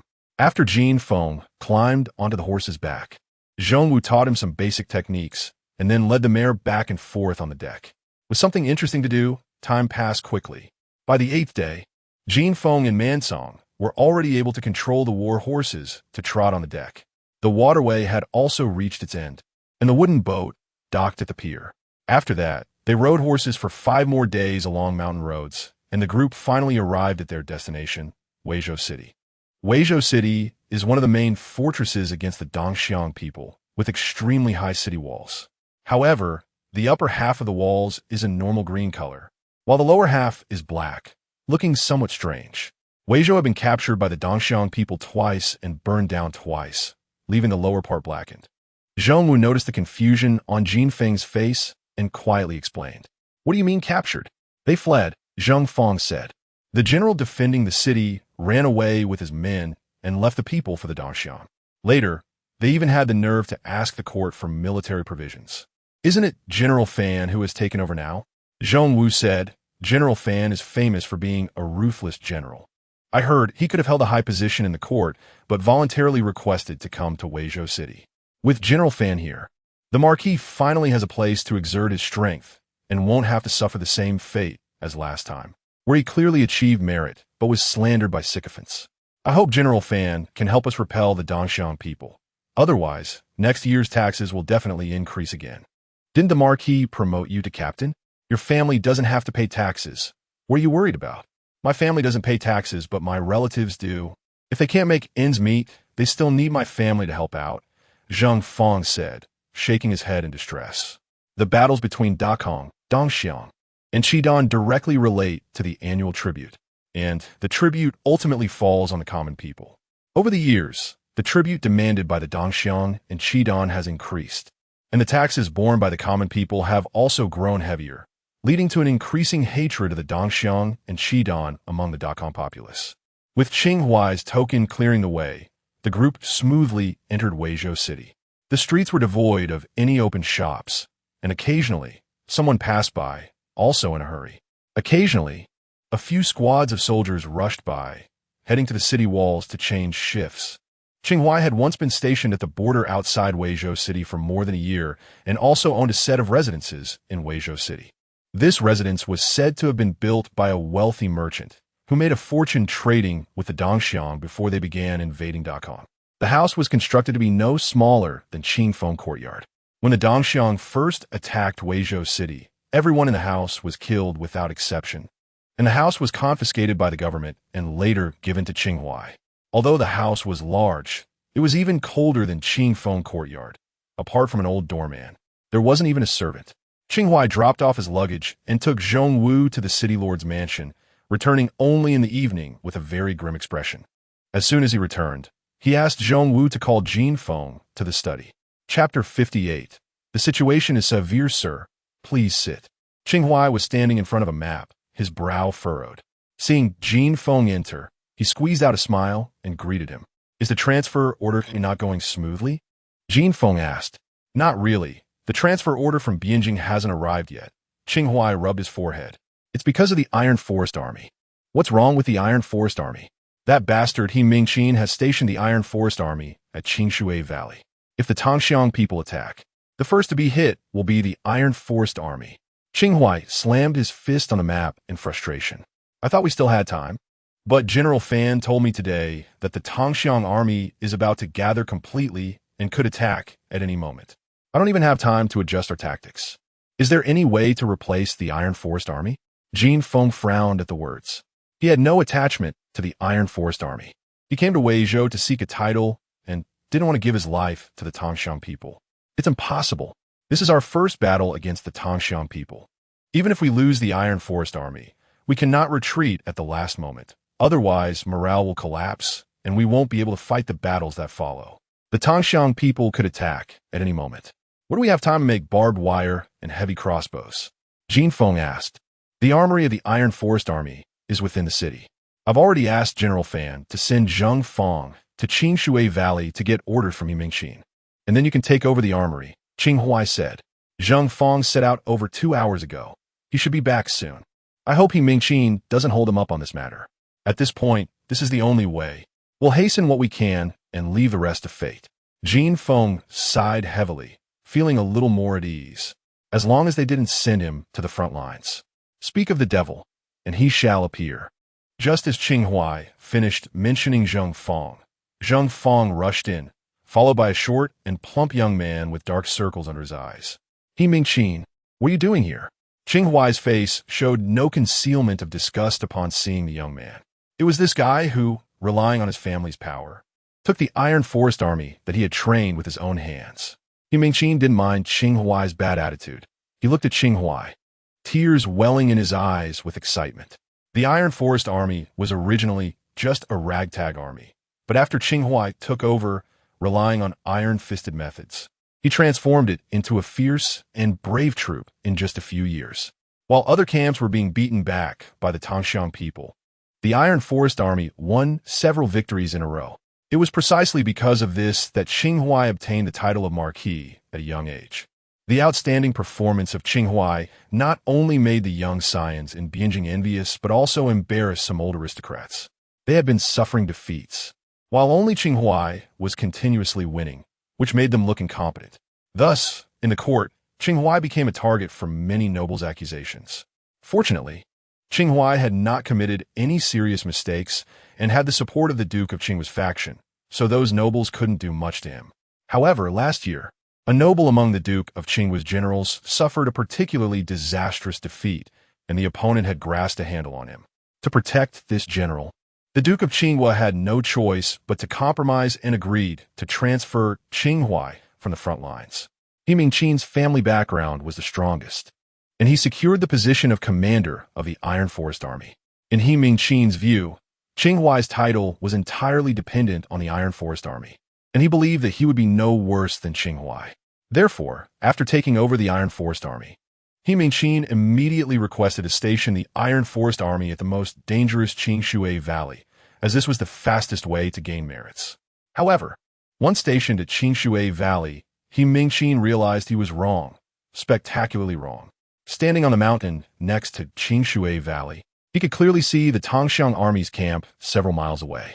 The densely packed tents extended as far as the eye could see, and the cavalry running back and forth covered the mountains and fields, with strange howls echoing clearly even from a distance.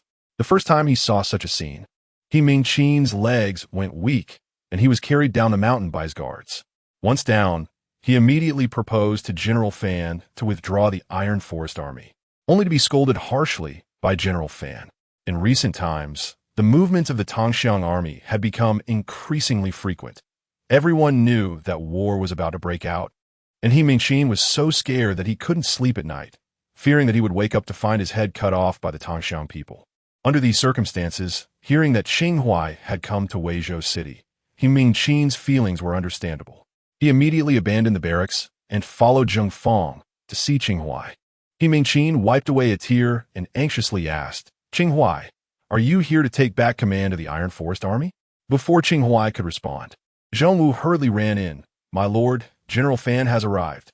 "Sir, come with me to welcome General Fan." Qing Huai couldn't be bothered with He Mingqin and quickly signaled Jin Feng to follow him out. "No need." A commanding voice came from outside the door. Jin Feng initially thought that General Fan, who was esteemed by Qing Huai and Zheng Wu, would surely be a tall and robust man with exceptional skills. However, when General Fan entered, he discovered that the man was not tall at all, and could even be described as small. He stood almost 5 feet tall, appeared to be in his 40s or 50s, and was not wearing armor, but rather a faded scholar's robe like Jin Feng's. Upon entering, he kicked He Mingqin. "Do you know what the punishment is for a commander leaving the barracks without permission? Do you believe I can have you executed right now?" He Mingqin was among the top scions in Beijing, but when kicked by General Fan, he didn't dare to utter a word, his face full of misery as he said, "General Fan, Qing Huai has come, and I am willing to hand the Iron Forest Army back to him." "You useless fool. After being on the battlefield for so many days, you don't even know the most basic military regulations. As long as the commander's seal isn't exchanged, you are still the commander of the Iron Forest Army and cannot leave the camp without permission." General Fan was so furious that his fingers trembled. Jin Feng couldn't help but feel sorrow for the soldiers of Dakong. If such a person could lead an army, one could see what the state of Dakong's military had become. "Get out of here. Leave the command seal." General Fan was incredibly disappointed in He Mingqin. "For now, you won't go to the Iron Forest Army. Once the transfer order from Beijing arrives, you can return." He Mingqin, who didn't want to go back to the front lines, quickly took out the military seal and other items from his pocket, placed them on the table, and fled the study. "Qing Huai, you can put these away first." General Fan pointed to the military seal and other items. "This isn't according to regulations, is it?" Qing Huai frowned slightly. The exchange of military command requires not only Qing Huai's transfer order, but also a confirmation from the military department. Both orders must have the same secret code to be considered legitimate. In extraordinary times, we must take extraordinary measures. The Iron Forest Army can only exert its maximum combat power under your command.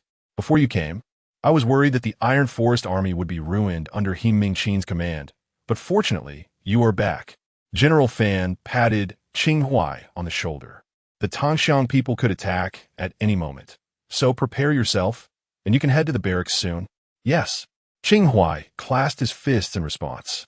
But before going to the barracks, I must first arrange things for my teacher. Chapter 59. The Artisan Camp, sir? General Fan noticed that Qing Huai was looking at Jin Feng, so he followed his gaze. Among the generals of Dakin, Qing Huai was the one General Fan appreciated the most and understood the best. This was the first time Qing Huai had placed such importance on someone. The young man before them appeared tall and thin, seemingly unremarkable. General Fan was observing Jin Feng, while Jin Feng was curiously sizing him up. During their chat in the afternoon, Jin Feng had already inquired about General Fan. He was a true big shot. Qing Huai was also a general, but he was merely a fifth-ranked general of Ningyuan, while General Fan was a second-ranked general in charge of the town army, holding a position in the military that rivaled that of Qing Huai's father, Duke Qing. General Fan's experiences were also legendary. Born into a noble family, he had been a civil official until the age of 30. In recent years, as the Khitan and Tanguts pressed closer, General Fan could no longer stand by and submitted a memorial to impeach the border generals, claiming they were passive and ineffective. While the generals were incompetent on the battlefield, they were skilled in court politics. The two sides argued fiercely in the court, and ultimately the generals squeezed General Fan out. If you're so capable, then you take charge. General Fan, with a fiery temper, responded, "Fine, I will." He then laid down his pen and took up arms, embarking on a military career. The Fan family was also a prominent family in the capital, and with their support, General Fan, while not invincible, became one of the few generals in Dakin capable of directly confronting the Khitan and Tanguts. In recent years, the calls for resistance from the people had grown louder, and as a representative of the war faction, General Fan's status had risen. This time, he decisively took command of the Jinshi army against the consensus. Young master pays his respects to the general. Jin Feng slightly bowed and performed a scholar salute to this legendary general. Having mingled in the court for many years, General Fan naturally would not make the low-level mistake of judging by appearances. Regardless of his personal impression of Jin Feng, since Qing Huai valued him, he would not put on airs. He smiled warmly and nodded. "General, Mr. Jin is a great talent I encountered by chance in Jinchuan, with considerable expertise in the craft of metallurgy. I plan to hand over the artisan camp of the Iron Forest Army to Mr. Jin," Qing Huai explained. "Once I arrange for him, I will head to the Iron Forest Army immediately. Turns out he's just a craftsman." General Fan initially had some expectations for Jin Feng, thinking he was a master found by Qing Huai from among the common folk. However, after hearing Qing Huai's words, he couldn't help but feel a bit disappointed. No matter how skilled a craftsman might be, what could he really change? At most, he could make the armor sturdier and the weapons sharper. Both the Tanguts and Dakin had gathered tens of thousands of soldiers at the border, and what they needed was morale and strategy.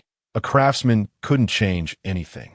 General Fan immediately lost interest in Jin Feng, instructed Qing Huai about some matters, and left. Qing Huai noticed General Fan's dismissive and perfunctory attitude towards Jin Feng and helped explain, "This battle is crucial. General Fan is the commander of the Jinshi army and has endless tasks every day. The pressure is immense, so please don't take offense." In fact, it was true. Had it not been for the critical position of the Iron Forest Army, and hearing that Mingqin had left the camp without permission to find Qing Huai, worrying about the Iron Forest Army getting out of control, General Fan wouldn't have come in person. "It's nothing." Jin Feng smiled and shook his head. "Aren't you eager to go to the Iron Forest Army? Let's head to the artisan camp." In his previous life, he had been scolded countless times while working part-time. How could he lose his composure over a few words from General Fan? Qing Huai was indeed anxious to see what kind of mess that scoundrel Mingqin had made of the Iron Forest Army. So he immediately put away the map and led Jin Feng out of the study. Dakin's metallurgy level was limited, and the weapon loss rate among soldiers was very high. The main job of the artisan camp was to repair the soldiers' damaged weapons. The artisan camp required smelting furnaces, so it was usually not located within the military camp, but rather in a safer place, set up permanently. Every month, the damaged weapons from the military camp would be sent over, and after repairs, they would be sent back. The artisan camp of the Iron Forest Army was not far from Qing Huai's residence. They didn't even ride horses and reached it by taking a turn. Since the Tanguts began to invade, the population of Weizhou City had dwindled, with those having connections fleeing to the Central Plains to seek refuge with relatives. The land was inexpensive, and the artisan camp occupied a large area, with the sounds of clanging metal ringing incessantly. "Lord, you have finally returned." The officer in charge of the artisan camp was excited and bowed repeatedly upon seeing Qing Huai. During Qing Huai's absence from the Iron Forest Army, the artisan camp had been in turmoil under He Mingqin's mismanagement. "This is Mr. Jin, who will be in charge of the artisan camp from now on. All of you must obey his commands. If anyone dares to disobey, don't blame me for being ungrateful." Qing Huai pushed Jin Feng forward. "Zhongwu, you stay and assist Mr. Jin. If anyone disobeys orders, just cut them down. Lord, rest assured, we will definitely cooperate fully with Master Jin." The officer assured Qing Huai and then turned to bow to Jin Feng. "Subordinate Liu Yang has met Master Jin." Jin Feng was still not used to others bowing to him. He reached out to pull the officer up. "I hope Master Liu can assist me more in the future." "Master Jin, just give your orders. I will never refuse." The officer patted his chest confidently. "Then first, tell me about the situation in the artisan camp," Jin Feng said casually. "The artisan camp currently has 30 guards, 49 craftsmen, 72 miscellaneous workers, 3 iron smelting furnaces, and 1 porcelain kiln." Before the officer could finish his introduction, he was interrupted by Qing Huai. "When did the artisan camp start building a porcelain kiln?" In response to Lord, 4 months ago. General, he heard from someone that the soil outside Weizhou City was suitable for making porcelain, so he ordered his subordinates to construct a porcelain kiln within a month. As he spoke, the officer's eyes became wet. "I had no idea how to build a porcelain kiln. I finally found a master craftsman, and it was completed a day late. General, he whipped me 30 times, nearly beating me to death. Ridiculous. Why is the artisan camp not properly repairing weapons and building a porcelain kiln? Go tear it down." Qing Huai was very angry with He Mingqin. Yes. The officer was also filled with resentment towards the porcelain kiln and agreed to go call for people to dismantle it. "Wait, don't tear it down." Jin Feng, excited upon hearing about the porcelain kiln, quickly shouted to stop the officer who was about to leave. "This is a treasure. It can't be torn down. This." The officer looked at Qing Huai, then at Jin Feng, with a face full of difficulty. One wanted it torn down, the other wanted it to stay. Who should he listen to? Logically, Qing Huai, as the highest commander of the Iron Forest Army, should be obeyed. However, as the saying goes, a local official is more effective than a higher authority, especially since Qing Huai had just stated that from now on, Mr.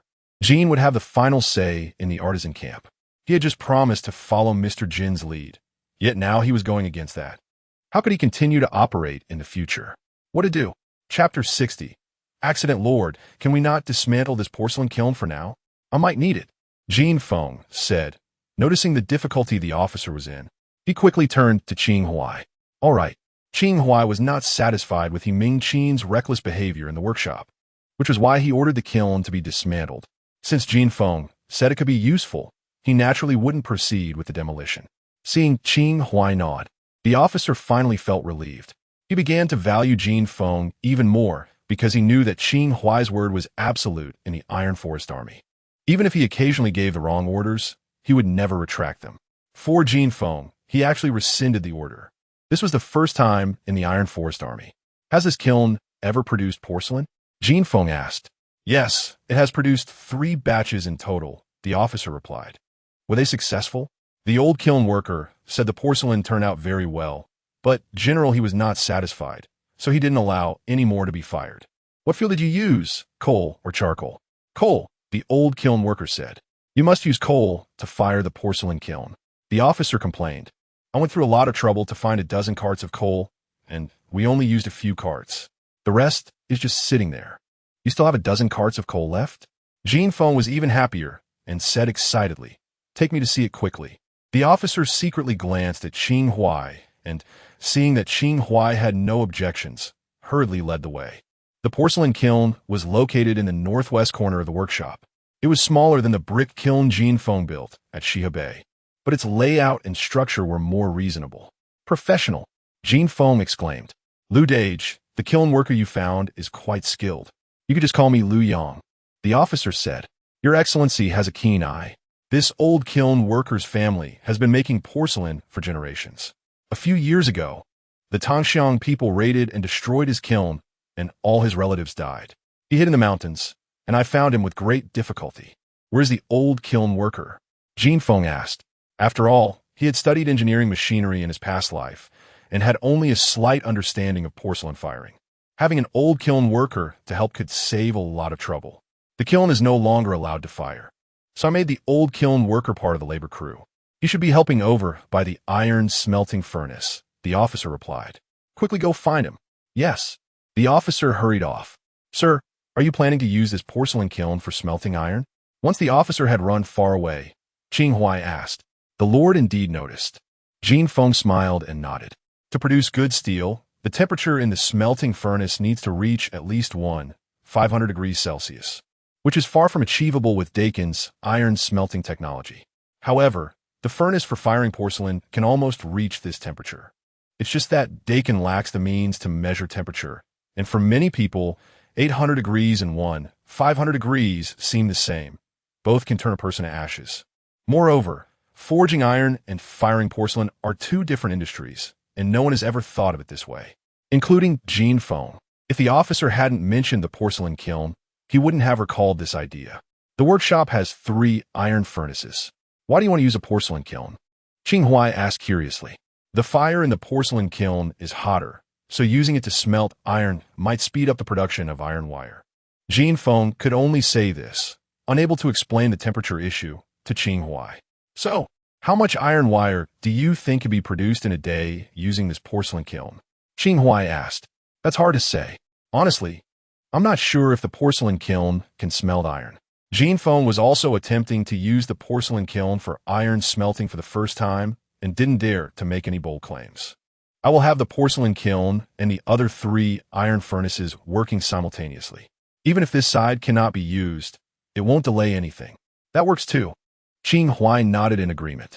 Soon, the officer returned with the old kiln worker. The porcelain kiln needs to retain heat to reach sufficient high temperatures. After firing the porcelain, it must also cool down before anyone can enter. Otherwise, the temperature exceeding 1000 degrees will turn anyone inside to ash. However, making iron wire requires the iron to be in a molten state, and by the time the porcelain kiln cools down enough to enter, the iron would have long solidified. Therefore, the porcelain kiln needs to be modified to be used for iron smelting. Jin Feng was barely managing with a brick kiln and was even more unfamiliar with the porcelain kiln, so he didn't know where to start with the modifications. Fortunately, the old kiln worker was experienced and, after understanding Jin Feng's intentions, suggested opening a drainage port at the bottom of the porcelain kiln. This way, once the pig iron melts, it can flow out through the drainage port. Jin Feng found the old kiln worker's suggestion very reliable and instructed the officer to allocate 10 laborers for the old kiln worker to direct, working overnight to modify the porcelain kiln. Seeing that Jin Feng had already started working, Qing Huai hurriedly left to rush to the Iron Forest Army overnight. Jin Feng did not see him off. Taking advantage of the laborers sending iron blocks and coal to the brick kiln, he toured the remaining areas of the workshop.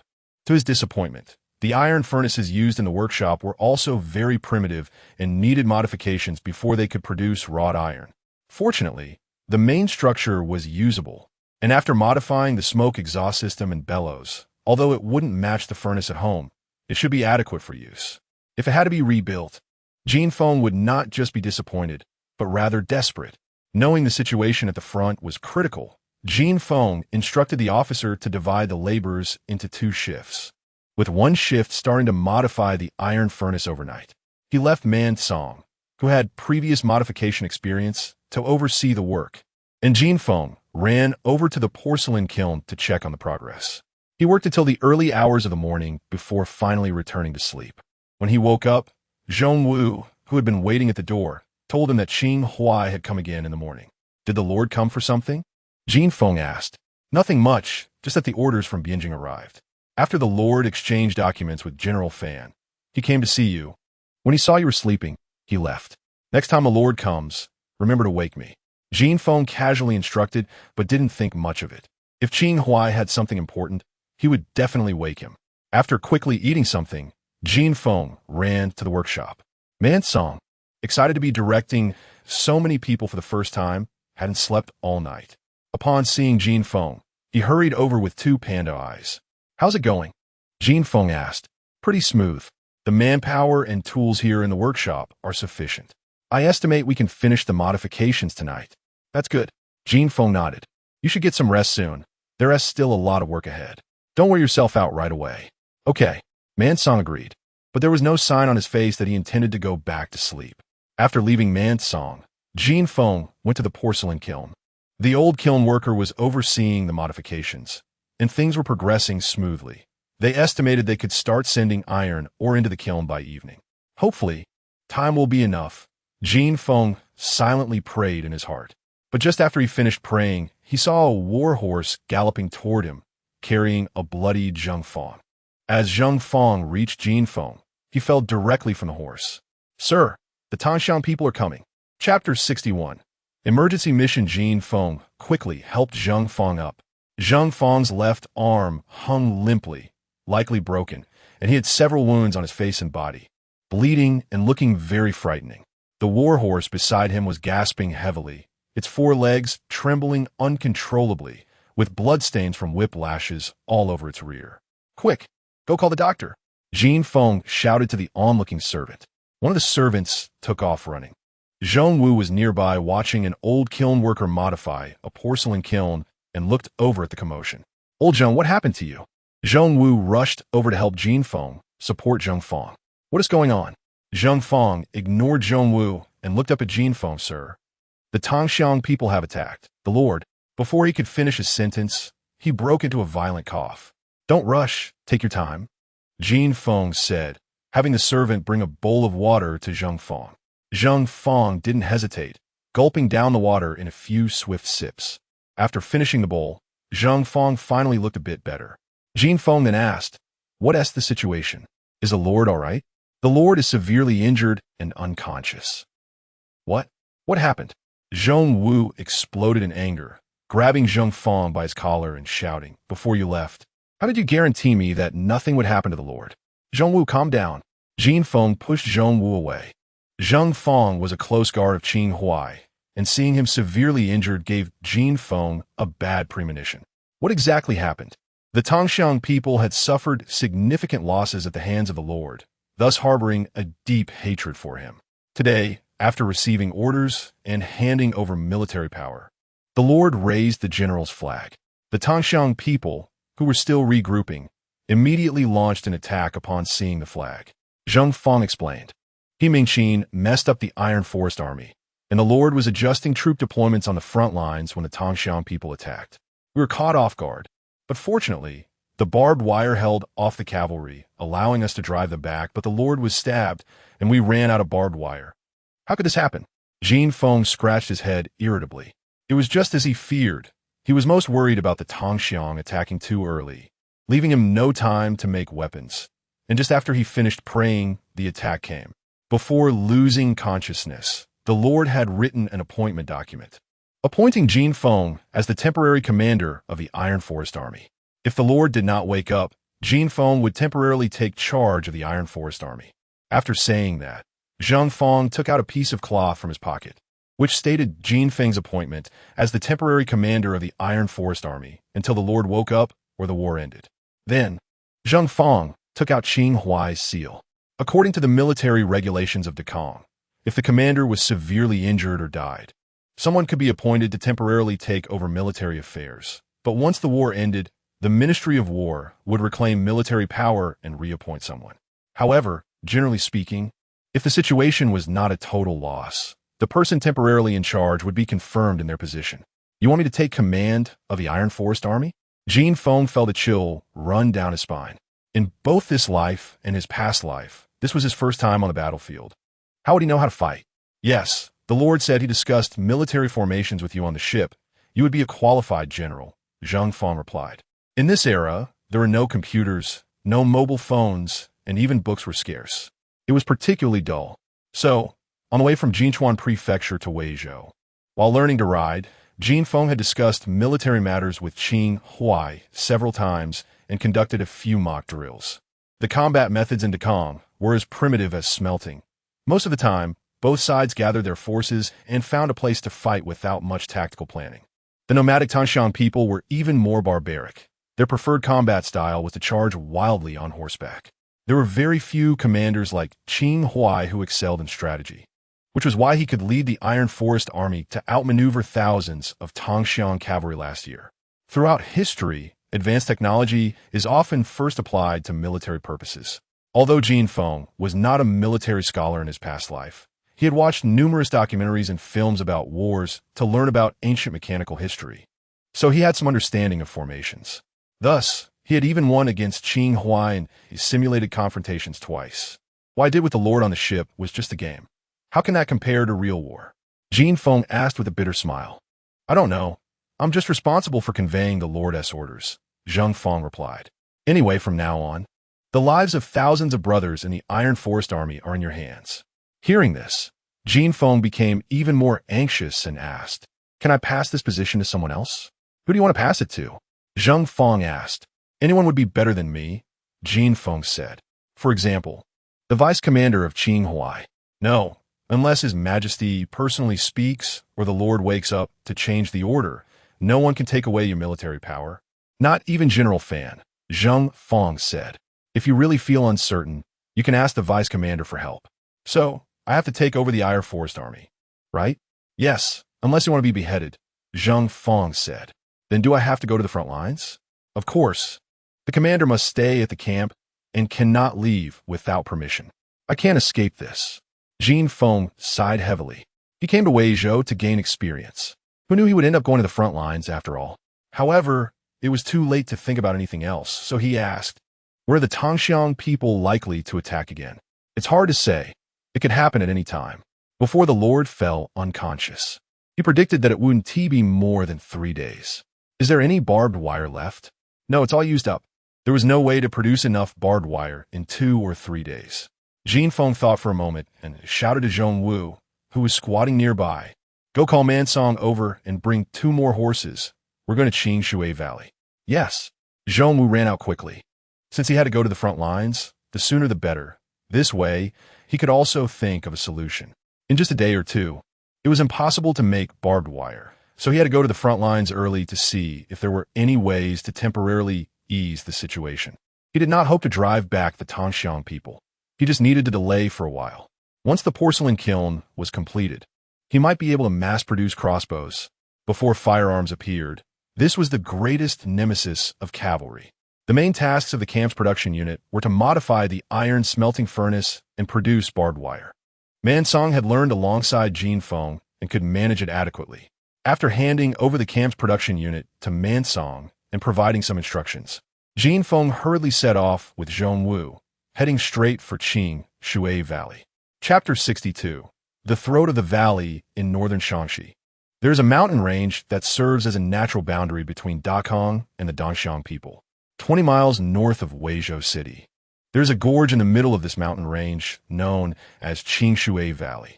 At the beginning of Dakong's establishment, Qing Shui Valley was a necessary route for merchants traveling to Dongxiang for business, and Weizhou City was also a major trade hub. However, now Qing Shui Valley has become a crucial stronghold for Dakong to resist the Dongxiang people, and it is an important barrier facing Dongxiang in the Guanzhong Plain. If the Dongxiang cavalry breaks through Qing Shui Valley, they can bypass Weizhou City and charge straight into the Guanzhong Jingzhou Prefecture, even threatening the western capital. This is also the reason why Qing Huai is determined to fight to the death. The Iron Forest Army is stationed at the foot of the mountain on one side of Qing Shui Valley. Before they could approach, 2 men were stopped by sentries. Zhong Wu reported Jin Feng's name, and the sentry hurried off to the camp to deliver the news. Brother Zhong, I'm a newcomer. If I go there and take command, will anyone listen to me? Jin Feng asked. This was actually his biggest concern. As a complete outsider, if he went and no one was willing to listen to him, it would be disastrous. He couldn't possibly face the Dongxiang people alone, could he? If you were appointed by He Ming Qin, everyone would definitely be discontented. But the Iron Forest Army was built by the Lord himself. If the Lord appoints you to temporarily take charge of military affairs, no one in the Iron Forest Army will be dissatisfied, Zhongwu confidently replied. You can rest assured, the law enforcement team in the army is led by Lu Qiong. If anyone dares to disobey, just let Lu Qiong deal with them. All right. Lu Qiong is also one of Qing Huai's personal guards, and Jin Feng knows him. Hearing that a familiar person is in charge of the law enforcement team made Jin Feng feel a bit more at ease. When Qing Huai's deputy general learned of Jin Feng's arrival, he immediately came out to greet him, although Zhong Wu was with him, which already proved Jin Feng's identity.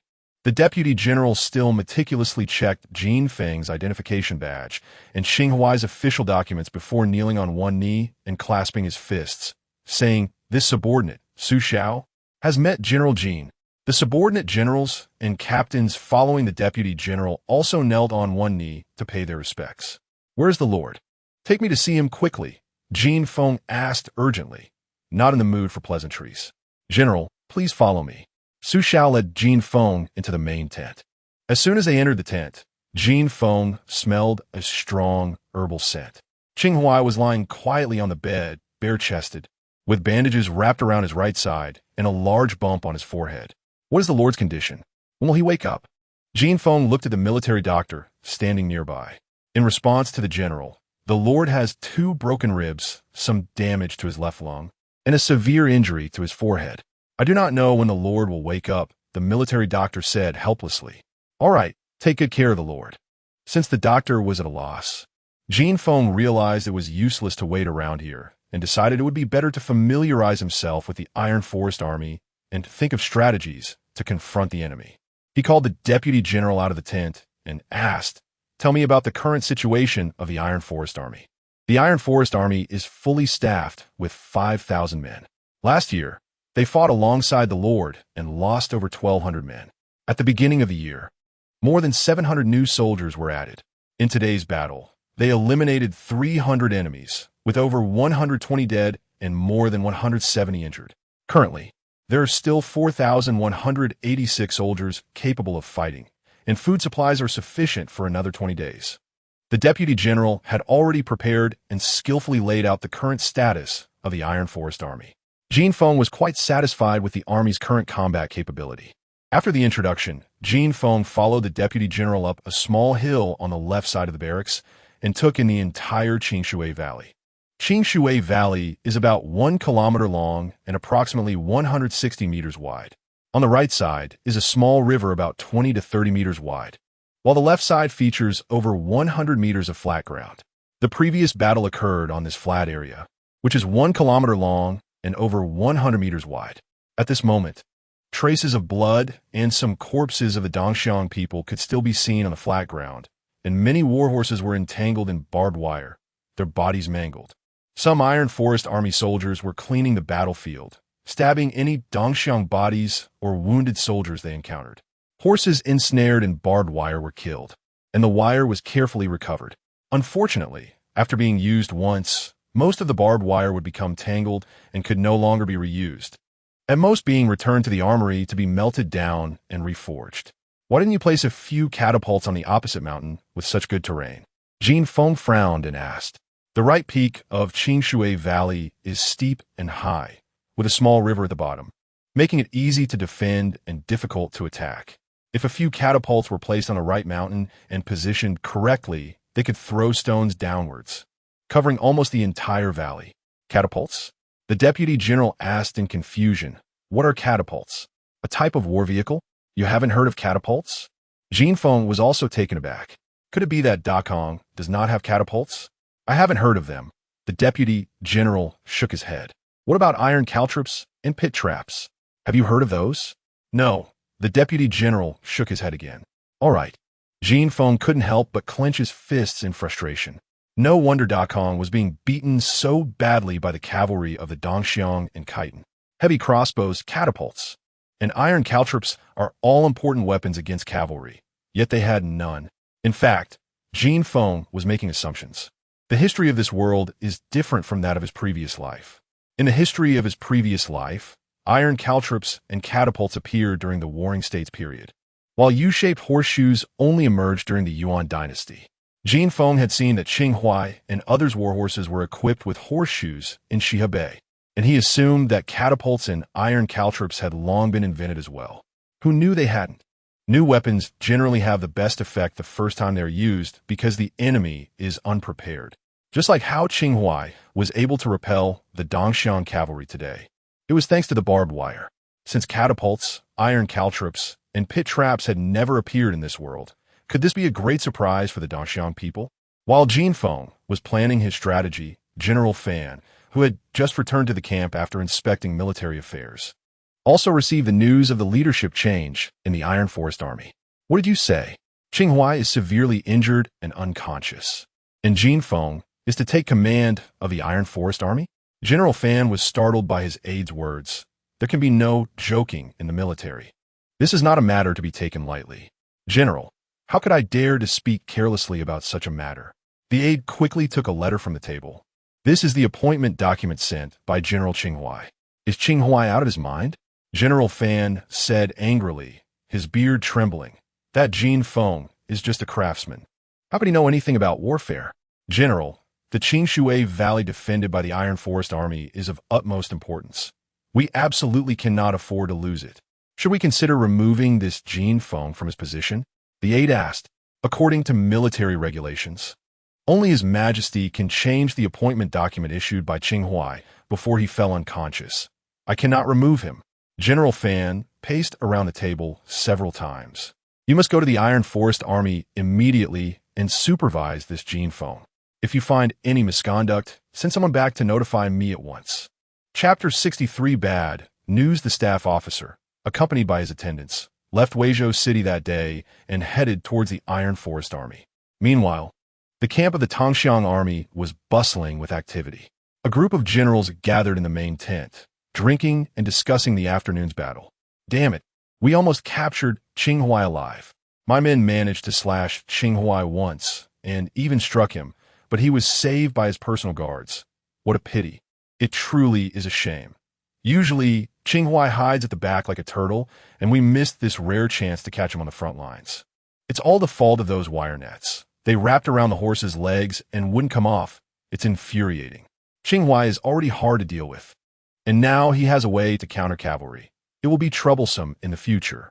Everyone, don't worry. I've captured a few Iron Forest soldiers, and after interrogating them, I found out that Qing Huai's wire nets are all used up.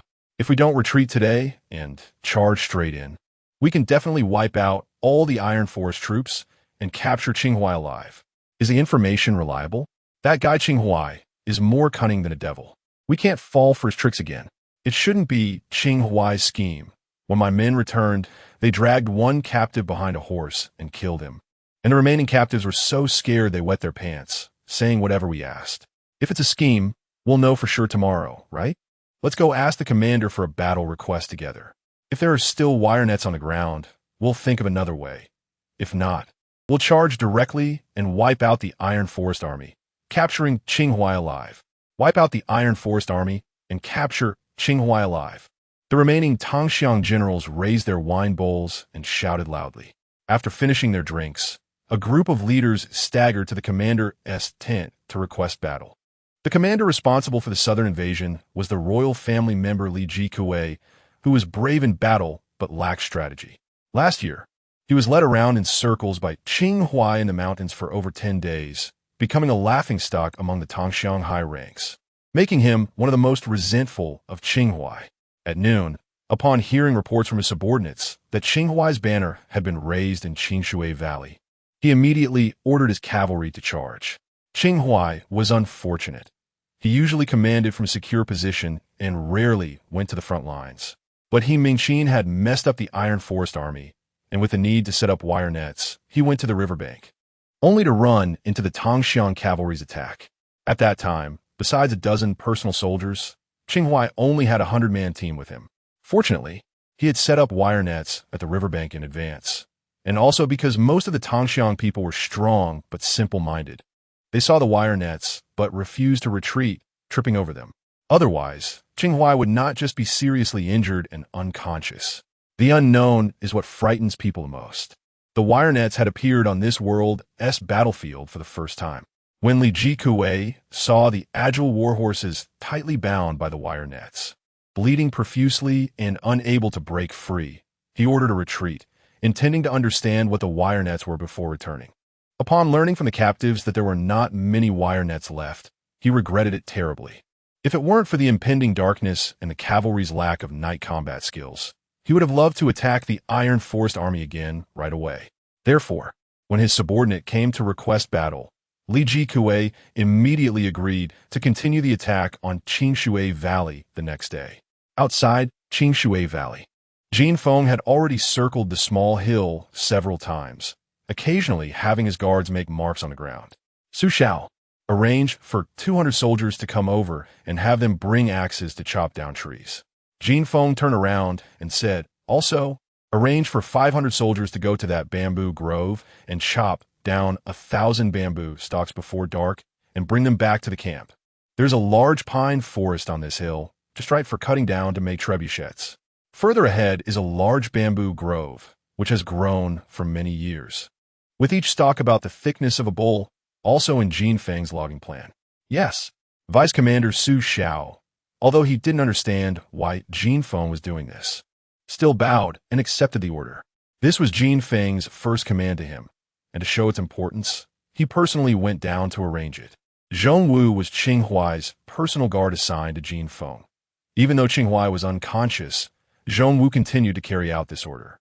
Just now, when Su Xiao was present, he didn't dare to question Jin Feng, but once Su Xiao left, Zhong Wu approached and asked, "Sir, are you having people go up the mountain to chop trees, to build that trebuchet you mentioned earlier?" "Yes." Jin Feng did not hide anything from Zhong Wu and nodded in acknowledgement. "Is this thing reliable?" "Of course," Jin Feng said confidently. "If all the trebuchets are set up in the places I marked, the Tangxiang people won't be able to rush past, even if they come with more troops." "So powerful?" Zhong Wu's spirit lifted. Having known Jin Feng for so long, he understood that Jin Feng was usually conservative in speech. Since he said so, there must be absolute confidence. "Now my only worry is that there won't be enough time." Jin Feng sighed helplessly.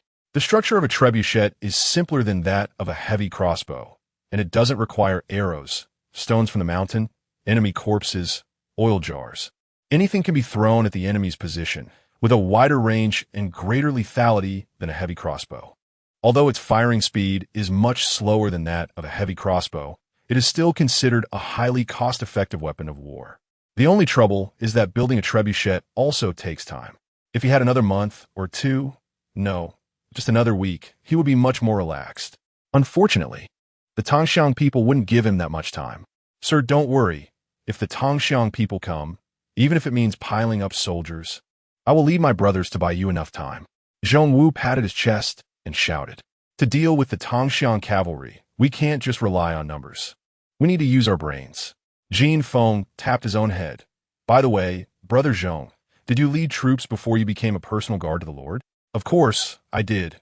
I, along with Lao Zheng and Lu Qiong, were all centurions, and later we were favored by the Lord to become personal guards. Then I have a task for you." "What is it, sir?" "You do this." Jin Feng picked up a stick from the ground, squatted down, and explained his plan to Zhong Wu. "Okay, that works. Who would have thought of using this method against cavalry?"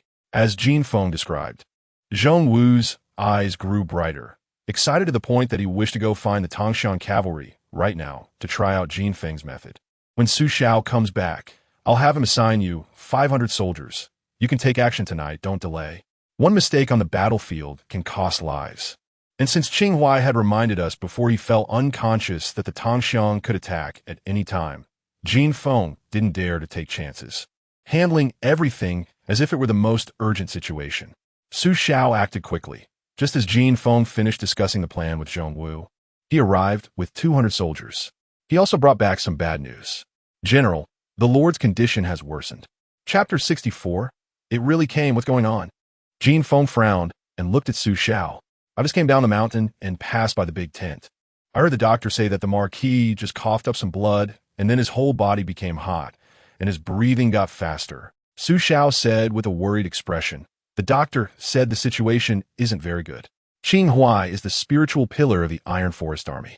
If he falls, the morale of the Iron Forest Army will collapse. He ordered the soldiers to stay on the mountain and chop wood, while Jin Feng, along with Zhong Wu and Su Xiao, hurried down the mountain. A group of soldiers surrounded the central military tent. When they saw Jin Feng approaching, they quickly made way. The military doctor was treating Qing Huai's wounds, and beside him stood an old man whom Jin Feng did not recognize. Because of Qing Huai, the Iron Forest Army's soldiers treated Jin Feng with great respect, and no one dared to call him by name directly. However, this unknown old man, upon seeing Jin Feng, squinted and asked, "Are you Jin Feng?" Jin Feng's principle of dealing with others was to return respect in kind. For example, Qing Huai never put on airs with Jin Feng, which is why Jin Feng was willing to travel to northern Shaanxi with him and wholeheartedly resist the Dongxiang cavalry. The old man had an attitude of superiority, and with such a confrontational tone, Jin Feng found it very displeasing. He pretended not to hear the old man's question and walked straight to the sickbed. Ignoring someone is the greatest harm to an enemy. The old man had spent years following General Fan as a staff officer, and everywhere he went, he was treated with deference. Today, being ignored by an unknown junior made him furious. He puffed up his cheeks and glared, scolding, "Jin Feng, I'm asking you a question." Jin Feng still did not look at him, but turned to Lu Qiong, who was standing by Qing Huai's bed, and asked, "Who is this old man?" Replying to the general, "This is General Fan's staff officer, Old Man Zhao Yu," Lu Qiong answered. So it was someone close to General Fan. Jin Feng nodded slightly, and then turned to glance at the old man. Old man Zhao snorted coldly, holding his head high, thinking about how to humiliate Jin Feng when he came to pay respects later to kill his spirit. However, after waiting for a long time with his head held high, he found that Jin Feng had already walked to Qing Huai's sickbed and had no intention of paying his respects. "Jin Feng, General Fan sent me here." Before he could finish his sentence, Jin Feng suddenly turned his head and coldly said, "Whatever it is, wait until I finish checking on the marquee." The rest of the old man's words were abruptly cut off, and he angrily flicked his sleeves and stood to the side. Jin Feng turned back just in time to see the military doctor take a piece of cotton cloth from a bucket to clean Qing Huai's wounds. No wonder Qing Huai had a fever. The water in the bucket had been drawn from the river and hadn't been changed for several days. Who knows how many bacteria had multiplied in it? Using such water to clean wounds would be a miracle if it didn't get infected and cause a fever. The Marquis's wounds can't be washed with water. Seeing the cotton cloth about to touch the wound, Jin Feng quickly stopped him. "General, what else can we use if not water?" The military doctor asked in confusion. "There are tiny bugs in the water that we can't see. If you wash the wounds with water, those bugs will burrow into the Marquis's body, and the wound will become inflamed, swollen, and pus-filled. Washing with alcohol can kill those bugs. The stronger the alcohol, the better." Jin Feng couldn't explain bacteria, viruses, and alcohol to the military doctor, so he could only say it this way. "What a joke. I've lived nearly a lifetime and have never heard of any tiny bugs in the water." Old Man Zhao sneered. "Using strong alcohol to clean wounds is extremely painful. I see you want to kill the Marquis." After saying this, he fiercely reprimanded the military doctor. "You must not use strong alcohol to clean the Marquis's wounds. Otherwise, if anything happens to him, I will definitely report it to General Fan, and you will be held responsible." The military doctor had originally planned to follow Jin Feng's advice and use strong alcohol to clean Qing Huai's wounds. But after the old man's warning, he was so frightened that he knelt down with a thud, bowing his head and not daring to speak. He felt he couldn't offend either of the two big shots. Listening to either one was wrong. The old man's words made Jin Feng's heart sink.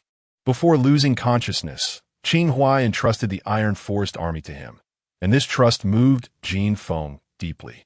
But now that Qing Huai was still in a coma and had developed a high fever, no one could say for sure if he would pull through. Ignorance is terrifying. If the military doctor listened to him and Qing Huai didn't make it, he wouldn't be able to explain it. But if he didn't remind him, Qing Huai's chances of survival would be even slimmer. Just as Jin Feng hesitated about whether to insist, a weak voice suddenly came to his ears. "Listen to the gentleman." "Marquis, you're awake." Lu Qiong, who had been guarding the sickbed, crouched down in surprise. I said, "Everything will be according to the gentleman's words." "Yes." Lu Qiong quickly nodded. "From now on, I guarantee that everything will follow the gentleman's wishes." Sir, the Iron Forest Army is entrusted to you. Qing Huai grasped Jin Feng's sleeve and said with difficulty, Marquis, just focus on recovering. Once you're well, I will definitely hand the Iron Forest Army back to you properly. Jin Feng squatted down and gently patted Qing Huai's shoulder. Mr. Zhao. Qing Huai looked at the old man again. I note General Fan sent you here to supervise Mr. Jin. You may watch. But I don't want you to interfere in military affairs, and you must not confront Mr. Jin. Otherwise, kill. After saying this, Qing Huai fell back into a coma. The conditions here are too poor. Lu Qiong, prepare a carriage to send the Marquis back to Weizhou City and find the best doctor for treatment. Jin Feng stood up and said. He then turned to the military doctor and said, You go with him. In the future, when cleaning the Marquis's wounds, you must use strong alcohol. The cotton cloth used to bandage the wounds must also be boiled in water for a tea's worth of time before it can be used. Do you understand? Yes. The military doctor quickly bowed and agreed. After sending Qing Huai and Lu Qiong's carriage out of the military camp, Jin Feng turned back. By now, the sky had darkened, and the soldiers who had gone up the mountain to chop bamboo had returned with 1,000 bamboo stalks. Zhong Wu had taken over the Iron Forest Army's vanguard battalion, which was exactly 500 men, each carrying a bamboo stalk 4 to 5 meters long, walking in the dark toward the riverbank in Qingshui Valley. Just as the vanguard battalion left, another battalion of soldiers entered the riverbank carrying shovels, hoes, and other tools. What were they doing here at this time? Could it be that they planned to launch a night raid on the Dongxiang camp? Old man Zhao glared and asked, with so few people attacking the Dongxiang camp, aren't they just seeking death? The Marquis said you cannot interfere in military affairs. Jin Feng coldly glanced at the old man. I hope there won't be a next time. The old man was so furious that his hands trembled, but in the end, he didn't dare to argue further.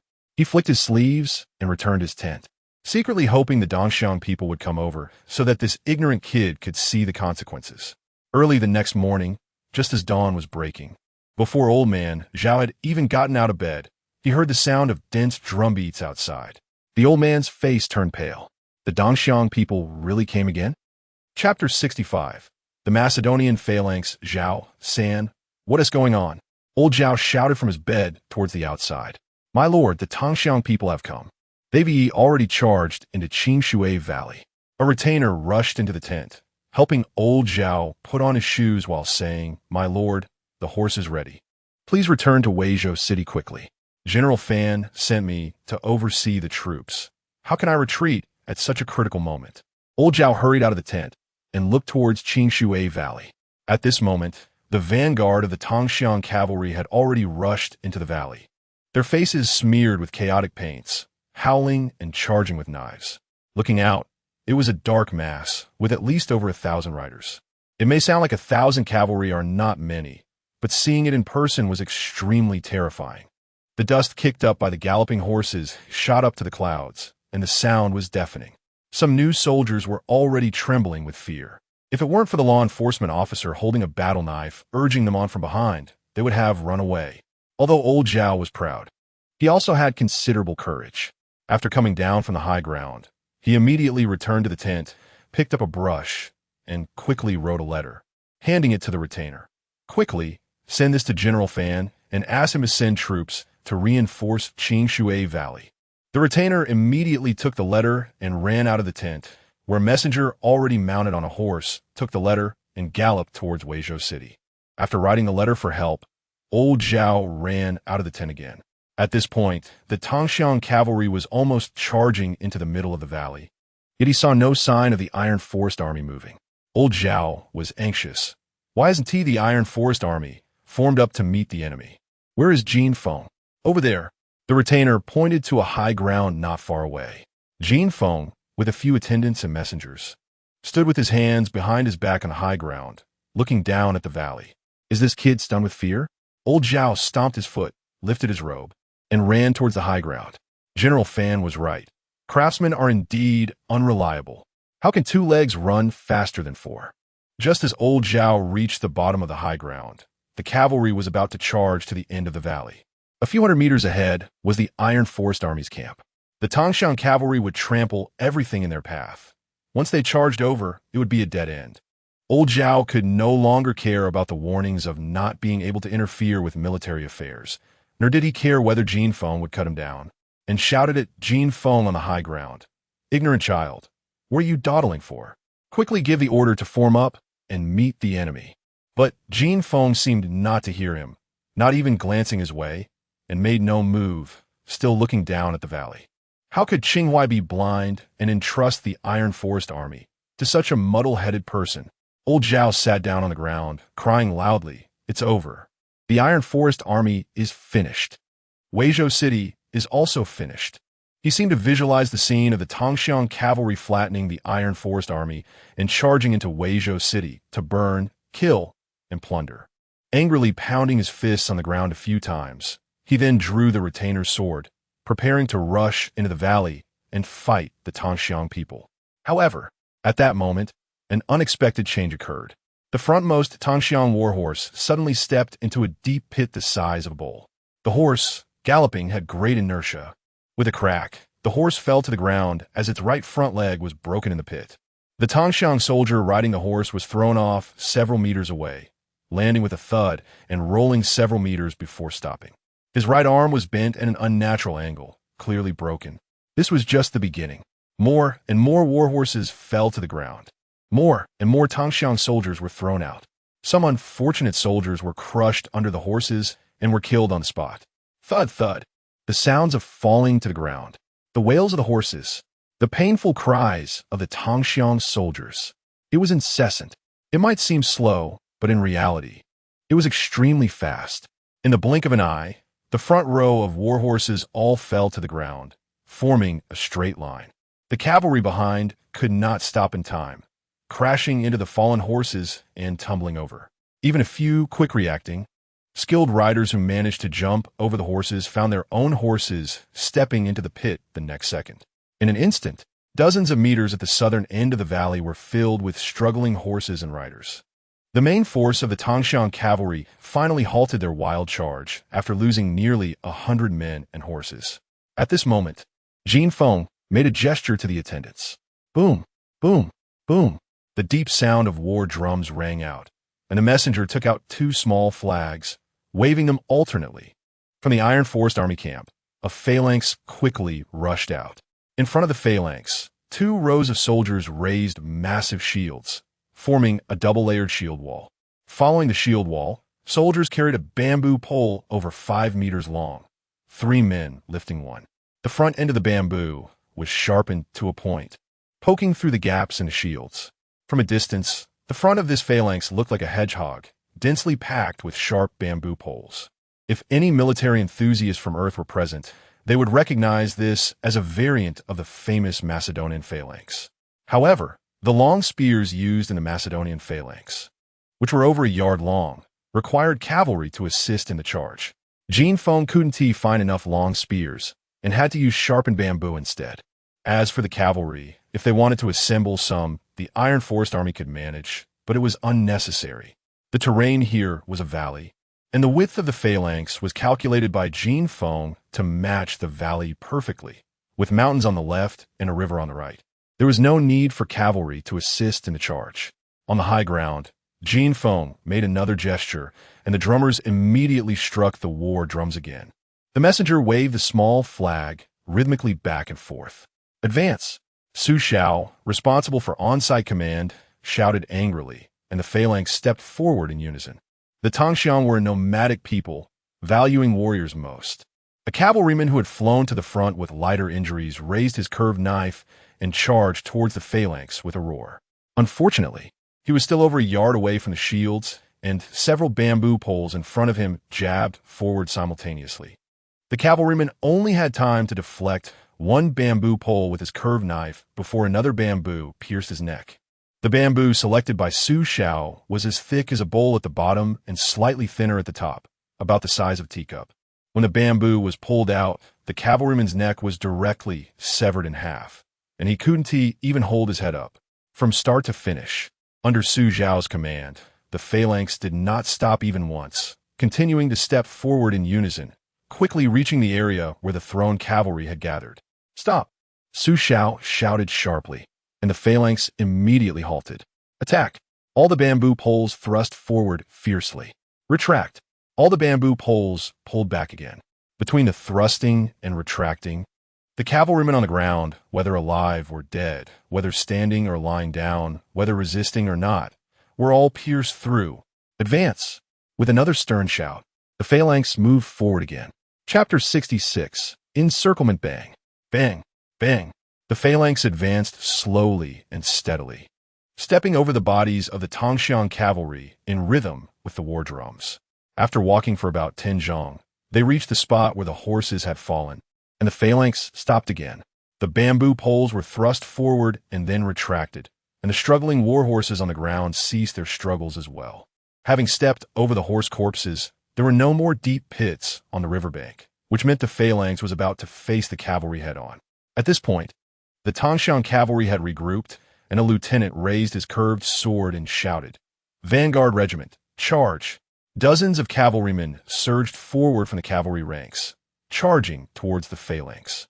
The vanguard regiment of the Dakong army was composed of refugees, fugitives, and tax delinquents from various regions, essentially cannon fodder, while the vanguard regiment of the Tongxiang cavalry was made up of elite warriors, possessing the fiercest fighters, the most agile horses, and the finest equipment, always at the forefront in battle.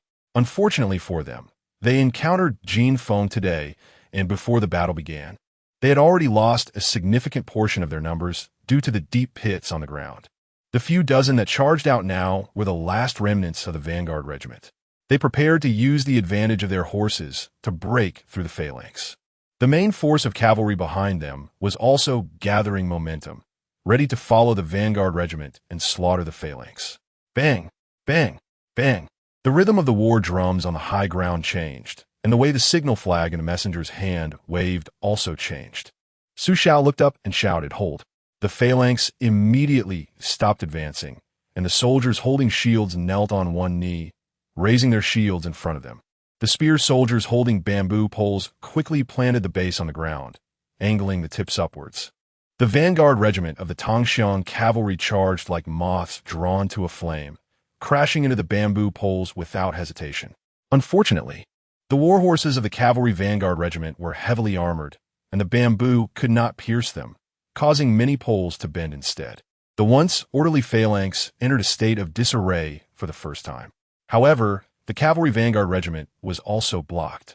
With a sharp command from Su Xiao, the phalanx retreated 2 steps, and the bamboo poles retracted.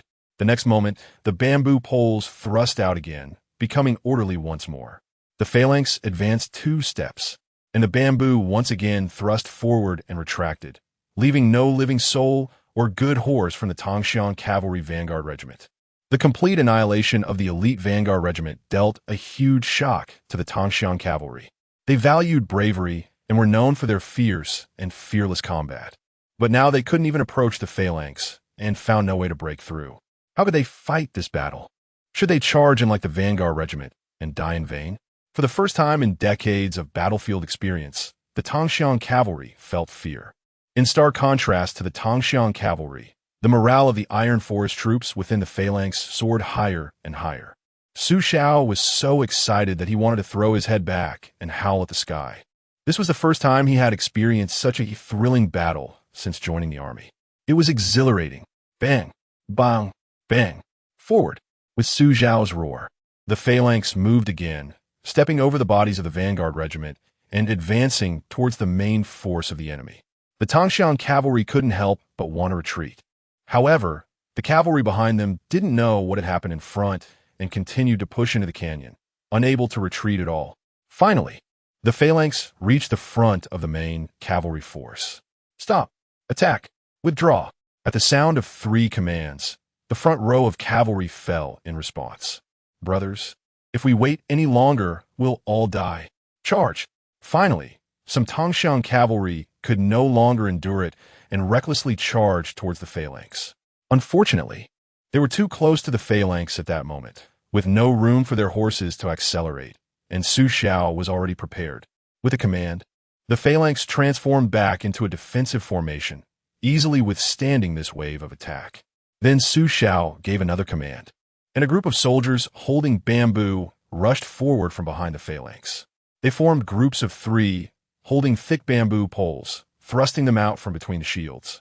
Once again, dozens of cavalrymen and war horses turned into corpses. The phalanx advanced 2 more steps, maintaining its defensive strength against the Tangshan cavalry.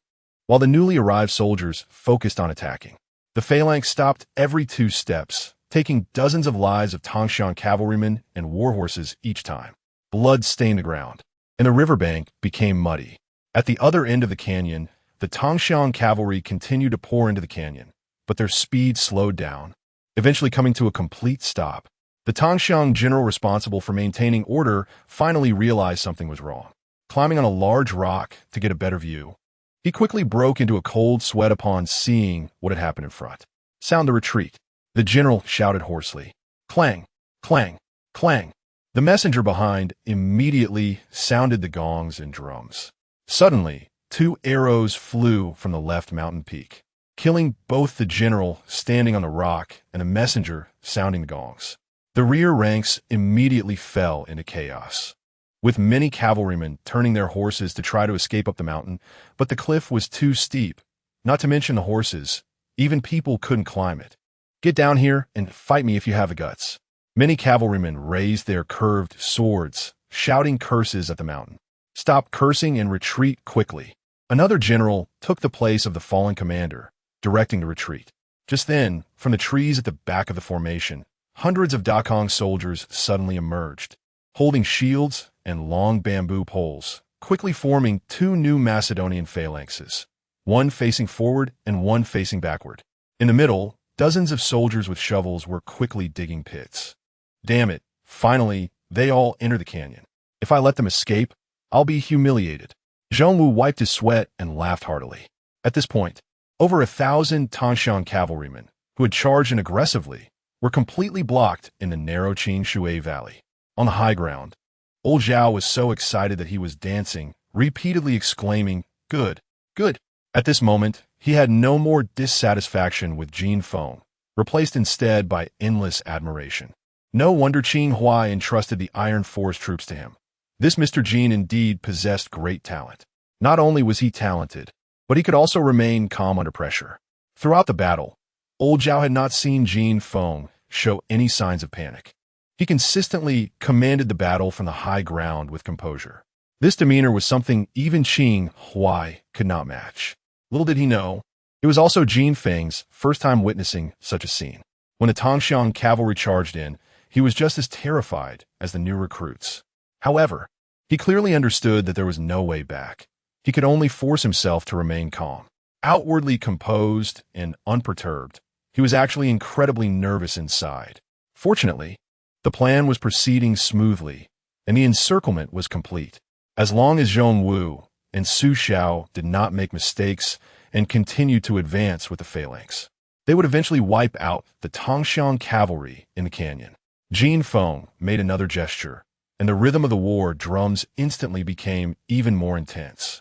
Su Xiao looked up at the flag bearer, excitedly clenching his fists. The encirclement was complete. It was time to reap the harvest. Chapter 67. Do not kill the surrenderers. Su Xiao shouted this phrase with all his might. It was something Jin Feng had taught him and the other officers after familiarizing them with the military formation the night before. At that time, Su Xiao had not taken it seriously, and some officers even thought Jin Feng was overestimating himself. In their view, being able to repel the Dongxiang cavalry today was already the greatest victory. Capturing the cavalry? What were they thinking? Yet, Jin Feng had done it. He used caltrops and a Macedonian phalanx to show them that cavalry were not invincible. Do not kill the surrenderers. All the soldiers roared in unison with Su Xiao.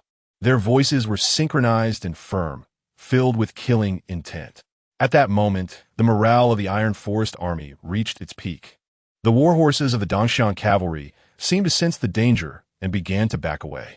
However, the cavalry behind them were also being pushed in by the phalanx led by Zhong Wu. Where could they retreat to? For years, the Dongxiang people had plundered the Central Plains border annually, not only stealing grain and money, but also capturing people. In this era, captives had no human rights. Han people captured by the Dongxiang were treated worse than cattle and horses, with few living past 3 years. Therefore, The Dongxiang cavalry knew very well that once they surrendered, what awaited them was endless labor until death. Moreover, the Dongxiang had been pressing the Dakong army for years, and although they faced defeat this time, they were still proud. How could they surrender to defeated foes? Brothers, hold on. The commander will definitely send someone to rescue us. A Dongxiang general roared. When that time comes, we'll kill all these Dakong people and then go to the Central Plains to plunder their grain and women. Kill, kill, kill. All the Dongxiang cavalry raised their curved sabers and roared at the sky. Since they wanted to die, then I shall fulfill your wish. The battle between Dakong and Dongxiang had lasted for decades, and the hatred between them was irreconcilable. Therefore, for the soldiers of the Iron Forest Army, they would rather kill all the Dongxiang than persuade them to surrender. The Dongxiang's decision played right into their hands. Su Xiao and Zhong Wu simultaneously ordered the phalanx to quicken their attack pace. The phalanx continued to advance, pressing the Dongxiang cavalry back relentlessly. In the Dongxiang camp, a fast horse galloped towards the central tent. The patrolling soldiers immediately drew their curved sabers to block the road. However, upon seeing the red feather atop the soldier's head, they quickly stepped aside. This was the urgent messenger of the army, carrying the most urgent military news.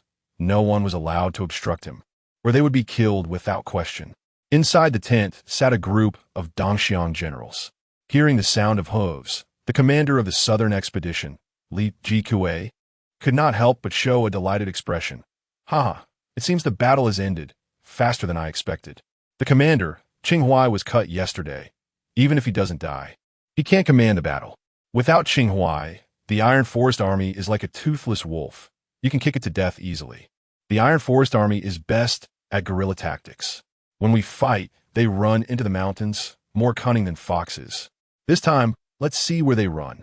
If Qinghai dares to abandon Qingshui Valley and escape, without us lifting a finger, the Emperor of Dakong will kill him.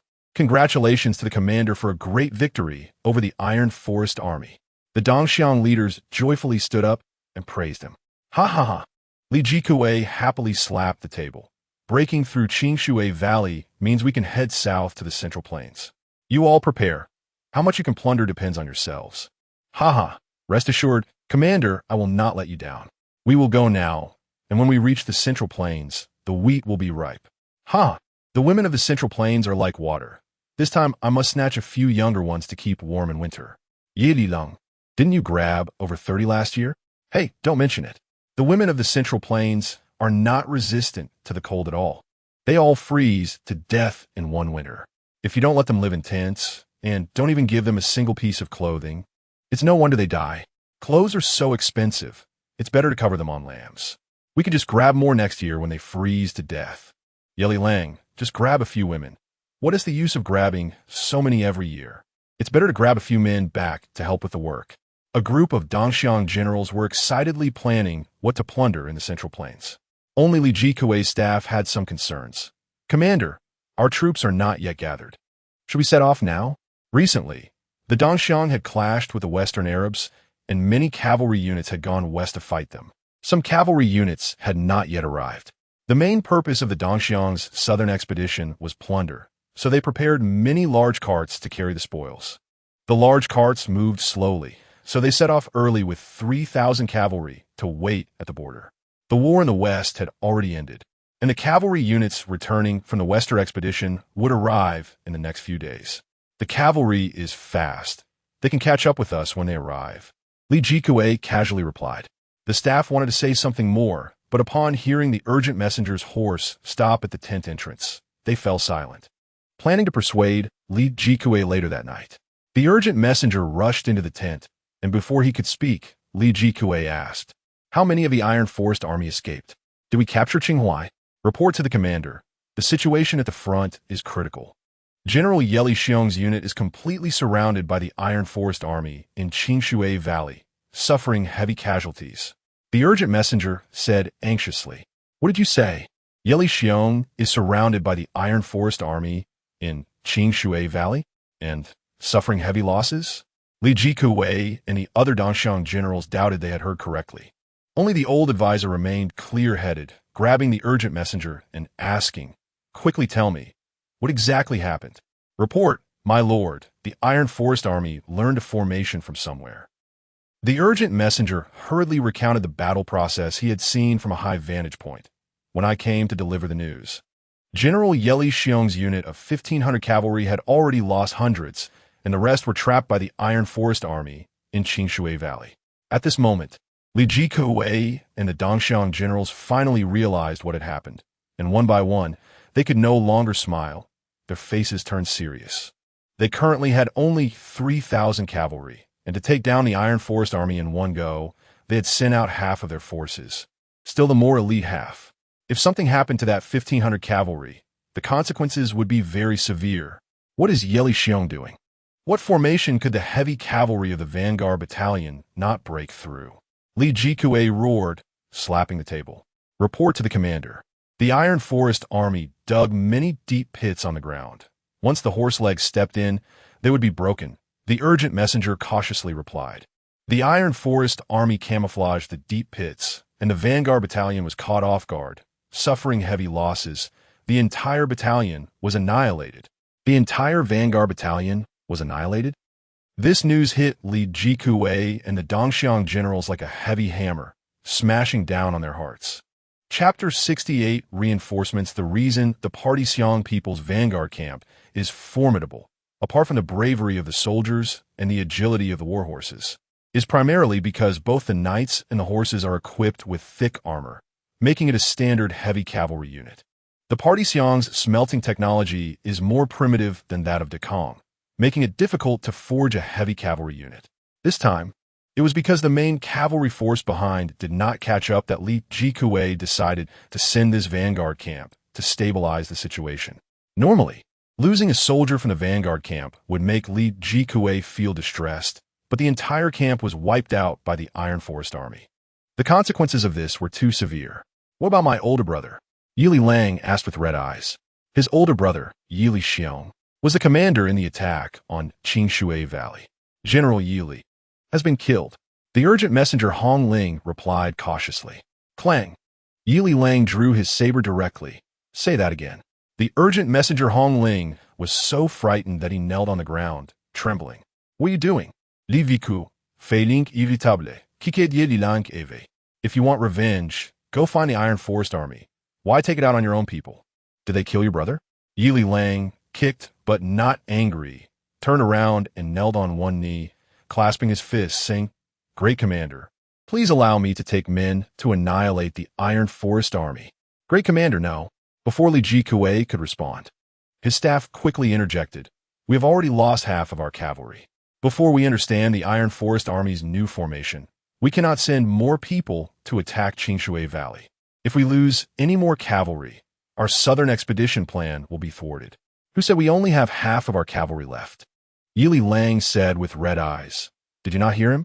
My brother's troops are not all dead.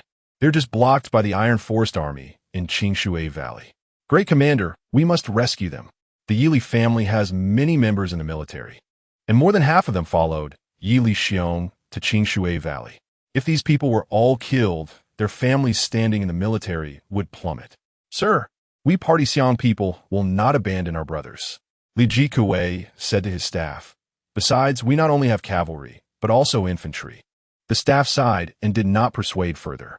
Order down. The 5th Cavalry Regiment and the 2nd and 3rd Infantry Regiments will stay behind at the camp. The others will immediately assemble to rescue General Yili Xiong. Following Li Jikuei's command, the entire Party-Xiang camp immediately became lively. Soon, the troops were assembled. Li Jikuei personally led the charge with 1,000 cavalry and 5,000 infantry, heading towards Qingshui Valley. Over at Qingshui Valley, the Party-Xiang cavalry had already been pressed into the middle of the canyon by the formations on both sides. Over 1,000 cavalrymen were squeezed together, with no room to turn around. Stop! Attack! Withdraw! With the shouts of Su Xiao and Zhong Wu, the Party-Xiang cavalry suffered more casualties. Those who surrender will not be killed. The soldiers of the Iron Forest Army shouted the surrender call again. Then, without waiting for the Party-Xiang people to respond, the formation moved forward again. Taking 2 steps forward, it stopped once more. The bamboo poles went in and out, taking away dozens of cavalry. In just a short incense stick's time, the Party Xiong people lost hundreds of cavalry. Of course, some Party Xiong cavalry attempted to resist, trying to grab the bamboo poles. Unfortunately, behind each bamboo pole were 3 Dekong soldiers. How could one person overpower 3? Even if some Party Xiong cavalry were strong, as soon as they grabbed a bamboo pole, the adjacent pole would stab them. Some Party Xiong cavalry tried to chop the bamboo, but even if they broke it, as long as it had a tip, it could still stab someone to death. Even if it didn't kill, it could knock someone off their horse. In the current situation, falling off a horse almost meant being trampled to death. Even if one wasn't trampled, as the formation approached, there would be follow-up attackers. The Iron Forest Army was well prepared, bringing many spare bamboo poles.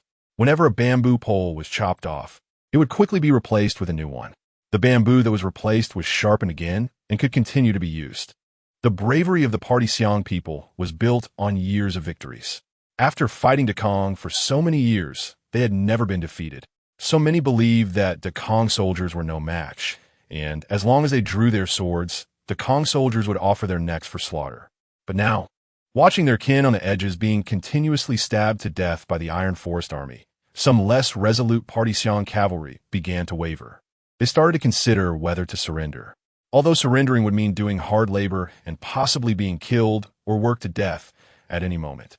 Living another day was still living. Just then, the sound of dense hoofbeats came from the rear. "Brothers, our reinforcements are here. Hold on a little longer, and we can break out and kill all the Iron Forest Army." A lieutenant shouted loudly to boost the morale of the Party Xiong cavalry. Indeed, the morale of the Party Xiong cavalry surged, and they charged at the formation. Jin Feng immediately signaled the drummers and flag bearers to alert the troops below. When Zhong Wu cut off the retreat of the Party Xiong cavalry from the mountains, he had already formed 2 formations, one facing forward and one backward. The backward formation was specifically to block reinforcements. Zhong Wu was a battlefield veteran, and without Jin Feng's reminder, he ordered the front formation to slow down the attack pace to be cautious and then turn to run towards the backward formation, personally commanding it to retreat 100 steps into the canyon. Right in front of the formation were newly dug pits. This time, the pits had not been camouflaged in time. From the high ground, looking down, the riverbank in front of the formation was filled with dark, bowl-sized, deep pits. Li Jikue, with a cold face, ordered the drummers to beat the drums to stop the cavalry charge. The expressions of the staff and other Party Xiong generals were also grim. These deep pits were too damaging. They had almost no effect on the infantry advancing on foot, but posed a deadly problem for the galloping warhorses. If one was not careful and stepped in, they could easily break a leg or even fall to their death. In a battle between 2 armies, the greatest weapon of cavalry is the impact created by running, and the deep pits completely nullified the cavalry's greatest advantage. "Great Commander, I suggest we let the cavalry stop first, switch to infantry to fill the pits, and then send the cavalry to charge," the staff suggested. "That's a good idea." Li Jikuei's eyes lit up, and he immediately ordered the drummer to convey the command. Soon, the cavalry moved to the sides of the road, letting the infantry behind go first. On the high ground of the Iron Forest Army, the old man Zhao, who had just arrived, immediately sensed the enemy's intentions and quickly warned, "Mr. Jin, they probably want the infantry to fill the pits. Do you have a way to stop them?" Zhong would not give them the opportunity. Just as Jin Feng finished speaking, he saw Zhong Wu commanding the formation to advance, almost arriving at the pit area at the same time as the Party Xiong infantry. Even the heavily armored vanguard camp was no match for the formation, let alone these infantry without armor. As the bamboo poles went in and out, a row of Party Xiong infantry fell. Then the formation relentlessly pressed the remaining infantry, forcing them out of the pit area. When Li Jikue switched back to cavalry, Zhong Wu immediately led the formation to retreat behind the pits. "Damn it!" Li Jikue cursed angrily and turned to look at his staff. "Sir, what should we do now?" Chapter 69. Retreating troops. If we were in an open area, we could send people to attack from all sides, and breaking the formation wouldn't be difficult. Unfortunately, this is a canyon, and we can only attack from one side. I have no way to defeat the enemy. The staff officer shook his head with a grim expression. While they were talking, the 2 other formations in the valley did not stop attacking for a moment. Yili Lang watched as the surrounded Tongxiang cavalry kept falling, his heart aching like a knife. This was his brother's troop, the largest cavalry unit of the Yili clan. "General, please give me 500 cavalry. I am willing to break this formation." Yili Lang could no longer bear to watch and actively requested from Li Jikue, "How do you plan to break the formation?" Li Jikue asked, "General, have you noticed that when our infantry is replaced by cavalry, they retreat behind the pits? This formation, although formidable, is slow to act." Yili Lang said, "I can lead the cavalry to closely follow the infantry and break through before they retreat. What do you think, sir?" Li Jikue did not immediately agree to Yili Lang, but turned to look at the staff officer. Since being made a laughingstock by Qing Huai during their circular march in the mountains, Li Jikue had spent a lot of money hiring the staff officer. It turned out that this decision was correct. After the staff officer arrived, he quickly organized Li Jikue's camp with order and reason. So now, whenever he encountered something he couldn't decide, he would consult the staff officer. "General Yili Lang has a point. It's worth a try." The staff officer thought for a moment and said, "However, General Yili Lang, you must not act impulsively. If you find that you cannot break through, please retreat immediately." "Understood." Yili Lang waved his hand impatiently and descended from the high ground with Li Jikue's military order. After a moment, he stopped at the edge of the canyon with 500 cavalry, waiting for the opportunity. When the new round of infantry retreated, Yili Lang immediately charged with the cavalry. However, he did not know that the formation was not unable to increase its speed. Rather, Zhongwu had ordered the formation to advance slowly for safety. Faced with the cavalry charge, Zhongwu commanded, and the formation quickly retreated several times faster, swiftly moving behind the pits. Yili Lang could have stopped at this moment, but he was already filled with anger and anxiety and didn't care about these things. "Watch your step and avoid the pits." He turned to remind them and controlled his warhorse to charge into the pit-filled riverbank. It must be said that Yili Lang's horsemanship was excellent. He managed to maneuver the warhorse to dodge 6 deep pits in succession. At this point, the speed of the warhorse had already slowed down. When he was only about 10 feet away from the formation, several bamboo poles suddenly thrust out from within the formation. Yili Lang, being a capable leader due to both family influence and personal skill, was a rare warrior in the army, and his weapons were made of fine iron, exceptionally sharp. However, facing a dozen bamboo poles at once, he could only manage to break 3 before being pierced in the neck, arms, and thigh. The warhorse beneath him also didn't escape, receiving 5 or 6 punctures. Moreover, not everyone had Yili Lang's horsemanship.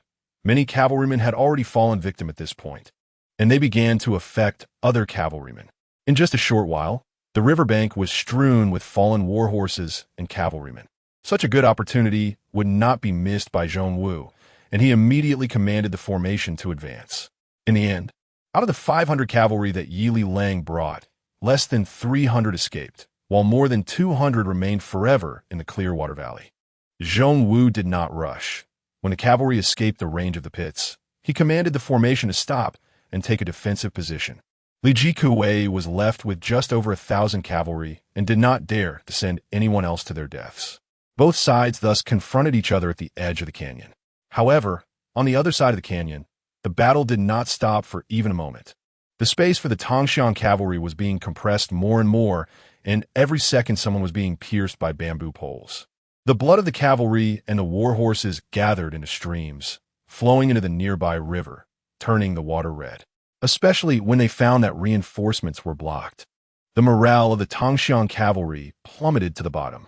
"Do not kill those who surrender." At this moment, Jin Feng ordered the Tai Lin army soldiers to shout in unison again for surrender. "Sir, there are already fish on the chopping board.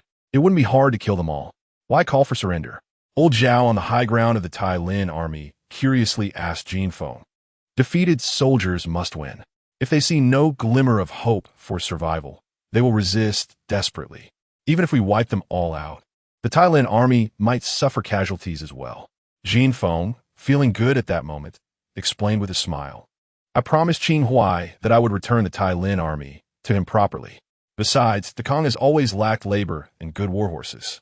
After surrendering, the captives can be sent for hard labor, and the warhorses can be reassembled into a cavalry unit.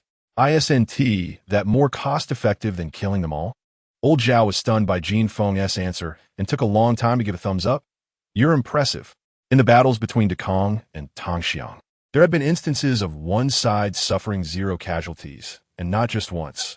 However, the side with 0 casualties had always been the Tongxiang cavalry. Before today, if someone had said that Dekong's army could also achieve 0 casualties against the Tongxiang cavalry, Old Zhao would have surely spat in their face. But now, Jin Feng had made it happen. This battle was destined to be recorded in the annals of Dekong, and Old Zhao, as a witness, felt honored.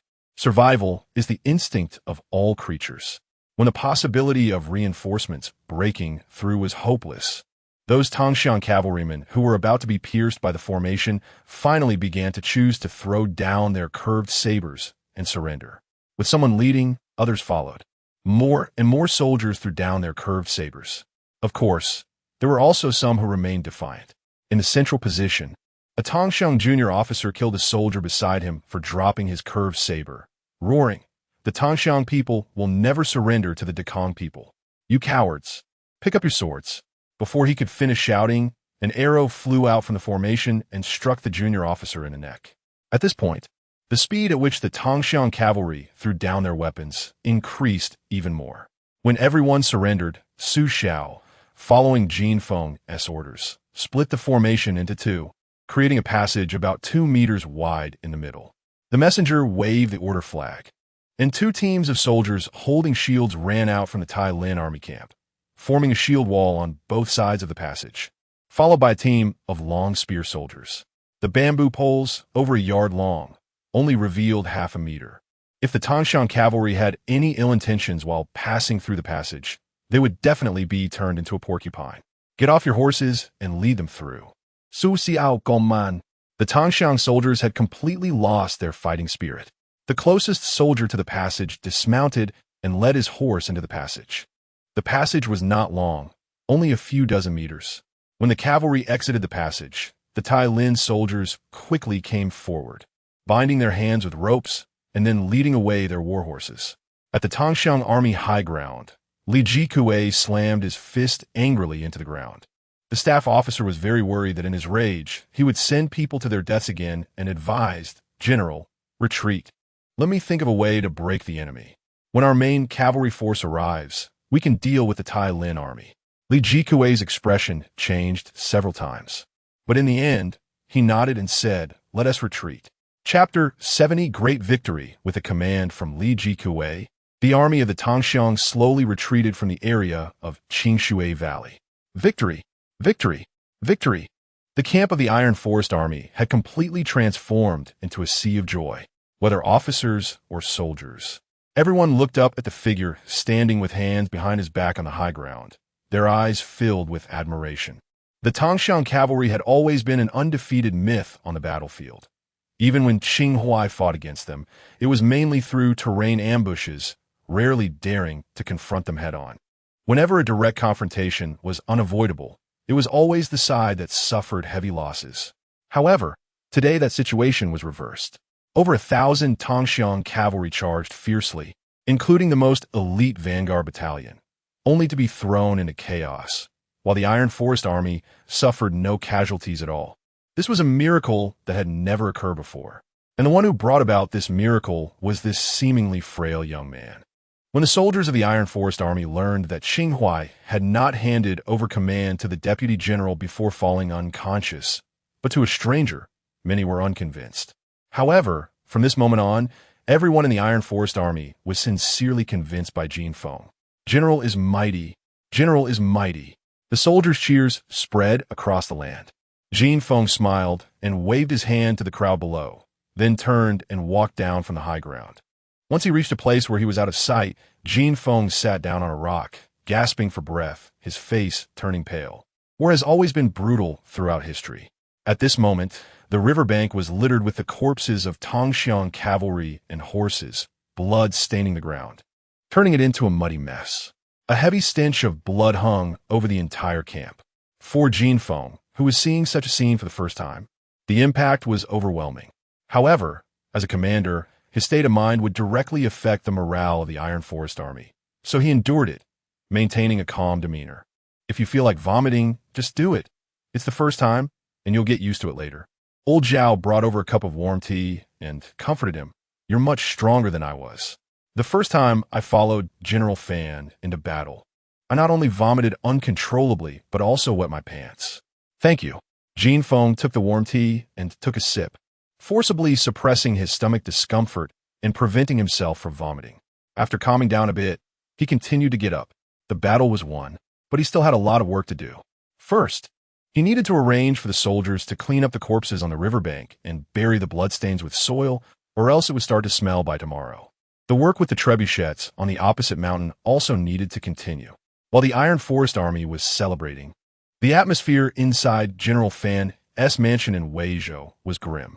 The news of the attack on Qingshui Valley had returned 2 hours ago, but General Fan had not sent anyone to reinforce.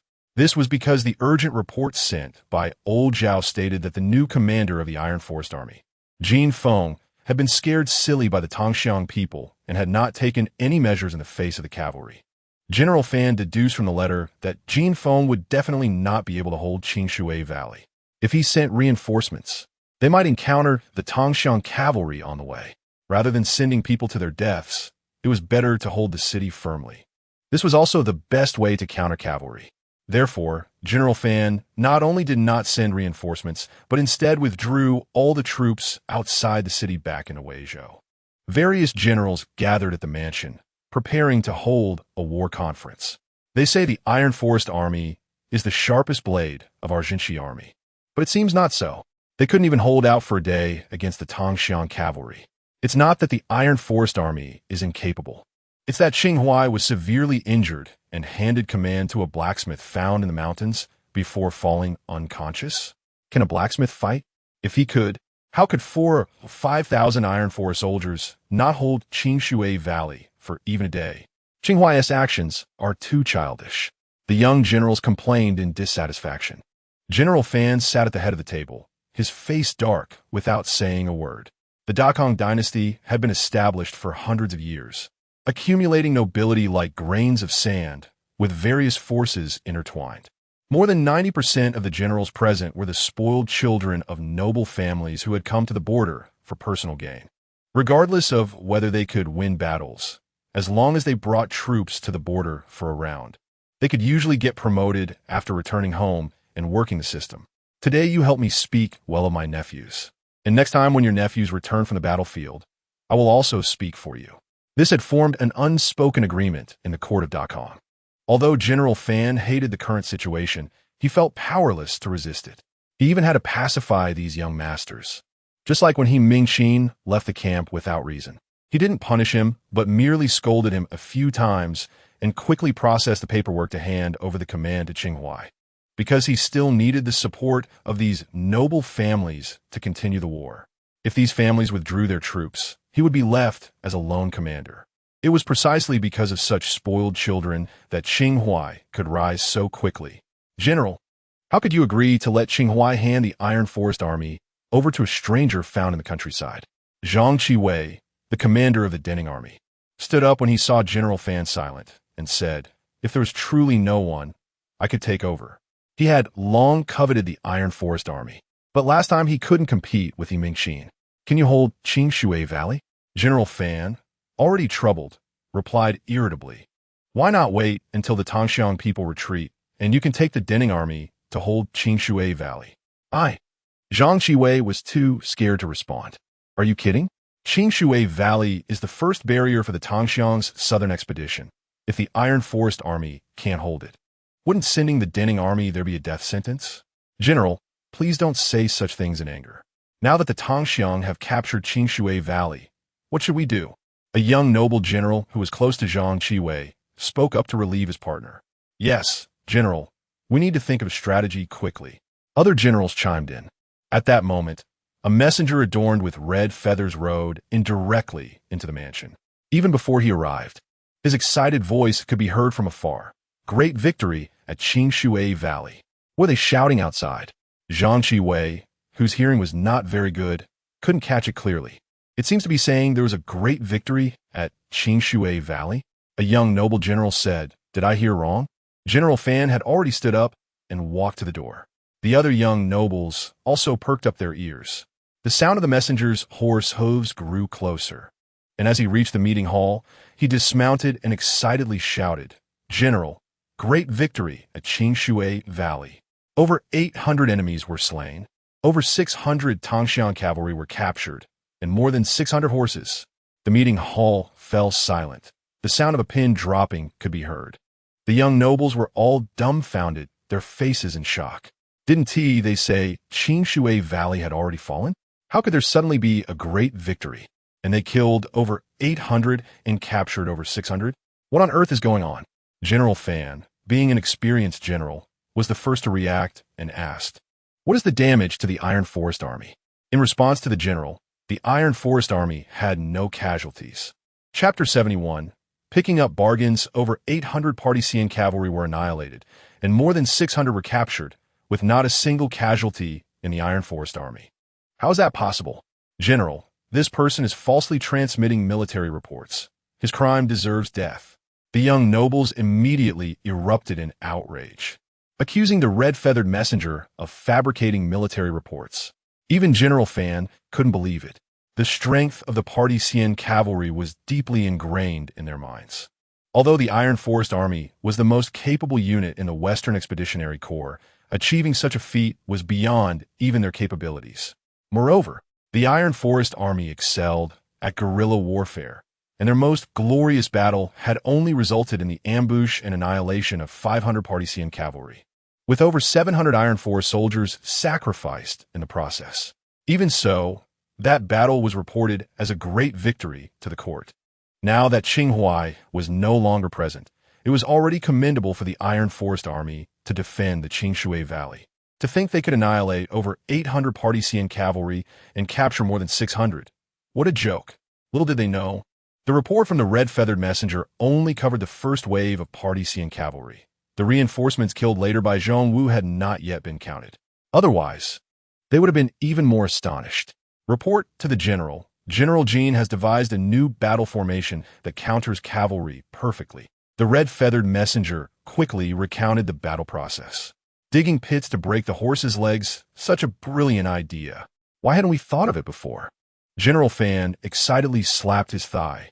The group of young nobles listened in wide-eyed amazement. Although they were frivolous, they had all led troops before. And after the explanation from the red-feathered messenger, they understood the key to Jin Feng's victory. The greatest advantage of cavalry was their horses. As long as pits were dug in the ground, this advantage could be easily countered, forcing the cavalry to halt. Then, taking advantage of the canyon's terrain, they could form a shield formation and spear formation to effectively counterattack the cavalry. Oh, such a simple method. How did I not think of it? Once the group of young nobles realized this, they were filled with regret. Throughout history, many inventions have been like this for thousands of years. Countless people have seen water boil and lift the lid of a teapot. Why was it only what who utilized this principle to usher in the steam age? This victory at Qingshui Valley could be said to be the greatest triumph in the struggle between the Dakong and the Partician over the past decade, and it would surely be recorded in history. The court's rewards would be substantial. The young nobles came to the battlefield risking capture by the Partician, all for the sake of merit. If they had thought of this method earlier, wouldn't the rewards and the chance for fame be theirs? While the other young nobles were still lamenting, Zhang Qiwei, the leader of the Denning army, turned his eyes and approached General Fan with a salute, saying, "General, I am willing to lead the Denning army to Qingshui Valley to support the Iron Forest Army." The deed was done. Regretting it now was futile. The greatest credit was destined for the Iron Forest Army, but if he sent his men over, perhaps he could still gain some benefits. If he could learn the Iron Forest Army's new formation, wouldn't he also be able to achieve great merit next time they fought the Partician? General Fan saw through Zhang Qiwei's little schemes and sighed inwardly. Zhang Qiwei was incompetent in battle, but had learned the art of scheming from his family's elders. He would shrink back in danger and rush to pick up bargains faster than anyone else. At the time, he had competed with He Mingqin for command of the Iron Forest Army, and after failing, he spread rumors to incite He Mingqin to take the Iron Forest Army to defend the most dangerous Qingshui Valley. He Mingqin had indeed fallen for it and volunteered to go to Qingshui Valley. If it hadn't been for Qinghuai's timely return, The Iron Forest army might have already been lost. Zhang Qiwei, you're really thick-skinned. The Iron Forest army finished the battle, and now you want to go support them? A young noble who usually clashed with Zhang Qiwei mocked him. What are you going to support now? Support a few thousand mouths to feed?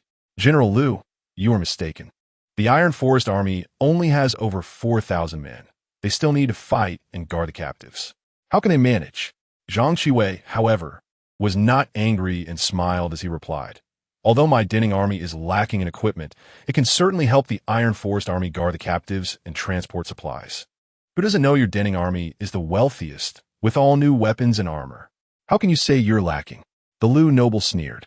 I see you just want to go to Qingshui Valley to gain military merit, and perhaps even covet the party Xian's warhorses. General Liu, do not use your petty mind to measure my noble intentions. Zhang Qiwei's ulterior motives were exposed on the spot, making him feel somewhat embarrassed. He simply ignored the young noble leaders and turned back to General Fan to plead again. General Fan neither agreed nor refused but tapped his fingers on the table, pondering. Zhang Qiwei's words had reminded him that the Iron Forest army had limited manpower and defending Qingshui Valley was already quite difficult. If they further divided their forces to guard the captives, their strength might not be enough. After a moment of contemplation, General Fan nodded slightly. Zhang Qiwei, you will immediately take 3,000 men to Qingshui Valley to assist the Iron Forest army in guarding the captives. There must be no mistakes. Yes. Zhang Qiwei had only been testing the waters, but he didn't expect General Fan to truly agree to let him go to Qingshui Valley. Why refuse a reward that was like picking it up for free? He immediately knelt on one knee to accept the military order. Soon, Zhang Qiwei led 3,000 Denning troops out of Weizhou City. 20 miles was not far, and they reached Qingshui Valley by the afternoon. Jin Feng was currently troubled about how to arrange these captives. Upon hearing that the Denning army had arrived, he immediately went to the camp entrance to welcome them. Zhong Wu jogged a few steps to catch up to Jin Feng and quietly reminded him, General, you must be cautious of Zhang Qiwei. Why? Jin Feng asked. The Marquis said that this person is a smiling tiger. On the surface, he seems friendly, but in reality, he is very scheming. Zhong Wu replied. Your Marquis is right. This guy came to Qingshui Valley to gain military merit or steal tactics. Zhao Laotu added, continuing Zhong Wu's point. If he asks to help with the defense, the general must absolutely not agree. Understood. Jin Feng nodded, keeping Zhong Wu and Zhao Laotu's words in mind. To leave a good impression on Jin Feng, Zhang Qiwei reigned in his arrogant demeanor and waited at the Iron Forest Army's barracks door. Seeing Jin Feng approach, he came forward from a distance. You must be Mr. Jin, right? It's a pleasure to meet you. One should not strike a smiling face. Jin Feng also smiled and clasped his hands. General Zhang, thank you for your hard work. It's my duty. I have always admired the brothers of the Iron Forest Army. It is an honor to fight alongside them this time, Zhang Qiwei said. We of the Denning Army are here to assist the Iron Forest Army in the defense. Mr. Jin, please do not hesitate to instruct us on which section we should defend. Jin Feng couldn't help but glance at Zhao Laodu. The old fox was indeed right. Zhang Qiwei had come to pick up bargains and gain military merit. Chapter 72. Poisonous scheme. General Zhang, leading the Dennin army from afar, has worked hard along the way. As for the defense, there is no need for the brothers of the Dennin army to worry. Brother Zhang just needs to guard the prisoners of war as per the commander's orders. It's just nonsense. Jin Feng can talk nonsense too. Zhang Qiwei understands that the Iron Forest Army currently has the upper hand, and Jin Feng will certainly not easily give up the defense line to the Dennin army. The reason for saying this is merely to try his luck, hoping that perhaps Jin Feng, in a moment of folly, might agree to share some of the achievements he has already secured. Unfortunately, Jin Feng was not fooled and immediately brought up General Fan. Haha, thank you, Mr. Jin, for your understanding. Then I shall comply with your wishes. Zhang Qiwei laughed heartily and asked, May I ask where the prisoners of war from the Dongxiang are being held? Su Xiao, take General Zhang to the prisoner camp. Jin Feng was not familiar with the handover of the military camp, so he assigned this task to Deputy Commander Su Xiao. Yes, Su Xiao responded and led Zhang Qiwei toward the prisoner camp. Jin Feng then turned to walk towards the small hill on the left. Mr. Jin, where are you going? Zhao Laotu asked curiously. After the battle in the morning, his attitude towards Jin Feng underwent a 180-degree turn. He genuinely admired him, and his address changed from kid to mister. Jin Feng had seen the old man draw his accompanying dagger on the high ground, appearing ready to fight, which also changed his view of the old man. He could tell that although the old man had a somewhat lofty self-image, he sincerely wanted to help him and assist the Iron Forest Army in defending the Qing Shui Valley. Even if the Dongxiang cavalry came, he showed no signs of retreating but chose to fight. Having an elder at home is like having a treasure. The battlefield is full of ever-changing situations. Jin Feng is not particularly skilled in military formations, but Zhao Laotu has fought alongside General Fan for half his life and must have seen a lot. Having someone like him to help strategize perfectly compensates for Jin Feng's shortcomings, so when the old man offered to assist, Jin Feng accepted willingly. With a smile, he replied, "Zhao Laotu, I plan to build some fortifications on the hill. I want to see how things are going. Phalanxes and pits are enough to counter the cavalry. Why build fortifications on the hill?" Zhao Laotu asked in confusion. Better safe than sorry. Being prepared is always beneficial. Zhao Laotu thought these two methods were sufficient to deal with the cavalry, but Jin Feng knew that the Macedonian phalanx and pit traps were not without countermeasures. If he were Li Jikuei, there would be several ways to break through the phalanx and pit traps. As for barbed wire, that goes without saying. Jin Feng's inspiration for creating barbed wire to counter the cavalry came from the horse snare, but like the pit traps, it had significant limitations and could be easily countered, so it quickly faded from history. However, the power of the catapult has been tested through history. In the cold weapon era, the catapult was one of the essential weapons on the battlefield until the Song Dynasty, when it was gradually replaced by various crossbows with faster firing rates and longer ranges. Although a great victory was achieved this time, the Dongxiang people might not find a way to deal with the pit traps and Macedonian phalanx in the short term. However, to be safe, Jin Feng decided to bring out the catapults. Only then would he feel truly secure. That makes sense. Zhao Laotu nodded. Seeing that Jin Feng did not want to elaborate further, he wisely refrained from asking more. In the Dongxiang camp, the once joyful atmosphere was gone. Everyone slowed their pace as they passed the command tent, fearing to disturb the commander and the generals. Inside the big tent, Li Jikuei and the Dongxiang leaders all had somber faces and no one spoke. This battle was a devastating defeat. The 500 cavalry led by Yi Lixiong, including the most elite vanguard battalion, did not return. All were either killed or captured. During the reinforcements, several hundred more died. This was the first time such a situation had occurred in the decades of fighting between the Dongxiang and Dekong. If the news were to return, it would not merely be a matter of ridicule from the higher-ups for Li Jikuei. He could even face execution by the Emperor of Dongxiang. The only way to salvage the situation was to annihilate the Iron Forest Army and rescue the captured cavalry. However, the Iron Forest Army was no longer what it once was. The pit traps and such formations were too difficult to deal with. It was uncertain who would prevail in a direct confrontation. Annihilating the Iron Forest Army was easier said than done. Finally, a Dongxiang general could not hold back any longer and spoke up. "Commander, we must quickly think of a way to rescue our captured brothers. I certainly know we need to rescue our captured brothers, but how do we do it? Can you break through the Iron Forest Army's strange formation?" Li Jikuei retorted irritably. "Aye." The big tent fell silent again. As night gradually fell, a staff officer sitting in a corner suddenly stood up and said, "Commander, I have a plan that might work." Li Jikuei's eyes brightened, urging, "Sir, please tell us." "There are many Han slaves in the nearby prefectural cities. We can use them as vanguards," the staff officer said. Dekong is known as a nation of etiquette, emphasizing benevolence and ethics. The Iron Forest Army is very likely not to attack the Han slaves.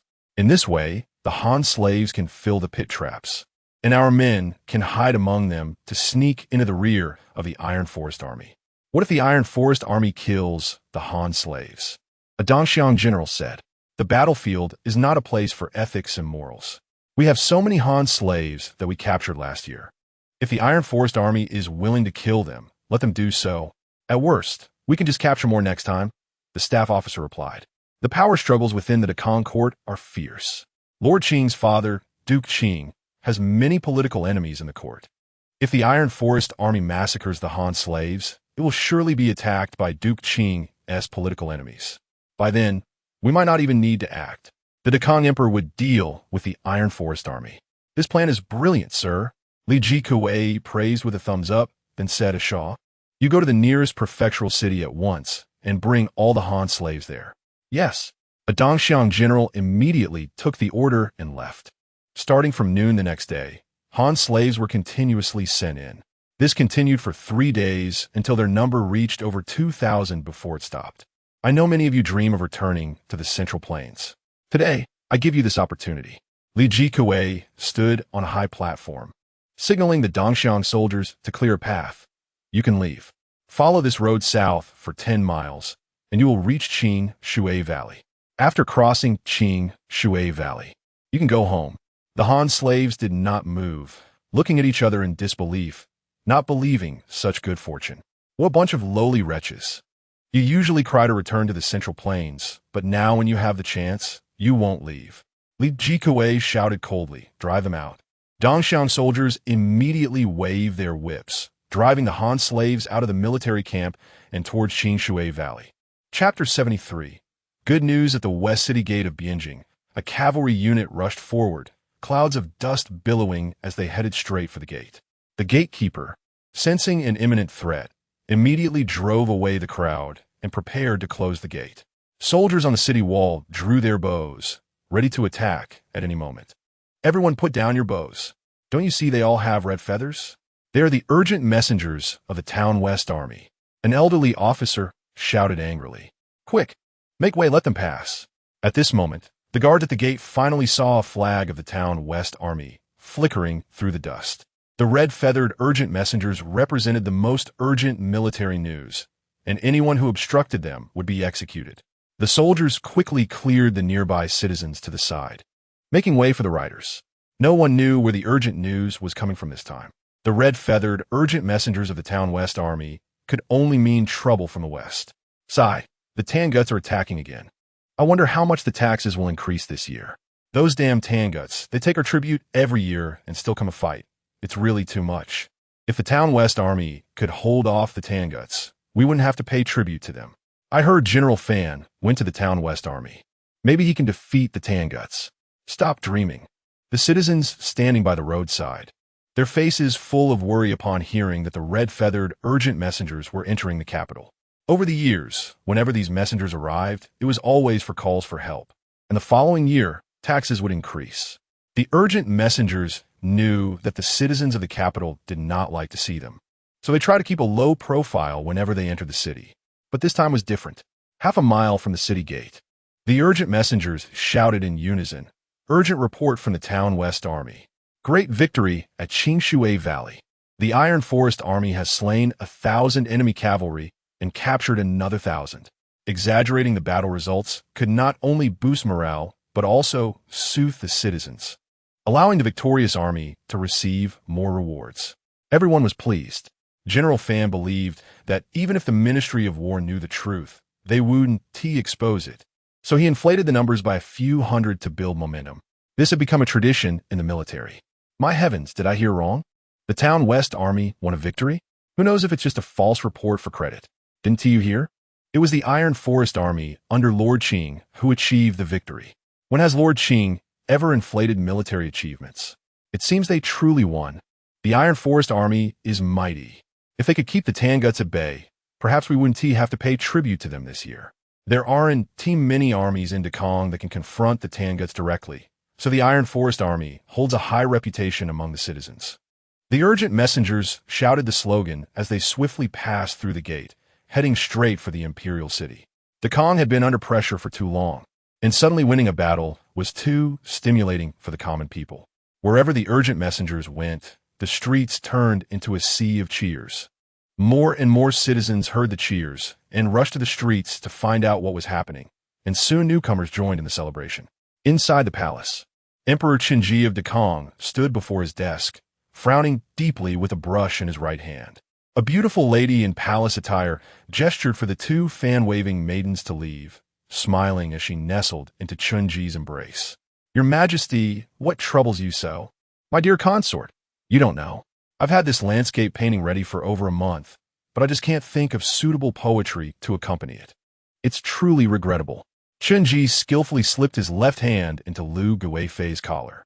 This morning during court, I happened to think of a brilliant line, but unfortunately, that group of ministers kept chattering about trivial matters, and I forgot it when I returned. If you've forgotten, don't force it. Your Majesty has great talent, and you will surely think of something better in a few days.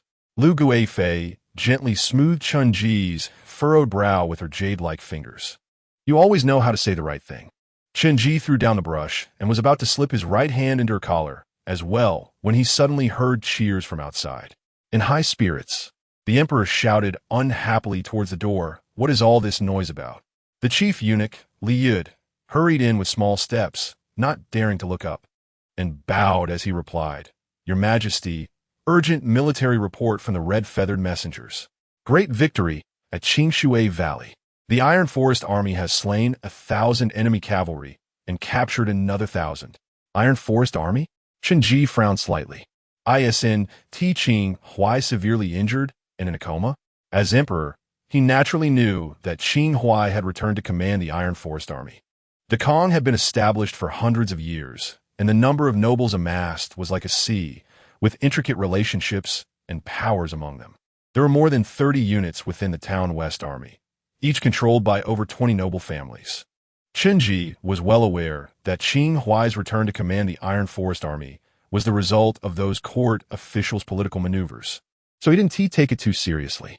Just a few days ago, he received a military report stating that Qing Huai was ambushed by Tanga cavalry while inspecting the front lines, severely injured and in a coma, and had handed command of the Iron Forest Army to a local craftsman. For this, Chen Ji had furiously reprimanded Duke Qing in court. If it weren't for the political enemies of Duke Qing wanting to see the Iron Forest Army fail and repeatedly emphasizing that commanders should not be changed in the midst of battle, Chen Ji might have issued an edict to change Qing Huai's orders. Now, they say the Iron Forest Army has achieved a great victory? What on earth is going on? Where's the military report? Bring it to me, as you command. The chief eunuch bowed and retreated, never daring to look at Chen Ji or Lu Guifei. Your Majesty, I will take my leave now. According to custom, the imperial consorts were not allowed to participate in state affairs. Lu Guifei, being very perceptive, did not linger and stood up to tidy her clothes, preparing to leave. However, Chen Ji, indifferent, pointed to a nearby mat. This isn't the Hall of Harmony for discussions, and there are no foreign officials here. My dear consort, you don't need to be shy. Yes. Lu Guifei obediently knelt on a mat beside him. Soon, the chief eunuch returned holding the military report. I want to see how that old man Fan plans to fool me. After checking the wax seal and the signature of the commander of the Town West Army, Chen Ji muttered as he opened the envelope. The military report was written by General Fan himself, without excessive embellishments, clear and straightforward. Deep down, Chen Ji did not believe that the Iron Forest Army could defeat the Tanga cavalry, so he initially didn't read the letter too seriously. However, as he read on, he couldn't help but sit up straight, his expression turning serious. The method used by Jin Feng was very simple, with a little thought. Chen Ji could determine that pit traps and phalanxes could indeed counter cavalry. When he saw that Jin Feng used pit traps and the Macedonian phalanx to annihilate the vanguard of the Tanga cavalry, and then surrounded the remaining 1,000 cavalry, Chen Ji couldn't help but clench his fists. Good. What a brilliant strategy by Jin Feng. He actually created such a formation. Send the red-feathered messengers to the Hall of Harmony. I want to meet them personally. As you command. The chief eunuch left in small steps. Great. This is truly wonderful. Chen Ji excitedly paced back and forth in the palace. Chapter 74. Undercurrents, Your Majesty. What brings you such joy? Lu Guifei asked curiously, looking around to ensure no one was nearby. My beloved consort, Qing Huai has found a master in Jin Chuan who has created a grand formation specifically designed to restrain cavalry. Chen Ji said, happily waving his sleeves. With this formation, there is no more worry. I congratulate Your Majesty. Lu Guifei quickly knelt down to express her congratulations. Ha ha ha, my beloved consort. You arrived just as good news comes, truly a lucky star.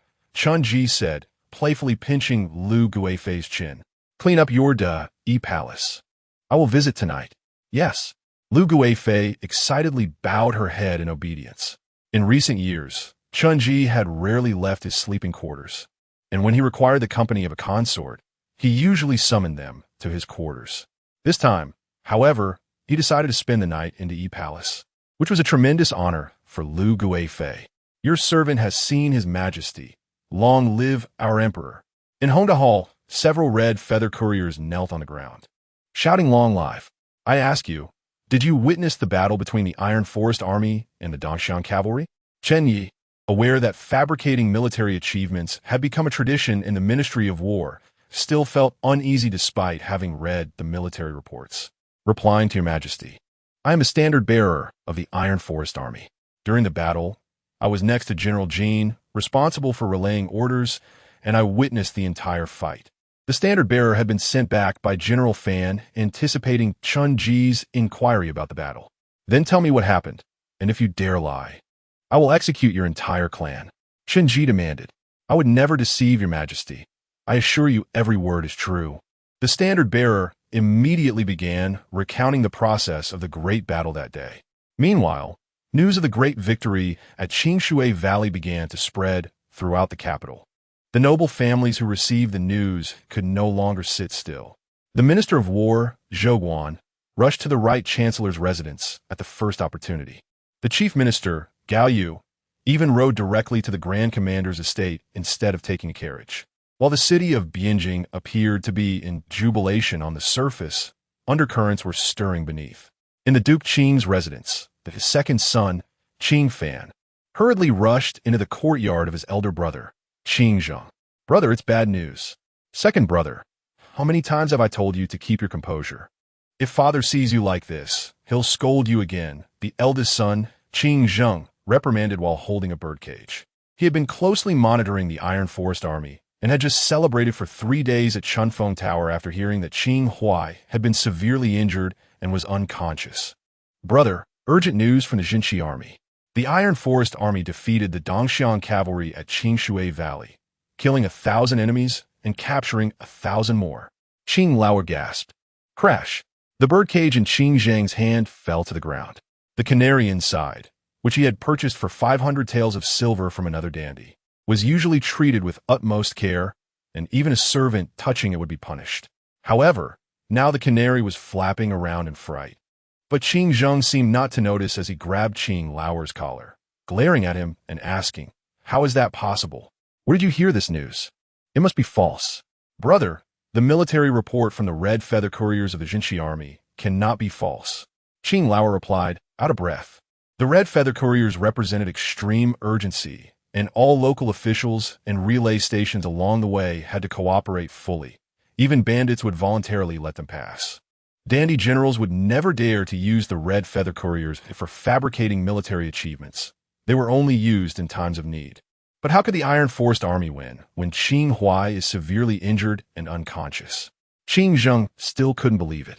I don't know, Qing Lauer said, but I heard that one of the returning red feather couriers is from the Iron Forest Army. Let's wait at the door. Maybe we can catch him. Let's go. Qing Zheng kicked the birdcage aside and dragged Qing Lauer toward the door. Sure enough, a soldier with a red feather on his helmet soon rode up. The two brothers looked at the helmet, and indeed, the words Iron Forest were visible on the side. The newcomer was the standard bearer of the Iron Forest Army. After listening to his account, Chun Ji was delighted and rewarded him with 300 taels of silver. With this money, he could buy a small house in Bianjing to bring his parents and wife over. In addition to the military report, he also carried a private letter from General Fan to Duke Qing. After leaving the palace, he immediately headed to the Duke's residence. Who would have thought that before he reached the door, he was stopped by someone? Hey, are you from the Iron Forest Army? Qing Zheng asked, eyeing him suspiciously. Yes, I am, the standard bearer replied. Seeing Qing Zheng and Qing Lauer's luxurious attire, he realized he couldn't offend them and quickly dismounted to bow. May I ask which two young masters you are? We are the elder and younger brothers of Qing Huai. Oh, it's the eldest and second young masters. The standard bearer, not being a personal soldier of Qing Huai, was unaware of their relationship and quickly showed respect. I heard the Iron Forest Army won a great victory at Qingshui Valley. What's the story? Quickly tell us. Yes. Before returning, Jin Feng had specifically instructed him to promote the victory at Qingshui Valley and the Iron Forest Army as much as possible in the capital. So the standard-bearer vividly recounted what he had told the emperor to the Qing brothers. Where did this damned Jin Feng come from? Qing Zheng exclaimed, punching a nearby tree. They had been puzzled about how the Iron Forest Army could win when Qing Huai was severely injured and unconscious. Now they understood it was all because of this damned Jin Feng. Without him, the Iron Forest Army would surely have failed. Without the Iron Forest Army, even if Qing Huai survived, he would become a toothless tiger, not to be feared. Young master, please do not insult General Jin. The standard-bearer, already a loyal fan of Jin Feng, looked displeased hearing their insults. What if I do? Qing Zheng kicked the standard-bearer's leg. Not feeling satisfied, he continued to pummel the standard-bearer with punches and kicks. The standard-bearer dared not retaliate and quickly curled up on the ground, protecting his head. You fools! Duke Qing was heading out when he saw his sons beating the standard-bearer, and his face darkened with anger. Someone, pull them back to the ancestral hall. Each of them shall receive 30 military lashes. Father, spare me! Qing Zheng exclaimed, kneeling in terror. 30 lashes would leave him severely injured. He wouldn't be able to visit Chunfeng Tower for at least 3 months. Red feather couriers are to be executed on sight for obstructing them. How dare you beat him? 30 lashes are too light. Duke Qing kicked Qing Zheng on the shoulder. Get back and reflect properly. Only then did Qing Zheng and Qing Fan realize that this was not just any ordinary soldier of the Iron Forest Army, but a red feather courier. Duke Qing was right. Beating a red feather courier could easily lead to execution. The two brothers felt as if they had just walked through the gates of hell, their faces turning pale. Duke Qing looked at them in disappointment, ordering his attendants to help the standard-bearer up and asked casually, "Are you all right?" I'm fine. The standard-bearer knew that a noble like the Duke would never apologize to a mere soldier. Just asking if he was okay was already a great concern. He quickly shook his head, saying he was fine, and took out a letter from his pocket. Duke, this is a letter from General Fan, entrusted to me to deliver to you. Good. Duke Qing nodded and accepted the envelope. My wife has been worried about your general and the Iron Forest Army. Since you have returned from Qingshui Valley, you should visit her and tell her about the third son situation. Steward, go to the treasury and take 300 taels of silver to the second lady's courtyard as a reward. Thank you, Duke. The standard-bearer was so excited he nearly jumped up and followed the steward into Duke Qing's residence to meet Qing Huai's mother. Chapter 75. Fame spreads in the capital in the secluded and tranquil courtyard of the Duke of Qing's residence. Lady Qing Zhong was sitting by the window, sewing with great concentration. However, as she sewed, a few tears fell on the fabric. Madam, why are you crying again? A maid in her 30s quickly took out a handkerchief to wipe Lady Qing Zhong's tears. Don't worry, young master will be fine. There's divine protection for him. Since receiving the news of Qing Huai's serious injury, Lady Qing Zhong had been in tears, her eyes swollen like walnuts. Chune, go to the gatehouse again and ask if there are any messages from Huaier. Yes, I'll go right away. The maid nodded with a bitter smile. She had already run to the gatehouse 6 times today. Go now. Lady Qing Zhong was unwilling to wait any longer. All right, but please stop crying. If you keep crying, you'll ruin your eyes. The maid stood up helplessly. However, not long after she left, she rushed back in a hurry. Before she arrived, her voice had already reached Lady Qing Zhong. Madam, there is news from the Duke. Really? Lady Qing Zhong rushed out of the room. Where's the letter? Give it to me. It's not a letter. A soldier from the Iron Forest Army has returned with military news and is currently waiting for you in the listening to Rain Pavilion, the maid said, panting. As a concubine of the Duke of Qing, Lady Qing Zhong was not supposed to meet other men. However, since the Duke had given orders, there were fewer restrictions. Yet, there were still other female family members in the back courtyard, so the flag bearer could not enter there. The steward arranged for him to wait in the listening to Rain Pavilion, where female relatives received visitors. Upon hearing this, Lady Qing Zhong did not bother with decorum and ran out. She only stopped at the entrance of the listening to Rain Pavilion. I have seen the madam. The soldier immediately knelt on one knee, paying his respects. Get up quickly, Lady Qing Zhong asked anxiously. Did my son bring any messages for me? I am sorry, madam. There are none. I haven't seen the young master since he was injured. The next day, the Tongxiang people attacked. What? The Tongxiang people attacked? Lady Qing Zhong's face turned pale, and her steps faltered. If the maid hadn't rushed over to support her, she might have fallen. She was terrified that the soldier brought bad news.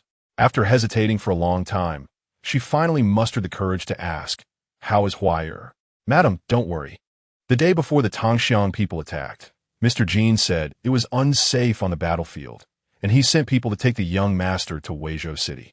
The soldier said, "Although I didn't see the young master before returning to the capital, I met General Fan in Weizhou City to inquire, and the young master's injuries have stabilized.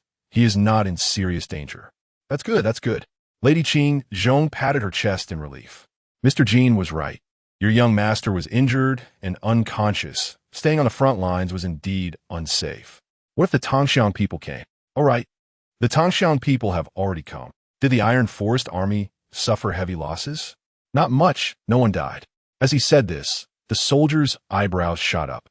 We won against the Tongxiang people. As soon as they entered the Qing Shui Valley, they were defeated by Mr. Jin. You won? Lady Qing Zhong was utterly astonished. The Iron Forest army had been severely trapped by the He family's young master, tightly bound to the Qing Shui Valley, which was extremely dangerous, especially since Qing Huai was injured and unconscious.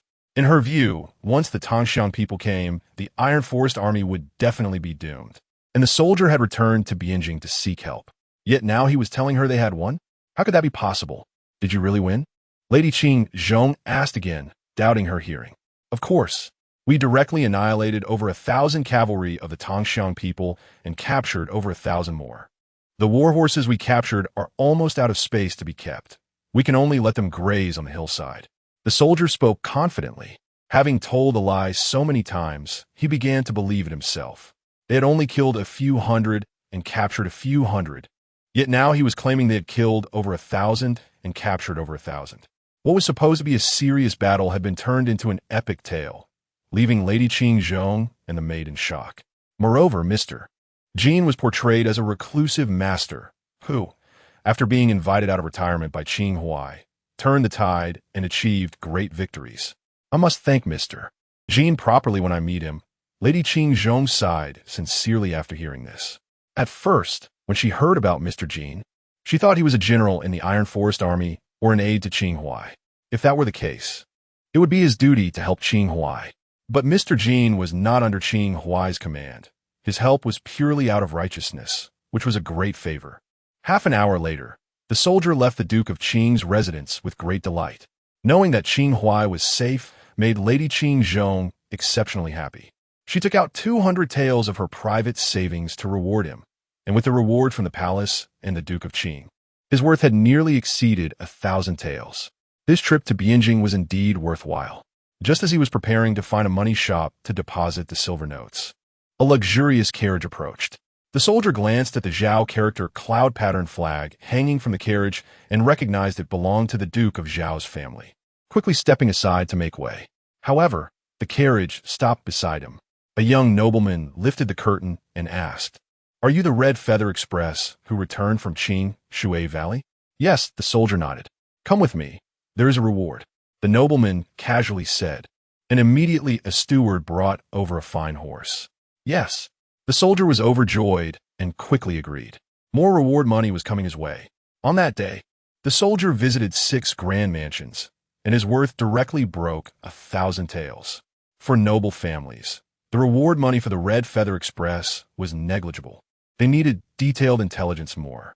After sending the soldier away, the Duke of Zhao sought out other Red Feather Express riders, questioning each one to verify the accuracy of the news. Other nobles did the same. Thus, not only did the soldier strike it rich, but several other Red Feather Express riders also reaped bountiful rewards. Meanwhile, Jin Feng's reputation was thoroughly established in Bianjing, officially entering the sights of various noble families. Moreover, the next day, during the morning court session, Chun Ji even mentioned Jin Feng. "My loyal ministers, the Iron Forest Army has achieved a great victory this time. I am greatly relieved and prepared to grant heavy rewards. What do you think, loyal ministers?" Chen Ji looked curiously at those below. When Qing Huai wanted to invite Jin Feng to lead the Iron Forest Army, The Duke of Qing had firmly opposed it, repeatedly requesting the emperor to change the order.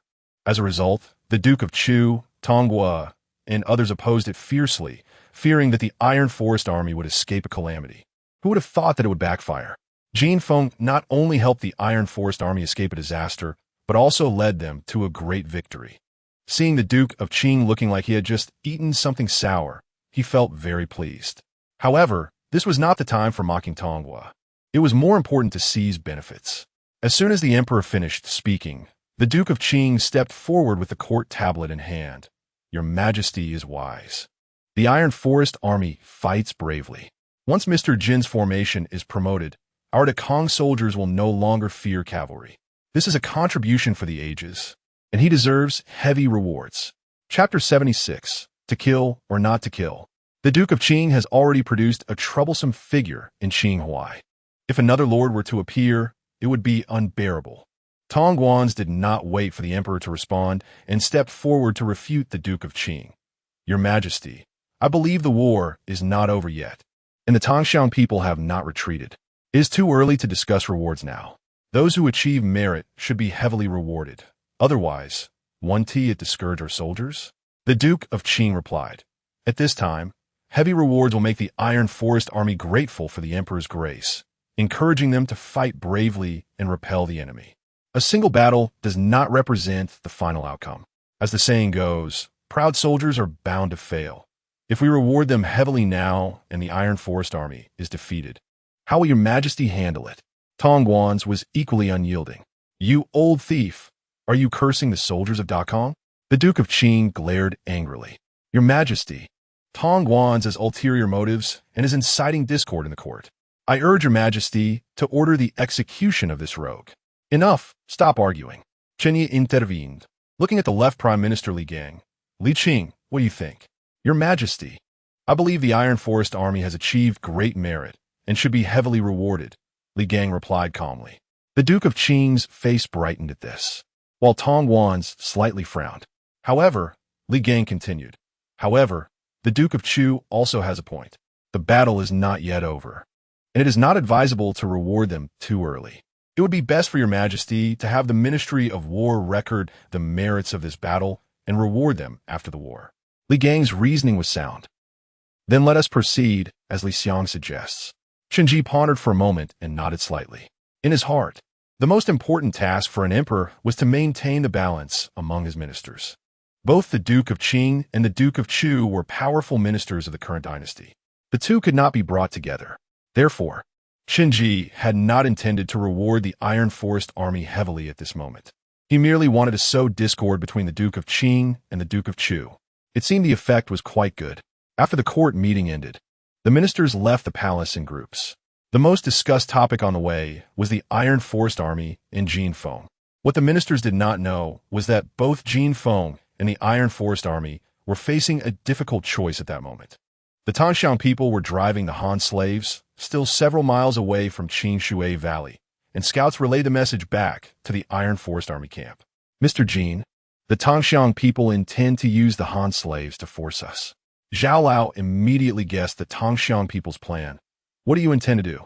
What else is there to plan? Of course, we must kill, Zhong Wu said. Among these Han slaves, there must be many Tongxiang spies mixed in. If we do not kill them, how can we prevent spies from infiltrating? You speak lightly. The scouts said that at least 1,000 Han slaves are being driven here. How many spies can there be? Most of them are Han slaves, our own kin. Zhao Lao glared at Zhong Wu. Do you know what crime it is to slaughter over 1,000 of our own kin? Those despicable Tongxiang people are too vile. Zhong Wu stomped his feet in frustration, falling silent. Sir, the enemy is just a few miles away. Zhao Lao looked at Jin Feng. If you hesitate, you will be caught in chaos. You must make a decision quickly, whether to kill or not. Yes, it's time to decide. But should we kill or not? Jin Feng was also unsure in his heart. Facing the Tongxiang cavalry, Jin Feng would never show mercy. He knew very well that this was a war of life and death. Since they had raised their curved blades to invade the Central Plains, they must be prepared to be killed by the Central Plains people. However, killing unarmed Han slaves was a decision he truly could not bring himself to make. But if he didn't kill them, Would he let these Han slaves in? Sir, please allow this old man to overstep once. Zhao Lao thought for a moment and spoke slowly. I suggest the Lord. Kill. Jin Feng looked deeply at Zhao Lao, instantly understanding the old man's intention, and smiled while shaking his head. Even if we must kill, it should be my decision, not one that you would bear the blame for. Sir, I am already in my twilight years and do not care about anything. But you are still young, skilled in military strategies, and 1,000 times more useful than this old man. You are destined to be remembered in history and cannot have any blemish. Zhao Lao, thank you for your good intentions, but it has not come to that yet. Jin Feng turned and said, Su Xiao, order the formations to prepare for the reception of captives. Yes. Su Xiao turned and left. Zhong Wu, go inform Zhang Qiwei to bring people immediately to prepare to receive the Han slaves. Jin Feng continued, have her bring more people, and ensure that each Han slave is carefully identified. If any spies are discovered, they will be killed on the spot. Yes. Zhong Wu quickly ran out of the big tent. Why didn't I think of using the method of receiving prisoners of war to deal with this? Zhao Lao clapped and laughed. Still, it is the Sir's quick thinking. Though he claimed to not care about anything, he actually cared most about his reputation. Bearing the name of a butcher would be worse than killing him. Earlier, he had only felt fondness for Jin Feng and wanted to preserve him. Zhao Lao, let us go see what tricks the Tongxiang people have left. Jin Feng smiled and led Zhao Lao to a high ground. At this moment, Su Xiao had already brought several formations to block the middle of the canyon, standing ready. In the southern part of the canyon, Zhang Qiwei had also arrived with 2,000 denning troops and piles of hemp ropes, prepared to receive them. Half an hour later, the Tongxiang people appeared in the northern section of the canyon, driving the Han slaves. As a time traveler, Jin Feng was not accustomed to killing. Previously, the slaughter of the Tongxiang cavalry was merely a matter of circumstance, not his true intention. However, at this moment, anger and a strong desire to kill surged within Jin Feng. This group of Han slaves was too miserable, regardless of age or gender. They were all completely naked and emaciated. Each one moved forward like a walking corpse, their eyes vacant and numb. Jin Feng saw an old man stumble and fall to the ground. The Tongxiang cavalry, escorting them, immediately rode up and whipped the old man harshly. Even from such a distance, Jin Feng could clearly see a blood mark appear on the old man's back. The old man was too hungry and exhausted. After struggling a few times, he did not get back up. A cruel smile flashed across the faces of the Tongxiang cavalry, who then raised their horses' front legs and stomped on the old man's head. Boom! The old man's head burst like a watermelon, exploding underfoot. The surrounding Tongxiang cavalry laughed excitedly, and two of them, seemingly overly thrilled, charged into the group of Han slaves, slashing wildly with their swords. In just a short moment, more than 10 Han slaves lost their lives, including 2 children who looked no older than 11 or 12.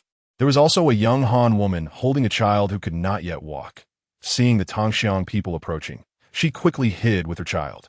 However, the Tongxiang soldiers pierced her and the child through with a spear and held them up high, showing off their strength to the other cavalry. The other cavalry clapped and cheered in response. The atmosphere was as if they had just killed 2 sheep at a bonfire party rather than 2 people. Jin Feng was stimulated by this scene, his eyes turning red as he slammed his fist on the railing. They are not human. They are beasts. I want them dead. Not one left. Chapter 77. No one left behind. Remember these cavalrymen and crossbowmen. Not a single one is to be left behind. Jin Feng turned to give the order. Yes. The messenger immediately rushed out with the command. The Iron Forest army had heavy crossbows before, but there were very few, only a few devices, and their efficiency was too low. It took a long time to load and prepare each shot, having minimal impact on the battle. A few days ago, the Dongxiang people were busy gathering Han slaves from the city and did not come to disrupt. So Jin Feng took the opportunity to modify a few crossbows and set them up on the mountain, preparing to use them to decapitate the enemy's general during the next attack. Zhao Lao felt it was not worth exposing this trump card for a few insignificant soldiers. However, for the sake of Jin Feng's authority, he merely frowned and did not question it. The Han slaves, escorted by the Dongxiang, gradually approached the formation. At this moment, The formation was arranged to receive captives, shaped like a T, and the Han slaves needed to pass through a corridor over 100 meters long. The corridor was lined with sharp bamboo, and if anyone had ill intentions while passing through, they would certainly be pierced like a hornet's nest. The Han slaves had never seen such a scene and were so frightened that they stopped in their tracks. "Don't be afraid. We are all Han people. We won't harm you. Go ahead bravely. Just be careful not to get too close to the shields," Su Xiao shouted loudly. Behind them, the Dongxiang people also began to whip and drive them forward. "Let's go. At worst, we die. I've had enough of this life." Dying at the hands of the Han is better than being tortured to death by the beasts of Dongxiang. An elderly Han slave, once respected in his village, took the lead into the corridor. Once he entered, others immediately followed. With someone leading the way, it became much smoother for the Han slaves to queue up and enter the corridor. Initially, it was relatively orderly, but when a Dongxiang soldier behind them swung his curved knife threateningly, the line immediately fell into chaos. The most terrifying thing in life is not despair, but after enduring long despair, just when a glimmer of hope appears, it is suddenly shattered. The Han slaves lived worse than pigs and dogs under the Dongxiang, and many had already lost the will to live, fearing not death. But now, seeing the hope of returning to the Central Plains rekindled their desire for survival. They rushed forward, afraid that if they were slow, they would be killed by the Dongxiang in the final step home. The scene suddenly became chaotic. The flag bearer beside, Jin Feng, raised the command flag and waved it a few times, and the crossbowman on the opposite mountain, already prepared, immediately pulled the trigger. Whoosh! A heavy arrow, as thick as an egg, shot out with a sharp whistle, crossing hundreds of meters. The Dongxiang cavalry struck by the arrow was like being hit by a galloping horse, flying off his mount.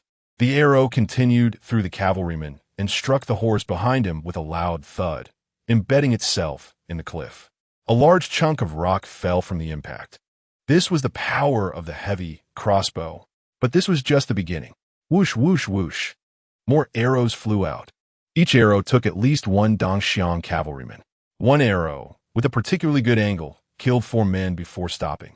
The remaining Dongxiang cavalrymen no longer bothered to drive the Han slaves and fled in a panic. The crossbowmen on the mountain quickly adjusted their positions and pursued relentlessly. "Mister," Jin said, "not a single one of these cavalrymen is to be left behind. Then let them all die." How could the horses outrun the arrows? Before the cavalrymen could escape the canyon, they were all struck down by arrows. Meanwhile, the crossbowmen on the mountain were left wanting more. The heavy crossbows that used to require 5 people to operate could now be managed by just 2.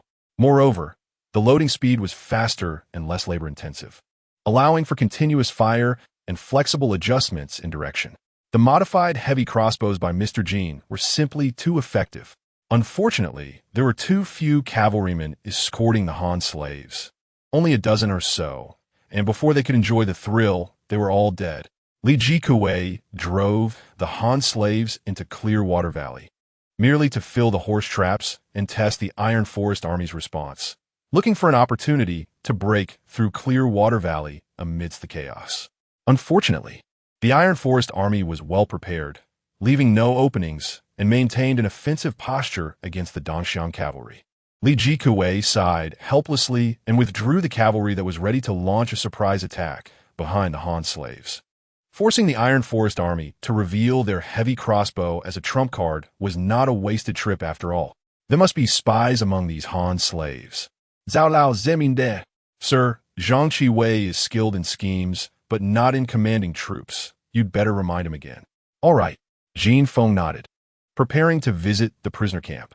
Just as he descended from the high ground, he saw Zhang Qiwei coming with his men. "Congratulations, General Jin, on your great victory, saving thousands of suffering citizens of Dakong. Your merits are immeasurable," Zhang Qiwei said with cupped hands, a sincere smile on his face, along with an envy that he could not hide. Over the years, the Dongxiang had plundered a large number of people from the border regions each year to be used as slaves. The battles between Dakong and the Dongxiang occasionally resulted in 1 or 2 victories, but the return of Han slaves had never occurred. Jin Feng's rescue of so many Han slaves this time could be said to have created a historical precedent. In the future, when merits were discussed, This would be a significant contribution, likely not inferior to previous battles. General Zhang is being too polite. Jin Feng nodded, saying, these citizens have suffered greatly under the Dongxiang. I hope General Zhang will take good care of them. However, there might be spies among these citizens, so General Zhang should be cautious. Rest assured, General Jin. I will ensure they are carefully examined. Thank you, General Zhang. Jin Feng asked, by the way, why isn't General Zhang in the prisoner camp receiving the citizens? Did you come to see me for something? General Jin truly has a keen eye. Zhang Qiwei flattered, then continued. There is indeed a small matter I need to trouble the general with. Please, General Zhang. It's like this. The Dongxiang captives and these citizens add up to several thousand people, which is too much for our denning army to handle, Zhang Qiwei said. I hope General Jin can help me write a military document certifying that I have taken over the captives and the returning citizens from the Iron Forest Army, so I can go to the supply office to collect provisions. I'm sorry, I've been too busy these days and forgot about this. Jin Feng slapped his forehead. General Zhang, please wait a moment. I will take care of it right away. Thank you. Zhang Qiwei cupped his hands. Jin Feng returned to the big tent, and Zhao Lao followed him in immediately, reminding, Sir, having this military document signifies that the denning army assisted the Iron Forest Army, which clearly takes advantage of the Iron Forest Army. The Iron Forest Army eats meat. They should leave some soup for others. Eating alone is not good. Jin Feng smiled and said, moreover, this advantage is not so easy to take. How so? Zhao Lao asked curiously. Jin Feng smiled without answering, quickly wrote up the military document, and handed it to Zhang Qiwei. Chapter 78 Night Attack. After sending off Zhang Qiwei, Jin Feng asked Zhong Wu to call over the deputy commander Su Xiao. The two of them gathered around the map and sand table in the big tent, discussing for more than half an hour, until it was time to light the lamps, before Su Xiao finally left. Exiting Jin Feng's tent, Su Xiao didn't even have time to eat, and took several hundred soldiers up the small hill on the left side, replacing the batch of soldiers who had initially gone up the mountain to fell trees and manufacture catapults. That night, the prisoner camp was particularly lively. Each of the Han slaves was given a piece of burlap and a coarse cornmeal bun. Although the burlap was small, it could be used to cover their shame. The bun was hard, but it was the most delicious food they had eaten in the past year. Most importantly, the military had already recorded their household registrations, and they would be sent home after verification. With so many more Han slaves, there was simply not enough time to build cells. So the denning army simply chopped down some trees and surrounded an open area, locking all the Han slaves inside. Before the results of the verification came back, they had to stay here under the supervision of the denning army, and their hands and feet were tied with ropes. Fortunately, the denning army did not bind them too tightly, but instead tied them in a way that resembled shackles, allowing them to walk and eat. Although they couldn't run and walking was inconvenient, and they could easily trip over the ropes. When tying the ropes, the denning army made it clear that anyone found untying the ropes would be executed. The Han slaves had no objections to this, compared to being rescued. What was a little inconvenience? Outside the prisoner camp, Zhang Qiwei asked, have all the spies been identified? Rest assured, General, the Xixiao people speak with a different tone than us Central Plains people, so it's very easy to identify them. The deputy commander said, we found a total of 26 spies, 2 of whom tried to pretend to be mute to escape, but I executed them. In fact, the deputy commander was not sure whether these 2 were spies or really mute. He didn't care either. After all, there were so many Han slaves. Losing 2 was nothing. Still, we need to be careful. Double the number of people on duty tonight. The captives and Han slaves all lived and relieved themselves in the prisoner camp, so the smell nearby was terrible. Zhang Qiwei instructed, and then covered his nose as he left. Behind him, the Han slaves had long grown accustomed to the foul smell, and the prisoner camp remained lively. Some laughed loudly at the thought of returning home, while others quietly wept for relatives who had died at the hands of the Xixia. It wasn't until the early hours of the morning that the prisoner camp finally quieted down. The Han slaves were exhausted from crying and laughing, and in groups of 3 or 5, they lay on the ground, fast asleep. The denning soldiers assigned to guard them were also yawning, many already dozing off against the pillars. Around 4 or 5 in the morning, when it was darkest, and when people were most prone to drowsiness, the denning army, which was not a strictly disciplined force, saw most of the guarding soldiers leaning against the pillars asleep, with only two not sleeping, huddled under a torch playing a game. Even the torch had burned down to less than half, and no one went to refuel it. In a corner of the enclosure where there was no light, a young Han slave with one ear missing slightly opened his eyes. Cautiously looking around, he slowly got up. The Han slaves were sleeping too close together, and the one-eared boy inevitably bumped into the person next to him.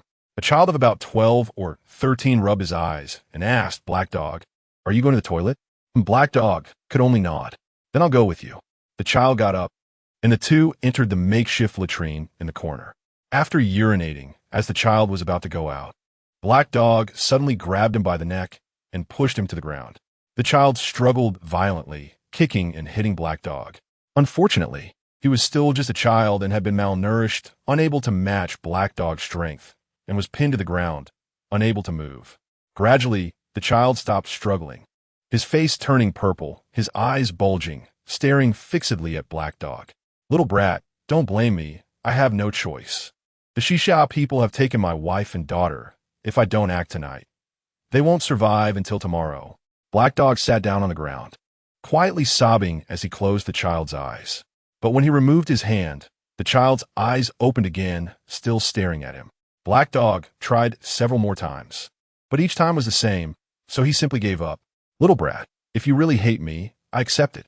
Tomorrow I'll come back to keep you company, and you can kill or maim me as you wish." Black Dog hid the child's body in the deepest corner of the latrine and then walked out. He did not return to where he had been sleeping, but stood in the middle of the open space, cleared his throat a couple of times, and then yawned. This was the signal the Xia had taught him.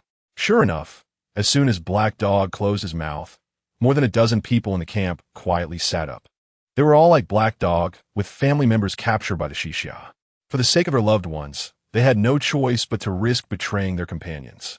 A group of them bypassed the two soldiers who were playing chess, hiding in a relatively loose dark area, and began to untie the ropes on their hands and feet, crawling out of the enclosure. After about 10 minutes, guided by Black Dog's memory from earlier in the day, they stealthily reached the tent where the denning army stored weapons. After dealing with the guards who were sleeping like dead pigs, each person carried a bundle of sabers and quietly approached the area where the Xia captives were held. Although Zhang Qiwei was a debauchee, he was not foolish enough to underestimate the Xia captives.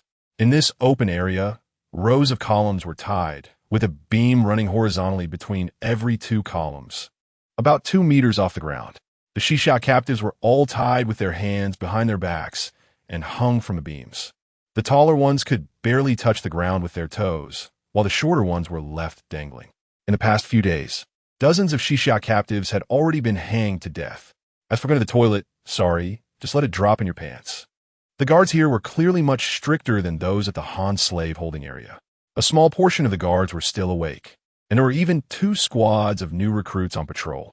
Black Dog and his group waited in the dark for another 10 minutes. And suddenly a tent near where the Xia captives were held caught fire.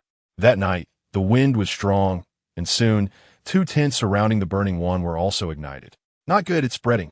The few soldiers responsible for patrolling were the first to notice the fire, yelling and quickly running towards the flames. The fire grew fiercer, and the soldiers' attention was entirely drawn to the fire, unaware that Black Dog had already led his men into the enclosure where the Xia captives were held. Everyone moved quickly.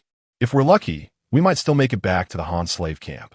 Black Dog instructed as he rushed to the nearest beam, cutting the ropes binding the Xia captives with his knife. He then tossed down a saber and charged towards the next captive. The freed Xia captives immediately picked up the sabers and began to free their companions. By the time the denning soldiers discovered what was happening, a large portion of the Xia captives had already been released. Chapter 79, Night Raid, Part 2. Come quickly. The prisoners are escaping. A Denin soldier shouted frantically.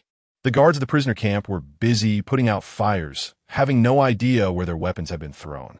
By the time they clumsily found their swords, the Tangxiang people had already been released, with 100 or 200 of them armed with weapons brought by Hego and others.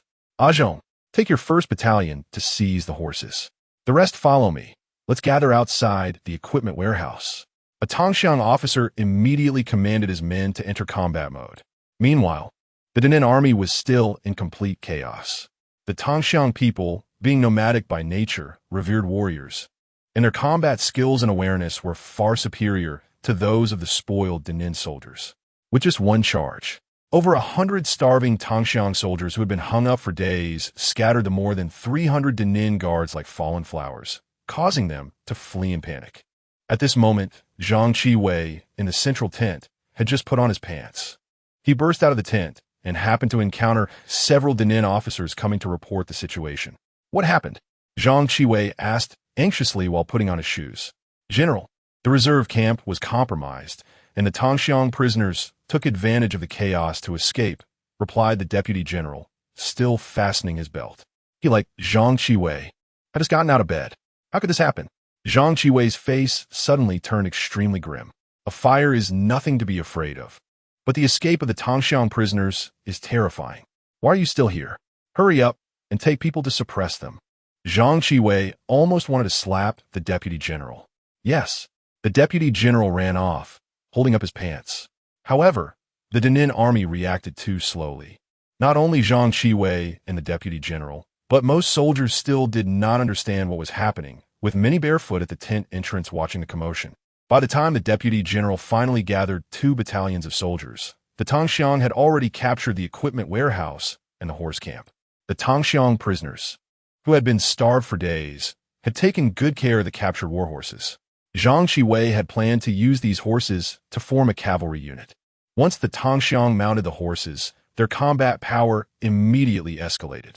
With just one collective charge, they scattered the more than 1,000 Dinan soldiers that had been painstakingly assembled. The deputy general in charge of the command was directly slain beneath a horse. Without a commander, the morale of the Dinan army plummeted. Faced with the Tongxiang charging back again, not a single soldier resisted. They all turned and fled.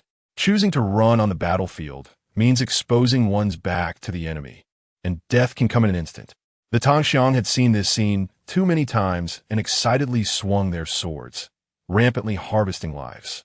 In just a few minutes, over 1,000 Dinan soldiers were killed, with the remaining ones losing all fighting spirit, scattering into the woods where cavalry could not easily follow.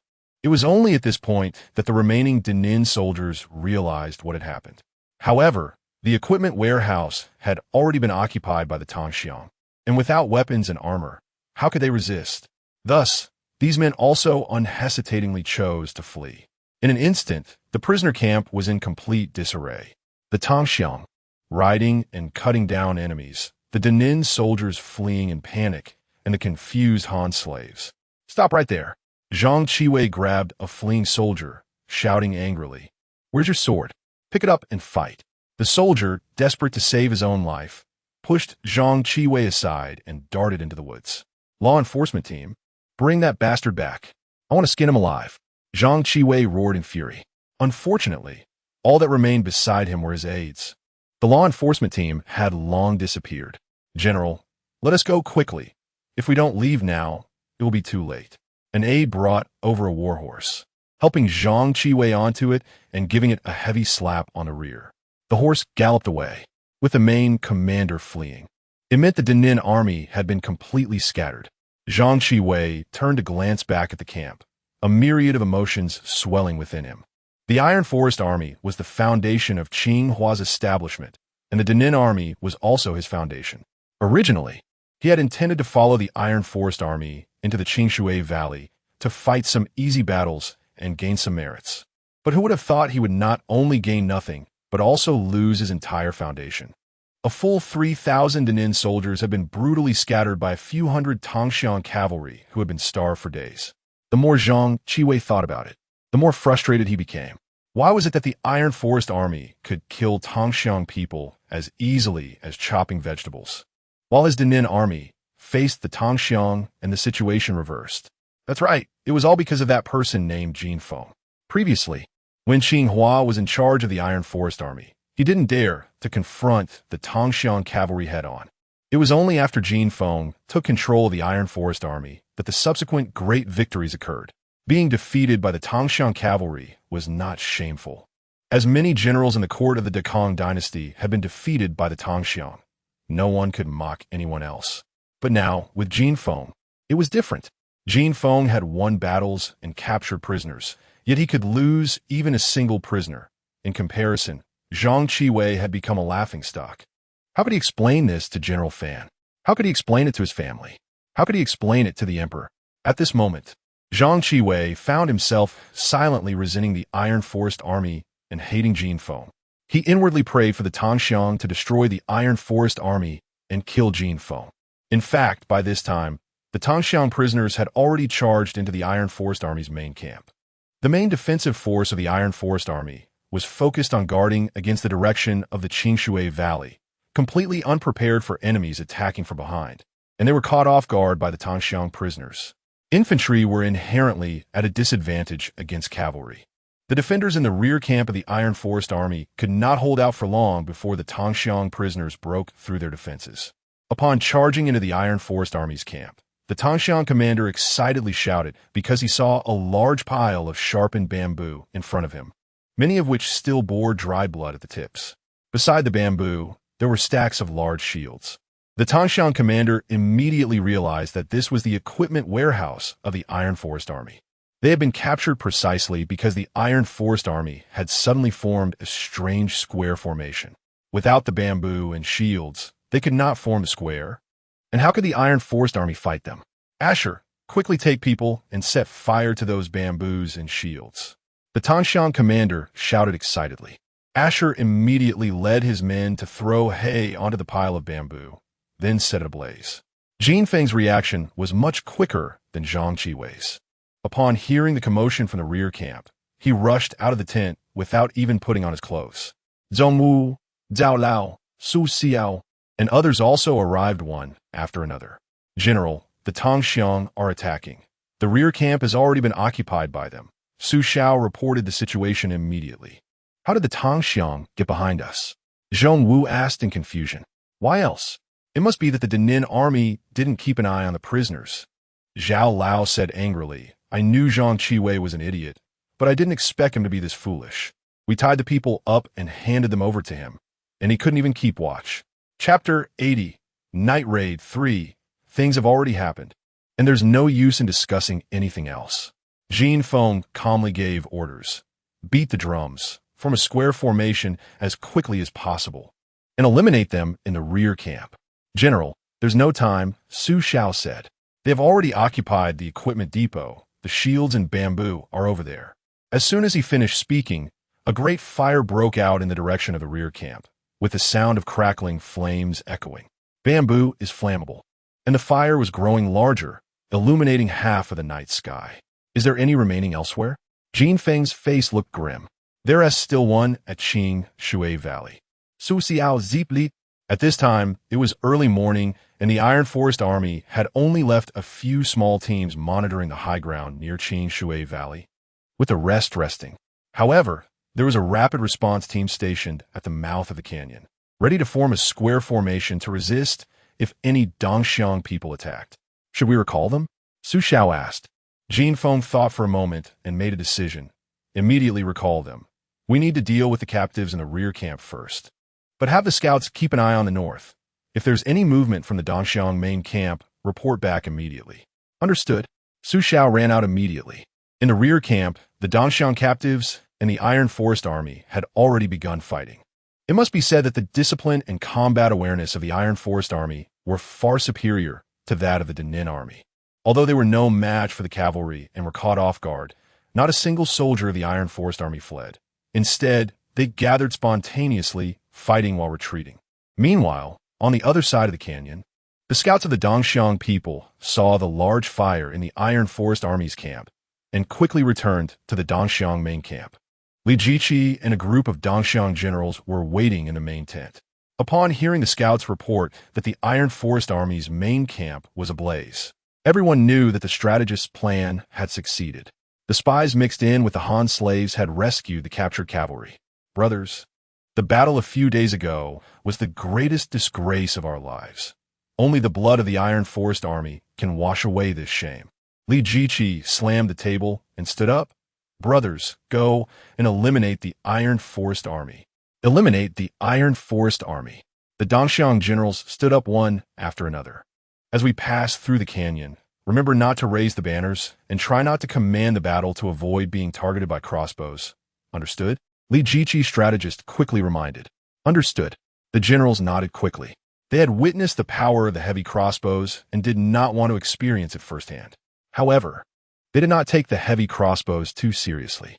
Everyone knew that heavy crossbows required advanced craftsmanship, and the Iron Forest army had only a few. It was night now. How many people could be shot down by a few heavy crossbows firing randomly? There's no such thing as a battle without casualties. Whoever gets shot dead just has bad luck. Once I take down the Iron Forest army, I'll definitely tear down this broken thing on the mountain. Li Jiqi cursed and led the way out of the tent. Outside the tent, the Dongxiang cavalry was already fully equipped and ready to go. As soon as the generals took their positions, the troops immediately set off. When they arrived at Qing Shui Valley, the infantry quickly filled the horse traps under the cover of heavy crossbow bolts. They initially expected to encounter a square formation's obstruction, but once the traps were filled, they did not see a single Iron Forest army soldier. It seems the Iron Forest army has been called back. We must be lucky. Li Jiqi laughed heartily and ordered the cavalry to charge into the valley. In the Iron Forest army's main camp, the soldiers in the rear were being pushed back step by step by the Dongxiang captives. More than half of the camp had already fallen into the hands of these captives, and as the captives approached the central command tent, Su Xiao finally arrived with the rapid response team stationed outside Qing Shui Valley. They quickly formed a formation in the open space, blocking the Dongxiang captives in front. The square formation, like a hedgehog, had a strong deterrent effect. The Dongxiang captives' relentless momentum was finally suppressed, and the situation was temporarily under control. Just as everyone breathed a sigh of relief, a scout rode in at full speed. General, the Dongxiang army is coming. They've already entered Qing Shui Valley. Damn it. Just as we called our men back, they attacked. Zhong Wu clasped his fists and said, Sir, I'll take my men and fight these captives. Let Su Xiao return the formation to defend Qing Shui Valley. There's no time. Jin Feng shook his head. What should we do? Zhong Wu asked anxiously. With only one square formation, we are surrounded no matter what. At this point, we only have one path to take. Jin Feng looked up at the small mountain on the left side of Qing Shui Valley. Su Xiao, proceed according to the plan. I'll cover you. Yes. Su Xiao nodded heavily and turned to run out. The number of Iron Forest army soldiers around Jin Feng was dwindling, leaving only the square formation to block the Dongxiang captives while moving closer to the small mountain on the left. The sound of galloping hooves from Qing Shui Valley grew closer, and the square formation reached the foot of the small mountain. Just as the square formation was about to be surrounded by the arriving Dongxiang cavalry, Jin Feng gave the order for the soldiers to immediately throw down their bamboo poles and turn to run up the small mountain. Although the mountain was not high, it was full of trees and cliffs, making it impossible for war horses to ascend. The Dongxiang captives, fearing that the Iron Forest army might be deceiving them, stopped at the foot of the mountain. Zhuoban, it's great that you're safe. Li Jiqi arrived with his men and, seeing the commander of the Dongxiang captives, excitedly embraced him. Wherever there are people, there are conflicts. The Dakong court has political struggles, and the Dongxiang court does too. Zhuoban was one of Li Jiqi's most capable subordinates. The last battle was the first campaign of the Dongxiang's southern expedition this year, and a great opportunity to gain merit. Li Jiqi originally wanted to appoint Zhuoban as the commander, but unfortunately, the Yeli family had connections with the Minister of Military Affairs in the Dongxiang, and the commander became Yeli Xiong. However, who would have known that Yeli Xiong was shot dead by the Iron Forest army during the battle, while Zhuoban survived? Great leader, Zhuoban is useless and has brought shame to you and the Dongxiang cavalry. Zhuoban knelt on one knee, lowering his head, and said, Please execute me. The last defeat was not your fault. Anyone would feel regret in your situation. Li Jiqi recalled the methods his strategist had given him to win people's hearts, patting Zhuoban's shoulder heavily to comfort him. Besides, didn't you capture the Iron Forest Army's main camp? Victory ultimately belongs to us. But the main force of the Iron Forest Army escaped into the mountains. I fear it was a trick, so I didn't pursue them to eliminate them. Zhuoban looked at the small mountain before him, regretfully said, You did very well. The Iron Forest Army is as cunning as a fox. It's so dark. and our cavalry is not suitable for going up the mountain. There's no need to pursue them. Li Jiqi said, I've already arranged for people to surround this small mountain. They won't escape. You've suffered these past few days. Go rest for a while, and we'll deal with them when dawn breaks. Yes, Zhou Han was indeed hungry and tired at this moment, so he did not insist and found a place to rest. He needed to get a good night's sleep because there were tough battles to fight tomorrow. Chapter 81. Where did Su Xiao go?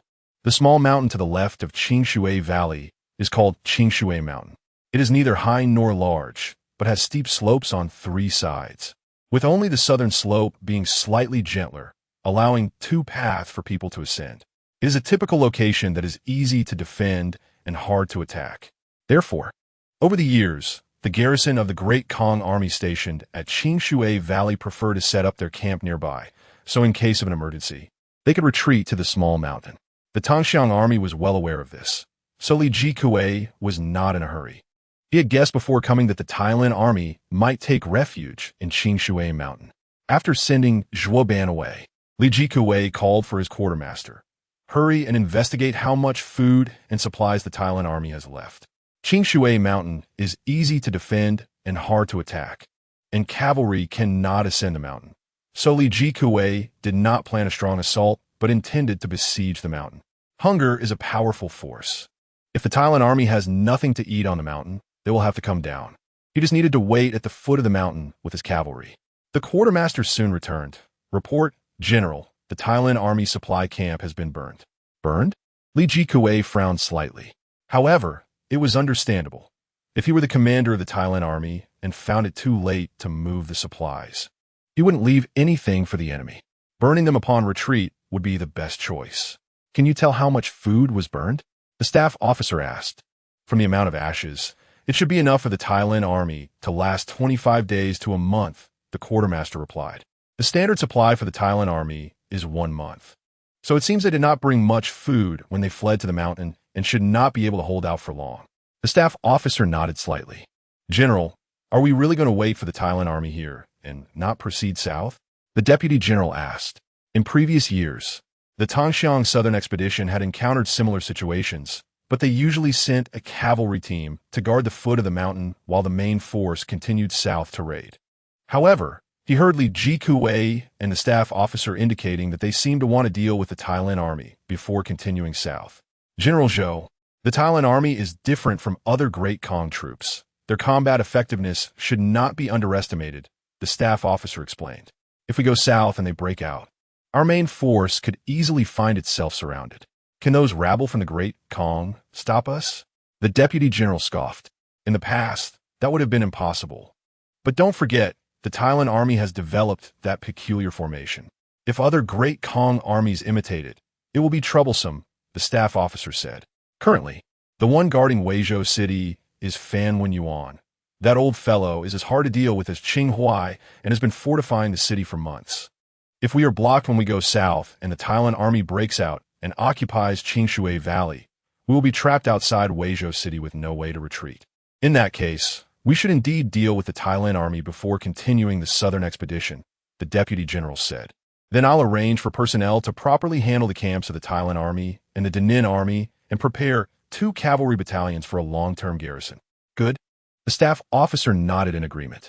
By the way, sir, we just received a report that there are still a dozen Han slaves who haven't escaped and are left in the Danin army camp. They say the general promised them they could go back to the Tongxiang to retrieve their parents and wives after achieving meritorious service. How should we handle this? We Tongxiang people keep our word. Since the general made a promise, let them go and retrieve their families, Li Jikui replied. Understood. The deputy general bowed and left. On Qingshui Mountain, the Tailan army had safely retreated to the top and was setting up a temporary camp. Sir, have you counted the numbers? Why are there so few people? Did some units get scattered? Zhao Lao found Jin Feng. Also, where did Su Xiao go? I haven't seen him at all. Su Xiao took people to carry out other tasks. Jin Feng replied with a smile. What tasks? How many did he take? Zhao Lao quickly asked. He took 7 battalions. Jin Feng casually said. Zhao Lao was taken aback. The Tailan army has 500 men per battalion, and after last year's battle with Qing Huai and the Tongxiang, they had lost nearly 2 battalions. Although they later replenished some new troops, they still had fewer than 9 battalions overall. If Su Xiao took 7 battalions, that meant there were now less than 1,000 men on the mountain. Zhao Lao had noticed something was off when he saw the number of heads and torches earlier. But he hadn't expected the number to be so low. With just over 600 people, how do you plan to hold Qingshui Mountain? Zhao Lao was anxious. Not only do I need to hold Qingshui Mountain, but I also need to hold Qingshui Valley so that the Tongxiang people have no way to return. Jin Feng confidently replied. Zhao Lao turned to look at Jin Feng as if he were mad. The Tongxiang army had already gathered in full force. Looking down from Qingshui Mountain, the torches in the Tongxiang camp stretched endlessly. Jin Feng, with only 600 people, and those who had fled to the mountain, dared to claim he would prevent the Tongxiang army from returning. The first thought that flashed through Zhao Lao's mind was that Jin Feng had gone crazy. But then he thought of Jin Feng's style and his current expression, and he felt uncertain. Did you prepare food on the mountain in advance? Zhao Lao tentatively asked. A few days ago, he had seen Zhongwu leaving the camp with people carrying supplies but hadn't paid attention at the time. Now it seemed he must have brought the supplies to the mountain. If that's the case, it meant Jin Feng had long been prepared to retreat to Qingshui Mountain. Yes, Jin Feng did not deny it. How long will it last? If we ration it, it should be enough for our 600 men for 2 months. Looks like you're well prepared. Zhao Lao recalled something and asked, the bamboo poles and shields, you deliberately let the Tongxiang burn them, right? Jin Feng smiled, but did not deny it. So, you already knew the Tongxiang captives were going to raid the camp. And it wasn't that you couldn't hold off the main force of the Tongxiang, but you intentionally let them into Qingshui Valley, right? Zhao Lao suddenly realized a lot. I don't know what your plan is, nor do I know why you speak with such confidence. But I suggest you light more torches on the mountain to confuse the Tongxiang army. That makes sense. Indeed, the older the ginger, the spicier it is. How did I forget that? Jin Feng immediately arranged for more personnel to light additional torches, creating the illusion that the Thailand army was completely trapped on Qingshui Mountain. As dawn broke, Zhang Qiwei returned to Weizhou City with his staff and the scattered remnants he had gathered along the way. What did you say? Qingshui Valley was lost, and the Thailand army retreated to Qingshui Mountain? General Fan was having breakfast when he heard the news and almost choked to death. Where's Zhang Qiwei? Tell him to come see me. The situation that was originally stable had taken a sharp downturn because of this guy. General Fan was truly about to go mad with anger.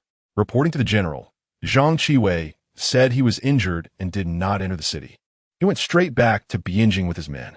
Chapter 82. Celebrating awakening, Zhang Qiwei has fled out of fear of battle. Upon hearing that Zhang Qiwei had run away, General Fan could not help but fly into a rage. However, a wave of helplessness surged within him. If it were an ordinary general, he could simply send people to capture the deserter and behead him. But Zhang Qiwei was the legitimate eldest son of the Zhang family, and his sister was one of the emperor's most favored concubines.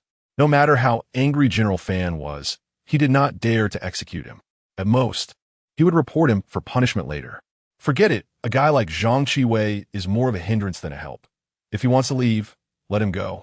General Fan rubbed his forehead and said, send out more scouts to keep a close watch on the movements of the Dongxiang people. Also, inform the Fan family army to strengthen their patrols and prepare for a potential siege by the Dongxiang. Soon, a large number of scouts stealthily left the city, and by noon, the news came back. According to the usual practice in previous years, the Dongxiang people would immediately lead their troops to besiege Weizhou City after passing through Qingshui Valley. However, the scouts reported that the main force of the Dongxiang had set up camp near Qingshui Valley. It seemed they planned to completely encircle the Iron Forest army. It was uncertain whether this Mr. Jin could hold them off. General Fan sighed and asked, by the way, what's the situation with Qinghuai? Is he still in a coma? Report to the general. General Qinghuai woke up last night, but he probably doesn't know about the situation at Qingshui Valley yet, the deputy general replied. Since he just woke up, it's best not to tell him this news for now, General Fan instructed. Now the whole city is discussing when the Dongxiang will attack. I'm afraid we can't keep it from him, the deputy general said helplessly. Just then, the steward came in to report that Qinghuai had arrived at the door. General Fan sighed and said to the steward, let him in. "General, you should go out and take a look." The steward hesitated and said, "Qinghai looks frightening." "Frightening?" General Fan frowned and walked out of the conference hall with the deputy general. As soon as they reached the door, they saw Qinghai standing outside, disheveled and pale, holding a military knife in his hand, staring at General Fan with red eyes and asking, "Where is Zhang Qiwei?" Upon waking up, Qinghai immediately inquired about the situation of the Iron Forest Army. Learning that Jin Feng had commanded the Macedonian phalanx to defeat the Dongxiang cavalry, Qinghai laughed joyfully and drank 2 large bowls of congee. However, just as dawn broke, he received the news that the Iron Forest Army had been surrounded at Qingshui Mountain due to the negligence of the Ning army in guarding the captives. Qinghai was so furious that he fainted again, only waking up just now.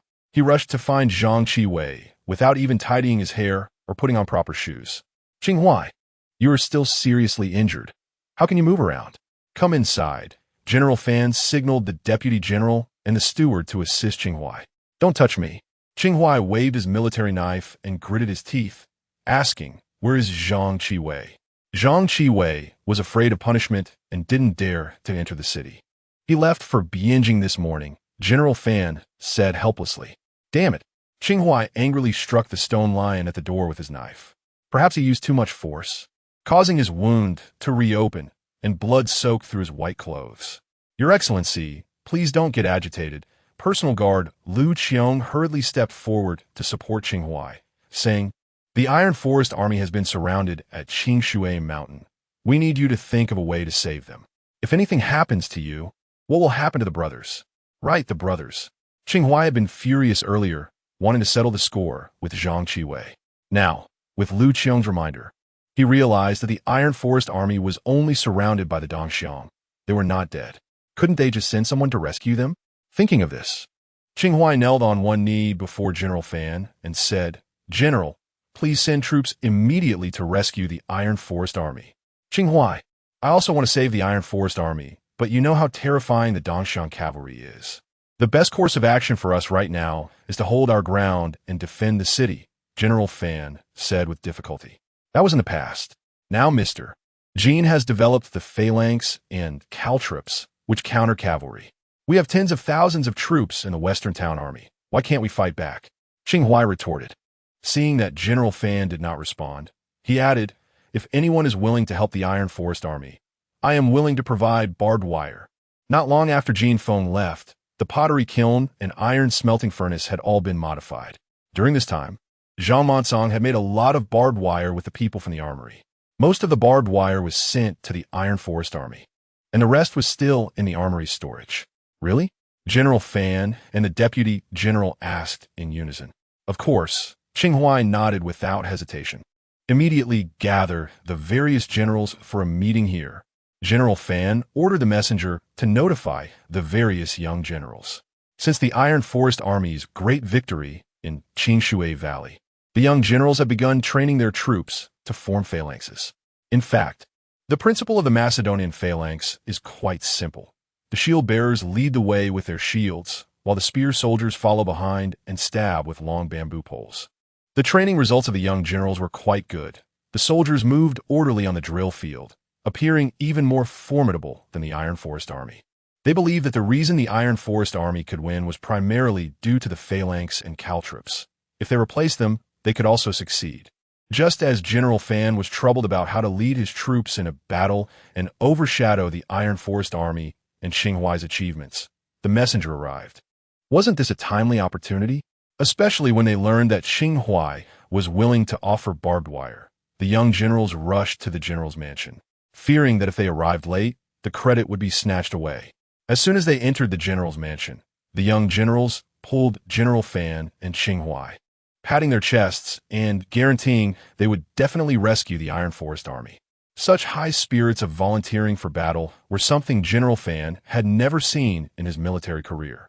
However, he was not pleased. The originally serious military meeting had been turned into a chaotic marketplace by these young generals. If the generals were like this, one could imagine how their troops would be. In the end, it was still Qinghai who made the decision, asking the Ansu army and the Yong'an army to take action.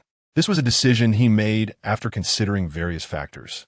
The commander of the Ansu army was Ding Yunfei, the second son of the Minister of War Ding Zhaoquan. Ding Yunfei came from a military family, and there were many battle-hardened veterans in the Ansu army, making their combat effectiveness relatively stronger than that of the other young armies. The commander of the Yong'an army, Cheng Peng, was over 40 years old and more stable. He had experience facing the Dongxiang directly and would not flee at the first sign of trouble like Zhang Qiwei did. The other unselected generals left the general's mansion dejectedly. Cheng Peng and Ding Yunfei stayed behind to discuss battle plans with General Fan and Qinghuai. General Fan, Lord Qinghuai, rest assured, the Ansu army will not fail your trust. We will defeat the Dongxiang cavalry and rescue our brothers in the Iron Forest army. Ding Yunfei accepted the military order, excitedly patting his chest in assurance. Cheng Peng did not make any guarantees. He simply nodded at Qinghuai. Then I'll leave it to you, General Ding and General Cheng. Qinghuai clasped his hands and said, if you can rescue the Iron Forest army, I will reward you generously. Chapter 83. Close combat. The combined forces of the Ansu and Yong'an armies totaled 5,500 men. According to the plan, 5,000 would depart from a north gate to attract the main force of the Tangxi, while the remaining 500 would leave from the south gate, taking a small road directly to the vicinity of Qingshui Mountain to attack the Tangxi cavalry besieging the mountain, creating a breach for the Tailan army to escape. By dawn the next day, the Ansu and Yong'an coalition had assembled. The 500 men quietly left through the south gate before it was light. The remaining 5,000 waited an hour before marching out from the north gate, full of vigor and confidence. There were scouts in Weizhou City, and the Tangxi had their own as well. Less than half an hour after the coalition left the city, Li Jikue received the news. After so many years of fighting against the Dakong, they either fled at the first sign of trouble or stayed shut inside the city. Now, they finally had someone bold enough to come out. Li Jikue laughed heartily. They freed quite a few Han slaves for us, saving us the trouble of capturing them from the Central Plains. Most of the Han slaves captured from the Central Plains were old, weak, sick, or disabled, and half of them would die on the way before reaching the Tangxi. In contrast, the prisoners of war were strong and able-bodied, favored by the Tangxi nobility. The Dakong's war captives were also an important source of Tangxi slaves. The current Dakong was not what it used to be. The commander must not be careless. A staff officer asked, how many men have they sent? About 5,000, flying the banners of the Ansu and Yong'an armies, the scout replied. Additionally, before dawn, around 500 men slipped out of the south gate. Commander, there is a fork in the road 3 miles south of Weizhou City that can circle around to Qingshui Mountain. These 500 men likely intend to launch a surprise attack on Qingshui Mountain. Li Jikue's staff officer was already well acquainted with the terrain around Qingshui Valley and was an experienced commander. He immediately guessed the coalition's intentions. After thinking for a moment, he asked, did the Dakong troops bring bamboo and shields? The main force from a north gate brought them, several dozen carts worth, but the 500 leaving from the south gate did not. They are all lightly equipped. They really intend to use a phalanx against us. The staff officer said, Commander, forming a phalanx takes time. I suggest we deploy immediately to catch them off guard. Li Jikue was also wary of the Tailan army's phalanx. After a moment's thought, he nodded and shouted outside, send the order for Zhuoban to immediately assemble the 1st and 2nd divisions. The matter of being captured was a thorn in Zhuoban's heart. He had requested several times yesterday to lead troops to actively attack Qingshui Mountain, but all were denied by Li Jikue. Now, he was filled with pent-up energy and nearly jumped for joy upon hearing that a battle was imminent. The Tangxi cavalry comprised 2,000 men, and both the 1st and 2nd divisions were rapid reaction forces on duty today, even eating in their armor and with battle knives at their sides. By the time Li Jikue donned his armor and arrived at the parade ground, the 4,000 men of the 1st and 2nd divisions were already mounted and ready. General Zhuoban, I believe you have experienced the terror of the Tailan army's phalanx. This battle must be approached with caution. It's best to resolve it quickly and not give them the chance to form a phalanx. A staff officer reminded him as he ran over.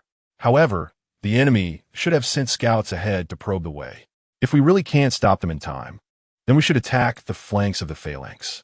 I have observed that while the phalanx is deadly, its movements are slow, and its lethality is concentrated at the front. Last time, we suffered a significant loss, primarily due to the unique terrain of Qingshui Valley, with a cliff on one side and a river on the other, forcing us to face the phalanx head-on. However, in this battle, the terrain is open. If you can maneuver to the left or right flanks, or even behind them, the phalanx will collapse without a fight. That seems to be the case. Zhou Han's eyes lit up.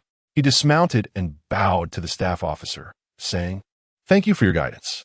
He was prepared to fight fiercely to wash away the humiliation of previous defeats, but upon hearing the staff officer's reminder, a new battle plan formulated in his mind. "All right, let's move out." The staff officer patted Zhou Han on the shoulder, saying, wishing the general a triumphant return. "Commander, sir, just wait and see." Zhou Han mounted his horse and galloped away with the cavalry.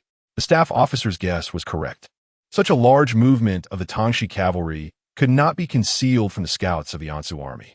However, since the Tangxi forces consisted entirely of cavalry this time, their speed was incredibly fast. Although the large army's overall speed could not match the individual scouts, it was not much slower. By the time the scouts returned to report to the Ansu army, Zhou Han had already led the cavalry brigade 5 miles away. How could they be so fast? Ding Yunfei, after all, was a dandy, and this was his first time directly clashing with the Tangxi cavalry. Despite leaving with high spirits, he felt nervous and flustered when the Tangxi cavalry truly charged at them. "Quick, form a large formation. Have the auxiliary troops dig horse traps 100 paces ahead." Cheng Peng, being older and with more experience in warfare, immediately ordered the signal to beat the drums, commanding the brigade to halt. After a period of training, the troops quickly formed into small squares as Cheng Peng's command was given. Logistics troops pushed carts of shields and long bamboo, rushing toward each formation. Hundreds of auxiliary troops grabbed shovels and hoes, sprinting forward. Upon reaching 100 paces, they immediately began digging. Unfortunately, the cavalry speed was simply too fast. The auxiliary troops had barely dug a few times when the sound of thundering hooves echoed in the distance. The dust kicked up by the charging Tangxi cavalry was already clearly visible. Many auxiliary troops trembled in fear, their hands shaking. They were well aware of what awaited them when the cavalry arrived. The so-called auxiliary troops were a type of support unit, typically composed of poor farmers without connections and prisoners, responsible for the most arduous labor and also for high-risk tasks such as charging and storming fortifications. As a result, many auxiliary troops had already come to terms with the possibility of dying in battle, but understanding and being unafraid were two different things. The fear of death is an instinct for all living beings. But what is even more terrifying is the time spent with a sword hanging over one's neck without it falling. The sound of hooves grew louder like thunder, pounding in the hearts of the auxiliary troops.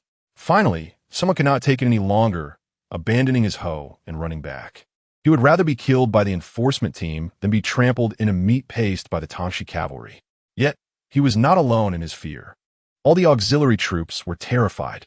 With someone taking the lead, the others quickly followed suit. In just a few seconds, hundreds of auxiliary troops had thrown down their tools and fled. The enforcement team, numbering only a few dozen, could not withstand such a stampede. In the end, even the enforcement team began to retreat. Meanwhile, a few hundred meters behind them, the cavalry had already turned around the foot of the mountain and appeared in the line of sight of the Ansu and Yong'an armies. Fortunately, by this time, several formations had already assembled. Ding Yunfei was so nervous he could not speak, and Cheng Peng immediately took over command, ordering the assembled formations to move to the front. Chapter 84. Defeat and ruin. Success or failure hinges on this one battle. Cheng Peng couldn't help but clench his fists. His family's influence was not particularly strong, relying on a connection with the Deputy Minister of War to establish a foothold in the court, which made him more desperate than other wealthy generals. If they won this battle, his family could rise to a new level. Cheng Peng was an ambitious man. As the Xixia cavalry drew nearer, he felt no fear, only excitement. Without the buffer of pit traps, the Xixia cavalry maintained their speed, like dark clouds driven by a raging wind, sweeping in. Défensive formation, prépare. With the shout of the messenger, several formations immediately planted the ends of their bamboo poles into the ground, points facing forward, ready to meet the cavalry's charge. But who would have thought the Xia cavalry suddenly scattered, forming teams of 100, avoiding the front of the formations and racing past on both sides? Not good. They're going to attack the flanks. Cheng Peng immediately recognized the problem and shouted, "Quick, send the order down to change formations, guard the four corners." As an experienced veteran on the battlefield, he had spent several nights studying formations after acquiring the square formations, knowing well that the flanks and rear were critical vulnerabilities. Therefore, he not only learned the offensive and defensive formations demonstrated by the Iron Forest Army, but also creatively developed another new formation to address the defensive issues in open terrain. As the orders were relayed, the two adjacent square formations of the Yong'an army immediately merged back-to-back into one formation. Although they could not move, it effectively prevented attacks from the rear. In fact, the defensive formation had formations on both sides to guard against potential dangers from the left and right flanks. However, the cavalry was too fast. The left and right formations had already been split apart and could not come together. If the Yong'an army was in such a situation, the Ansu army under Ding Yunfei was even worse off. The Yong'an army had already assembled 6 formations, while the Ansu army had only managed to gather 2. However, these 2 were made up of veterans with relatively quick reactions. Seeing the Xia troops circling around, the commanders of the 2 formations did not wait for Ding Yunfei's orders and immediately emulated the Yong'an army's back-to-back embrace. The last formation, situated farther away, simply moved closer to the left flank of the Yong'an army formation, forming a triangular formation. As for those soldiers who had not yet formed up, they were in dire straits. The Xia cavalry rushed past, crashing into the crowd. The galloping horses generated a force of impact that was no less than that of a car. It was as if a pack of huskies had burst into a flock of chickens. The Xia cavalry did not even need to wield their swords. With a collective charge, the unformed Ansu and Yong'an soldiers were trampled to death by the horses, with hundreds falling victim. The cavalry found it difficult to turn around. After slicing through the Ansu and Yong'an allied troops, they did not stop immediately but continued running forward, preparing to make a wide turn and charge back. This gave the Allied forces a moment to regroup. However, the formations of the Allied troops had already been disrupted, with the Yong'an army intermingled with the Ansu army. And vice versa, their training differed, making it impossible to reform a cohesive unit. What are you all standing there for? Quickly, grab the bamboo and face the rear. Cheng Peng yelled anxiously.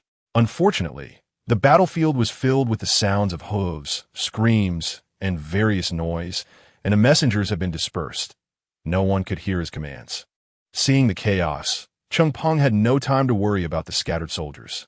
He pulled the already terrified Ding Yunfei onto his horse and galloped towards the assembled formations. At this moment, the Xia cavalry had completed their turn and charged again.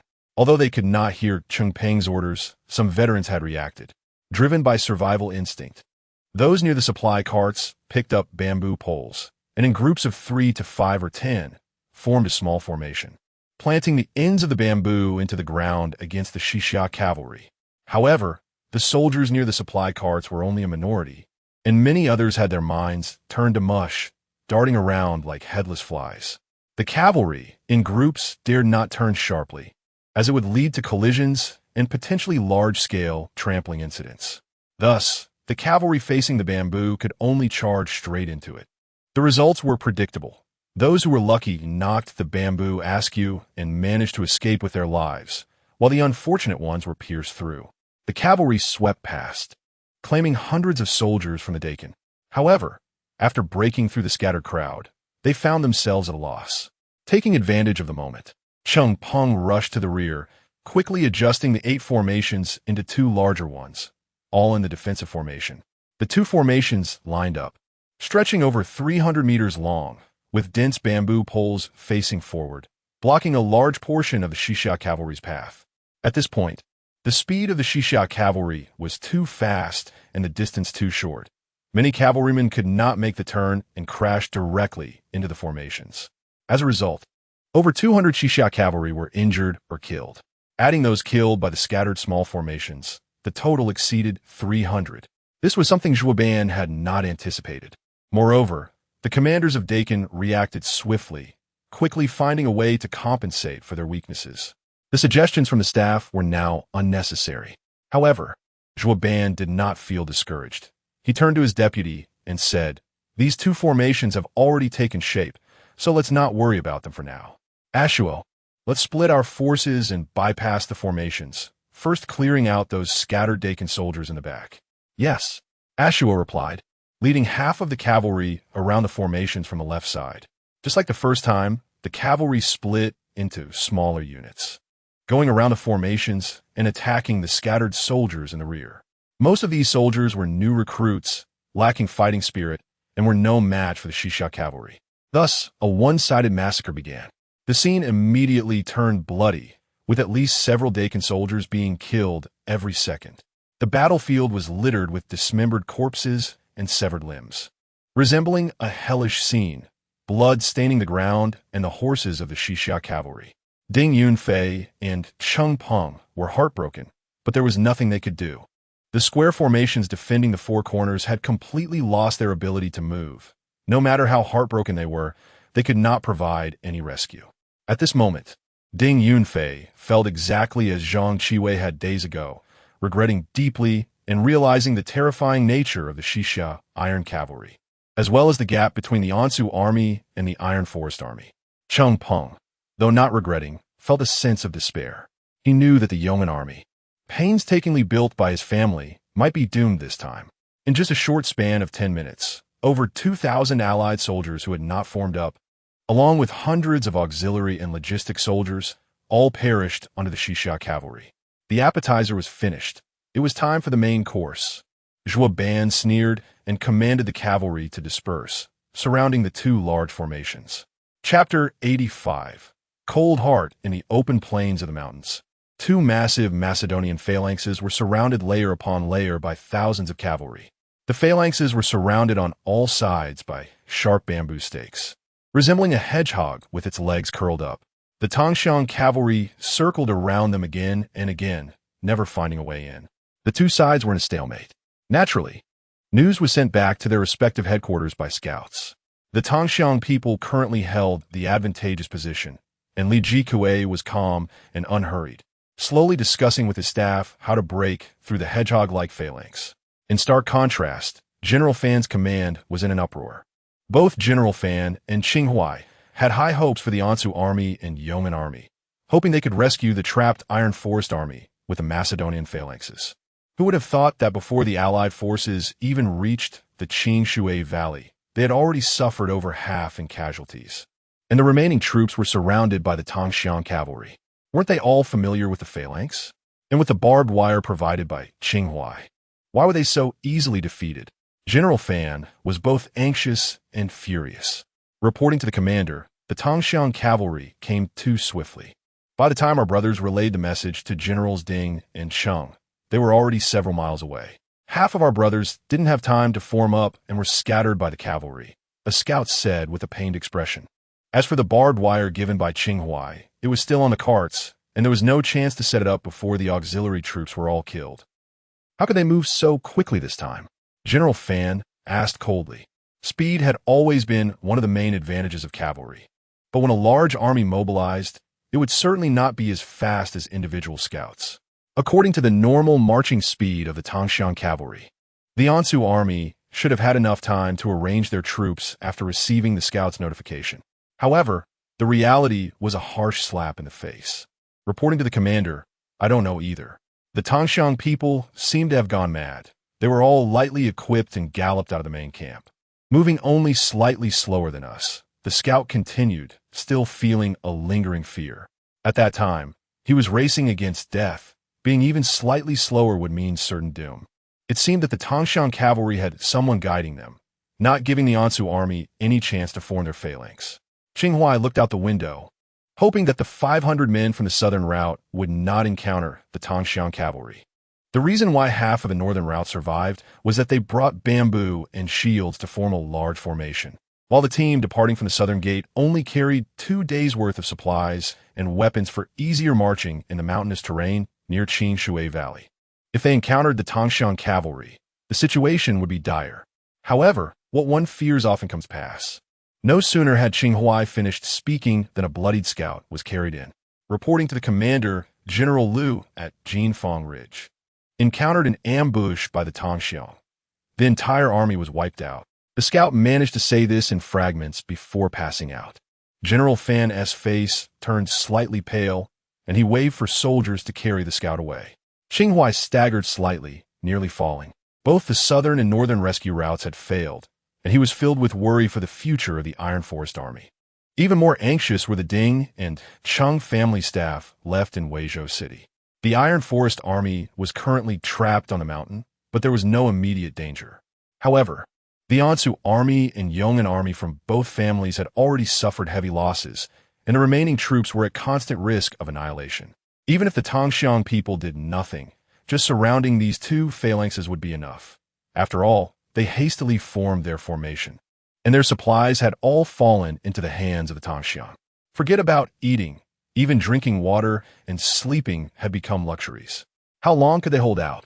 Meanwhile, the Tongxiang could continuously receive supplies and take turns resting. The staff from the two families rushed into the command post, crying and pleading with General Fan to send troops to rescue their army. The Yong'an army and Ansu army were considered two of the more capable forces in the Jinshi army, and the more than 2,000 that survived were the elite of these two forces. General Fan could not casually abandon them, so he quickly summoned the commanders for a meeting. The young nobles were still regretting not being able to seize the opportunity to rescue the Iron Forest Army yesterday, rushing excitedly into the command post. But upon learning of the Ansu army and Yong'an army's predicament, they were all dumbfounded, and no one dared to suggest sending troops for a rescue. The staff from the Ding and Cheng families knelt on the ground, bowing their heads repeatedly to the young noble commanders, begging them to send troops. Yet, none of the young noble commanders spoke up. They all lowered their heads and pretended to be deaf and mute. Qinghai was furious and cursed loudly, while General Fan was utterly disappointed in the young noble commanders. The meeting ended unhappily. General Zheng, last night during our drinking, didn't you say that if there was an opportunity, you would definitely want to have a good chat with the Tongxiang people? Why are you silent today? Old Liu, how can you still say that about old Zheng? Didn't you also say General Fan was biased and wouldn't he let you leave the city yesterday? Now that there is an opportunity, why aren't you going? What a joke. In our Jinshi army, besides General Fan's Fan family army, the Iron Forest Army, Ansu army, and Yong'an army are the most capable. Now that they have all fallen to the Tongxiang, why should I go? Tudi? It seems we still need to practice formations well in the future. If it weren't for the formation this time, perhaps the Yong'an army and Ansu army would have been finished. What a pity.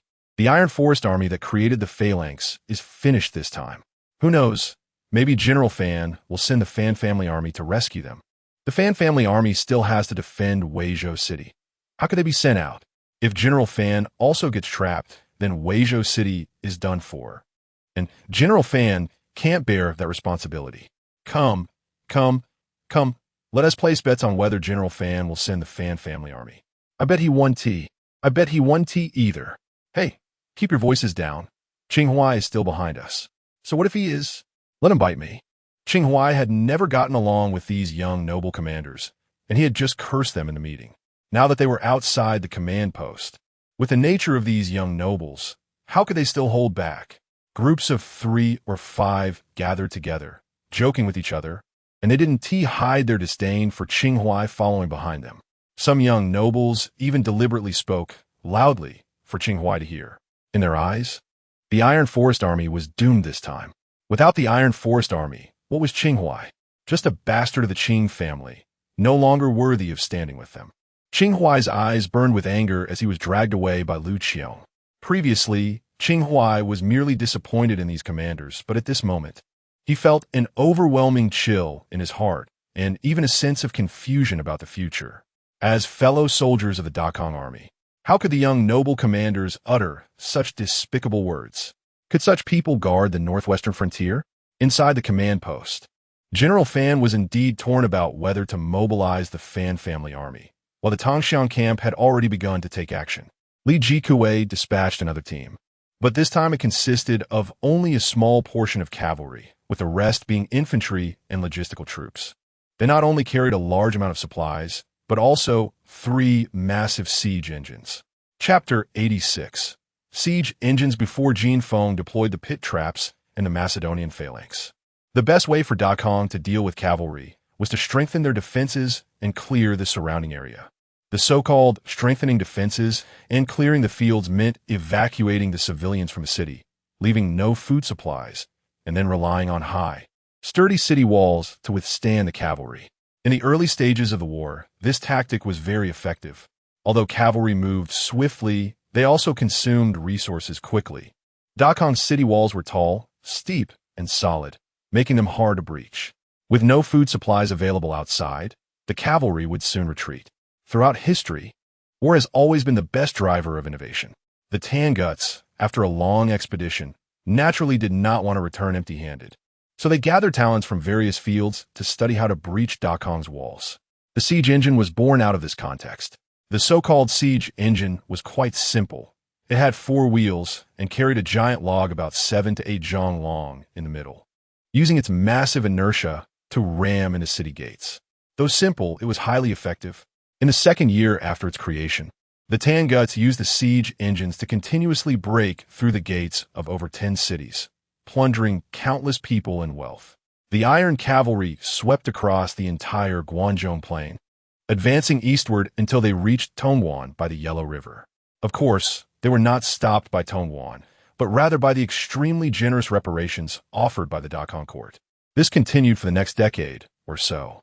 It wasn't until Dakong began recruiting laborers to dig moats around various cities that they managed to curb the impact of the siege engines.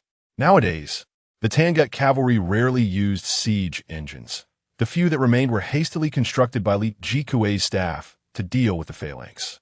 They had also made some improvements, adding 2 rows of sharp blades on either side of the giant log. Isn't your bamboo long?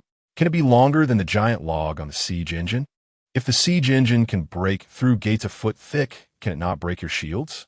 On the flat ground between the mountains, Cheng Peng, Ding Yunfei, and their 2 phalanxes had been facing the Tangut cavalry for several hours. Everyone was thirsty and hungry, but they all held on, waiting for General Fan and Wei Zhou to send reinforcements to rescue them, just as they had gone to rescue the Iron Forest Army. However, as evening approached, they still had not received any reinforcements. Instead, they awaited the enemy's reinforcements. Dozens of war horses, dragging siege engines, thundered onto the battlefield.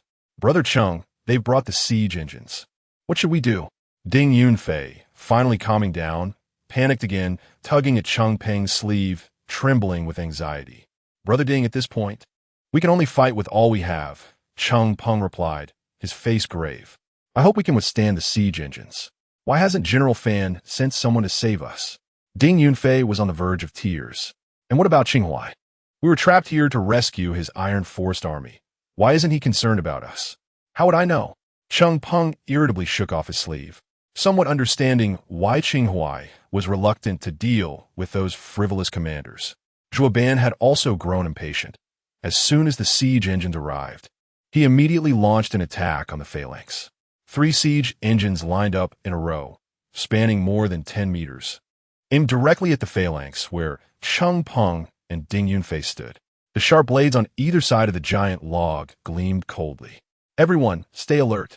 If we can't hold on, we'll all die. Cheng Peng quickly arranged 2 rows of shield bearers to concentrate in front of the siege engines. With a command from Zhuo Ban, dozens of Tangut warriors shouted slogans and slowly pushed the siege engines forward. Hold your ground, Cheng Peng roared to encourage his soldiers. Unfortunately, the disparity in strength between the 2 sides was too great. The siege engines picked up speed and crashed into the phalanx with a thunderous sound. The massive log, carrying inertia, easily tore through the shield bearers' defenses, penetrating deep into the phalanx. The shield bearers and spear soldiers on either side fell victim to the blades. The siege engine continued until it reached the center of the phalanx before finally coming to a stop. Quick, immediately fill the gap, Cheng Peng shouted, directing his soldiers to close the breach. But Zhuo Ban would not give him that chance. Hundreds of cavalry followed the siege engines, flooding into the interior of the phalanx. The spear soldiers inside only had thick bamboo poles, which one person could barely lift. How could they fight against cavalry? Once the Tangut cavalry breached the phalanx, They began to slaughter indiscriminately. Fortunately, the thick bamboo somewhat impeded the horses' movements, slowing down the killing process. Cheng Peng was frantic, his mind racing to devise a strategy. However, the Macedonian phalanx was like a durian.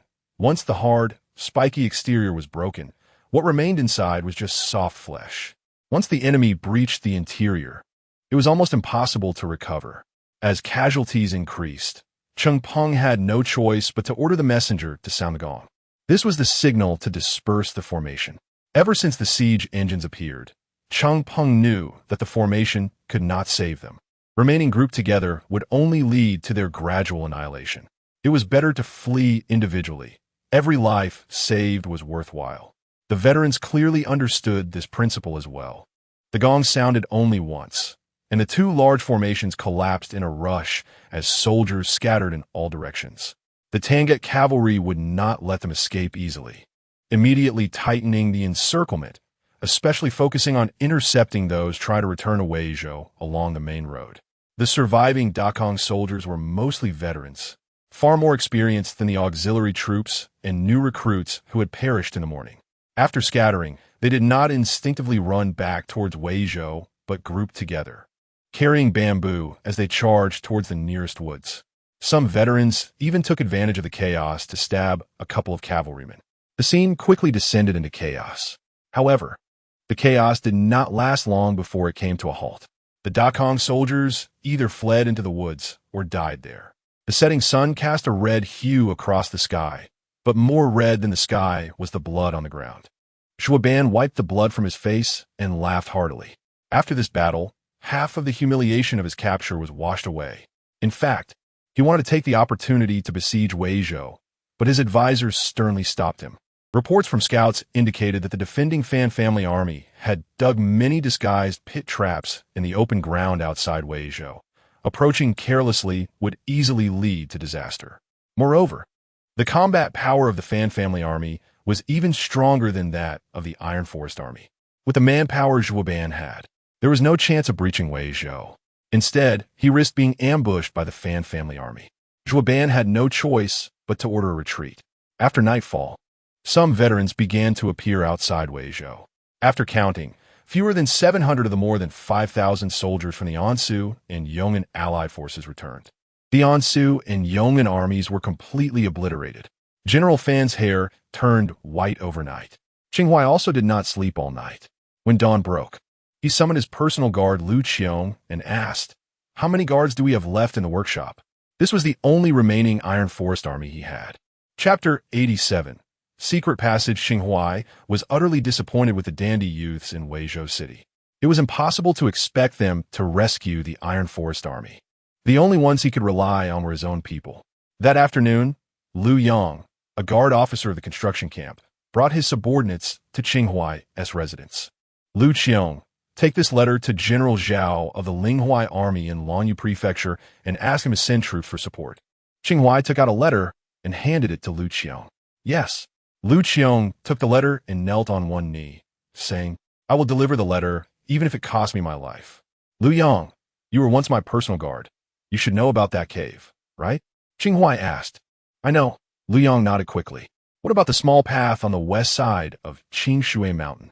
I know that too. Good. Then take your brothers to Qingshui Mountain. Deliver this letter to Mr. Jin, and tell him not to worry. He must hold on. I will find a way to rescue them from the outside. Qinghai took out another letter and handed it to Lu Yang. Yes.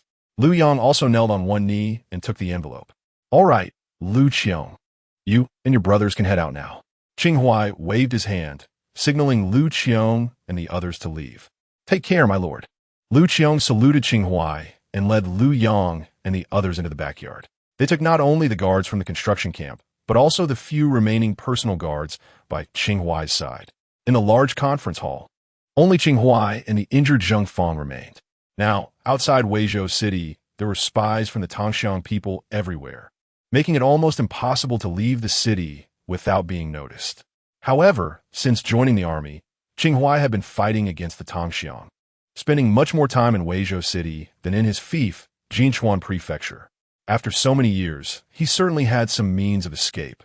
This residence was specifically chosen by Qinghai because it was close enough to the city wall. There was a secret passage in the backyard that led directly outside Weizhou City. After a group of people left Weizhou City through the secret passage, they split up. Lu Qiong went south alone to deliver the letter to Longyu Prefecture, while Lu Yang took the remaining people into the mountains to the west of Weizhou City. After crossing 2 mountain peaks, they found a hidden cave covered by thorns. The cave was not large, and one had to bend down to enter. However, after walking a dozen steps inside, it opened up to a vast space over 10 meters high and more than 1,000 square meters in area. A small stream flowed through the cave, pooling into a clear pond in a low-lying area. At the edge of the cave were packages of food and bundles of swords. This was also one of Qing Huai's secret bases.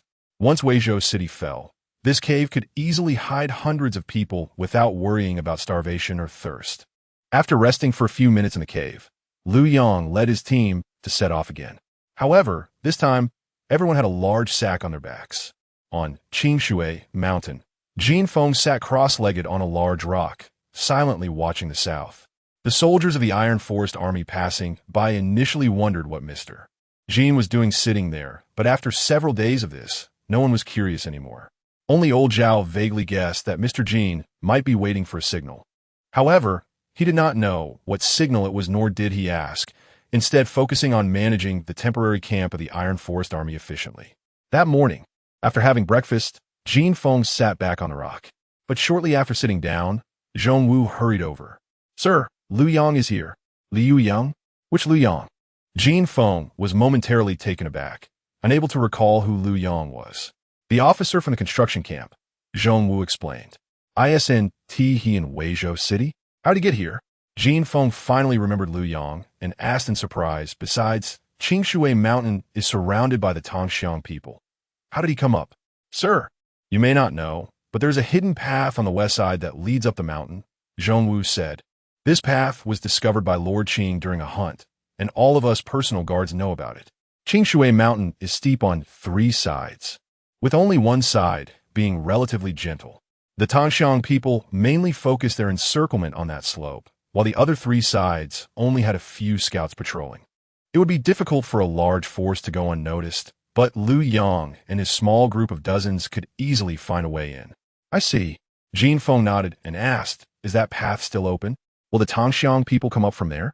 "Rest assured, that path is very obscure, and there are several steep sections. Not to mention a large group. Even those not skilled at climbing would struggle to get up," Zhong Wu said with a smile. "Half of the people Lu Yang brought couldn't make it up.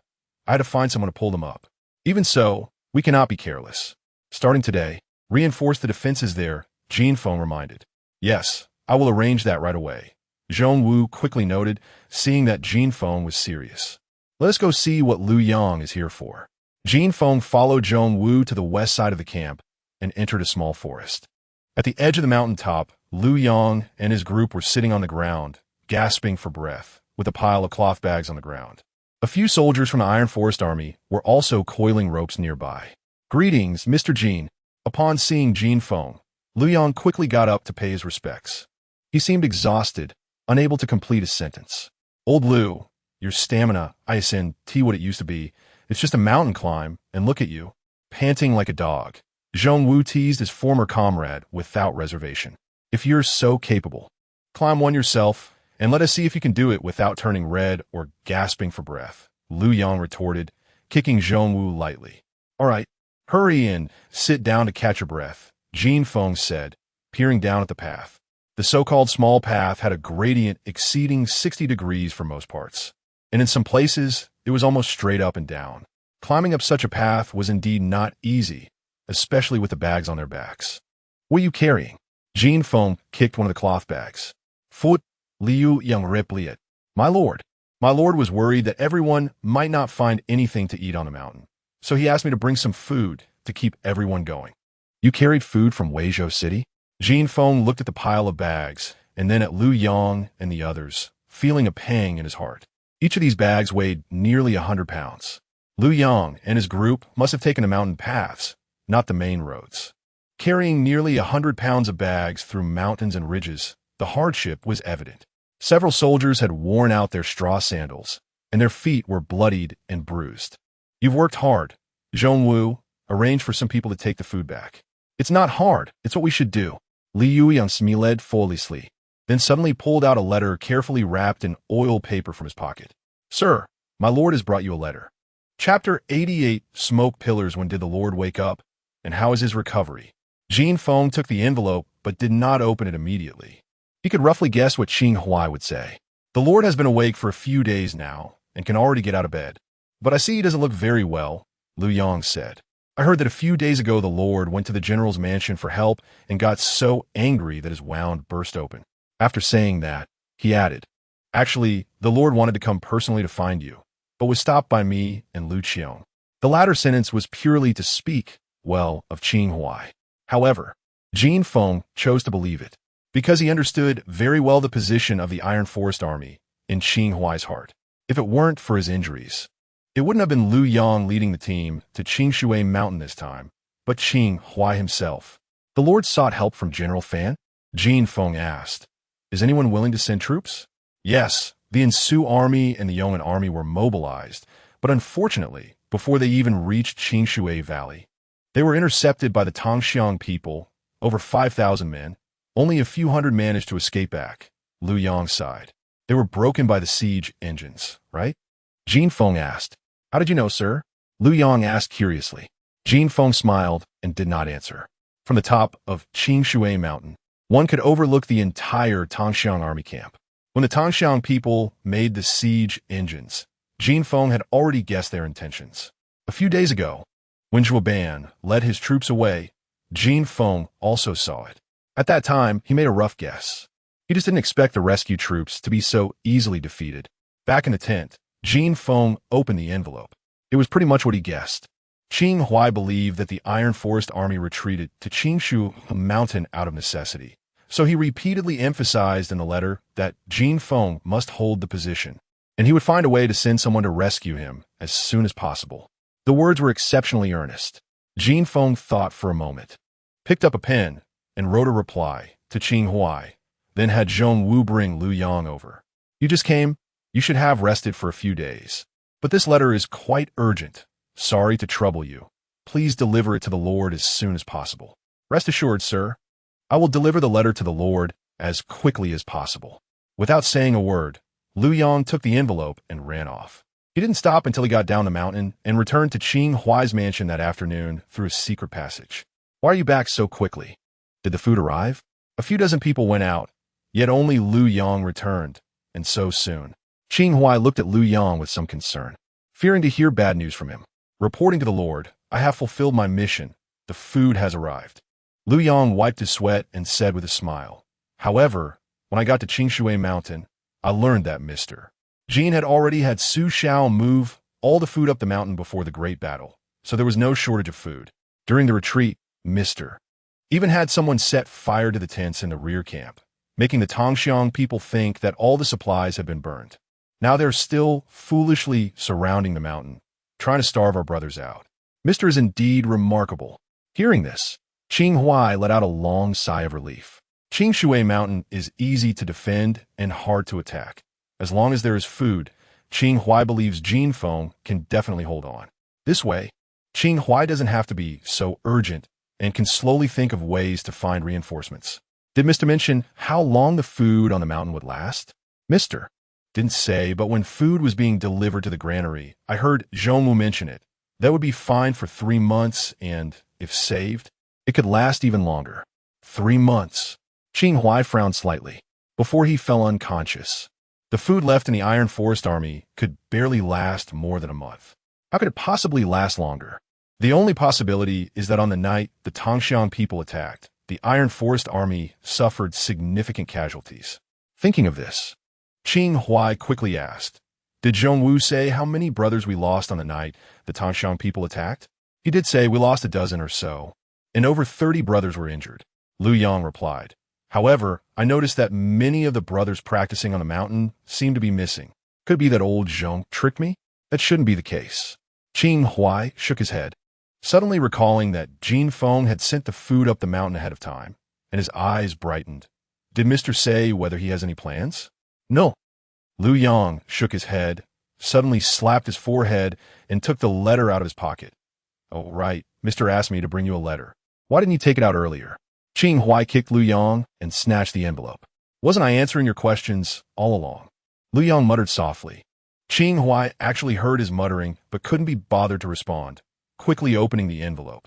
Knowing that Qing Huai must be anxious, Jin Feng did not hide it from him and explained the plan in the letter. After reading the letter in one breath, all the worries that had accumulated in his heart for several days were swept away, and he couldn't help but burst into laughter. However, the laughter strained his wound, causing him to cough violently. Lu Yong hurried over to help, but was pushed away by Qing Huai. "Get ready. We're going to Grey Wolf Mountain immediately," Qing Huai said excitedly. Jin Feng mentioned in the letter that Su Xiao was hiding with the main force of the Iron Forest Army at Grey Wolf Mountain. Although it didn't explicitly say that Qing Huai should go there to command, how could Qing Huai bear it any longer? "My lord, if there is anything, just let me know, I will do it," Lu Yong said. "If you leave, what will General Fan do if he comes looking for you? Besides, Grey Wolf Mountain is not close in your health." Before he could finish, he was interrupted by Qing Huai. "Do you think if you go to the Zhui camp, I won't be able to speak?" "My lord, that's not what I meant." "Then follow orders and come with me to Grey Wolf Mountain." "Yes." Lu Yong had no choice but to bow and comply. "If General Fan comes looking for me, just give him this letter." Qing Huai left a letter for the old doorkeeper and took Lu Yong away through the secret passage. By this time, it was already dark, and the two took advantage of the night to cover their tracks and hurried to Grey Wolf Mountain overnight. With injuries, Qing Huai couldn't move quickly and only reached the destination by dawn. At this time, Jin Feng, as usual, sat on the big rock at the top of Qingshui Mountain, silently watching the south. Around 8 o'clock in the morning, suddenly 2 columns of smoke rose 6 miles to the south. Jin Feng, who had maintained a blank expression, suddenly stood up, a piercing light flashing in his eyes. This was the signal he had agreed upon with Su Xiao. "Zhongwu, Zhongwu." Jin Feng leaped down from the big rock. "Go call all the heavy crossbowmen over and tell them there is work to be done." "Yes." Although Zhongwu didn't understand what Jin Feng meant, he immediately ran to call people. In Qingshui Valley, a Tangshan supply convoy was escorting carts of food. Escorting them was a cavalry unit of 100 men. Just as they reached the middle of the canyon, a sharp whistling sound suddenly came from above. The centurion leading the team looked up just in time to see a giant arrow coming at him. Before he could react, he felt his body lighten and flew away. Chapter 89. The burning of the granary. Did the Iron Forest Army attack the supply convoy? Li Jikuei doubted his ears. The Tangshan people had to go through Qingshui Valley to enter Dakong. That night, the main attacking force on Qingshui Valley was the combat team. After occupying Qingshui Valley for several days, the Tangshan side had been transporting supplies to the main camp. The Iron Forest Army had been keeping a low profile on the mountain, never daring to attack the troops passing through the gorge. Many Tangshan soldiers had almost forgotten that the Iron Forest Army still existed above them. Even Li Jikuei believed that the Iron Forest Army had given up. Who would have thought they would suddenly strike today? What are the losses? Li Jikuei asked darkly. More than 20 dead, and the food is still in the gorge. His subordinate reported. The Iron Forest Army is seeking death. Li Jikuei slammed the table. Go call Zhuoban over. Yes. The subordinate turned and went to find Zhuoban. Chief, are you preparing to attack Qingshui Mountain? The staff asked. Yes, I want to take Qingshui's head as a wine cup. Until now, Li Jikuei still believed that Qingshui was commanding the Iron Forest Army. However, Qingshui Mountain was easy to defend but hard to attack, and the cost of strong assault would be too high. The staff said, the Iron Forest Army launched an attack today, which should mean they have run out of food and are making a final struggle. As long as the chief waits a few more days, they will fall without a fight. The wheat in the Central Plains should be ripening soon. It's not a good idea to keep dragging this out.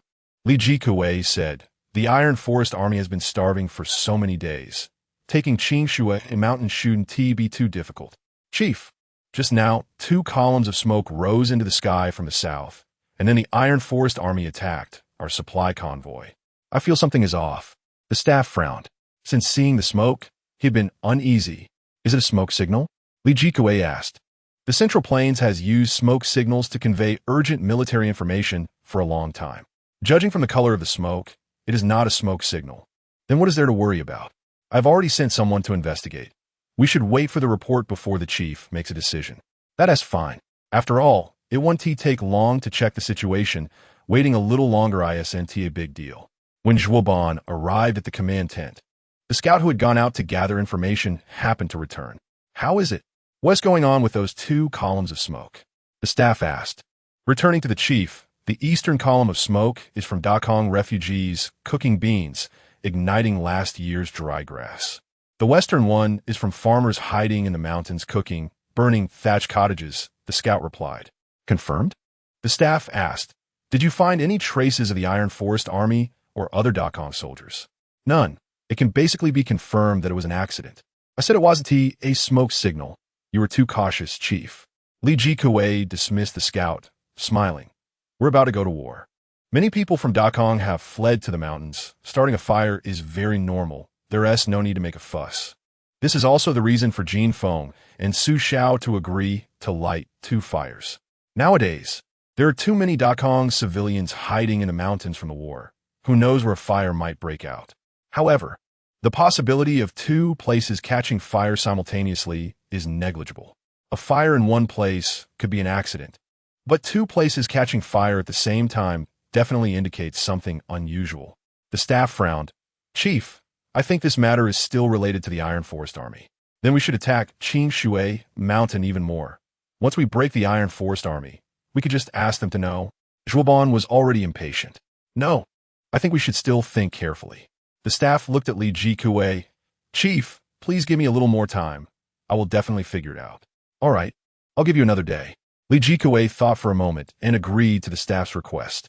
On Qing Shui Mountain, ever since Jin Feng ordered the attack on the Tongxiang supply convoy, all Iron Forest Army soldiers had been prepared for the Tongxiang to attack the mountain. Who would have thought that after waiting for more than an hour, instead of the Tongxiang attacking, they heard someone in the gorge shouting for surrender? This was also the staff's idea, wanting to use shouting to test the Iron Forest Army's reaction and thereby gauge their current state. If the Iron Forest Army responded or surrendered, it would indicate that the situation on the mountain had become dire. However, to his disappointment, no Iron Forest Army surrendered. Instead, the Tongxiang cavalry he sent to shout was shot down by crossbows. The staff, undeterred, sent another cavalryman to continue shouting. The result was that before he could finish a single sentence, he was also shot dead. This was awkward. Getting too close would get them shot, while being too far away meant they couldn't hear the shouts. It seemed the Iron Forest Army was not in disarray after all. The staff sighed and gave up on shouting for surrender, returning to the tent with his hands behind his back. In fact, he wasn't very sure whether the smoke columns were really related to the Iron Forest Army. If the smoke columns were indeed related to the Iron Forest Army, it wouldn't just be a simple attack on a supply convoy. There would definitely be further actions. So he was waiting. The staff could wait, but Jin Feng could not. The smoke columns were the agreed-upon signal with Su Xiao. The 2 columns of smoke rising indicated that Su Xiao needed his cooperation. How far can our crossbows shoot? Jin Feng rushed to the crossbow position, found the most experienced crossbowman, and pointed to the Tongxiang main campus granary, asking, Can we hit that? The crossbowman squinted and said awkwardly, Chief, that is almost 2 miles away. Even if the bolts can fly over there, they will be very floaty and basically won't have much lethality. Killing isn't important. As long as the bolts can reach, it's fine. If we don't care about accuracy and lethality, the 2 most powerful crossbows should be able to shoot that far. The crossbowman thought for a moment and replied. That's good. Jin Feng flashed a cold light. We need to burn down the Tongxiang supplies. How to burn it? The crossbowman asked in confusion. Then we just need the bolts to catch fire, right? Jin Feng smiled slightly. Go find a few jars of lamp oil and some coils of hemp rope. I understand now. The crossbowman's eyes lit up, and he ran to get the hemp rope and lamp oil. Jin Feng directed the crossbowman to wrap the hemp rope around the tips of the bolts, then soak them in the jar of lamp oil, and a fire arrow was freshly made. Making fire arrows wasn't difficult. Soon a large bundle was accumulated. However, Jin Feng didn't attack immediately. He waited until night fell and the Tongxiang soldiers had entered their tents to sleep before ordering the attack. Whoosh! Whoosh! 2 fiery red arrows pierced the night sky and landed in the Tongxiang's granary. In the Tongxiang army, the cavalry was the main fighting force, and a large number of warhorses required massive amounts of fodder for feeding. Therefore, the granary in the Tongxiang main camp was piled high with various fodder. All this fodder had been dried, so it ignited easily. The Tongxiang people never expected that the enemy could directly attack the granary located in the heart of the main camp from the top of Qingshui Mountain. By the time they reacted, the granary was already ablaze, and the fire was beyond control. Chapter 90. Strong assault on Qingshui Mountain. Li Jikui's staff had been waiting for the next move of the Iron Forest Army, but he never expected them to be so ruthless. Standing 100 meters away, the staff felt the heat wave hit them. A dozen meters away, Li Jikui was so furious that he jumped up and down, with two corpses lying on the ground beside him. It was needless to say that they were killed by his sword in a fit of rage. The entire Party Xiang camp was in chaos. And several miles away on Grey Wolf Mountain, Qing Huai was commanding the main force of the Iron Forest Army, working energetically. More than 3,000 men, taking advantage of the night, were frantically digging. Behind them, a trench over 2 meters wide extended deep into the forest. Is the drainage channel below blocked? Qing Huai asked. Your lord, rest assured, it's blocked tightly, Su Xiao assured, patting his chest. As long as we divert the water down, the Party Xiang people absolutely won't be able to get through. We must not make any mistakes and waste the master's hard work, Qing Huai said, looking at the flames in the northern sky. Such a big fire, no matter where it burns, will cause great losses to the Party Xiang. They will definitely attack the mountain. I hope the master can hold on. The master is exceptionally wise and brave. Nothing will happen to him, Su Xiao said, his eyes filled with admiration. You don't know, my lord, when I first heard the master talk about this plan, I was dumbfounded. I thought the master had gone mad, wanting to use our several thousand Iron Forest troops to block the tens of thousands of Party Xiang army. Later, when the master told me about Grey Wolf Mountain and the drainage channel, I had no choice but to believe it. Indeed, since the master is such a person, he must have a countermeasure if he dares to act. Qing Huai nodded slightly and asked, have we set an ambush to intercept the Party Xiang scouts on the road? Your lord, rest assured, barbed wire has been laid on the road and horse traps have been dug. Every Party Xiang scout that comes will die, Su Xiao confidently replied. Moreover, the Party Xiang are currently focused on firefighting. They have no time to send out scouts. At such times, we must not let our guard down. Send someone to keep a close watch. If we spot any Party Xiang scouts, we absolutely must not let them escape, Qing Huai instructed. Additionally, let everyone put in more effort. We must divert the water before dawn. Yes. Su Xiao turned and ran out. In the middle of the night, the last section of the drainage channel was finally dug through. Su Xiao ran along the channel all the way to the back of Grey Wolf Mountain. At the end of the channel was a lake located halfway up the mountain, covering several hundred acres. At this moment, there was only 3 meters between the lake and the channel. As long as they dug through this last 3 meters, they could divert the water from the lake into the channel. With a command from Su Xiao, dozens of Iron Forest soldiers wielded their hoes and frantically dug. Boom! The moment the channel was opened, a torrent of water rushed down. A large portion of the soldiers digging the channel was swept away. However, these soldiers were all chosen for their knowledge of water. After being swept for a while, they climbed back up from the channel. The flood flowed down the channel and soon crossed Grey Wolf Mountain, flowing onto the road. This mountain path was the only route from Qingshui Valley to Weizhou City. At that time, Jin Feng passed through here and noticed the low terrain, curiously asking the accompanying Iron Forest soldiers if it would accumulate water. The soldiers replied that this road used to be a lake hundreds of years ago. The noble class of Dakin sent people to dig a drainage outlet below the lake to drain it, which created the road. Later, when Jin Feng took over the Iron Forest Army and checked the detailed topographic map of the nearby area, he discovered the reservoir halfway up Grey Wolf Mountain and immediately thought of using water to cut off this road. He had Su Xiao find some soldiers familiar with the surrounding terrain to discuss it repeatedly before finally confirming this plan. The success of Jin Feng's plan was proven. By dawn, the wide road had turned into a lake several dozen meters wide and 7 or 8 meters deep. Who knew that a battle could be fought like this? The master is truly extraordinary, Just a small drainage channel completely blocked the party Xiang's path of invasion from the south. Qing Huai looked at the lake and sighed. If he can really hold Qing Shui Valley, this southern expedition of the party Xiang will be a joke. They will suffocate here. Rest assured, my lord. The master has built dozens of catapults. He will definitely be able to hold Qing Shui Valley, Su Xiao said. Are catapults really that powerful? Qing Huai asked. Really? I saw with my own eyes how a catapult threw stones as big as basins over hundreds of steps, creating a large pit on the ground, Su Xiao replied. The master said that if they throw into the gorge, they can throw even farther, enough to cover the entire Qing Shui Valley. That's good, Qing Huai said. Deploy the 2nd, 3rd, and 4th battalions to firmly guard the drainage channel. Anyone who dares to approach will be killed without mercy. Yes. Su Xiao also understood the importance of the drainage outlet and nodded quickly. Fortunately, the drainage outlet was on the south side, and the large party Xiang army could not pass through. They could only send a small number of elite scouts, with 3 entire battalions guarding it. No matter how elite the individual soldier, it was impossible to reopen the drainage channel. Not to mention that until now, the party Xiang still did not know that their route had been flooded and were still focused on firefighting. The great fire continued to burn until dawn before it was extinguished. To command the firefighting efforts, Li Jikuei's hair was scorched and curled, and his face was blackened from the smoke. However, what made him even angrier was that the large granary had been completely burned, and many tents around had also been affected. Zhou Ban, attack Qing Shui Mountain for me. I want the Iron Forest army dead. Li Jikuei roared with a fierce expression.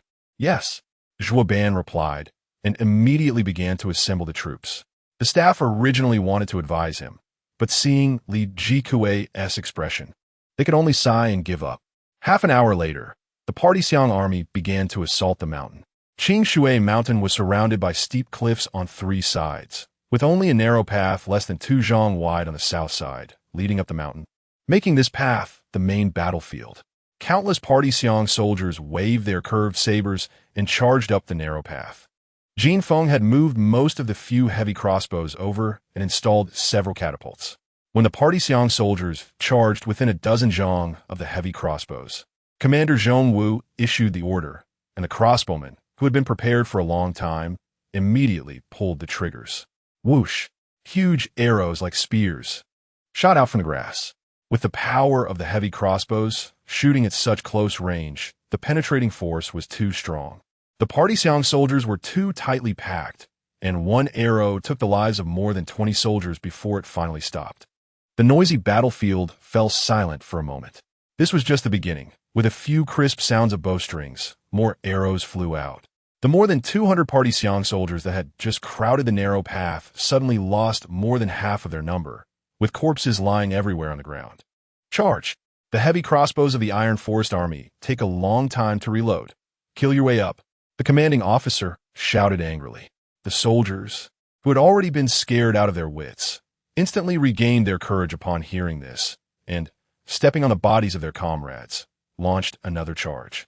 Chapter 91. Trouble ahead with a command from a school officer. The narrow path was once again filled with party Xiang soldiers.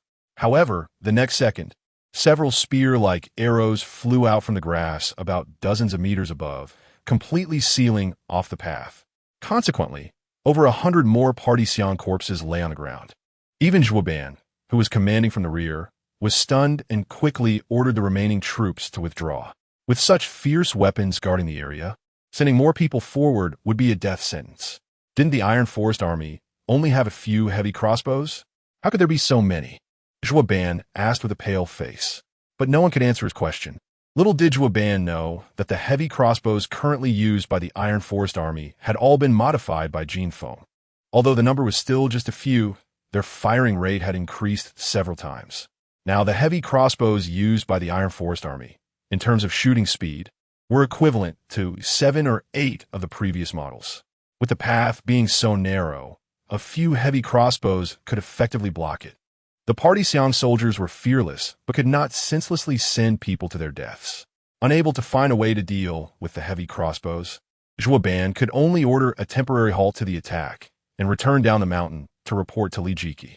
Before he could approach the main tent, he heard Li Jiki raging. What is happening? Zhou Han did not rush in, but asked the guard at the entrance of the tent. A scout just reported that someone had built a drainage canal, diverting the water from the lake at the foot of Grey Wolf Mountain down the mountain, flooding the path, which has now become a new lake, making it impassable. Zhou Han, being a core figure in the Party-Siang army, was not kept in the dark and was told, "The commander is furious about this matter." No wonder the Iron Forest army attacked the supply convoy and burned the granary. It turned out they had this plan in mind. Being valued by Li Jiki, Zhou Han, aside from being brave in battle, was not foolish. He quickly figured out many things. Your guess was correct. Those two columns of smoke are indeed related to the Iron Forest army. Grey Wolf Mountain was on one side of the road. A large group of people digging a drainage canal would be too easy to spot. So the Iron Forest Army's attack on the supply convoy was a deliberate provocation to lure their side to attack the mountain. After the plan was thwarted by the commander, they burned the granary. All of this was to draw attention and create opportunities for their teammates on the Grey Wolf Mountain side. But realizing this now was too late. The Iron Forest Army's plan had already succeeded. There was only one road from Qing Shui Valley to Weizhou City. To get there, they would either have to cross the lake or take a detour. However, the Party-Siang people were few in number and lacked knowledge of water navigation. Since the enemy had done this, they would surely be prepared and would not let them cross the lake easily. The Party-Siang were separated from Dakong by many mountains. If they took a detour, they would have to retreat back to Party-Siang from Qing Shui Valley and then travel hundreds of miles west along the border to find a suitable place to enter Dakong. Moreover, entering Dakong from that side would require crossing over 1,000 miles of desolate Gobi, reaching Guangzhou. Such a large army consumed a significant amount of resources daily. Even if they managed to plunder wealth from Dakong, it might not be enough to cover the expenses of the southern expedition. Therefore, over the years, the Party-Siang usually chose Qing Shui Valley for their southern campaigns. Understanding all this, Zhou Han knew the situation had escalated. He quickly lifted the tent flap and entered. Inside the tent, many Party-Siang generals had gathered, all with their heads down, sighing. The staff stood aside, their brows furrowed in worry. Li Jiki seemed to have tired of scolding and was sitting aside drinking water. When he saw Zhou Han enter, he looked up and asked, "Have we taken Qing Shui Mountain? Where are the heads of the Qing Hui people?" "Commander, forgive me. I am incompetent and have not taken Qing Shui Mountain." Zhou Han knelt on one knee, lowering his head in apology. "Damn it, nothing has gone smoothly today." Li Jiki smashed his water bowl on the ground. "The Iron Forest Army has been hungry for so many days. I gave you 2 divisions of troops. How could you not take Qing Shui Mountain?" Returning to the commander, Qing Shui Mountain has a treacherous terrain, and there is only one path up the mountain. The Iron Forest Army somehow acquired many heavy crossbows, completely blocking that mountain path. "We lost over 300 men and still couldn't charge up," Zhou Han reported, his head lowered. "If 300 can't do it, then use 500. If 500 can't do it, then use 1,000. Li Jiki shouted with wide eyes. "I don't believe we can't charge up." "Commander, don't be impulsive." Before Zhou Han could respond, a staff member quickly stepped forward, saying, "Commander, our most urgent matter now is not to attack Qing Shui Mountain, but to quickly find a way to gather supplies." Li Jiki was taken aback for a moment and then nodded. He realized he had indeed been a bit impulsive. The granary had been burned to the ground, and the supplies from the cooking camp could only last for 1 or 2 meals at most. If they did not find a way to get food, they would go hungry tomorrow. Li Jiki forced himself to calm down and asked, "What is the situation over at Grey Wolf Mountain? Is there any way to cross?" The purpose of the southern expedition was to plunder, so when Li Jiki learned of the food shortage, his first thought was not to gather supplies from the rear Party-Siang, but to continue advancing to the Guangzhou Plain to plunder Dakong and sustain the war through war. "No," the staff member shook his head. "According to the scouts' reports, there is a forest below Grey Wolf Mountain, with the tallest trees over 3 zhang high, which are now submerged and invisible. The width of the water accumulation exceeds 30 zhang, making it impassable. When it rains in the mountains, the water accumulates quickly. Why was there no water stored at Grey Wolf Mountain before?" Li Jiki asked. "There was a drainage canal there, and all the water was drained away." The staff member, knowing Li Jiki would ask what came next, proactively explained, "The drainage canal has been blocked, and on the other side, we need to cross over first to reopen it." After this, the atmosphere in the main tent became even more oppressive. Li Jiqi's face darkened considerably. In previous years' southern expeditions, others rushed through without obstacle, reaping abundant rewards. This year, he had finally gotten the opportunity to lead the army south, but they had barely reached Qing Shui Valley and suffered significant losses. Not to mention, they were now stuck and unable to move forward. How could he report back? Forget it. Zhou Ban should also pause the attack on Qing Shui Mountain. Ada, you take your men to retrieve the grain from the canyon, then return and gather some supplies from nearby cities. Li Jiqi waved his hand wearily. Sir, you also think of a way to see how to get to Weizhou City. Yes. The general named Ada bowed and left the main tent. Yesterday, the Iron Forest Army attacked the supply convoy, scaring the convoy away with their heavy crossbows, and at night, the granary was burned. But a few carts of grain managed to escape and were still in the canyon. However, the Southern Expedition Army had tens of thousands of people, and the food needed was not just 1 or 2 carts. Ada gathered 300 cavalry and 1,000 infantry, pushing the carts boldly towards Qing Shui Valley, completely unaware of what awaited them. Chapter 92. Trapped knowing that there were heavy crossbows of the Iron Forest Army overhead. All the cavalry dared not ride their horses, but led them on foot, trying to hide their bodies as much as possible behind the horses. The infantry did the same, attempting to conceal themselves behind the carts. The Tanshan grain transport team rushed into Qing Shui Valley at the fastest speed, hoping to pass through quickly. As for who would be targeted by the Iron Forest Army, it was a matter of luck. However, to their surprise, they had dashed into the middle of the canyon, and the Iron Forest Army above them had not shot a single arrow. Could it be that their heavy crossbows had been redirected to another side to prevent the mountain assault? If that were the case, they would be safe this time. The escorting officer, Ada, couldn't help but let out a long sigh of relief. Little did he know, at the mountain top, Jinfeng was looking at them with the same gaze one would have for the dead. Beside Jinfeng were catapults, fully loaded and ready to fire. Once he confirmed that the grain transport team had all reached the middle of the canyon, Jinfeng calmly issued the attack order. Team 2, fire. Boom, boom, boom. The soldiers of the Iron Forest Army, already prepared, swung their hammers and pulled the triggers. Baskets of stones whistled through the air. Each catapult could only hold 1 stone the size of a basin. To increase the impact range, Jinfeng did not use those large stones, but opted for ones the size of fists. This way, each catapult could launch dozens of stones at once. 10 catapults from Team 2 fired simultaneously, and hundreds of stones rained down, directly enveloping the entire grain transport team. Although the stones were only the size of fists. When dropped from height, the inertia combined with the catapult's launching force made each stone's impact significant. In the canyon, the Tanshan grain transport team suddenly heard sounds overhead and instinctively looked up, only to see a dense rain of stones pouring down. Quick, hide! Ada, no longer fearing exposure, shouted hoarsely, hide under the horses. But before he could finish, a stone struck his head. The hard helmet was dented significantly. Ada's voice abruptly stopped, and with a thud, he collapsed to the ground, blood slowly seeping from under his helmet. His warhorse was also hit by 2 stones, one striking its leg and the other its belly. With a crunch, the horse's leg was broken. The stone that hit its belly pierced through, emerging from the other side. The horse fell to the ground, struggling for a moment before receiving another blow to the head, finally put out of its misery. It seemed slow, but it was incredibly fast. In just a few seconds, all the stones had fallen. Out of 1,000 infantry and 300 cavalry, fewer than 500 remained unscathed.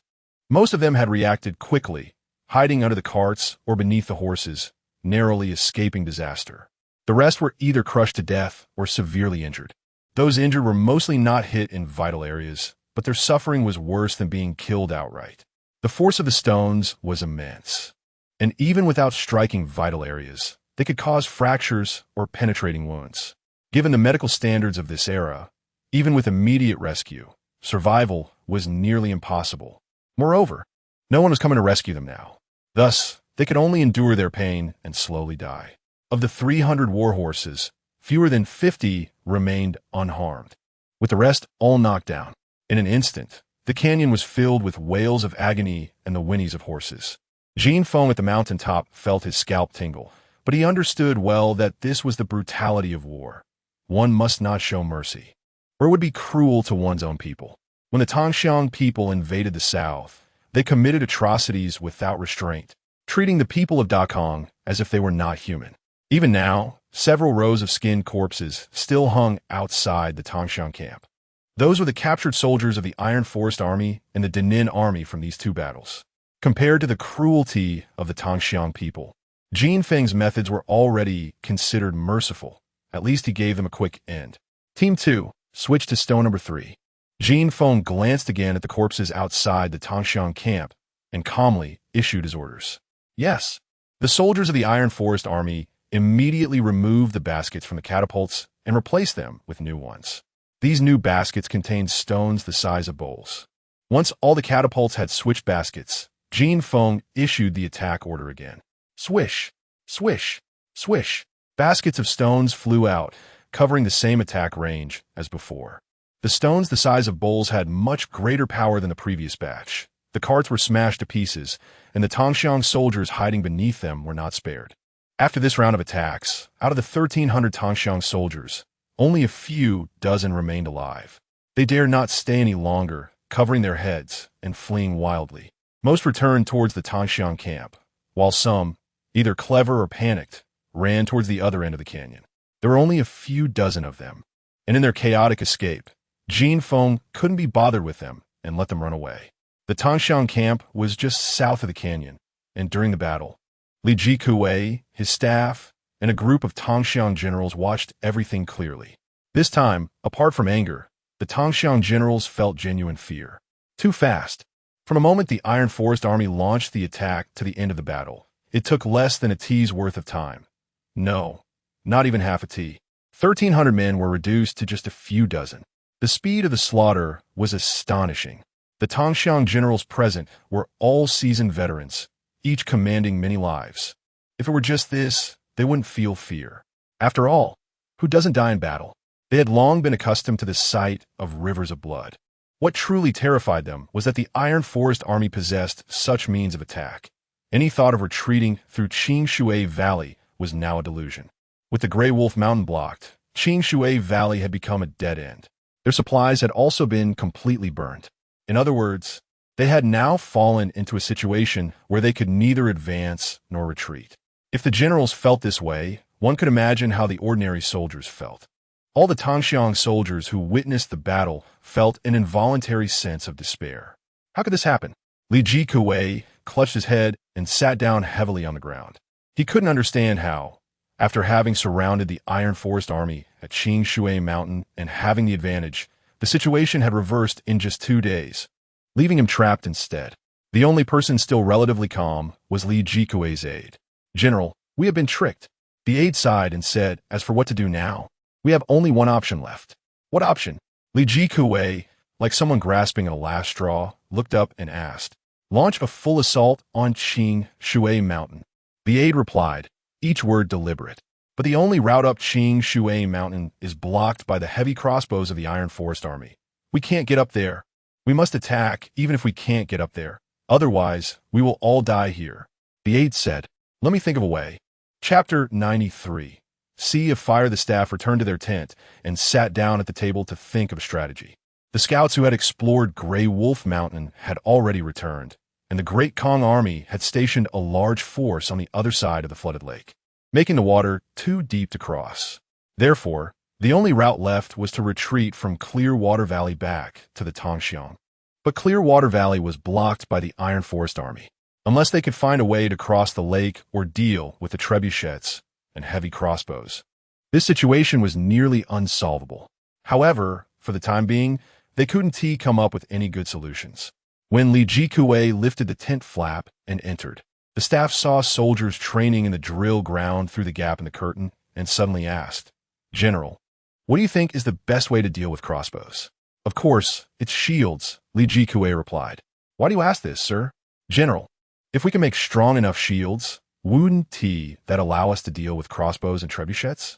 Indeed, heavy crossbows are just a type of crossbow, only with greater force.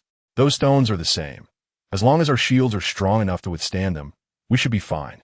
Li Jikuei's eyes brightened. Sir, I'll have to trouble you with this matter. The staff knew the situation was urgent and immediately left the main tent. Shields were one of the most commonly used equipment in the cold weapon era, and making shields was one of the main tasks for craftsmen in the military, which required no smelting or forging, making it very simple to produce. In just half an hour, the craftsman had made a thick, giant shield and a specially designed card according to the staff's requirements. The giant shield was a full 20 centimeters thick, with a layer of thick iron plating on the outside, requiring 3 men to carry it, making it perfect for dealing with heavy crossbows.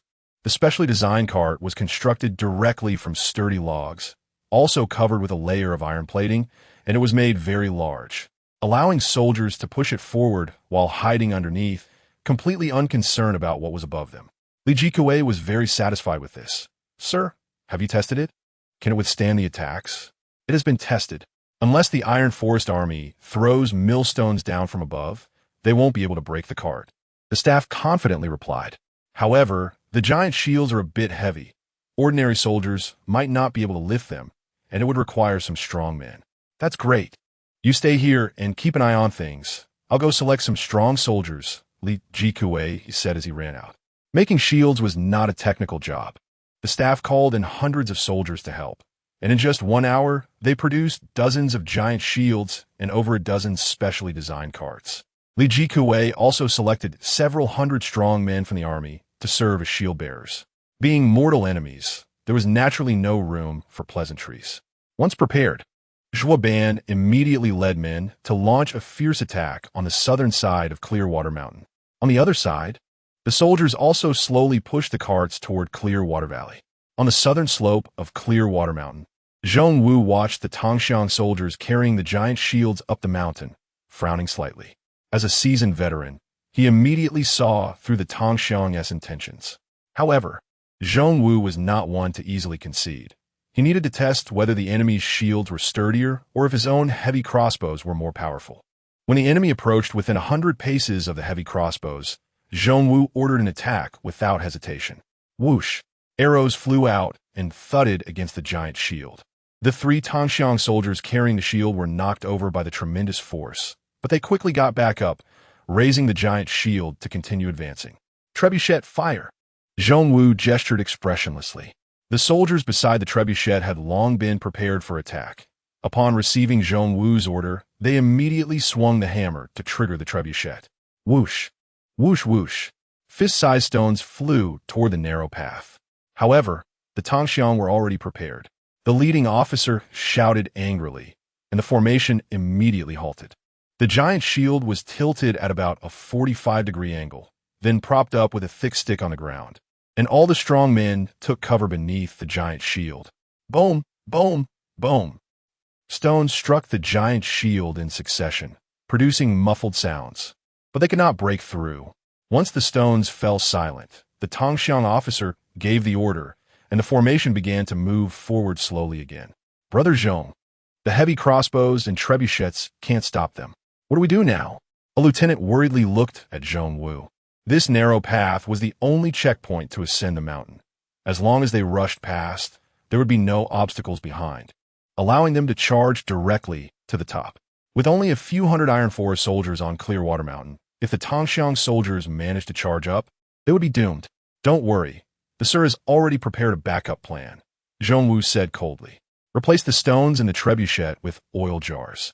In truth, he didn't want to reveal the oil attack just yet, but it had become necessary. The stones in the trebuchet's basket were replaced with soccer-sized jars, and they were launched again. The Tongxiang soldiers immediately adopted a turtle shell formation for defense. Small jars flew onto the crowded narrow path, shattering upon hitting the giant shield. Why does this sound different? Many Tongxiang soldiers sensed something was off. The officer reached out to touch the shield, and his face changed dramatically. Not good, it's lamp oil. No sooner had he spoken than several fire arrows flew from the Iron Forest Army's position. Boom! The narrow path was immediately engulfed in flames. The Tongxiang strong men screamed in agony as they dropped the giant shields and rolled on the ground. Just then, a barrage of stones rained down from above, covering the narrow path. Without the protection of the giant shields, they could only endure the stones. even if they were lucky enough to avoid being hit. They were soon engulfed by the flames spreading along the entire mountain road. The acrid smell of burnt flesh and hair wafted through the mountains, making one feel nauseous. After just 2 rounds of attacks, the attacking Tongxiang strongmen were almost completely decimated. The assault on the mountain once again failed. On the other side, Jinfeng made the same choice as Zhongwu. A large section of the canyon had turned into a sea of fire, and hundreds of Tongxiang soldiers crawled out from under the carts, rolling towards the river on the right side. However, before they could reach the riverbank, they were crushed to death by the following stones on the riverbank. The Tongxiang escape plan once again ended in failure. It's over. The observing staff sat down on the ground, his face pale. At this point, he no longer hoped for a southward expedition. He just wished to bring the troops back. However, the canyon before him had become a formidable barrier separating life and death. The Tongxiang Southern Expedition Corps, numbering tens of thousands, were trapped between Grey Wolf Mountain and Clearwater Valley in a short few kilometers. What was even more critical was that the food supplies had completely run out. That night, Li Jikue sent people to attempt a breakout once again, but the result was still a failure. Of the 1,000 Tongxiang cavalry responsible for the breakout, fewer than 100 returned alive. The next morning, the kitchen stopped cooking large pots of food and only prepared some meals for the officers on small stoves. Despair began to spread throughout the Tongxiang camp. Chapter 94, the final battle, is here. The Tongxiang Southern Expeditionary Army had been trapped in the Qingshui Valley for 2 days. During these 2 days, Li Jikue ordered Zhuoban to launch 2 strong assaults on Qingshui Mountain, both of which were repelled, resulting in losses of over 1,000 men. In addition to frontal assaults, he also sent some agile masters to attempt to scale the mountain from other directions to sabotage the Iron Forest Army's catapults and crossbows. However, with veterans like Zhongwu and Zhao Lao present, these masters found no opportunity at all. Most of them were eliminated before they even reached the mountainside. Within the Tongxiang camp, morale had plummeted to an all-time low.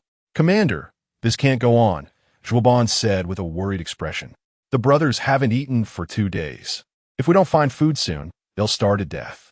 Notify the cooking unit to slaughter some war horses so everyone can have a decent meal." Li Jikue reluctantly issued the order. For cavalrymen, war horses were like brothers, so the army strictly prohibited slaughtering them. But Li Jikue could no longer afford to worry about such things. That evening, the cooking unit slaughtered 100 war horses. While 100 horses sounds like a lot, the Tongxiang Southern Expeditionary Army, along with the supporting supply team, craftsmen, and other assorted troops, totaled nearly 30,000 men. 100 war horses were barely enough to stave off hunger. To make matters worse, the forage for the horses had been burned by the Iron Forest Army, and the Qingshui Valley was surrounded by steep mountains, making it difficult even for seasoned hunters to climb, let alone the war horses. While men could kill horses for meat, what could the horses eat? They could only go hungry. Starving for 2 days wasn't too serious, but by the 6th day, a large number of Tongxiang war horses began to die from starvation. By the 7th and 8th days, the number of starving horses continued to increase. By the 9th day, 90% of the war horses in the Southern Expeditionary Army had starved to death. Soldiers couldn't finish eating horse meat, even if they had 3 meals a day. By this time, spring was ending and the weather was starting to get hot. The Southern Expeditionary Army lacked sufficient salt for preservation, and they could only watch as the horse meat rotted away. By the 10th day, aside from the mounts of the main commanders, nearly all the other war horses had starved to death. Even Li Jikue's mount had lost a considerable amount of weight from starvation. "Commander, horse meat won't last more than a few days before it spoils. After that, we'll have nothing else to eat," Zhuoban said as he approached Li Jikue with a suggestion. "While the brothers still have strength, we should launch another attack on Qingshui Mountain. Do you have confidence?" Li Jikue asked. "No," Zhuoban shook his head helplessly. Over the past 10 days, he had exhausted all possible strategies, but still couldn't set foot on Qingshui Mountain or escape the valley. "Qinghua is truly vicious." Li Jikue sighed, rubbing his temples. He and Qinghua had been rivals for years. Although he had been led around in circles by Qinghua before, he still held an absolute advantage. But this time, the defeat was too severe. Everyone had said that the Iron Forest Army supplies had been burned and wouldn't last for long. Yet now the Iron Forest Army was thriving, while they faced the threat of starvation. "Commander, no matter how treacherous Qing Huai is, we must fight this battle. Otherwise, when the brothers are too weak from hunger, we won't have any chance left," Zhou Han insisted. "The brothers are warriors. Dying in battle is better than starving to death, right? Then let us fight once more." Li Jikue nodded helplessly. On that day, the Qing Shui Valley erupted into the most brutal battle in history. Thousands of Tongxiang warriors launched the fiercest assault on Qing Shui Mountain as if they were fighting for their lives. The small road in the mountains was piled high with corpses. In the canyon, stones rained down all day, and everywhere were burnt carts. In the end, the Tongxiang paid a terrible price of thousands of lives, but still faced utter defeat. This battle completely shattered the last pride of the Tongxiang. On the 18th day of being trapped, all the horse meat had rotted, and the Southern Expeditionary Army lost its last source of food. At the top of Qing Shui Mountain, Jin Feng stood on a large rock with his arms crossed, calmly watching the Tongxiang camp below. The battlefield truly is the fastest place to change a man. In less than a month, both externally and psychologically, Jin Feng had undergone a dramatic transformation. Before coming, he was an 18-year-old frail scholar who had been haunted for several days after killing a thug.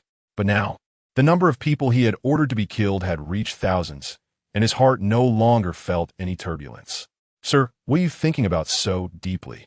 Zhong Wu approached curiously. "I was thinking that this battle should come to an end," Jin Feng said lightly. "Sir, is the time finally here?" Zhong Wu's eyes lit up with excitement. Jin Feng did not answer him, but jumped down from the rock and wrote a letter to be delivered quickly to the marquis. At the other end of the Jishui Lake below the Gray Wolf Mountain, Qing Huai was napping under the shade of a tree. General Fan sat nearby reading military books, occasionally glancing towards Qing Shui Valley with an undisguised look of anticipation in his eyes. Even after more than half a month had passed, General Fan still couldn't forget the excitement he felt when he first heard Qing Huai outline the entire plan. The next day, General Fan had dispatched 2,000 soldiers from the Fan family army stationed in the city to support the Iron Forest Army. However, they had already been waiting here for over half a month, and there had been no news from Qing Shui Valley. If it weren't for the scouts who had secretly crossed over to report that the Tongxiang had nearly finished slaughtering their warhorses, General Fan would have thought that the Iron Forest Army had failed to hold Qing Shui Mountain. Just as General Fan had lowered his head to read, Zhong Wu and Lu Qiong rushed over. Marquis, the sir has sent a letter." Lu Qiong excitedly woke Qing Huai, disregarding any notions of hierarchy. Unfortunately, in his excitement, he accidentally slapped Qing Huai's wound. However, Qing Huai seemed oblivious to the pain, reaching out to take the letter and open it.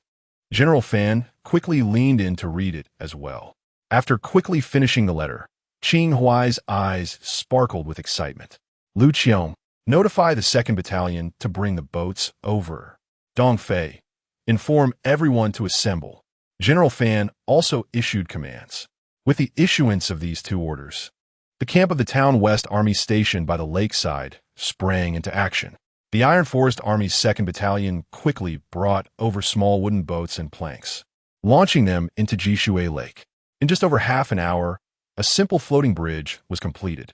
The Iron Forest Army's 1st and 3rd Battalions, carrying bamboo and shields, swiftly crossed the floating bridge to establish a Macedonian phalanx on the opposite side of the lake to prevent the Tongxiang from attempting a surprise attack. However, even after the Iron Forest Army and the Fan family army had all crossed the floating bridge, no sign of the Tongxiang could be seen. "Brothers, the final battle is upon us. Mr. Jin has already trapped the Tongxiang, so they can't move. Now it's up to us." Qing Huai turned around and shouted.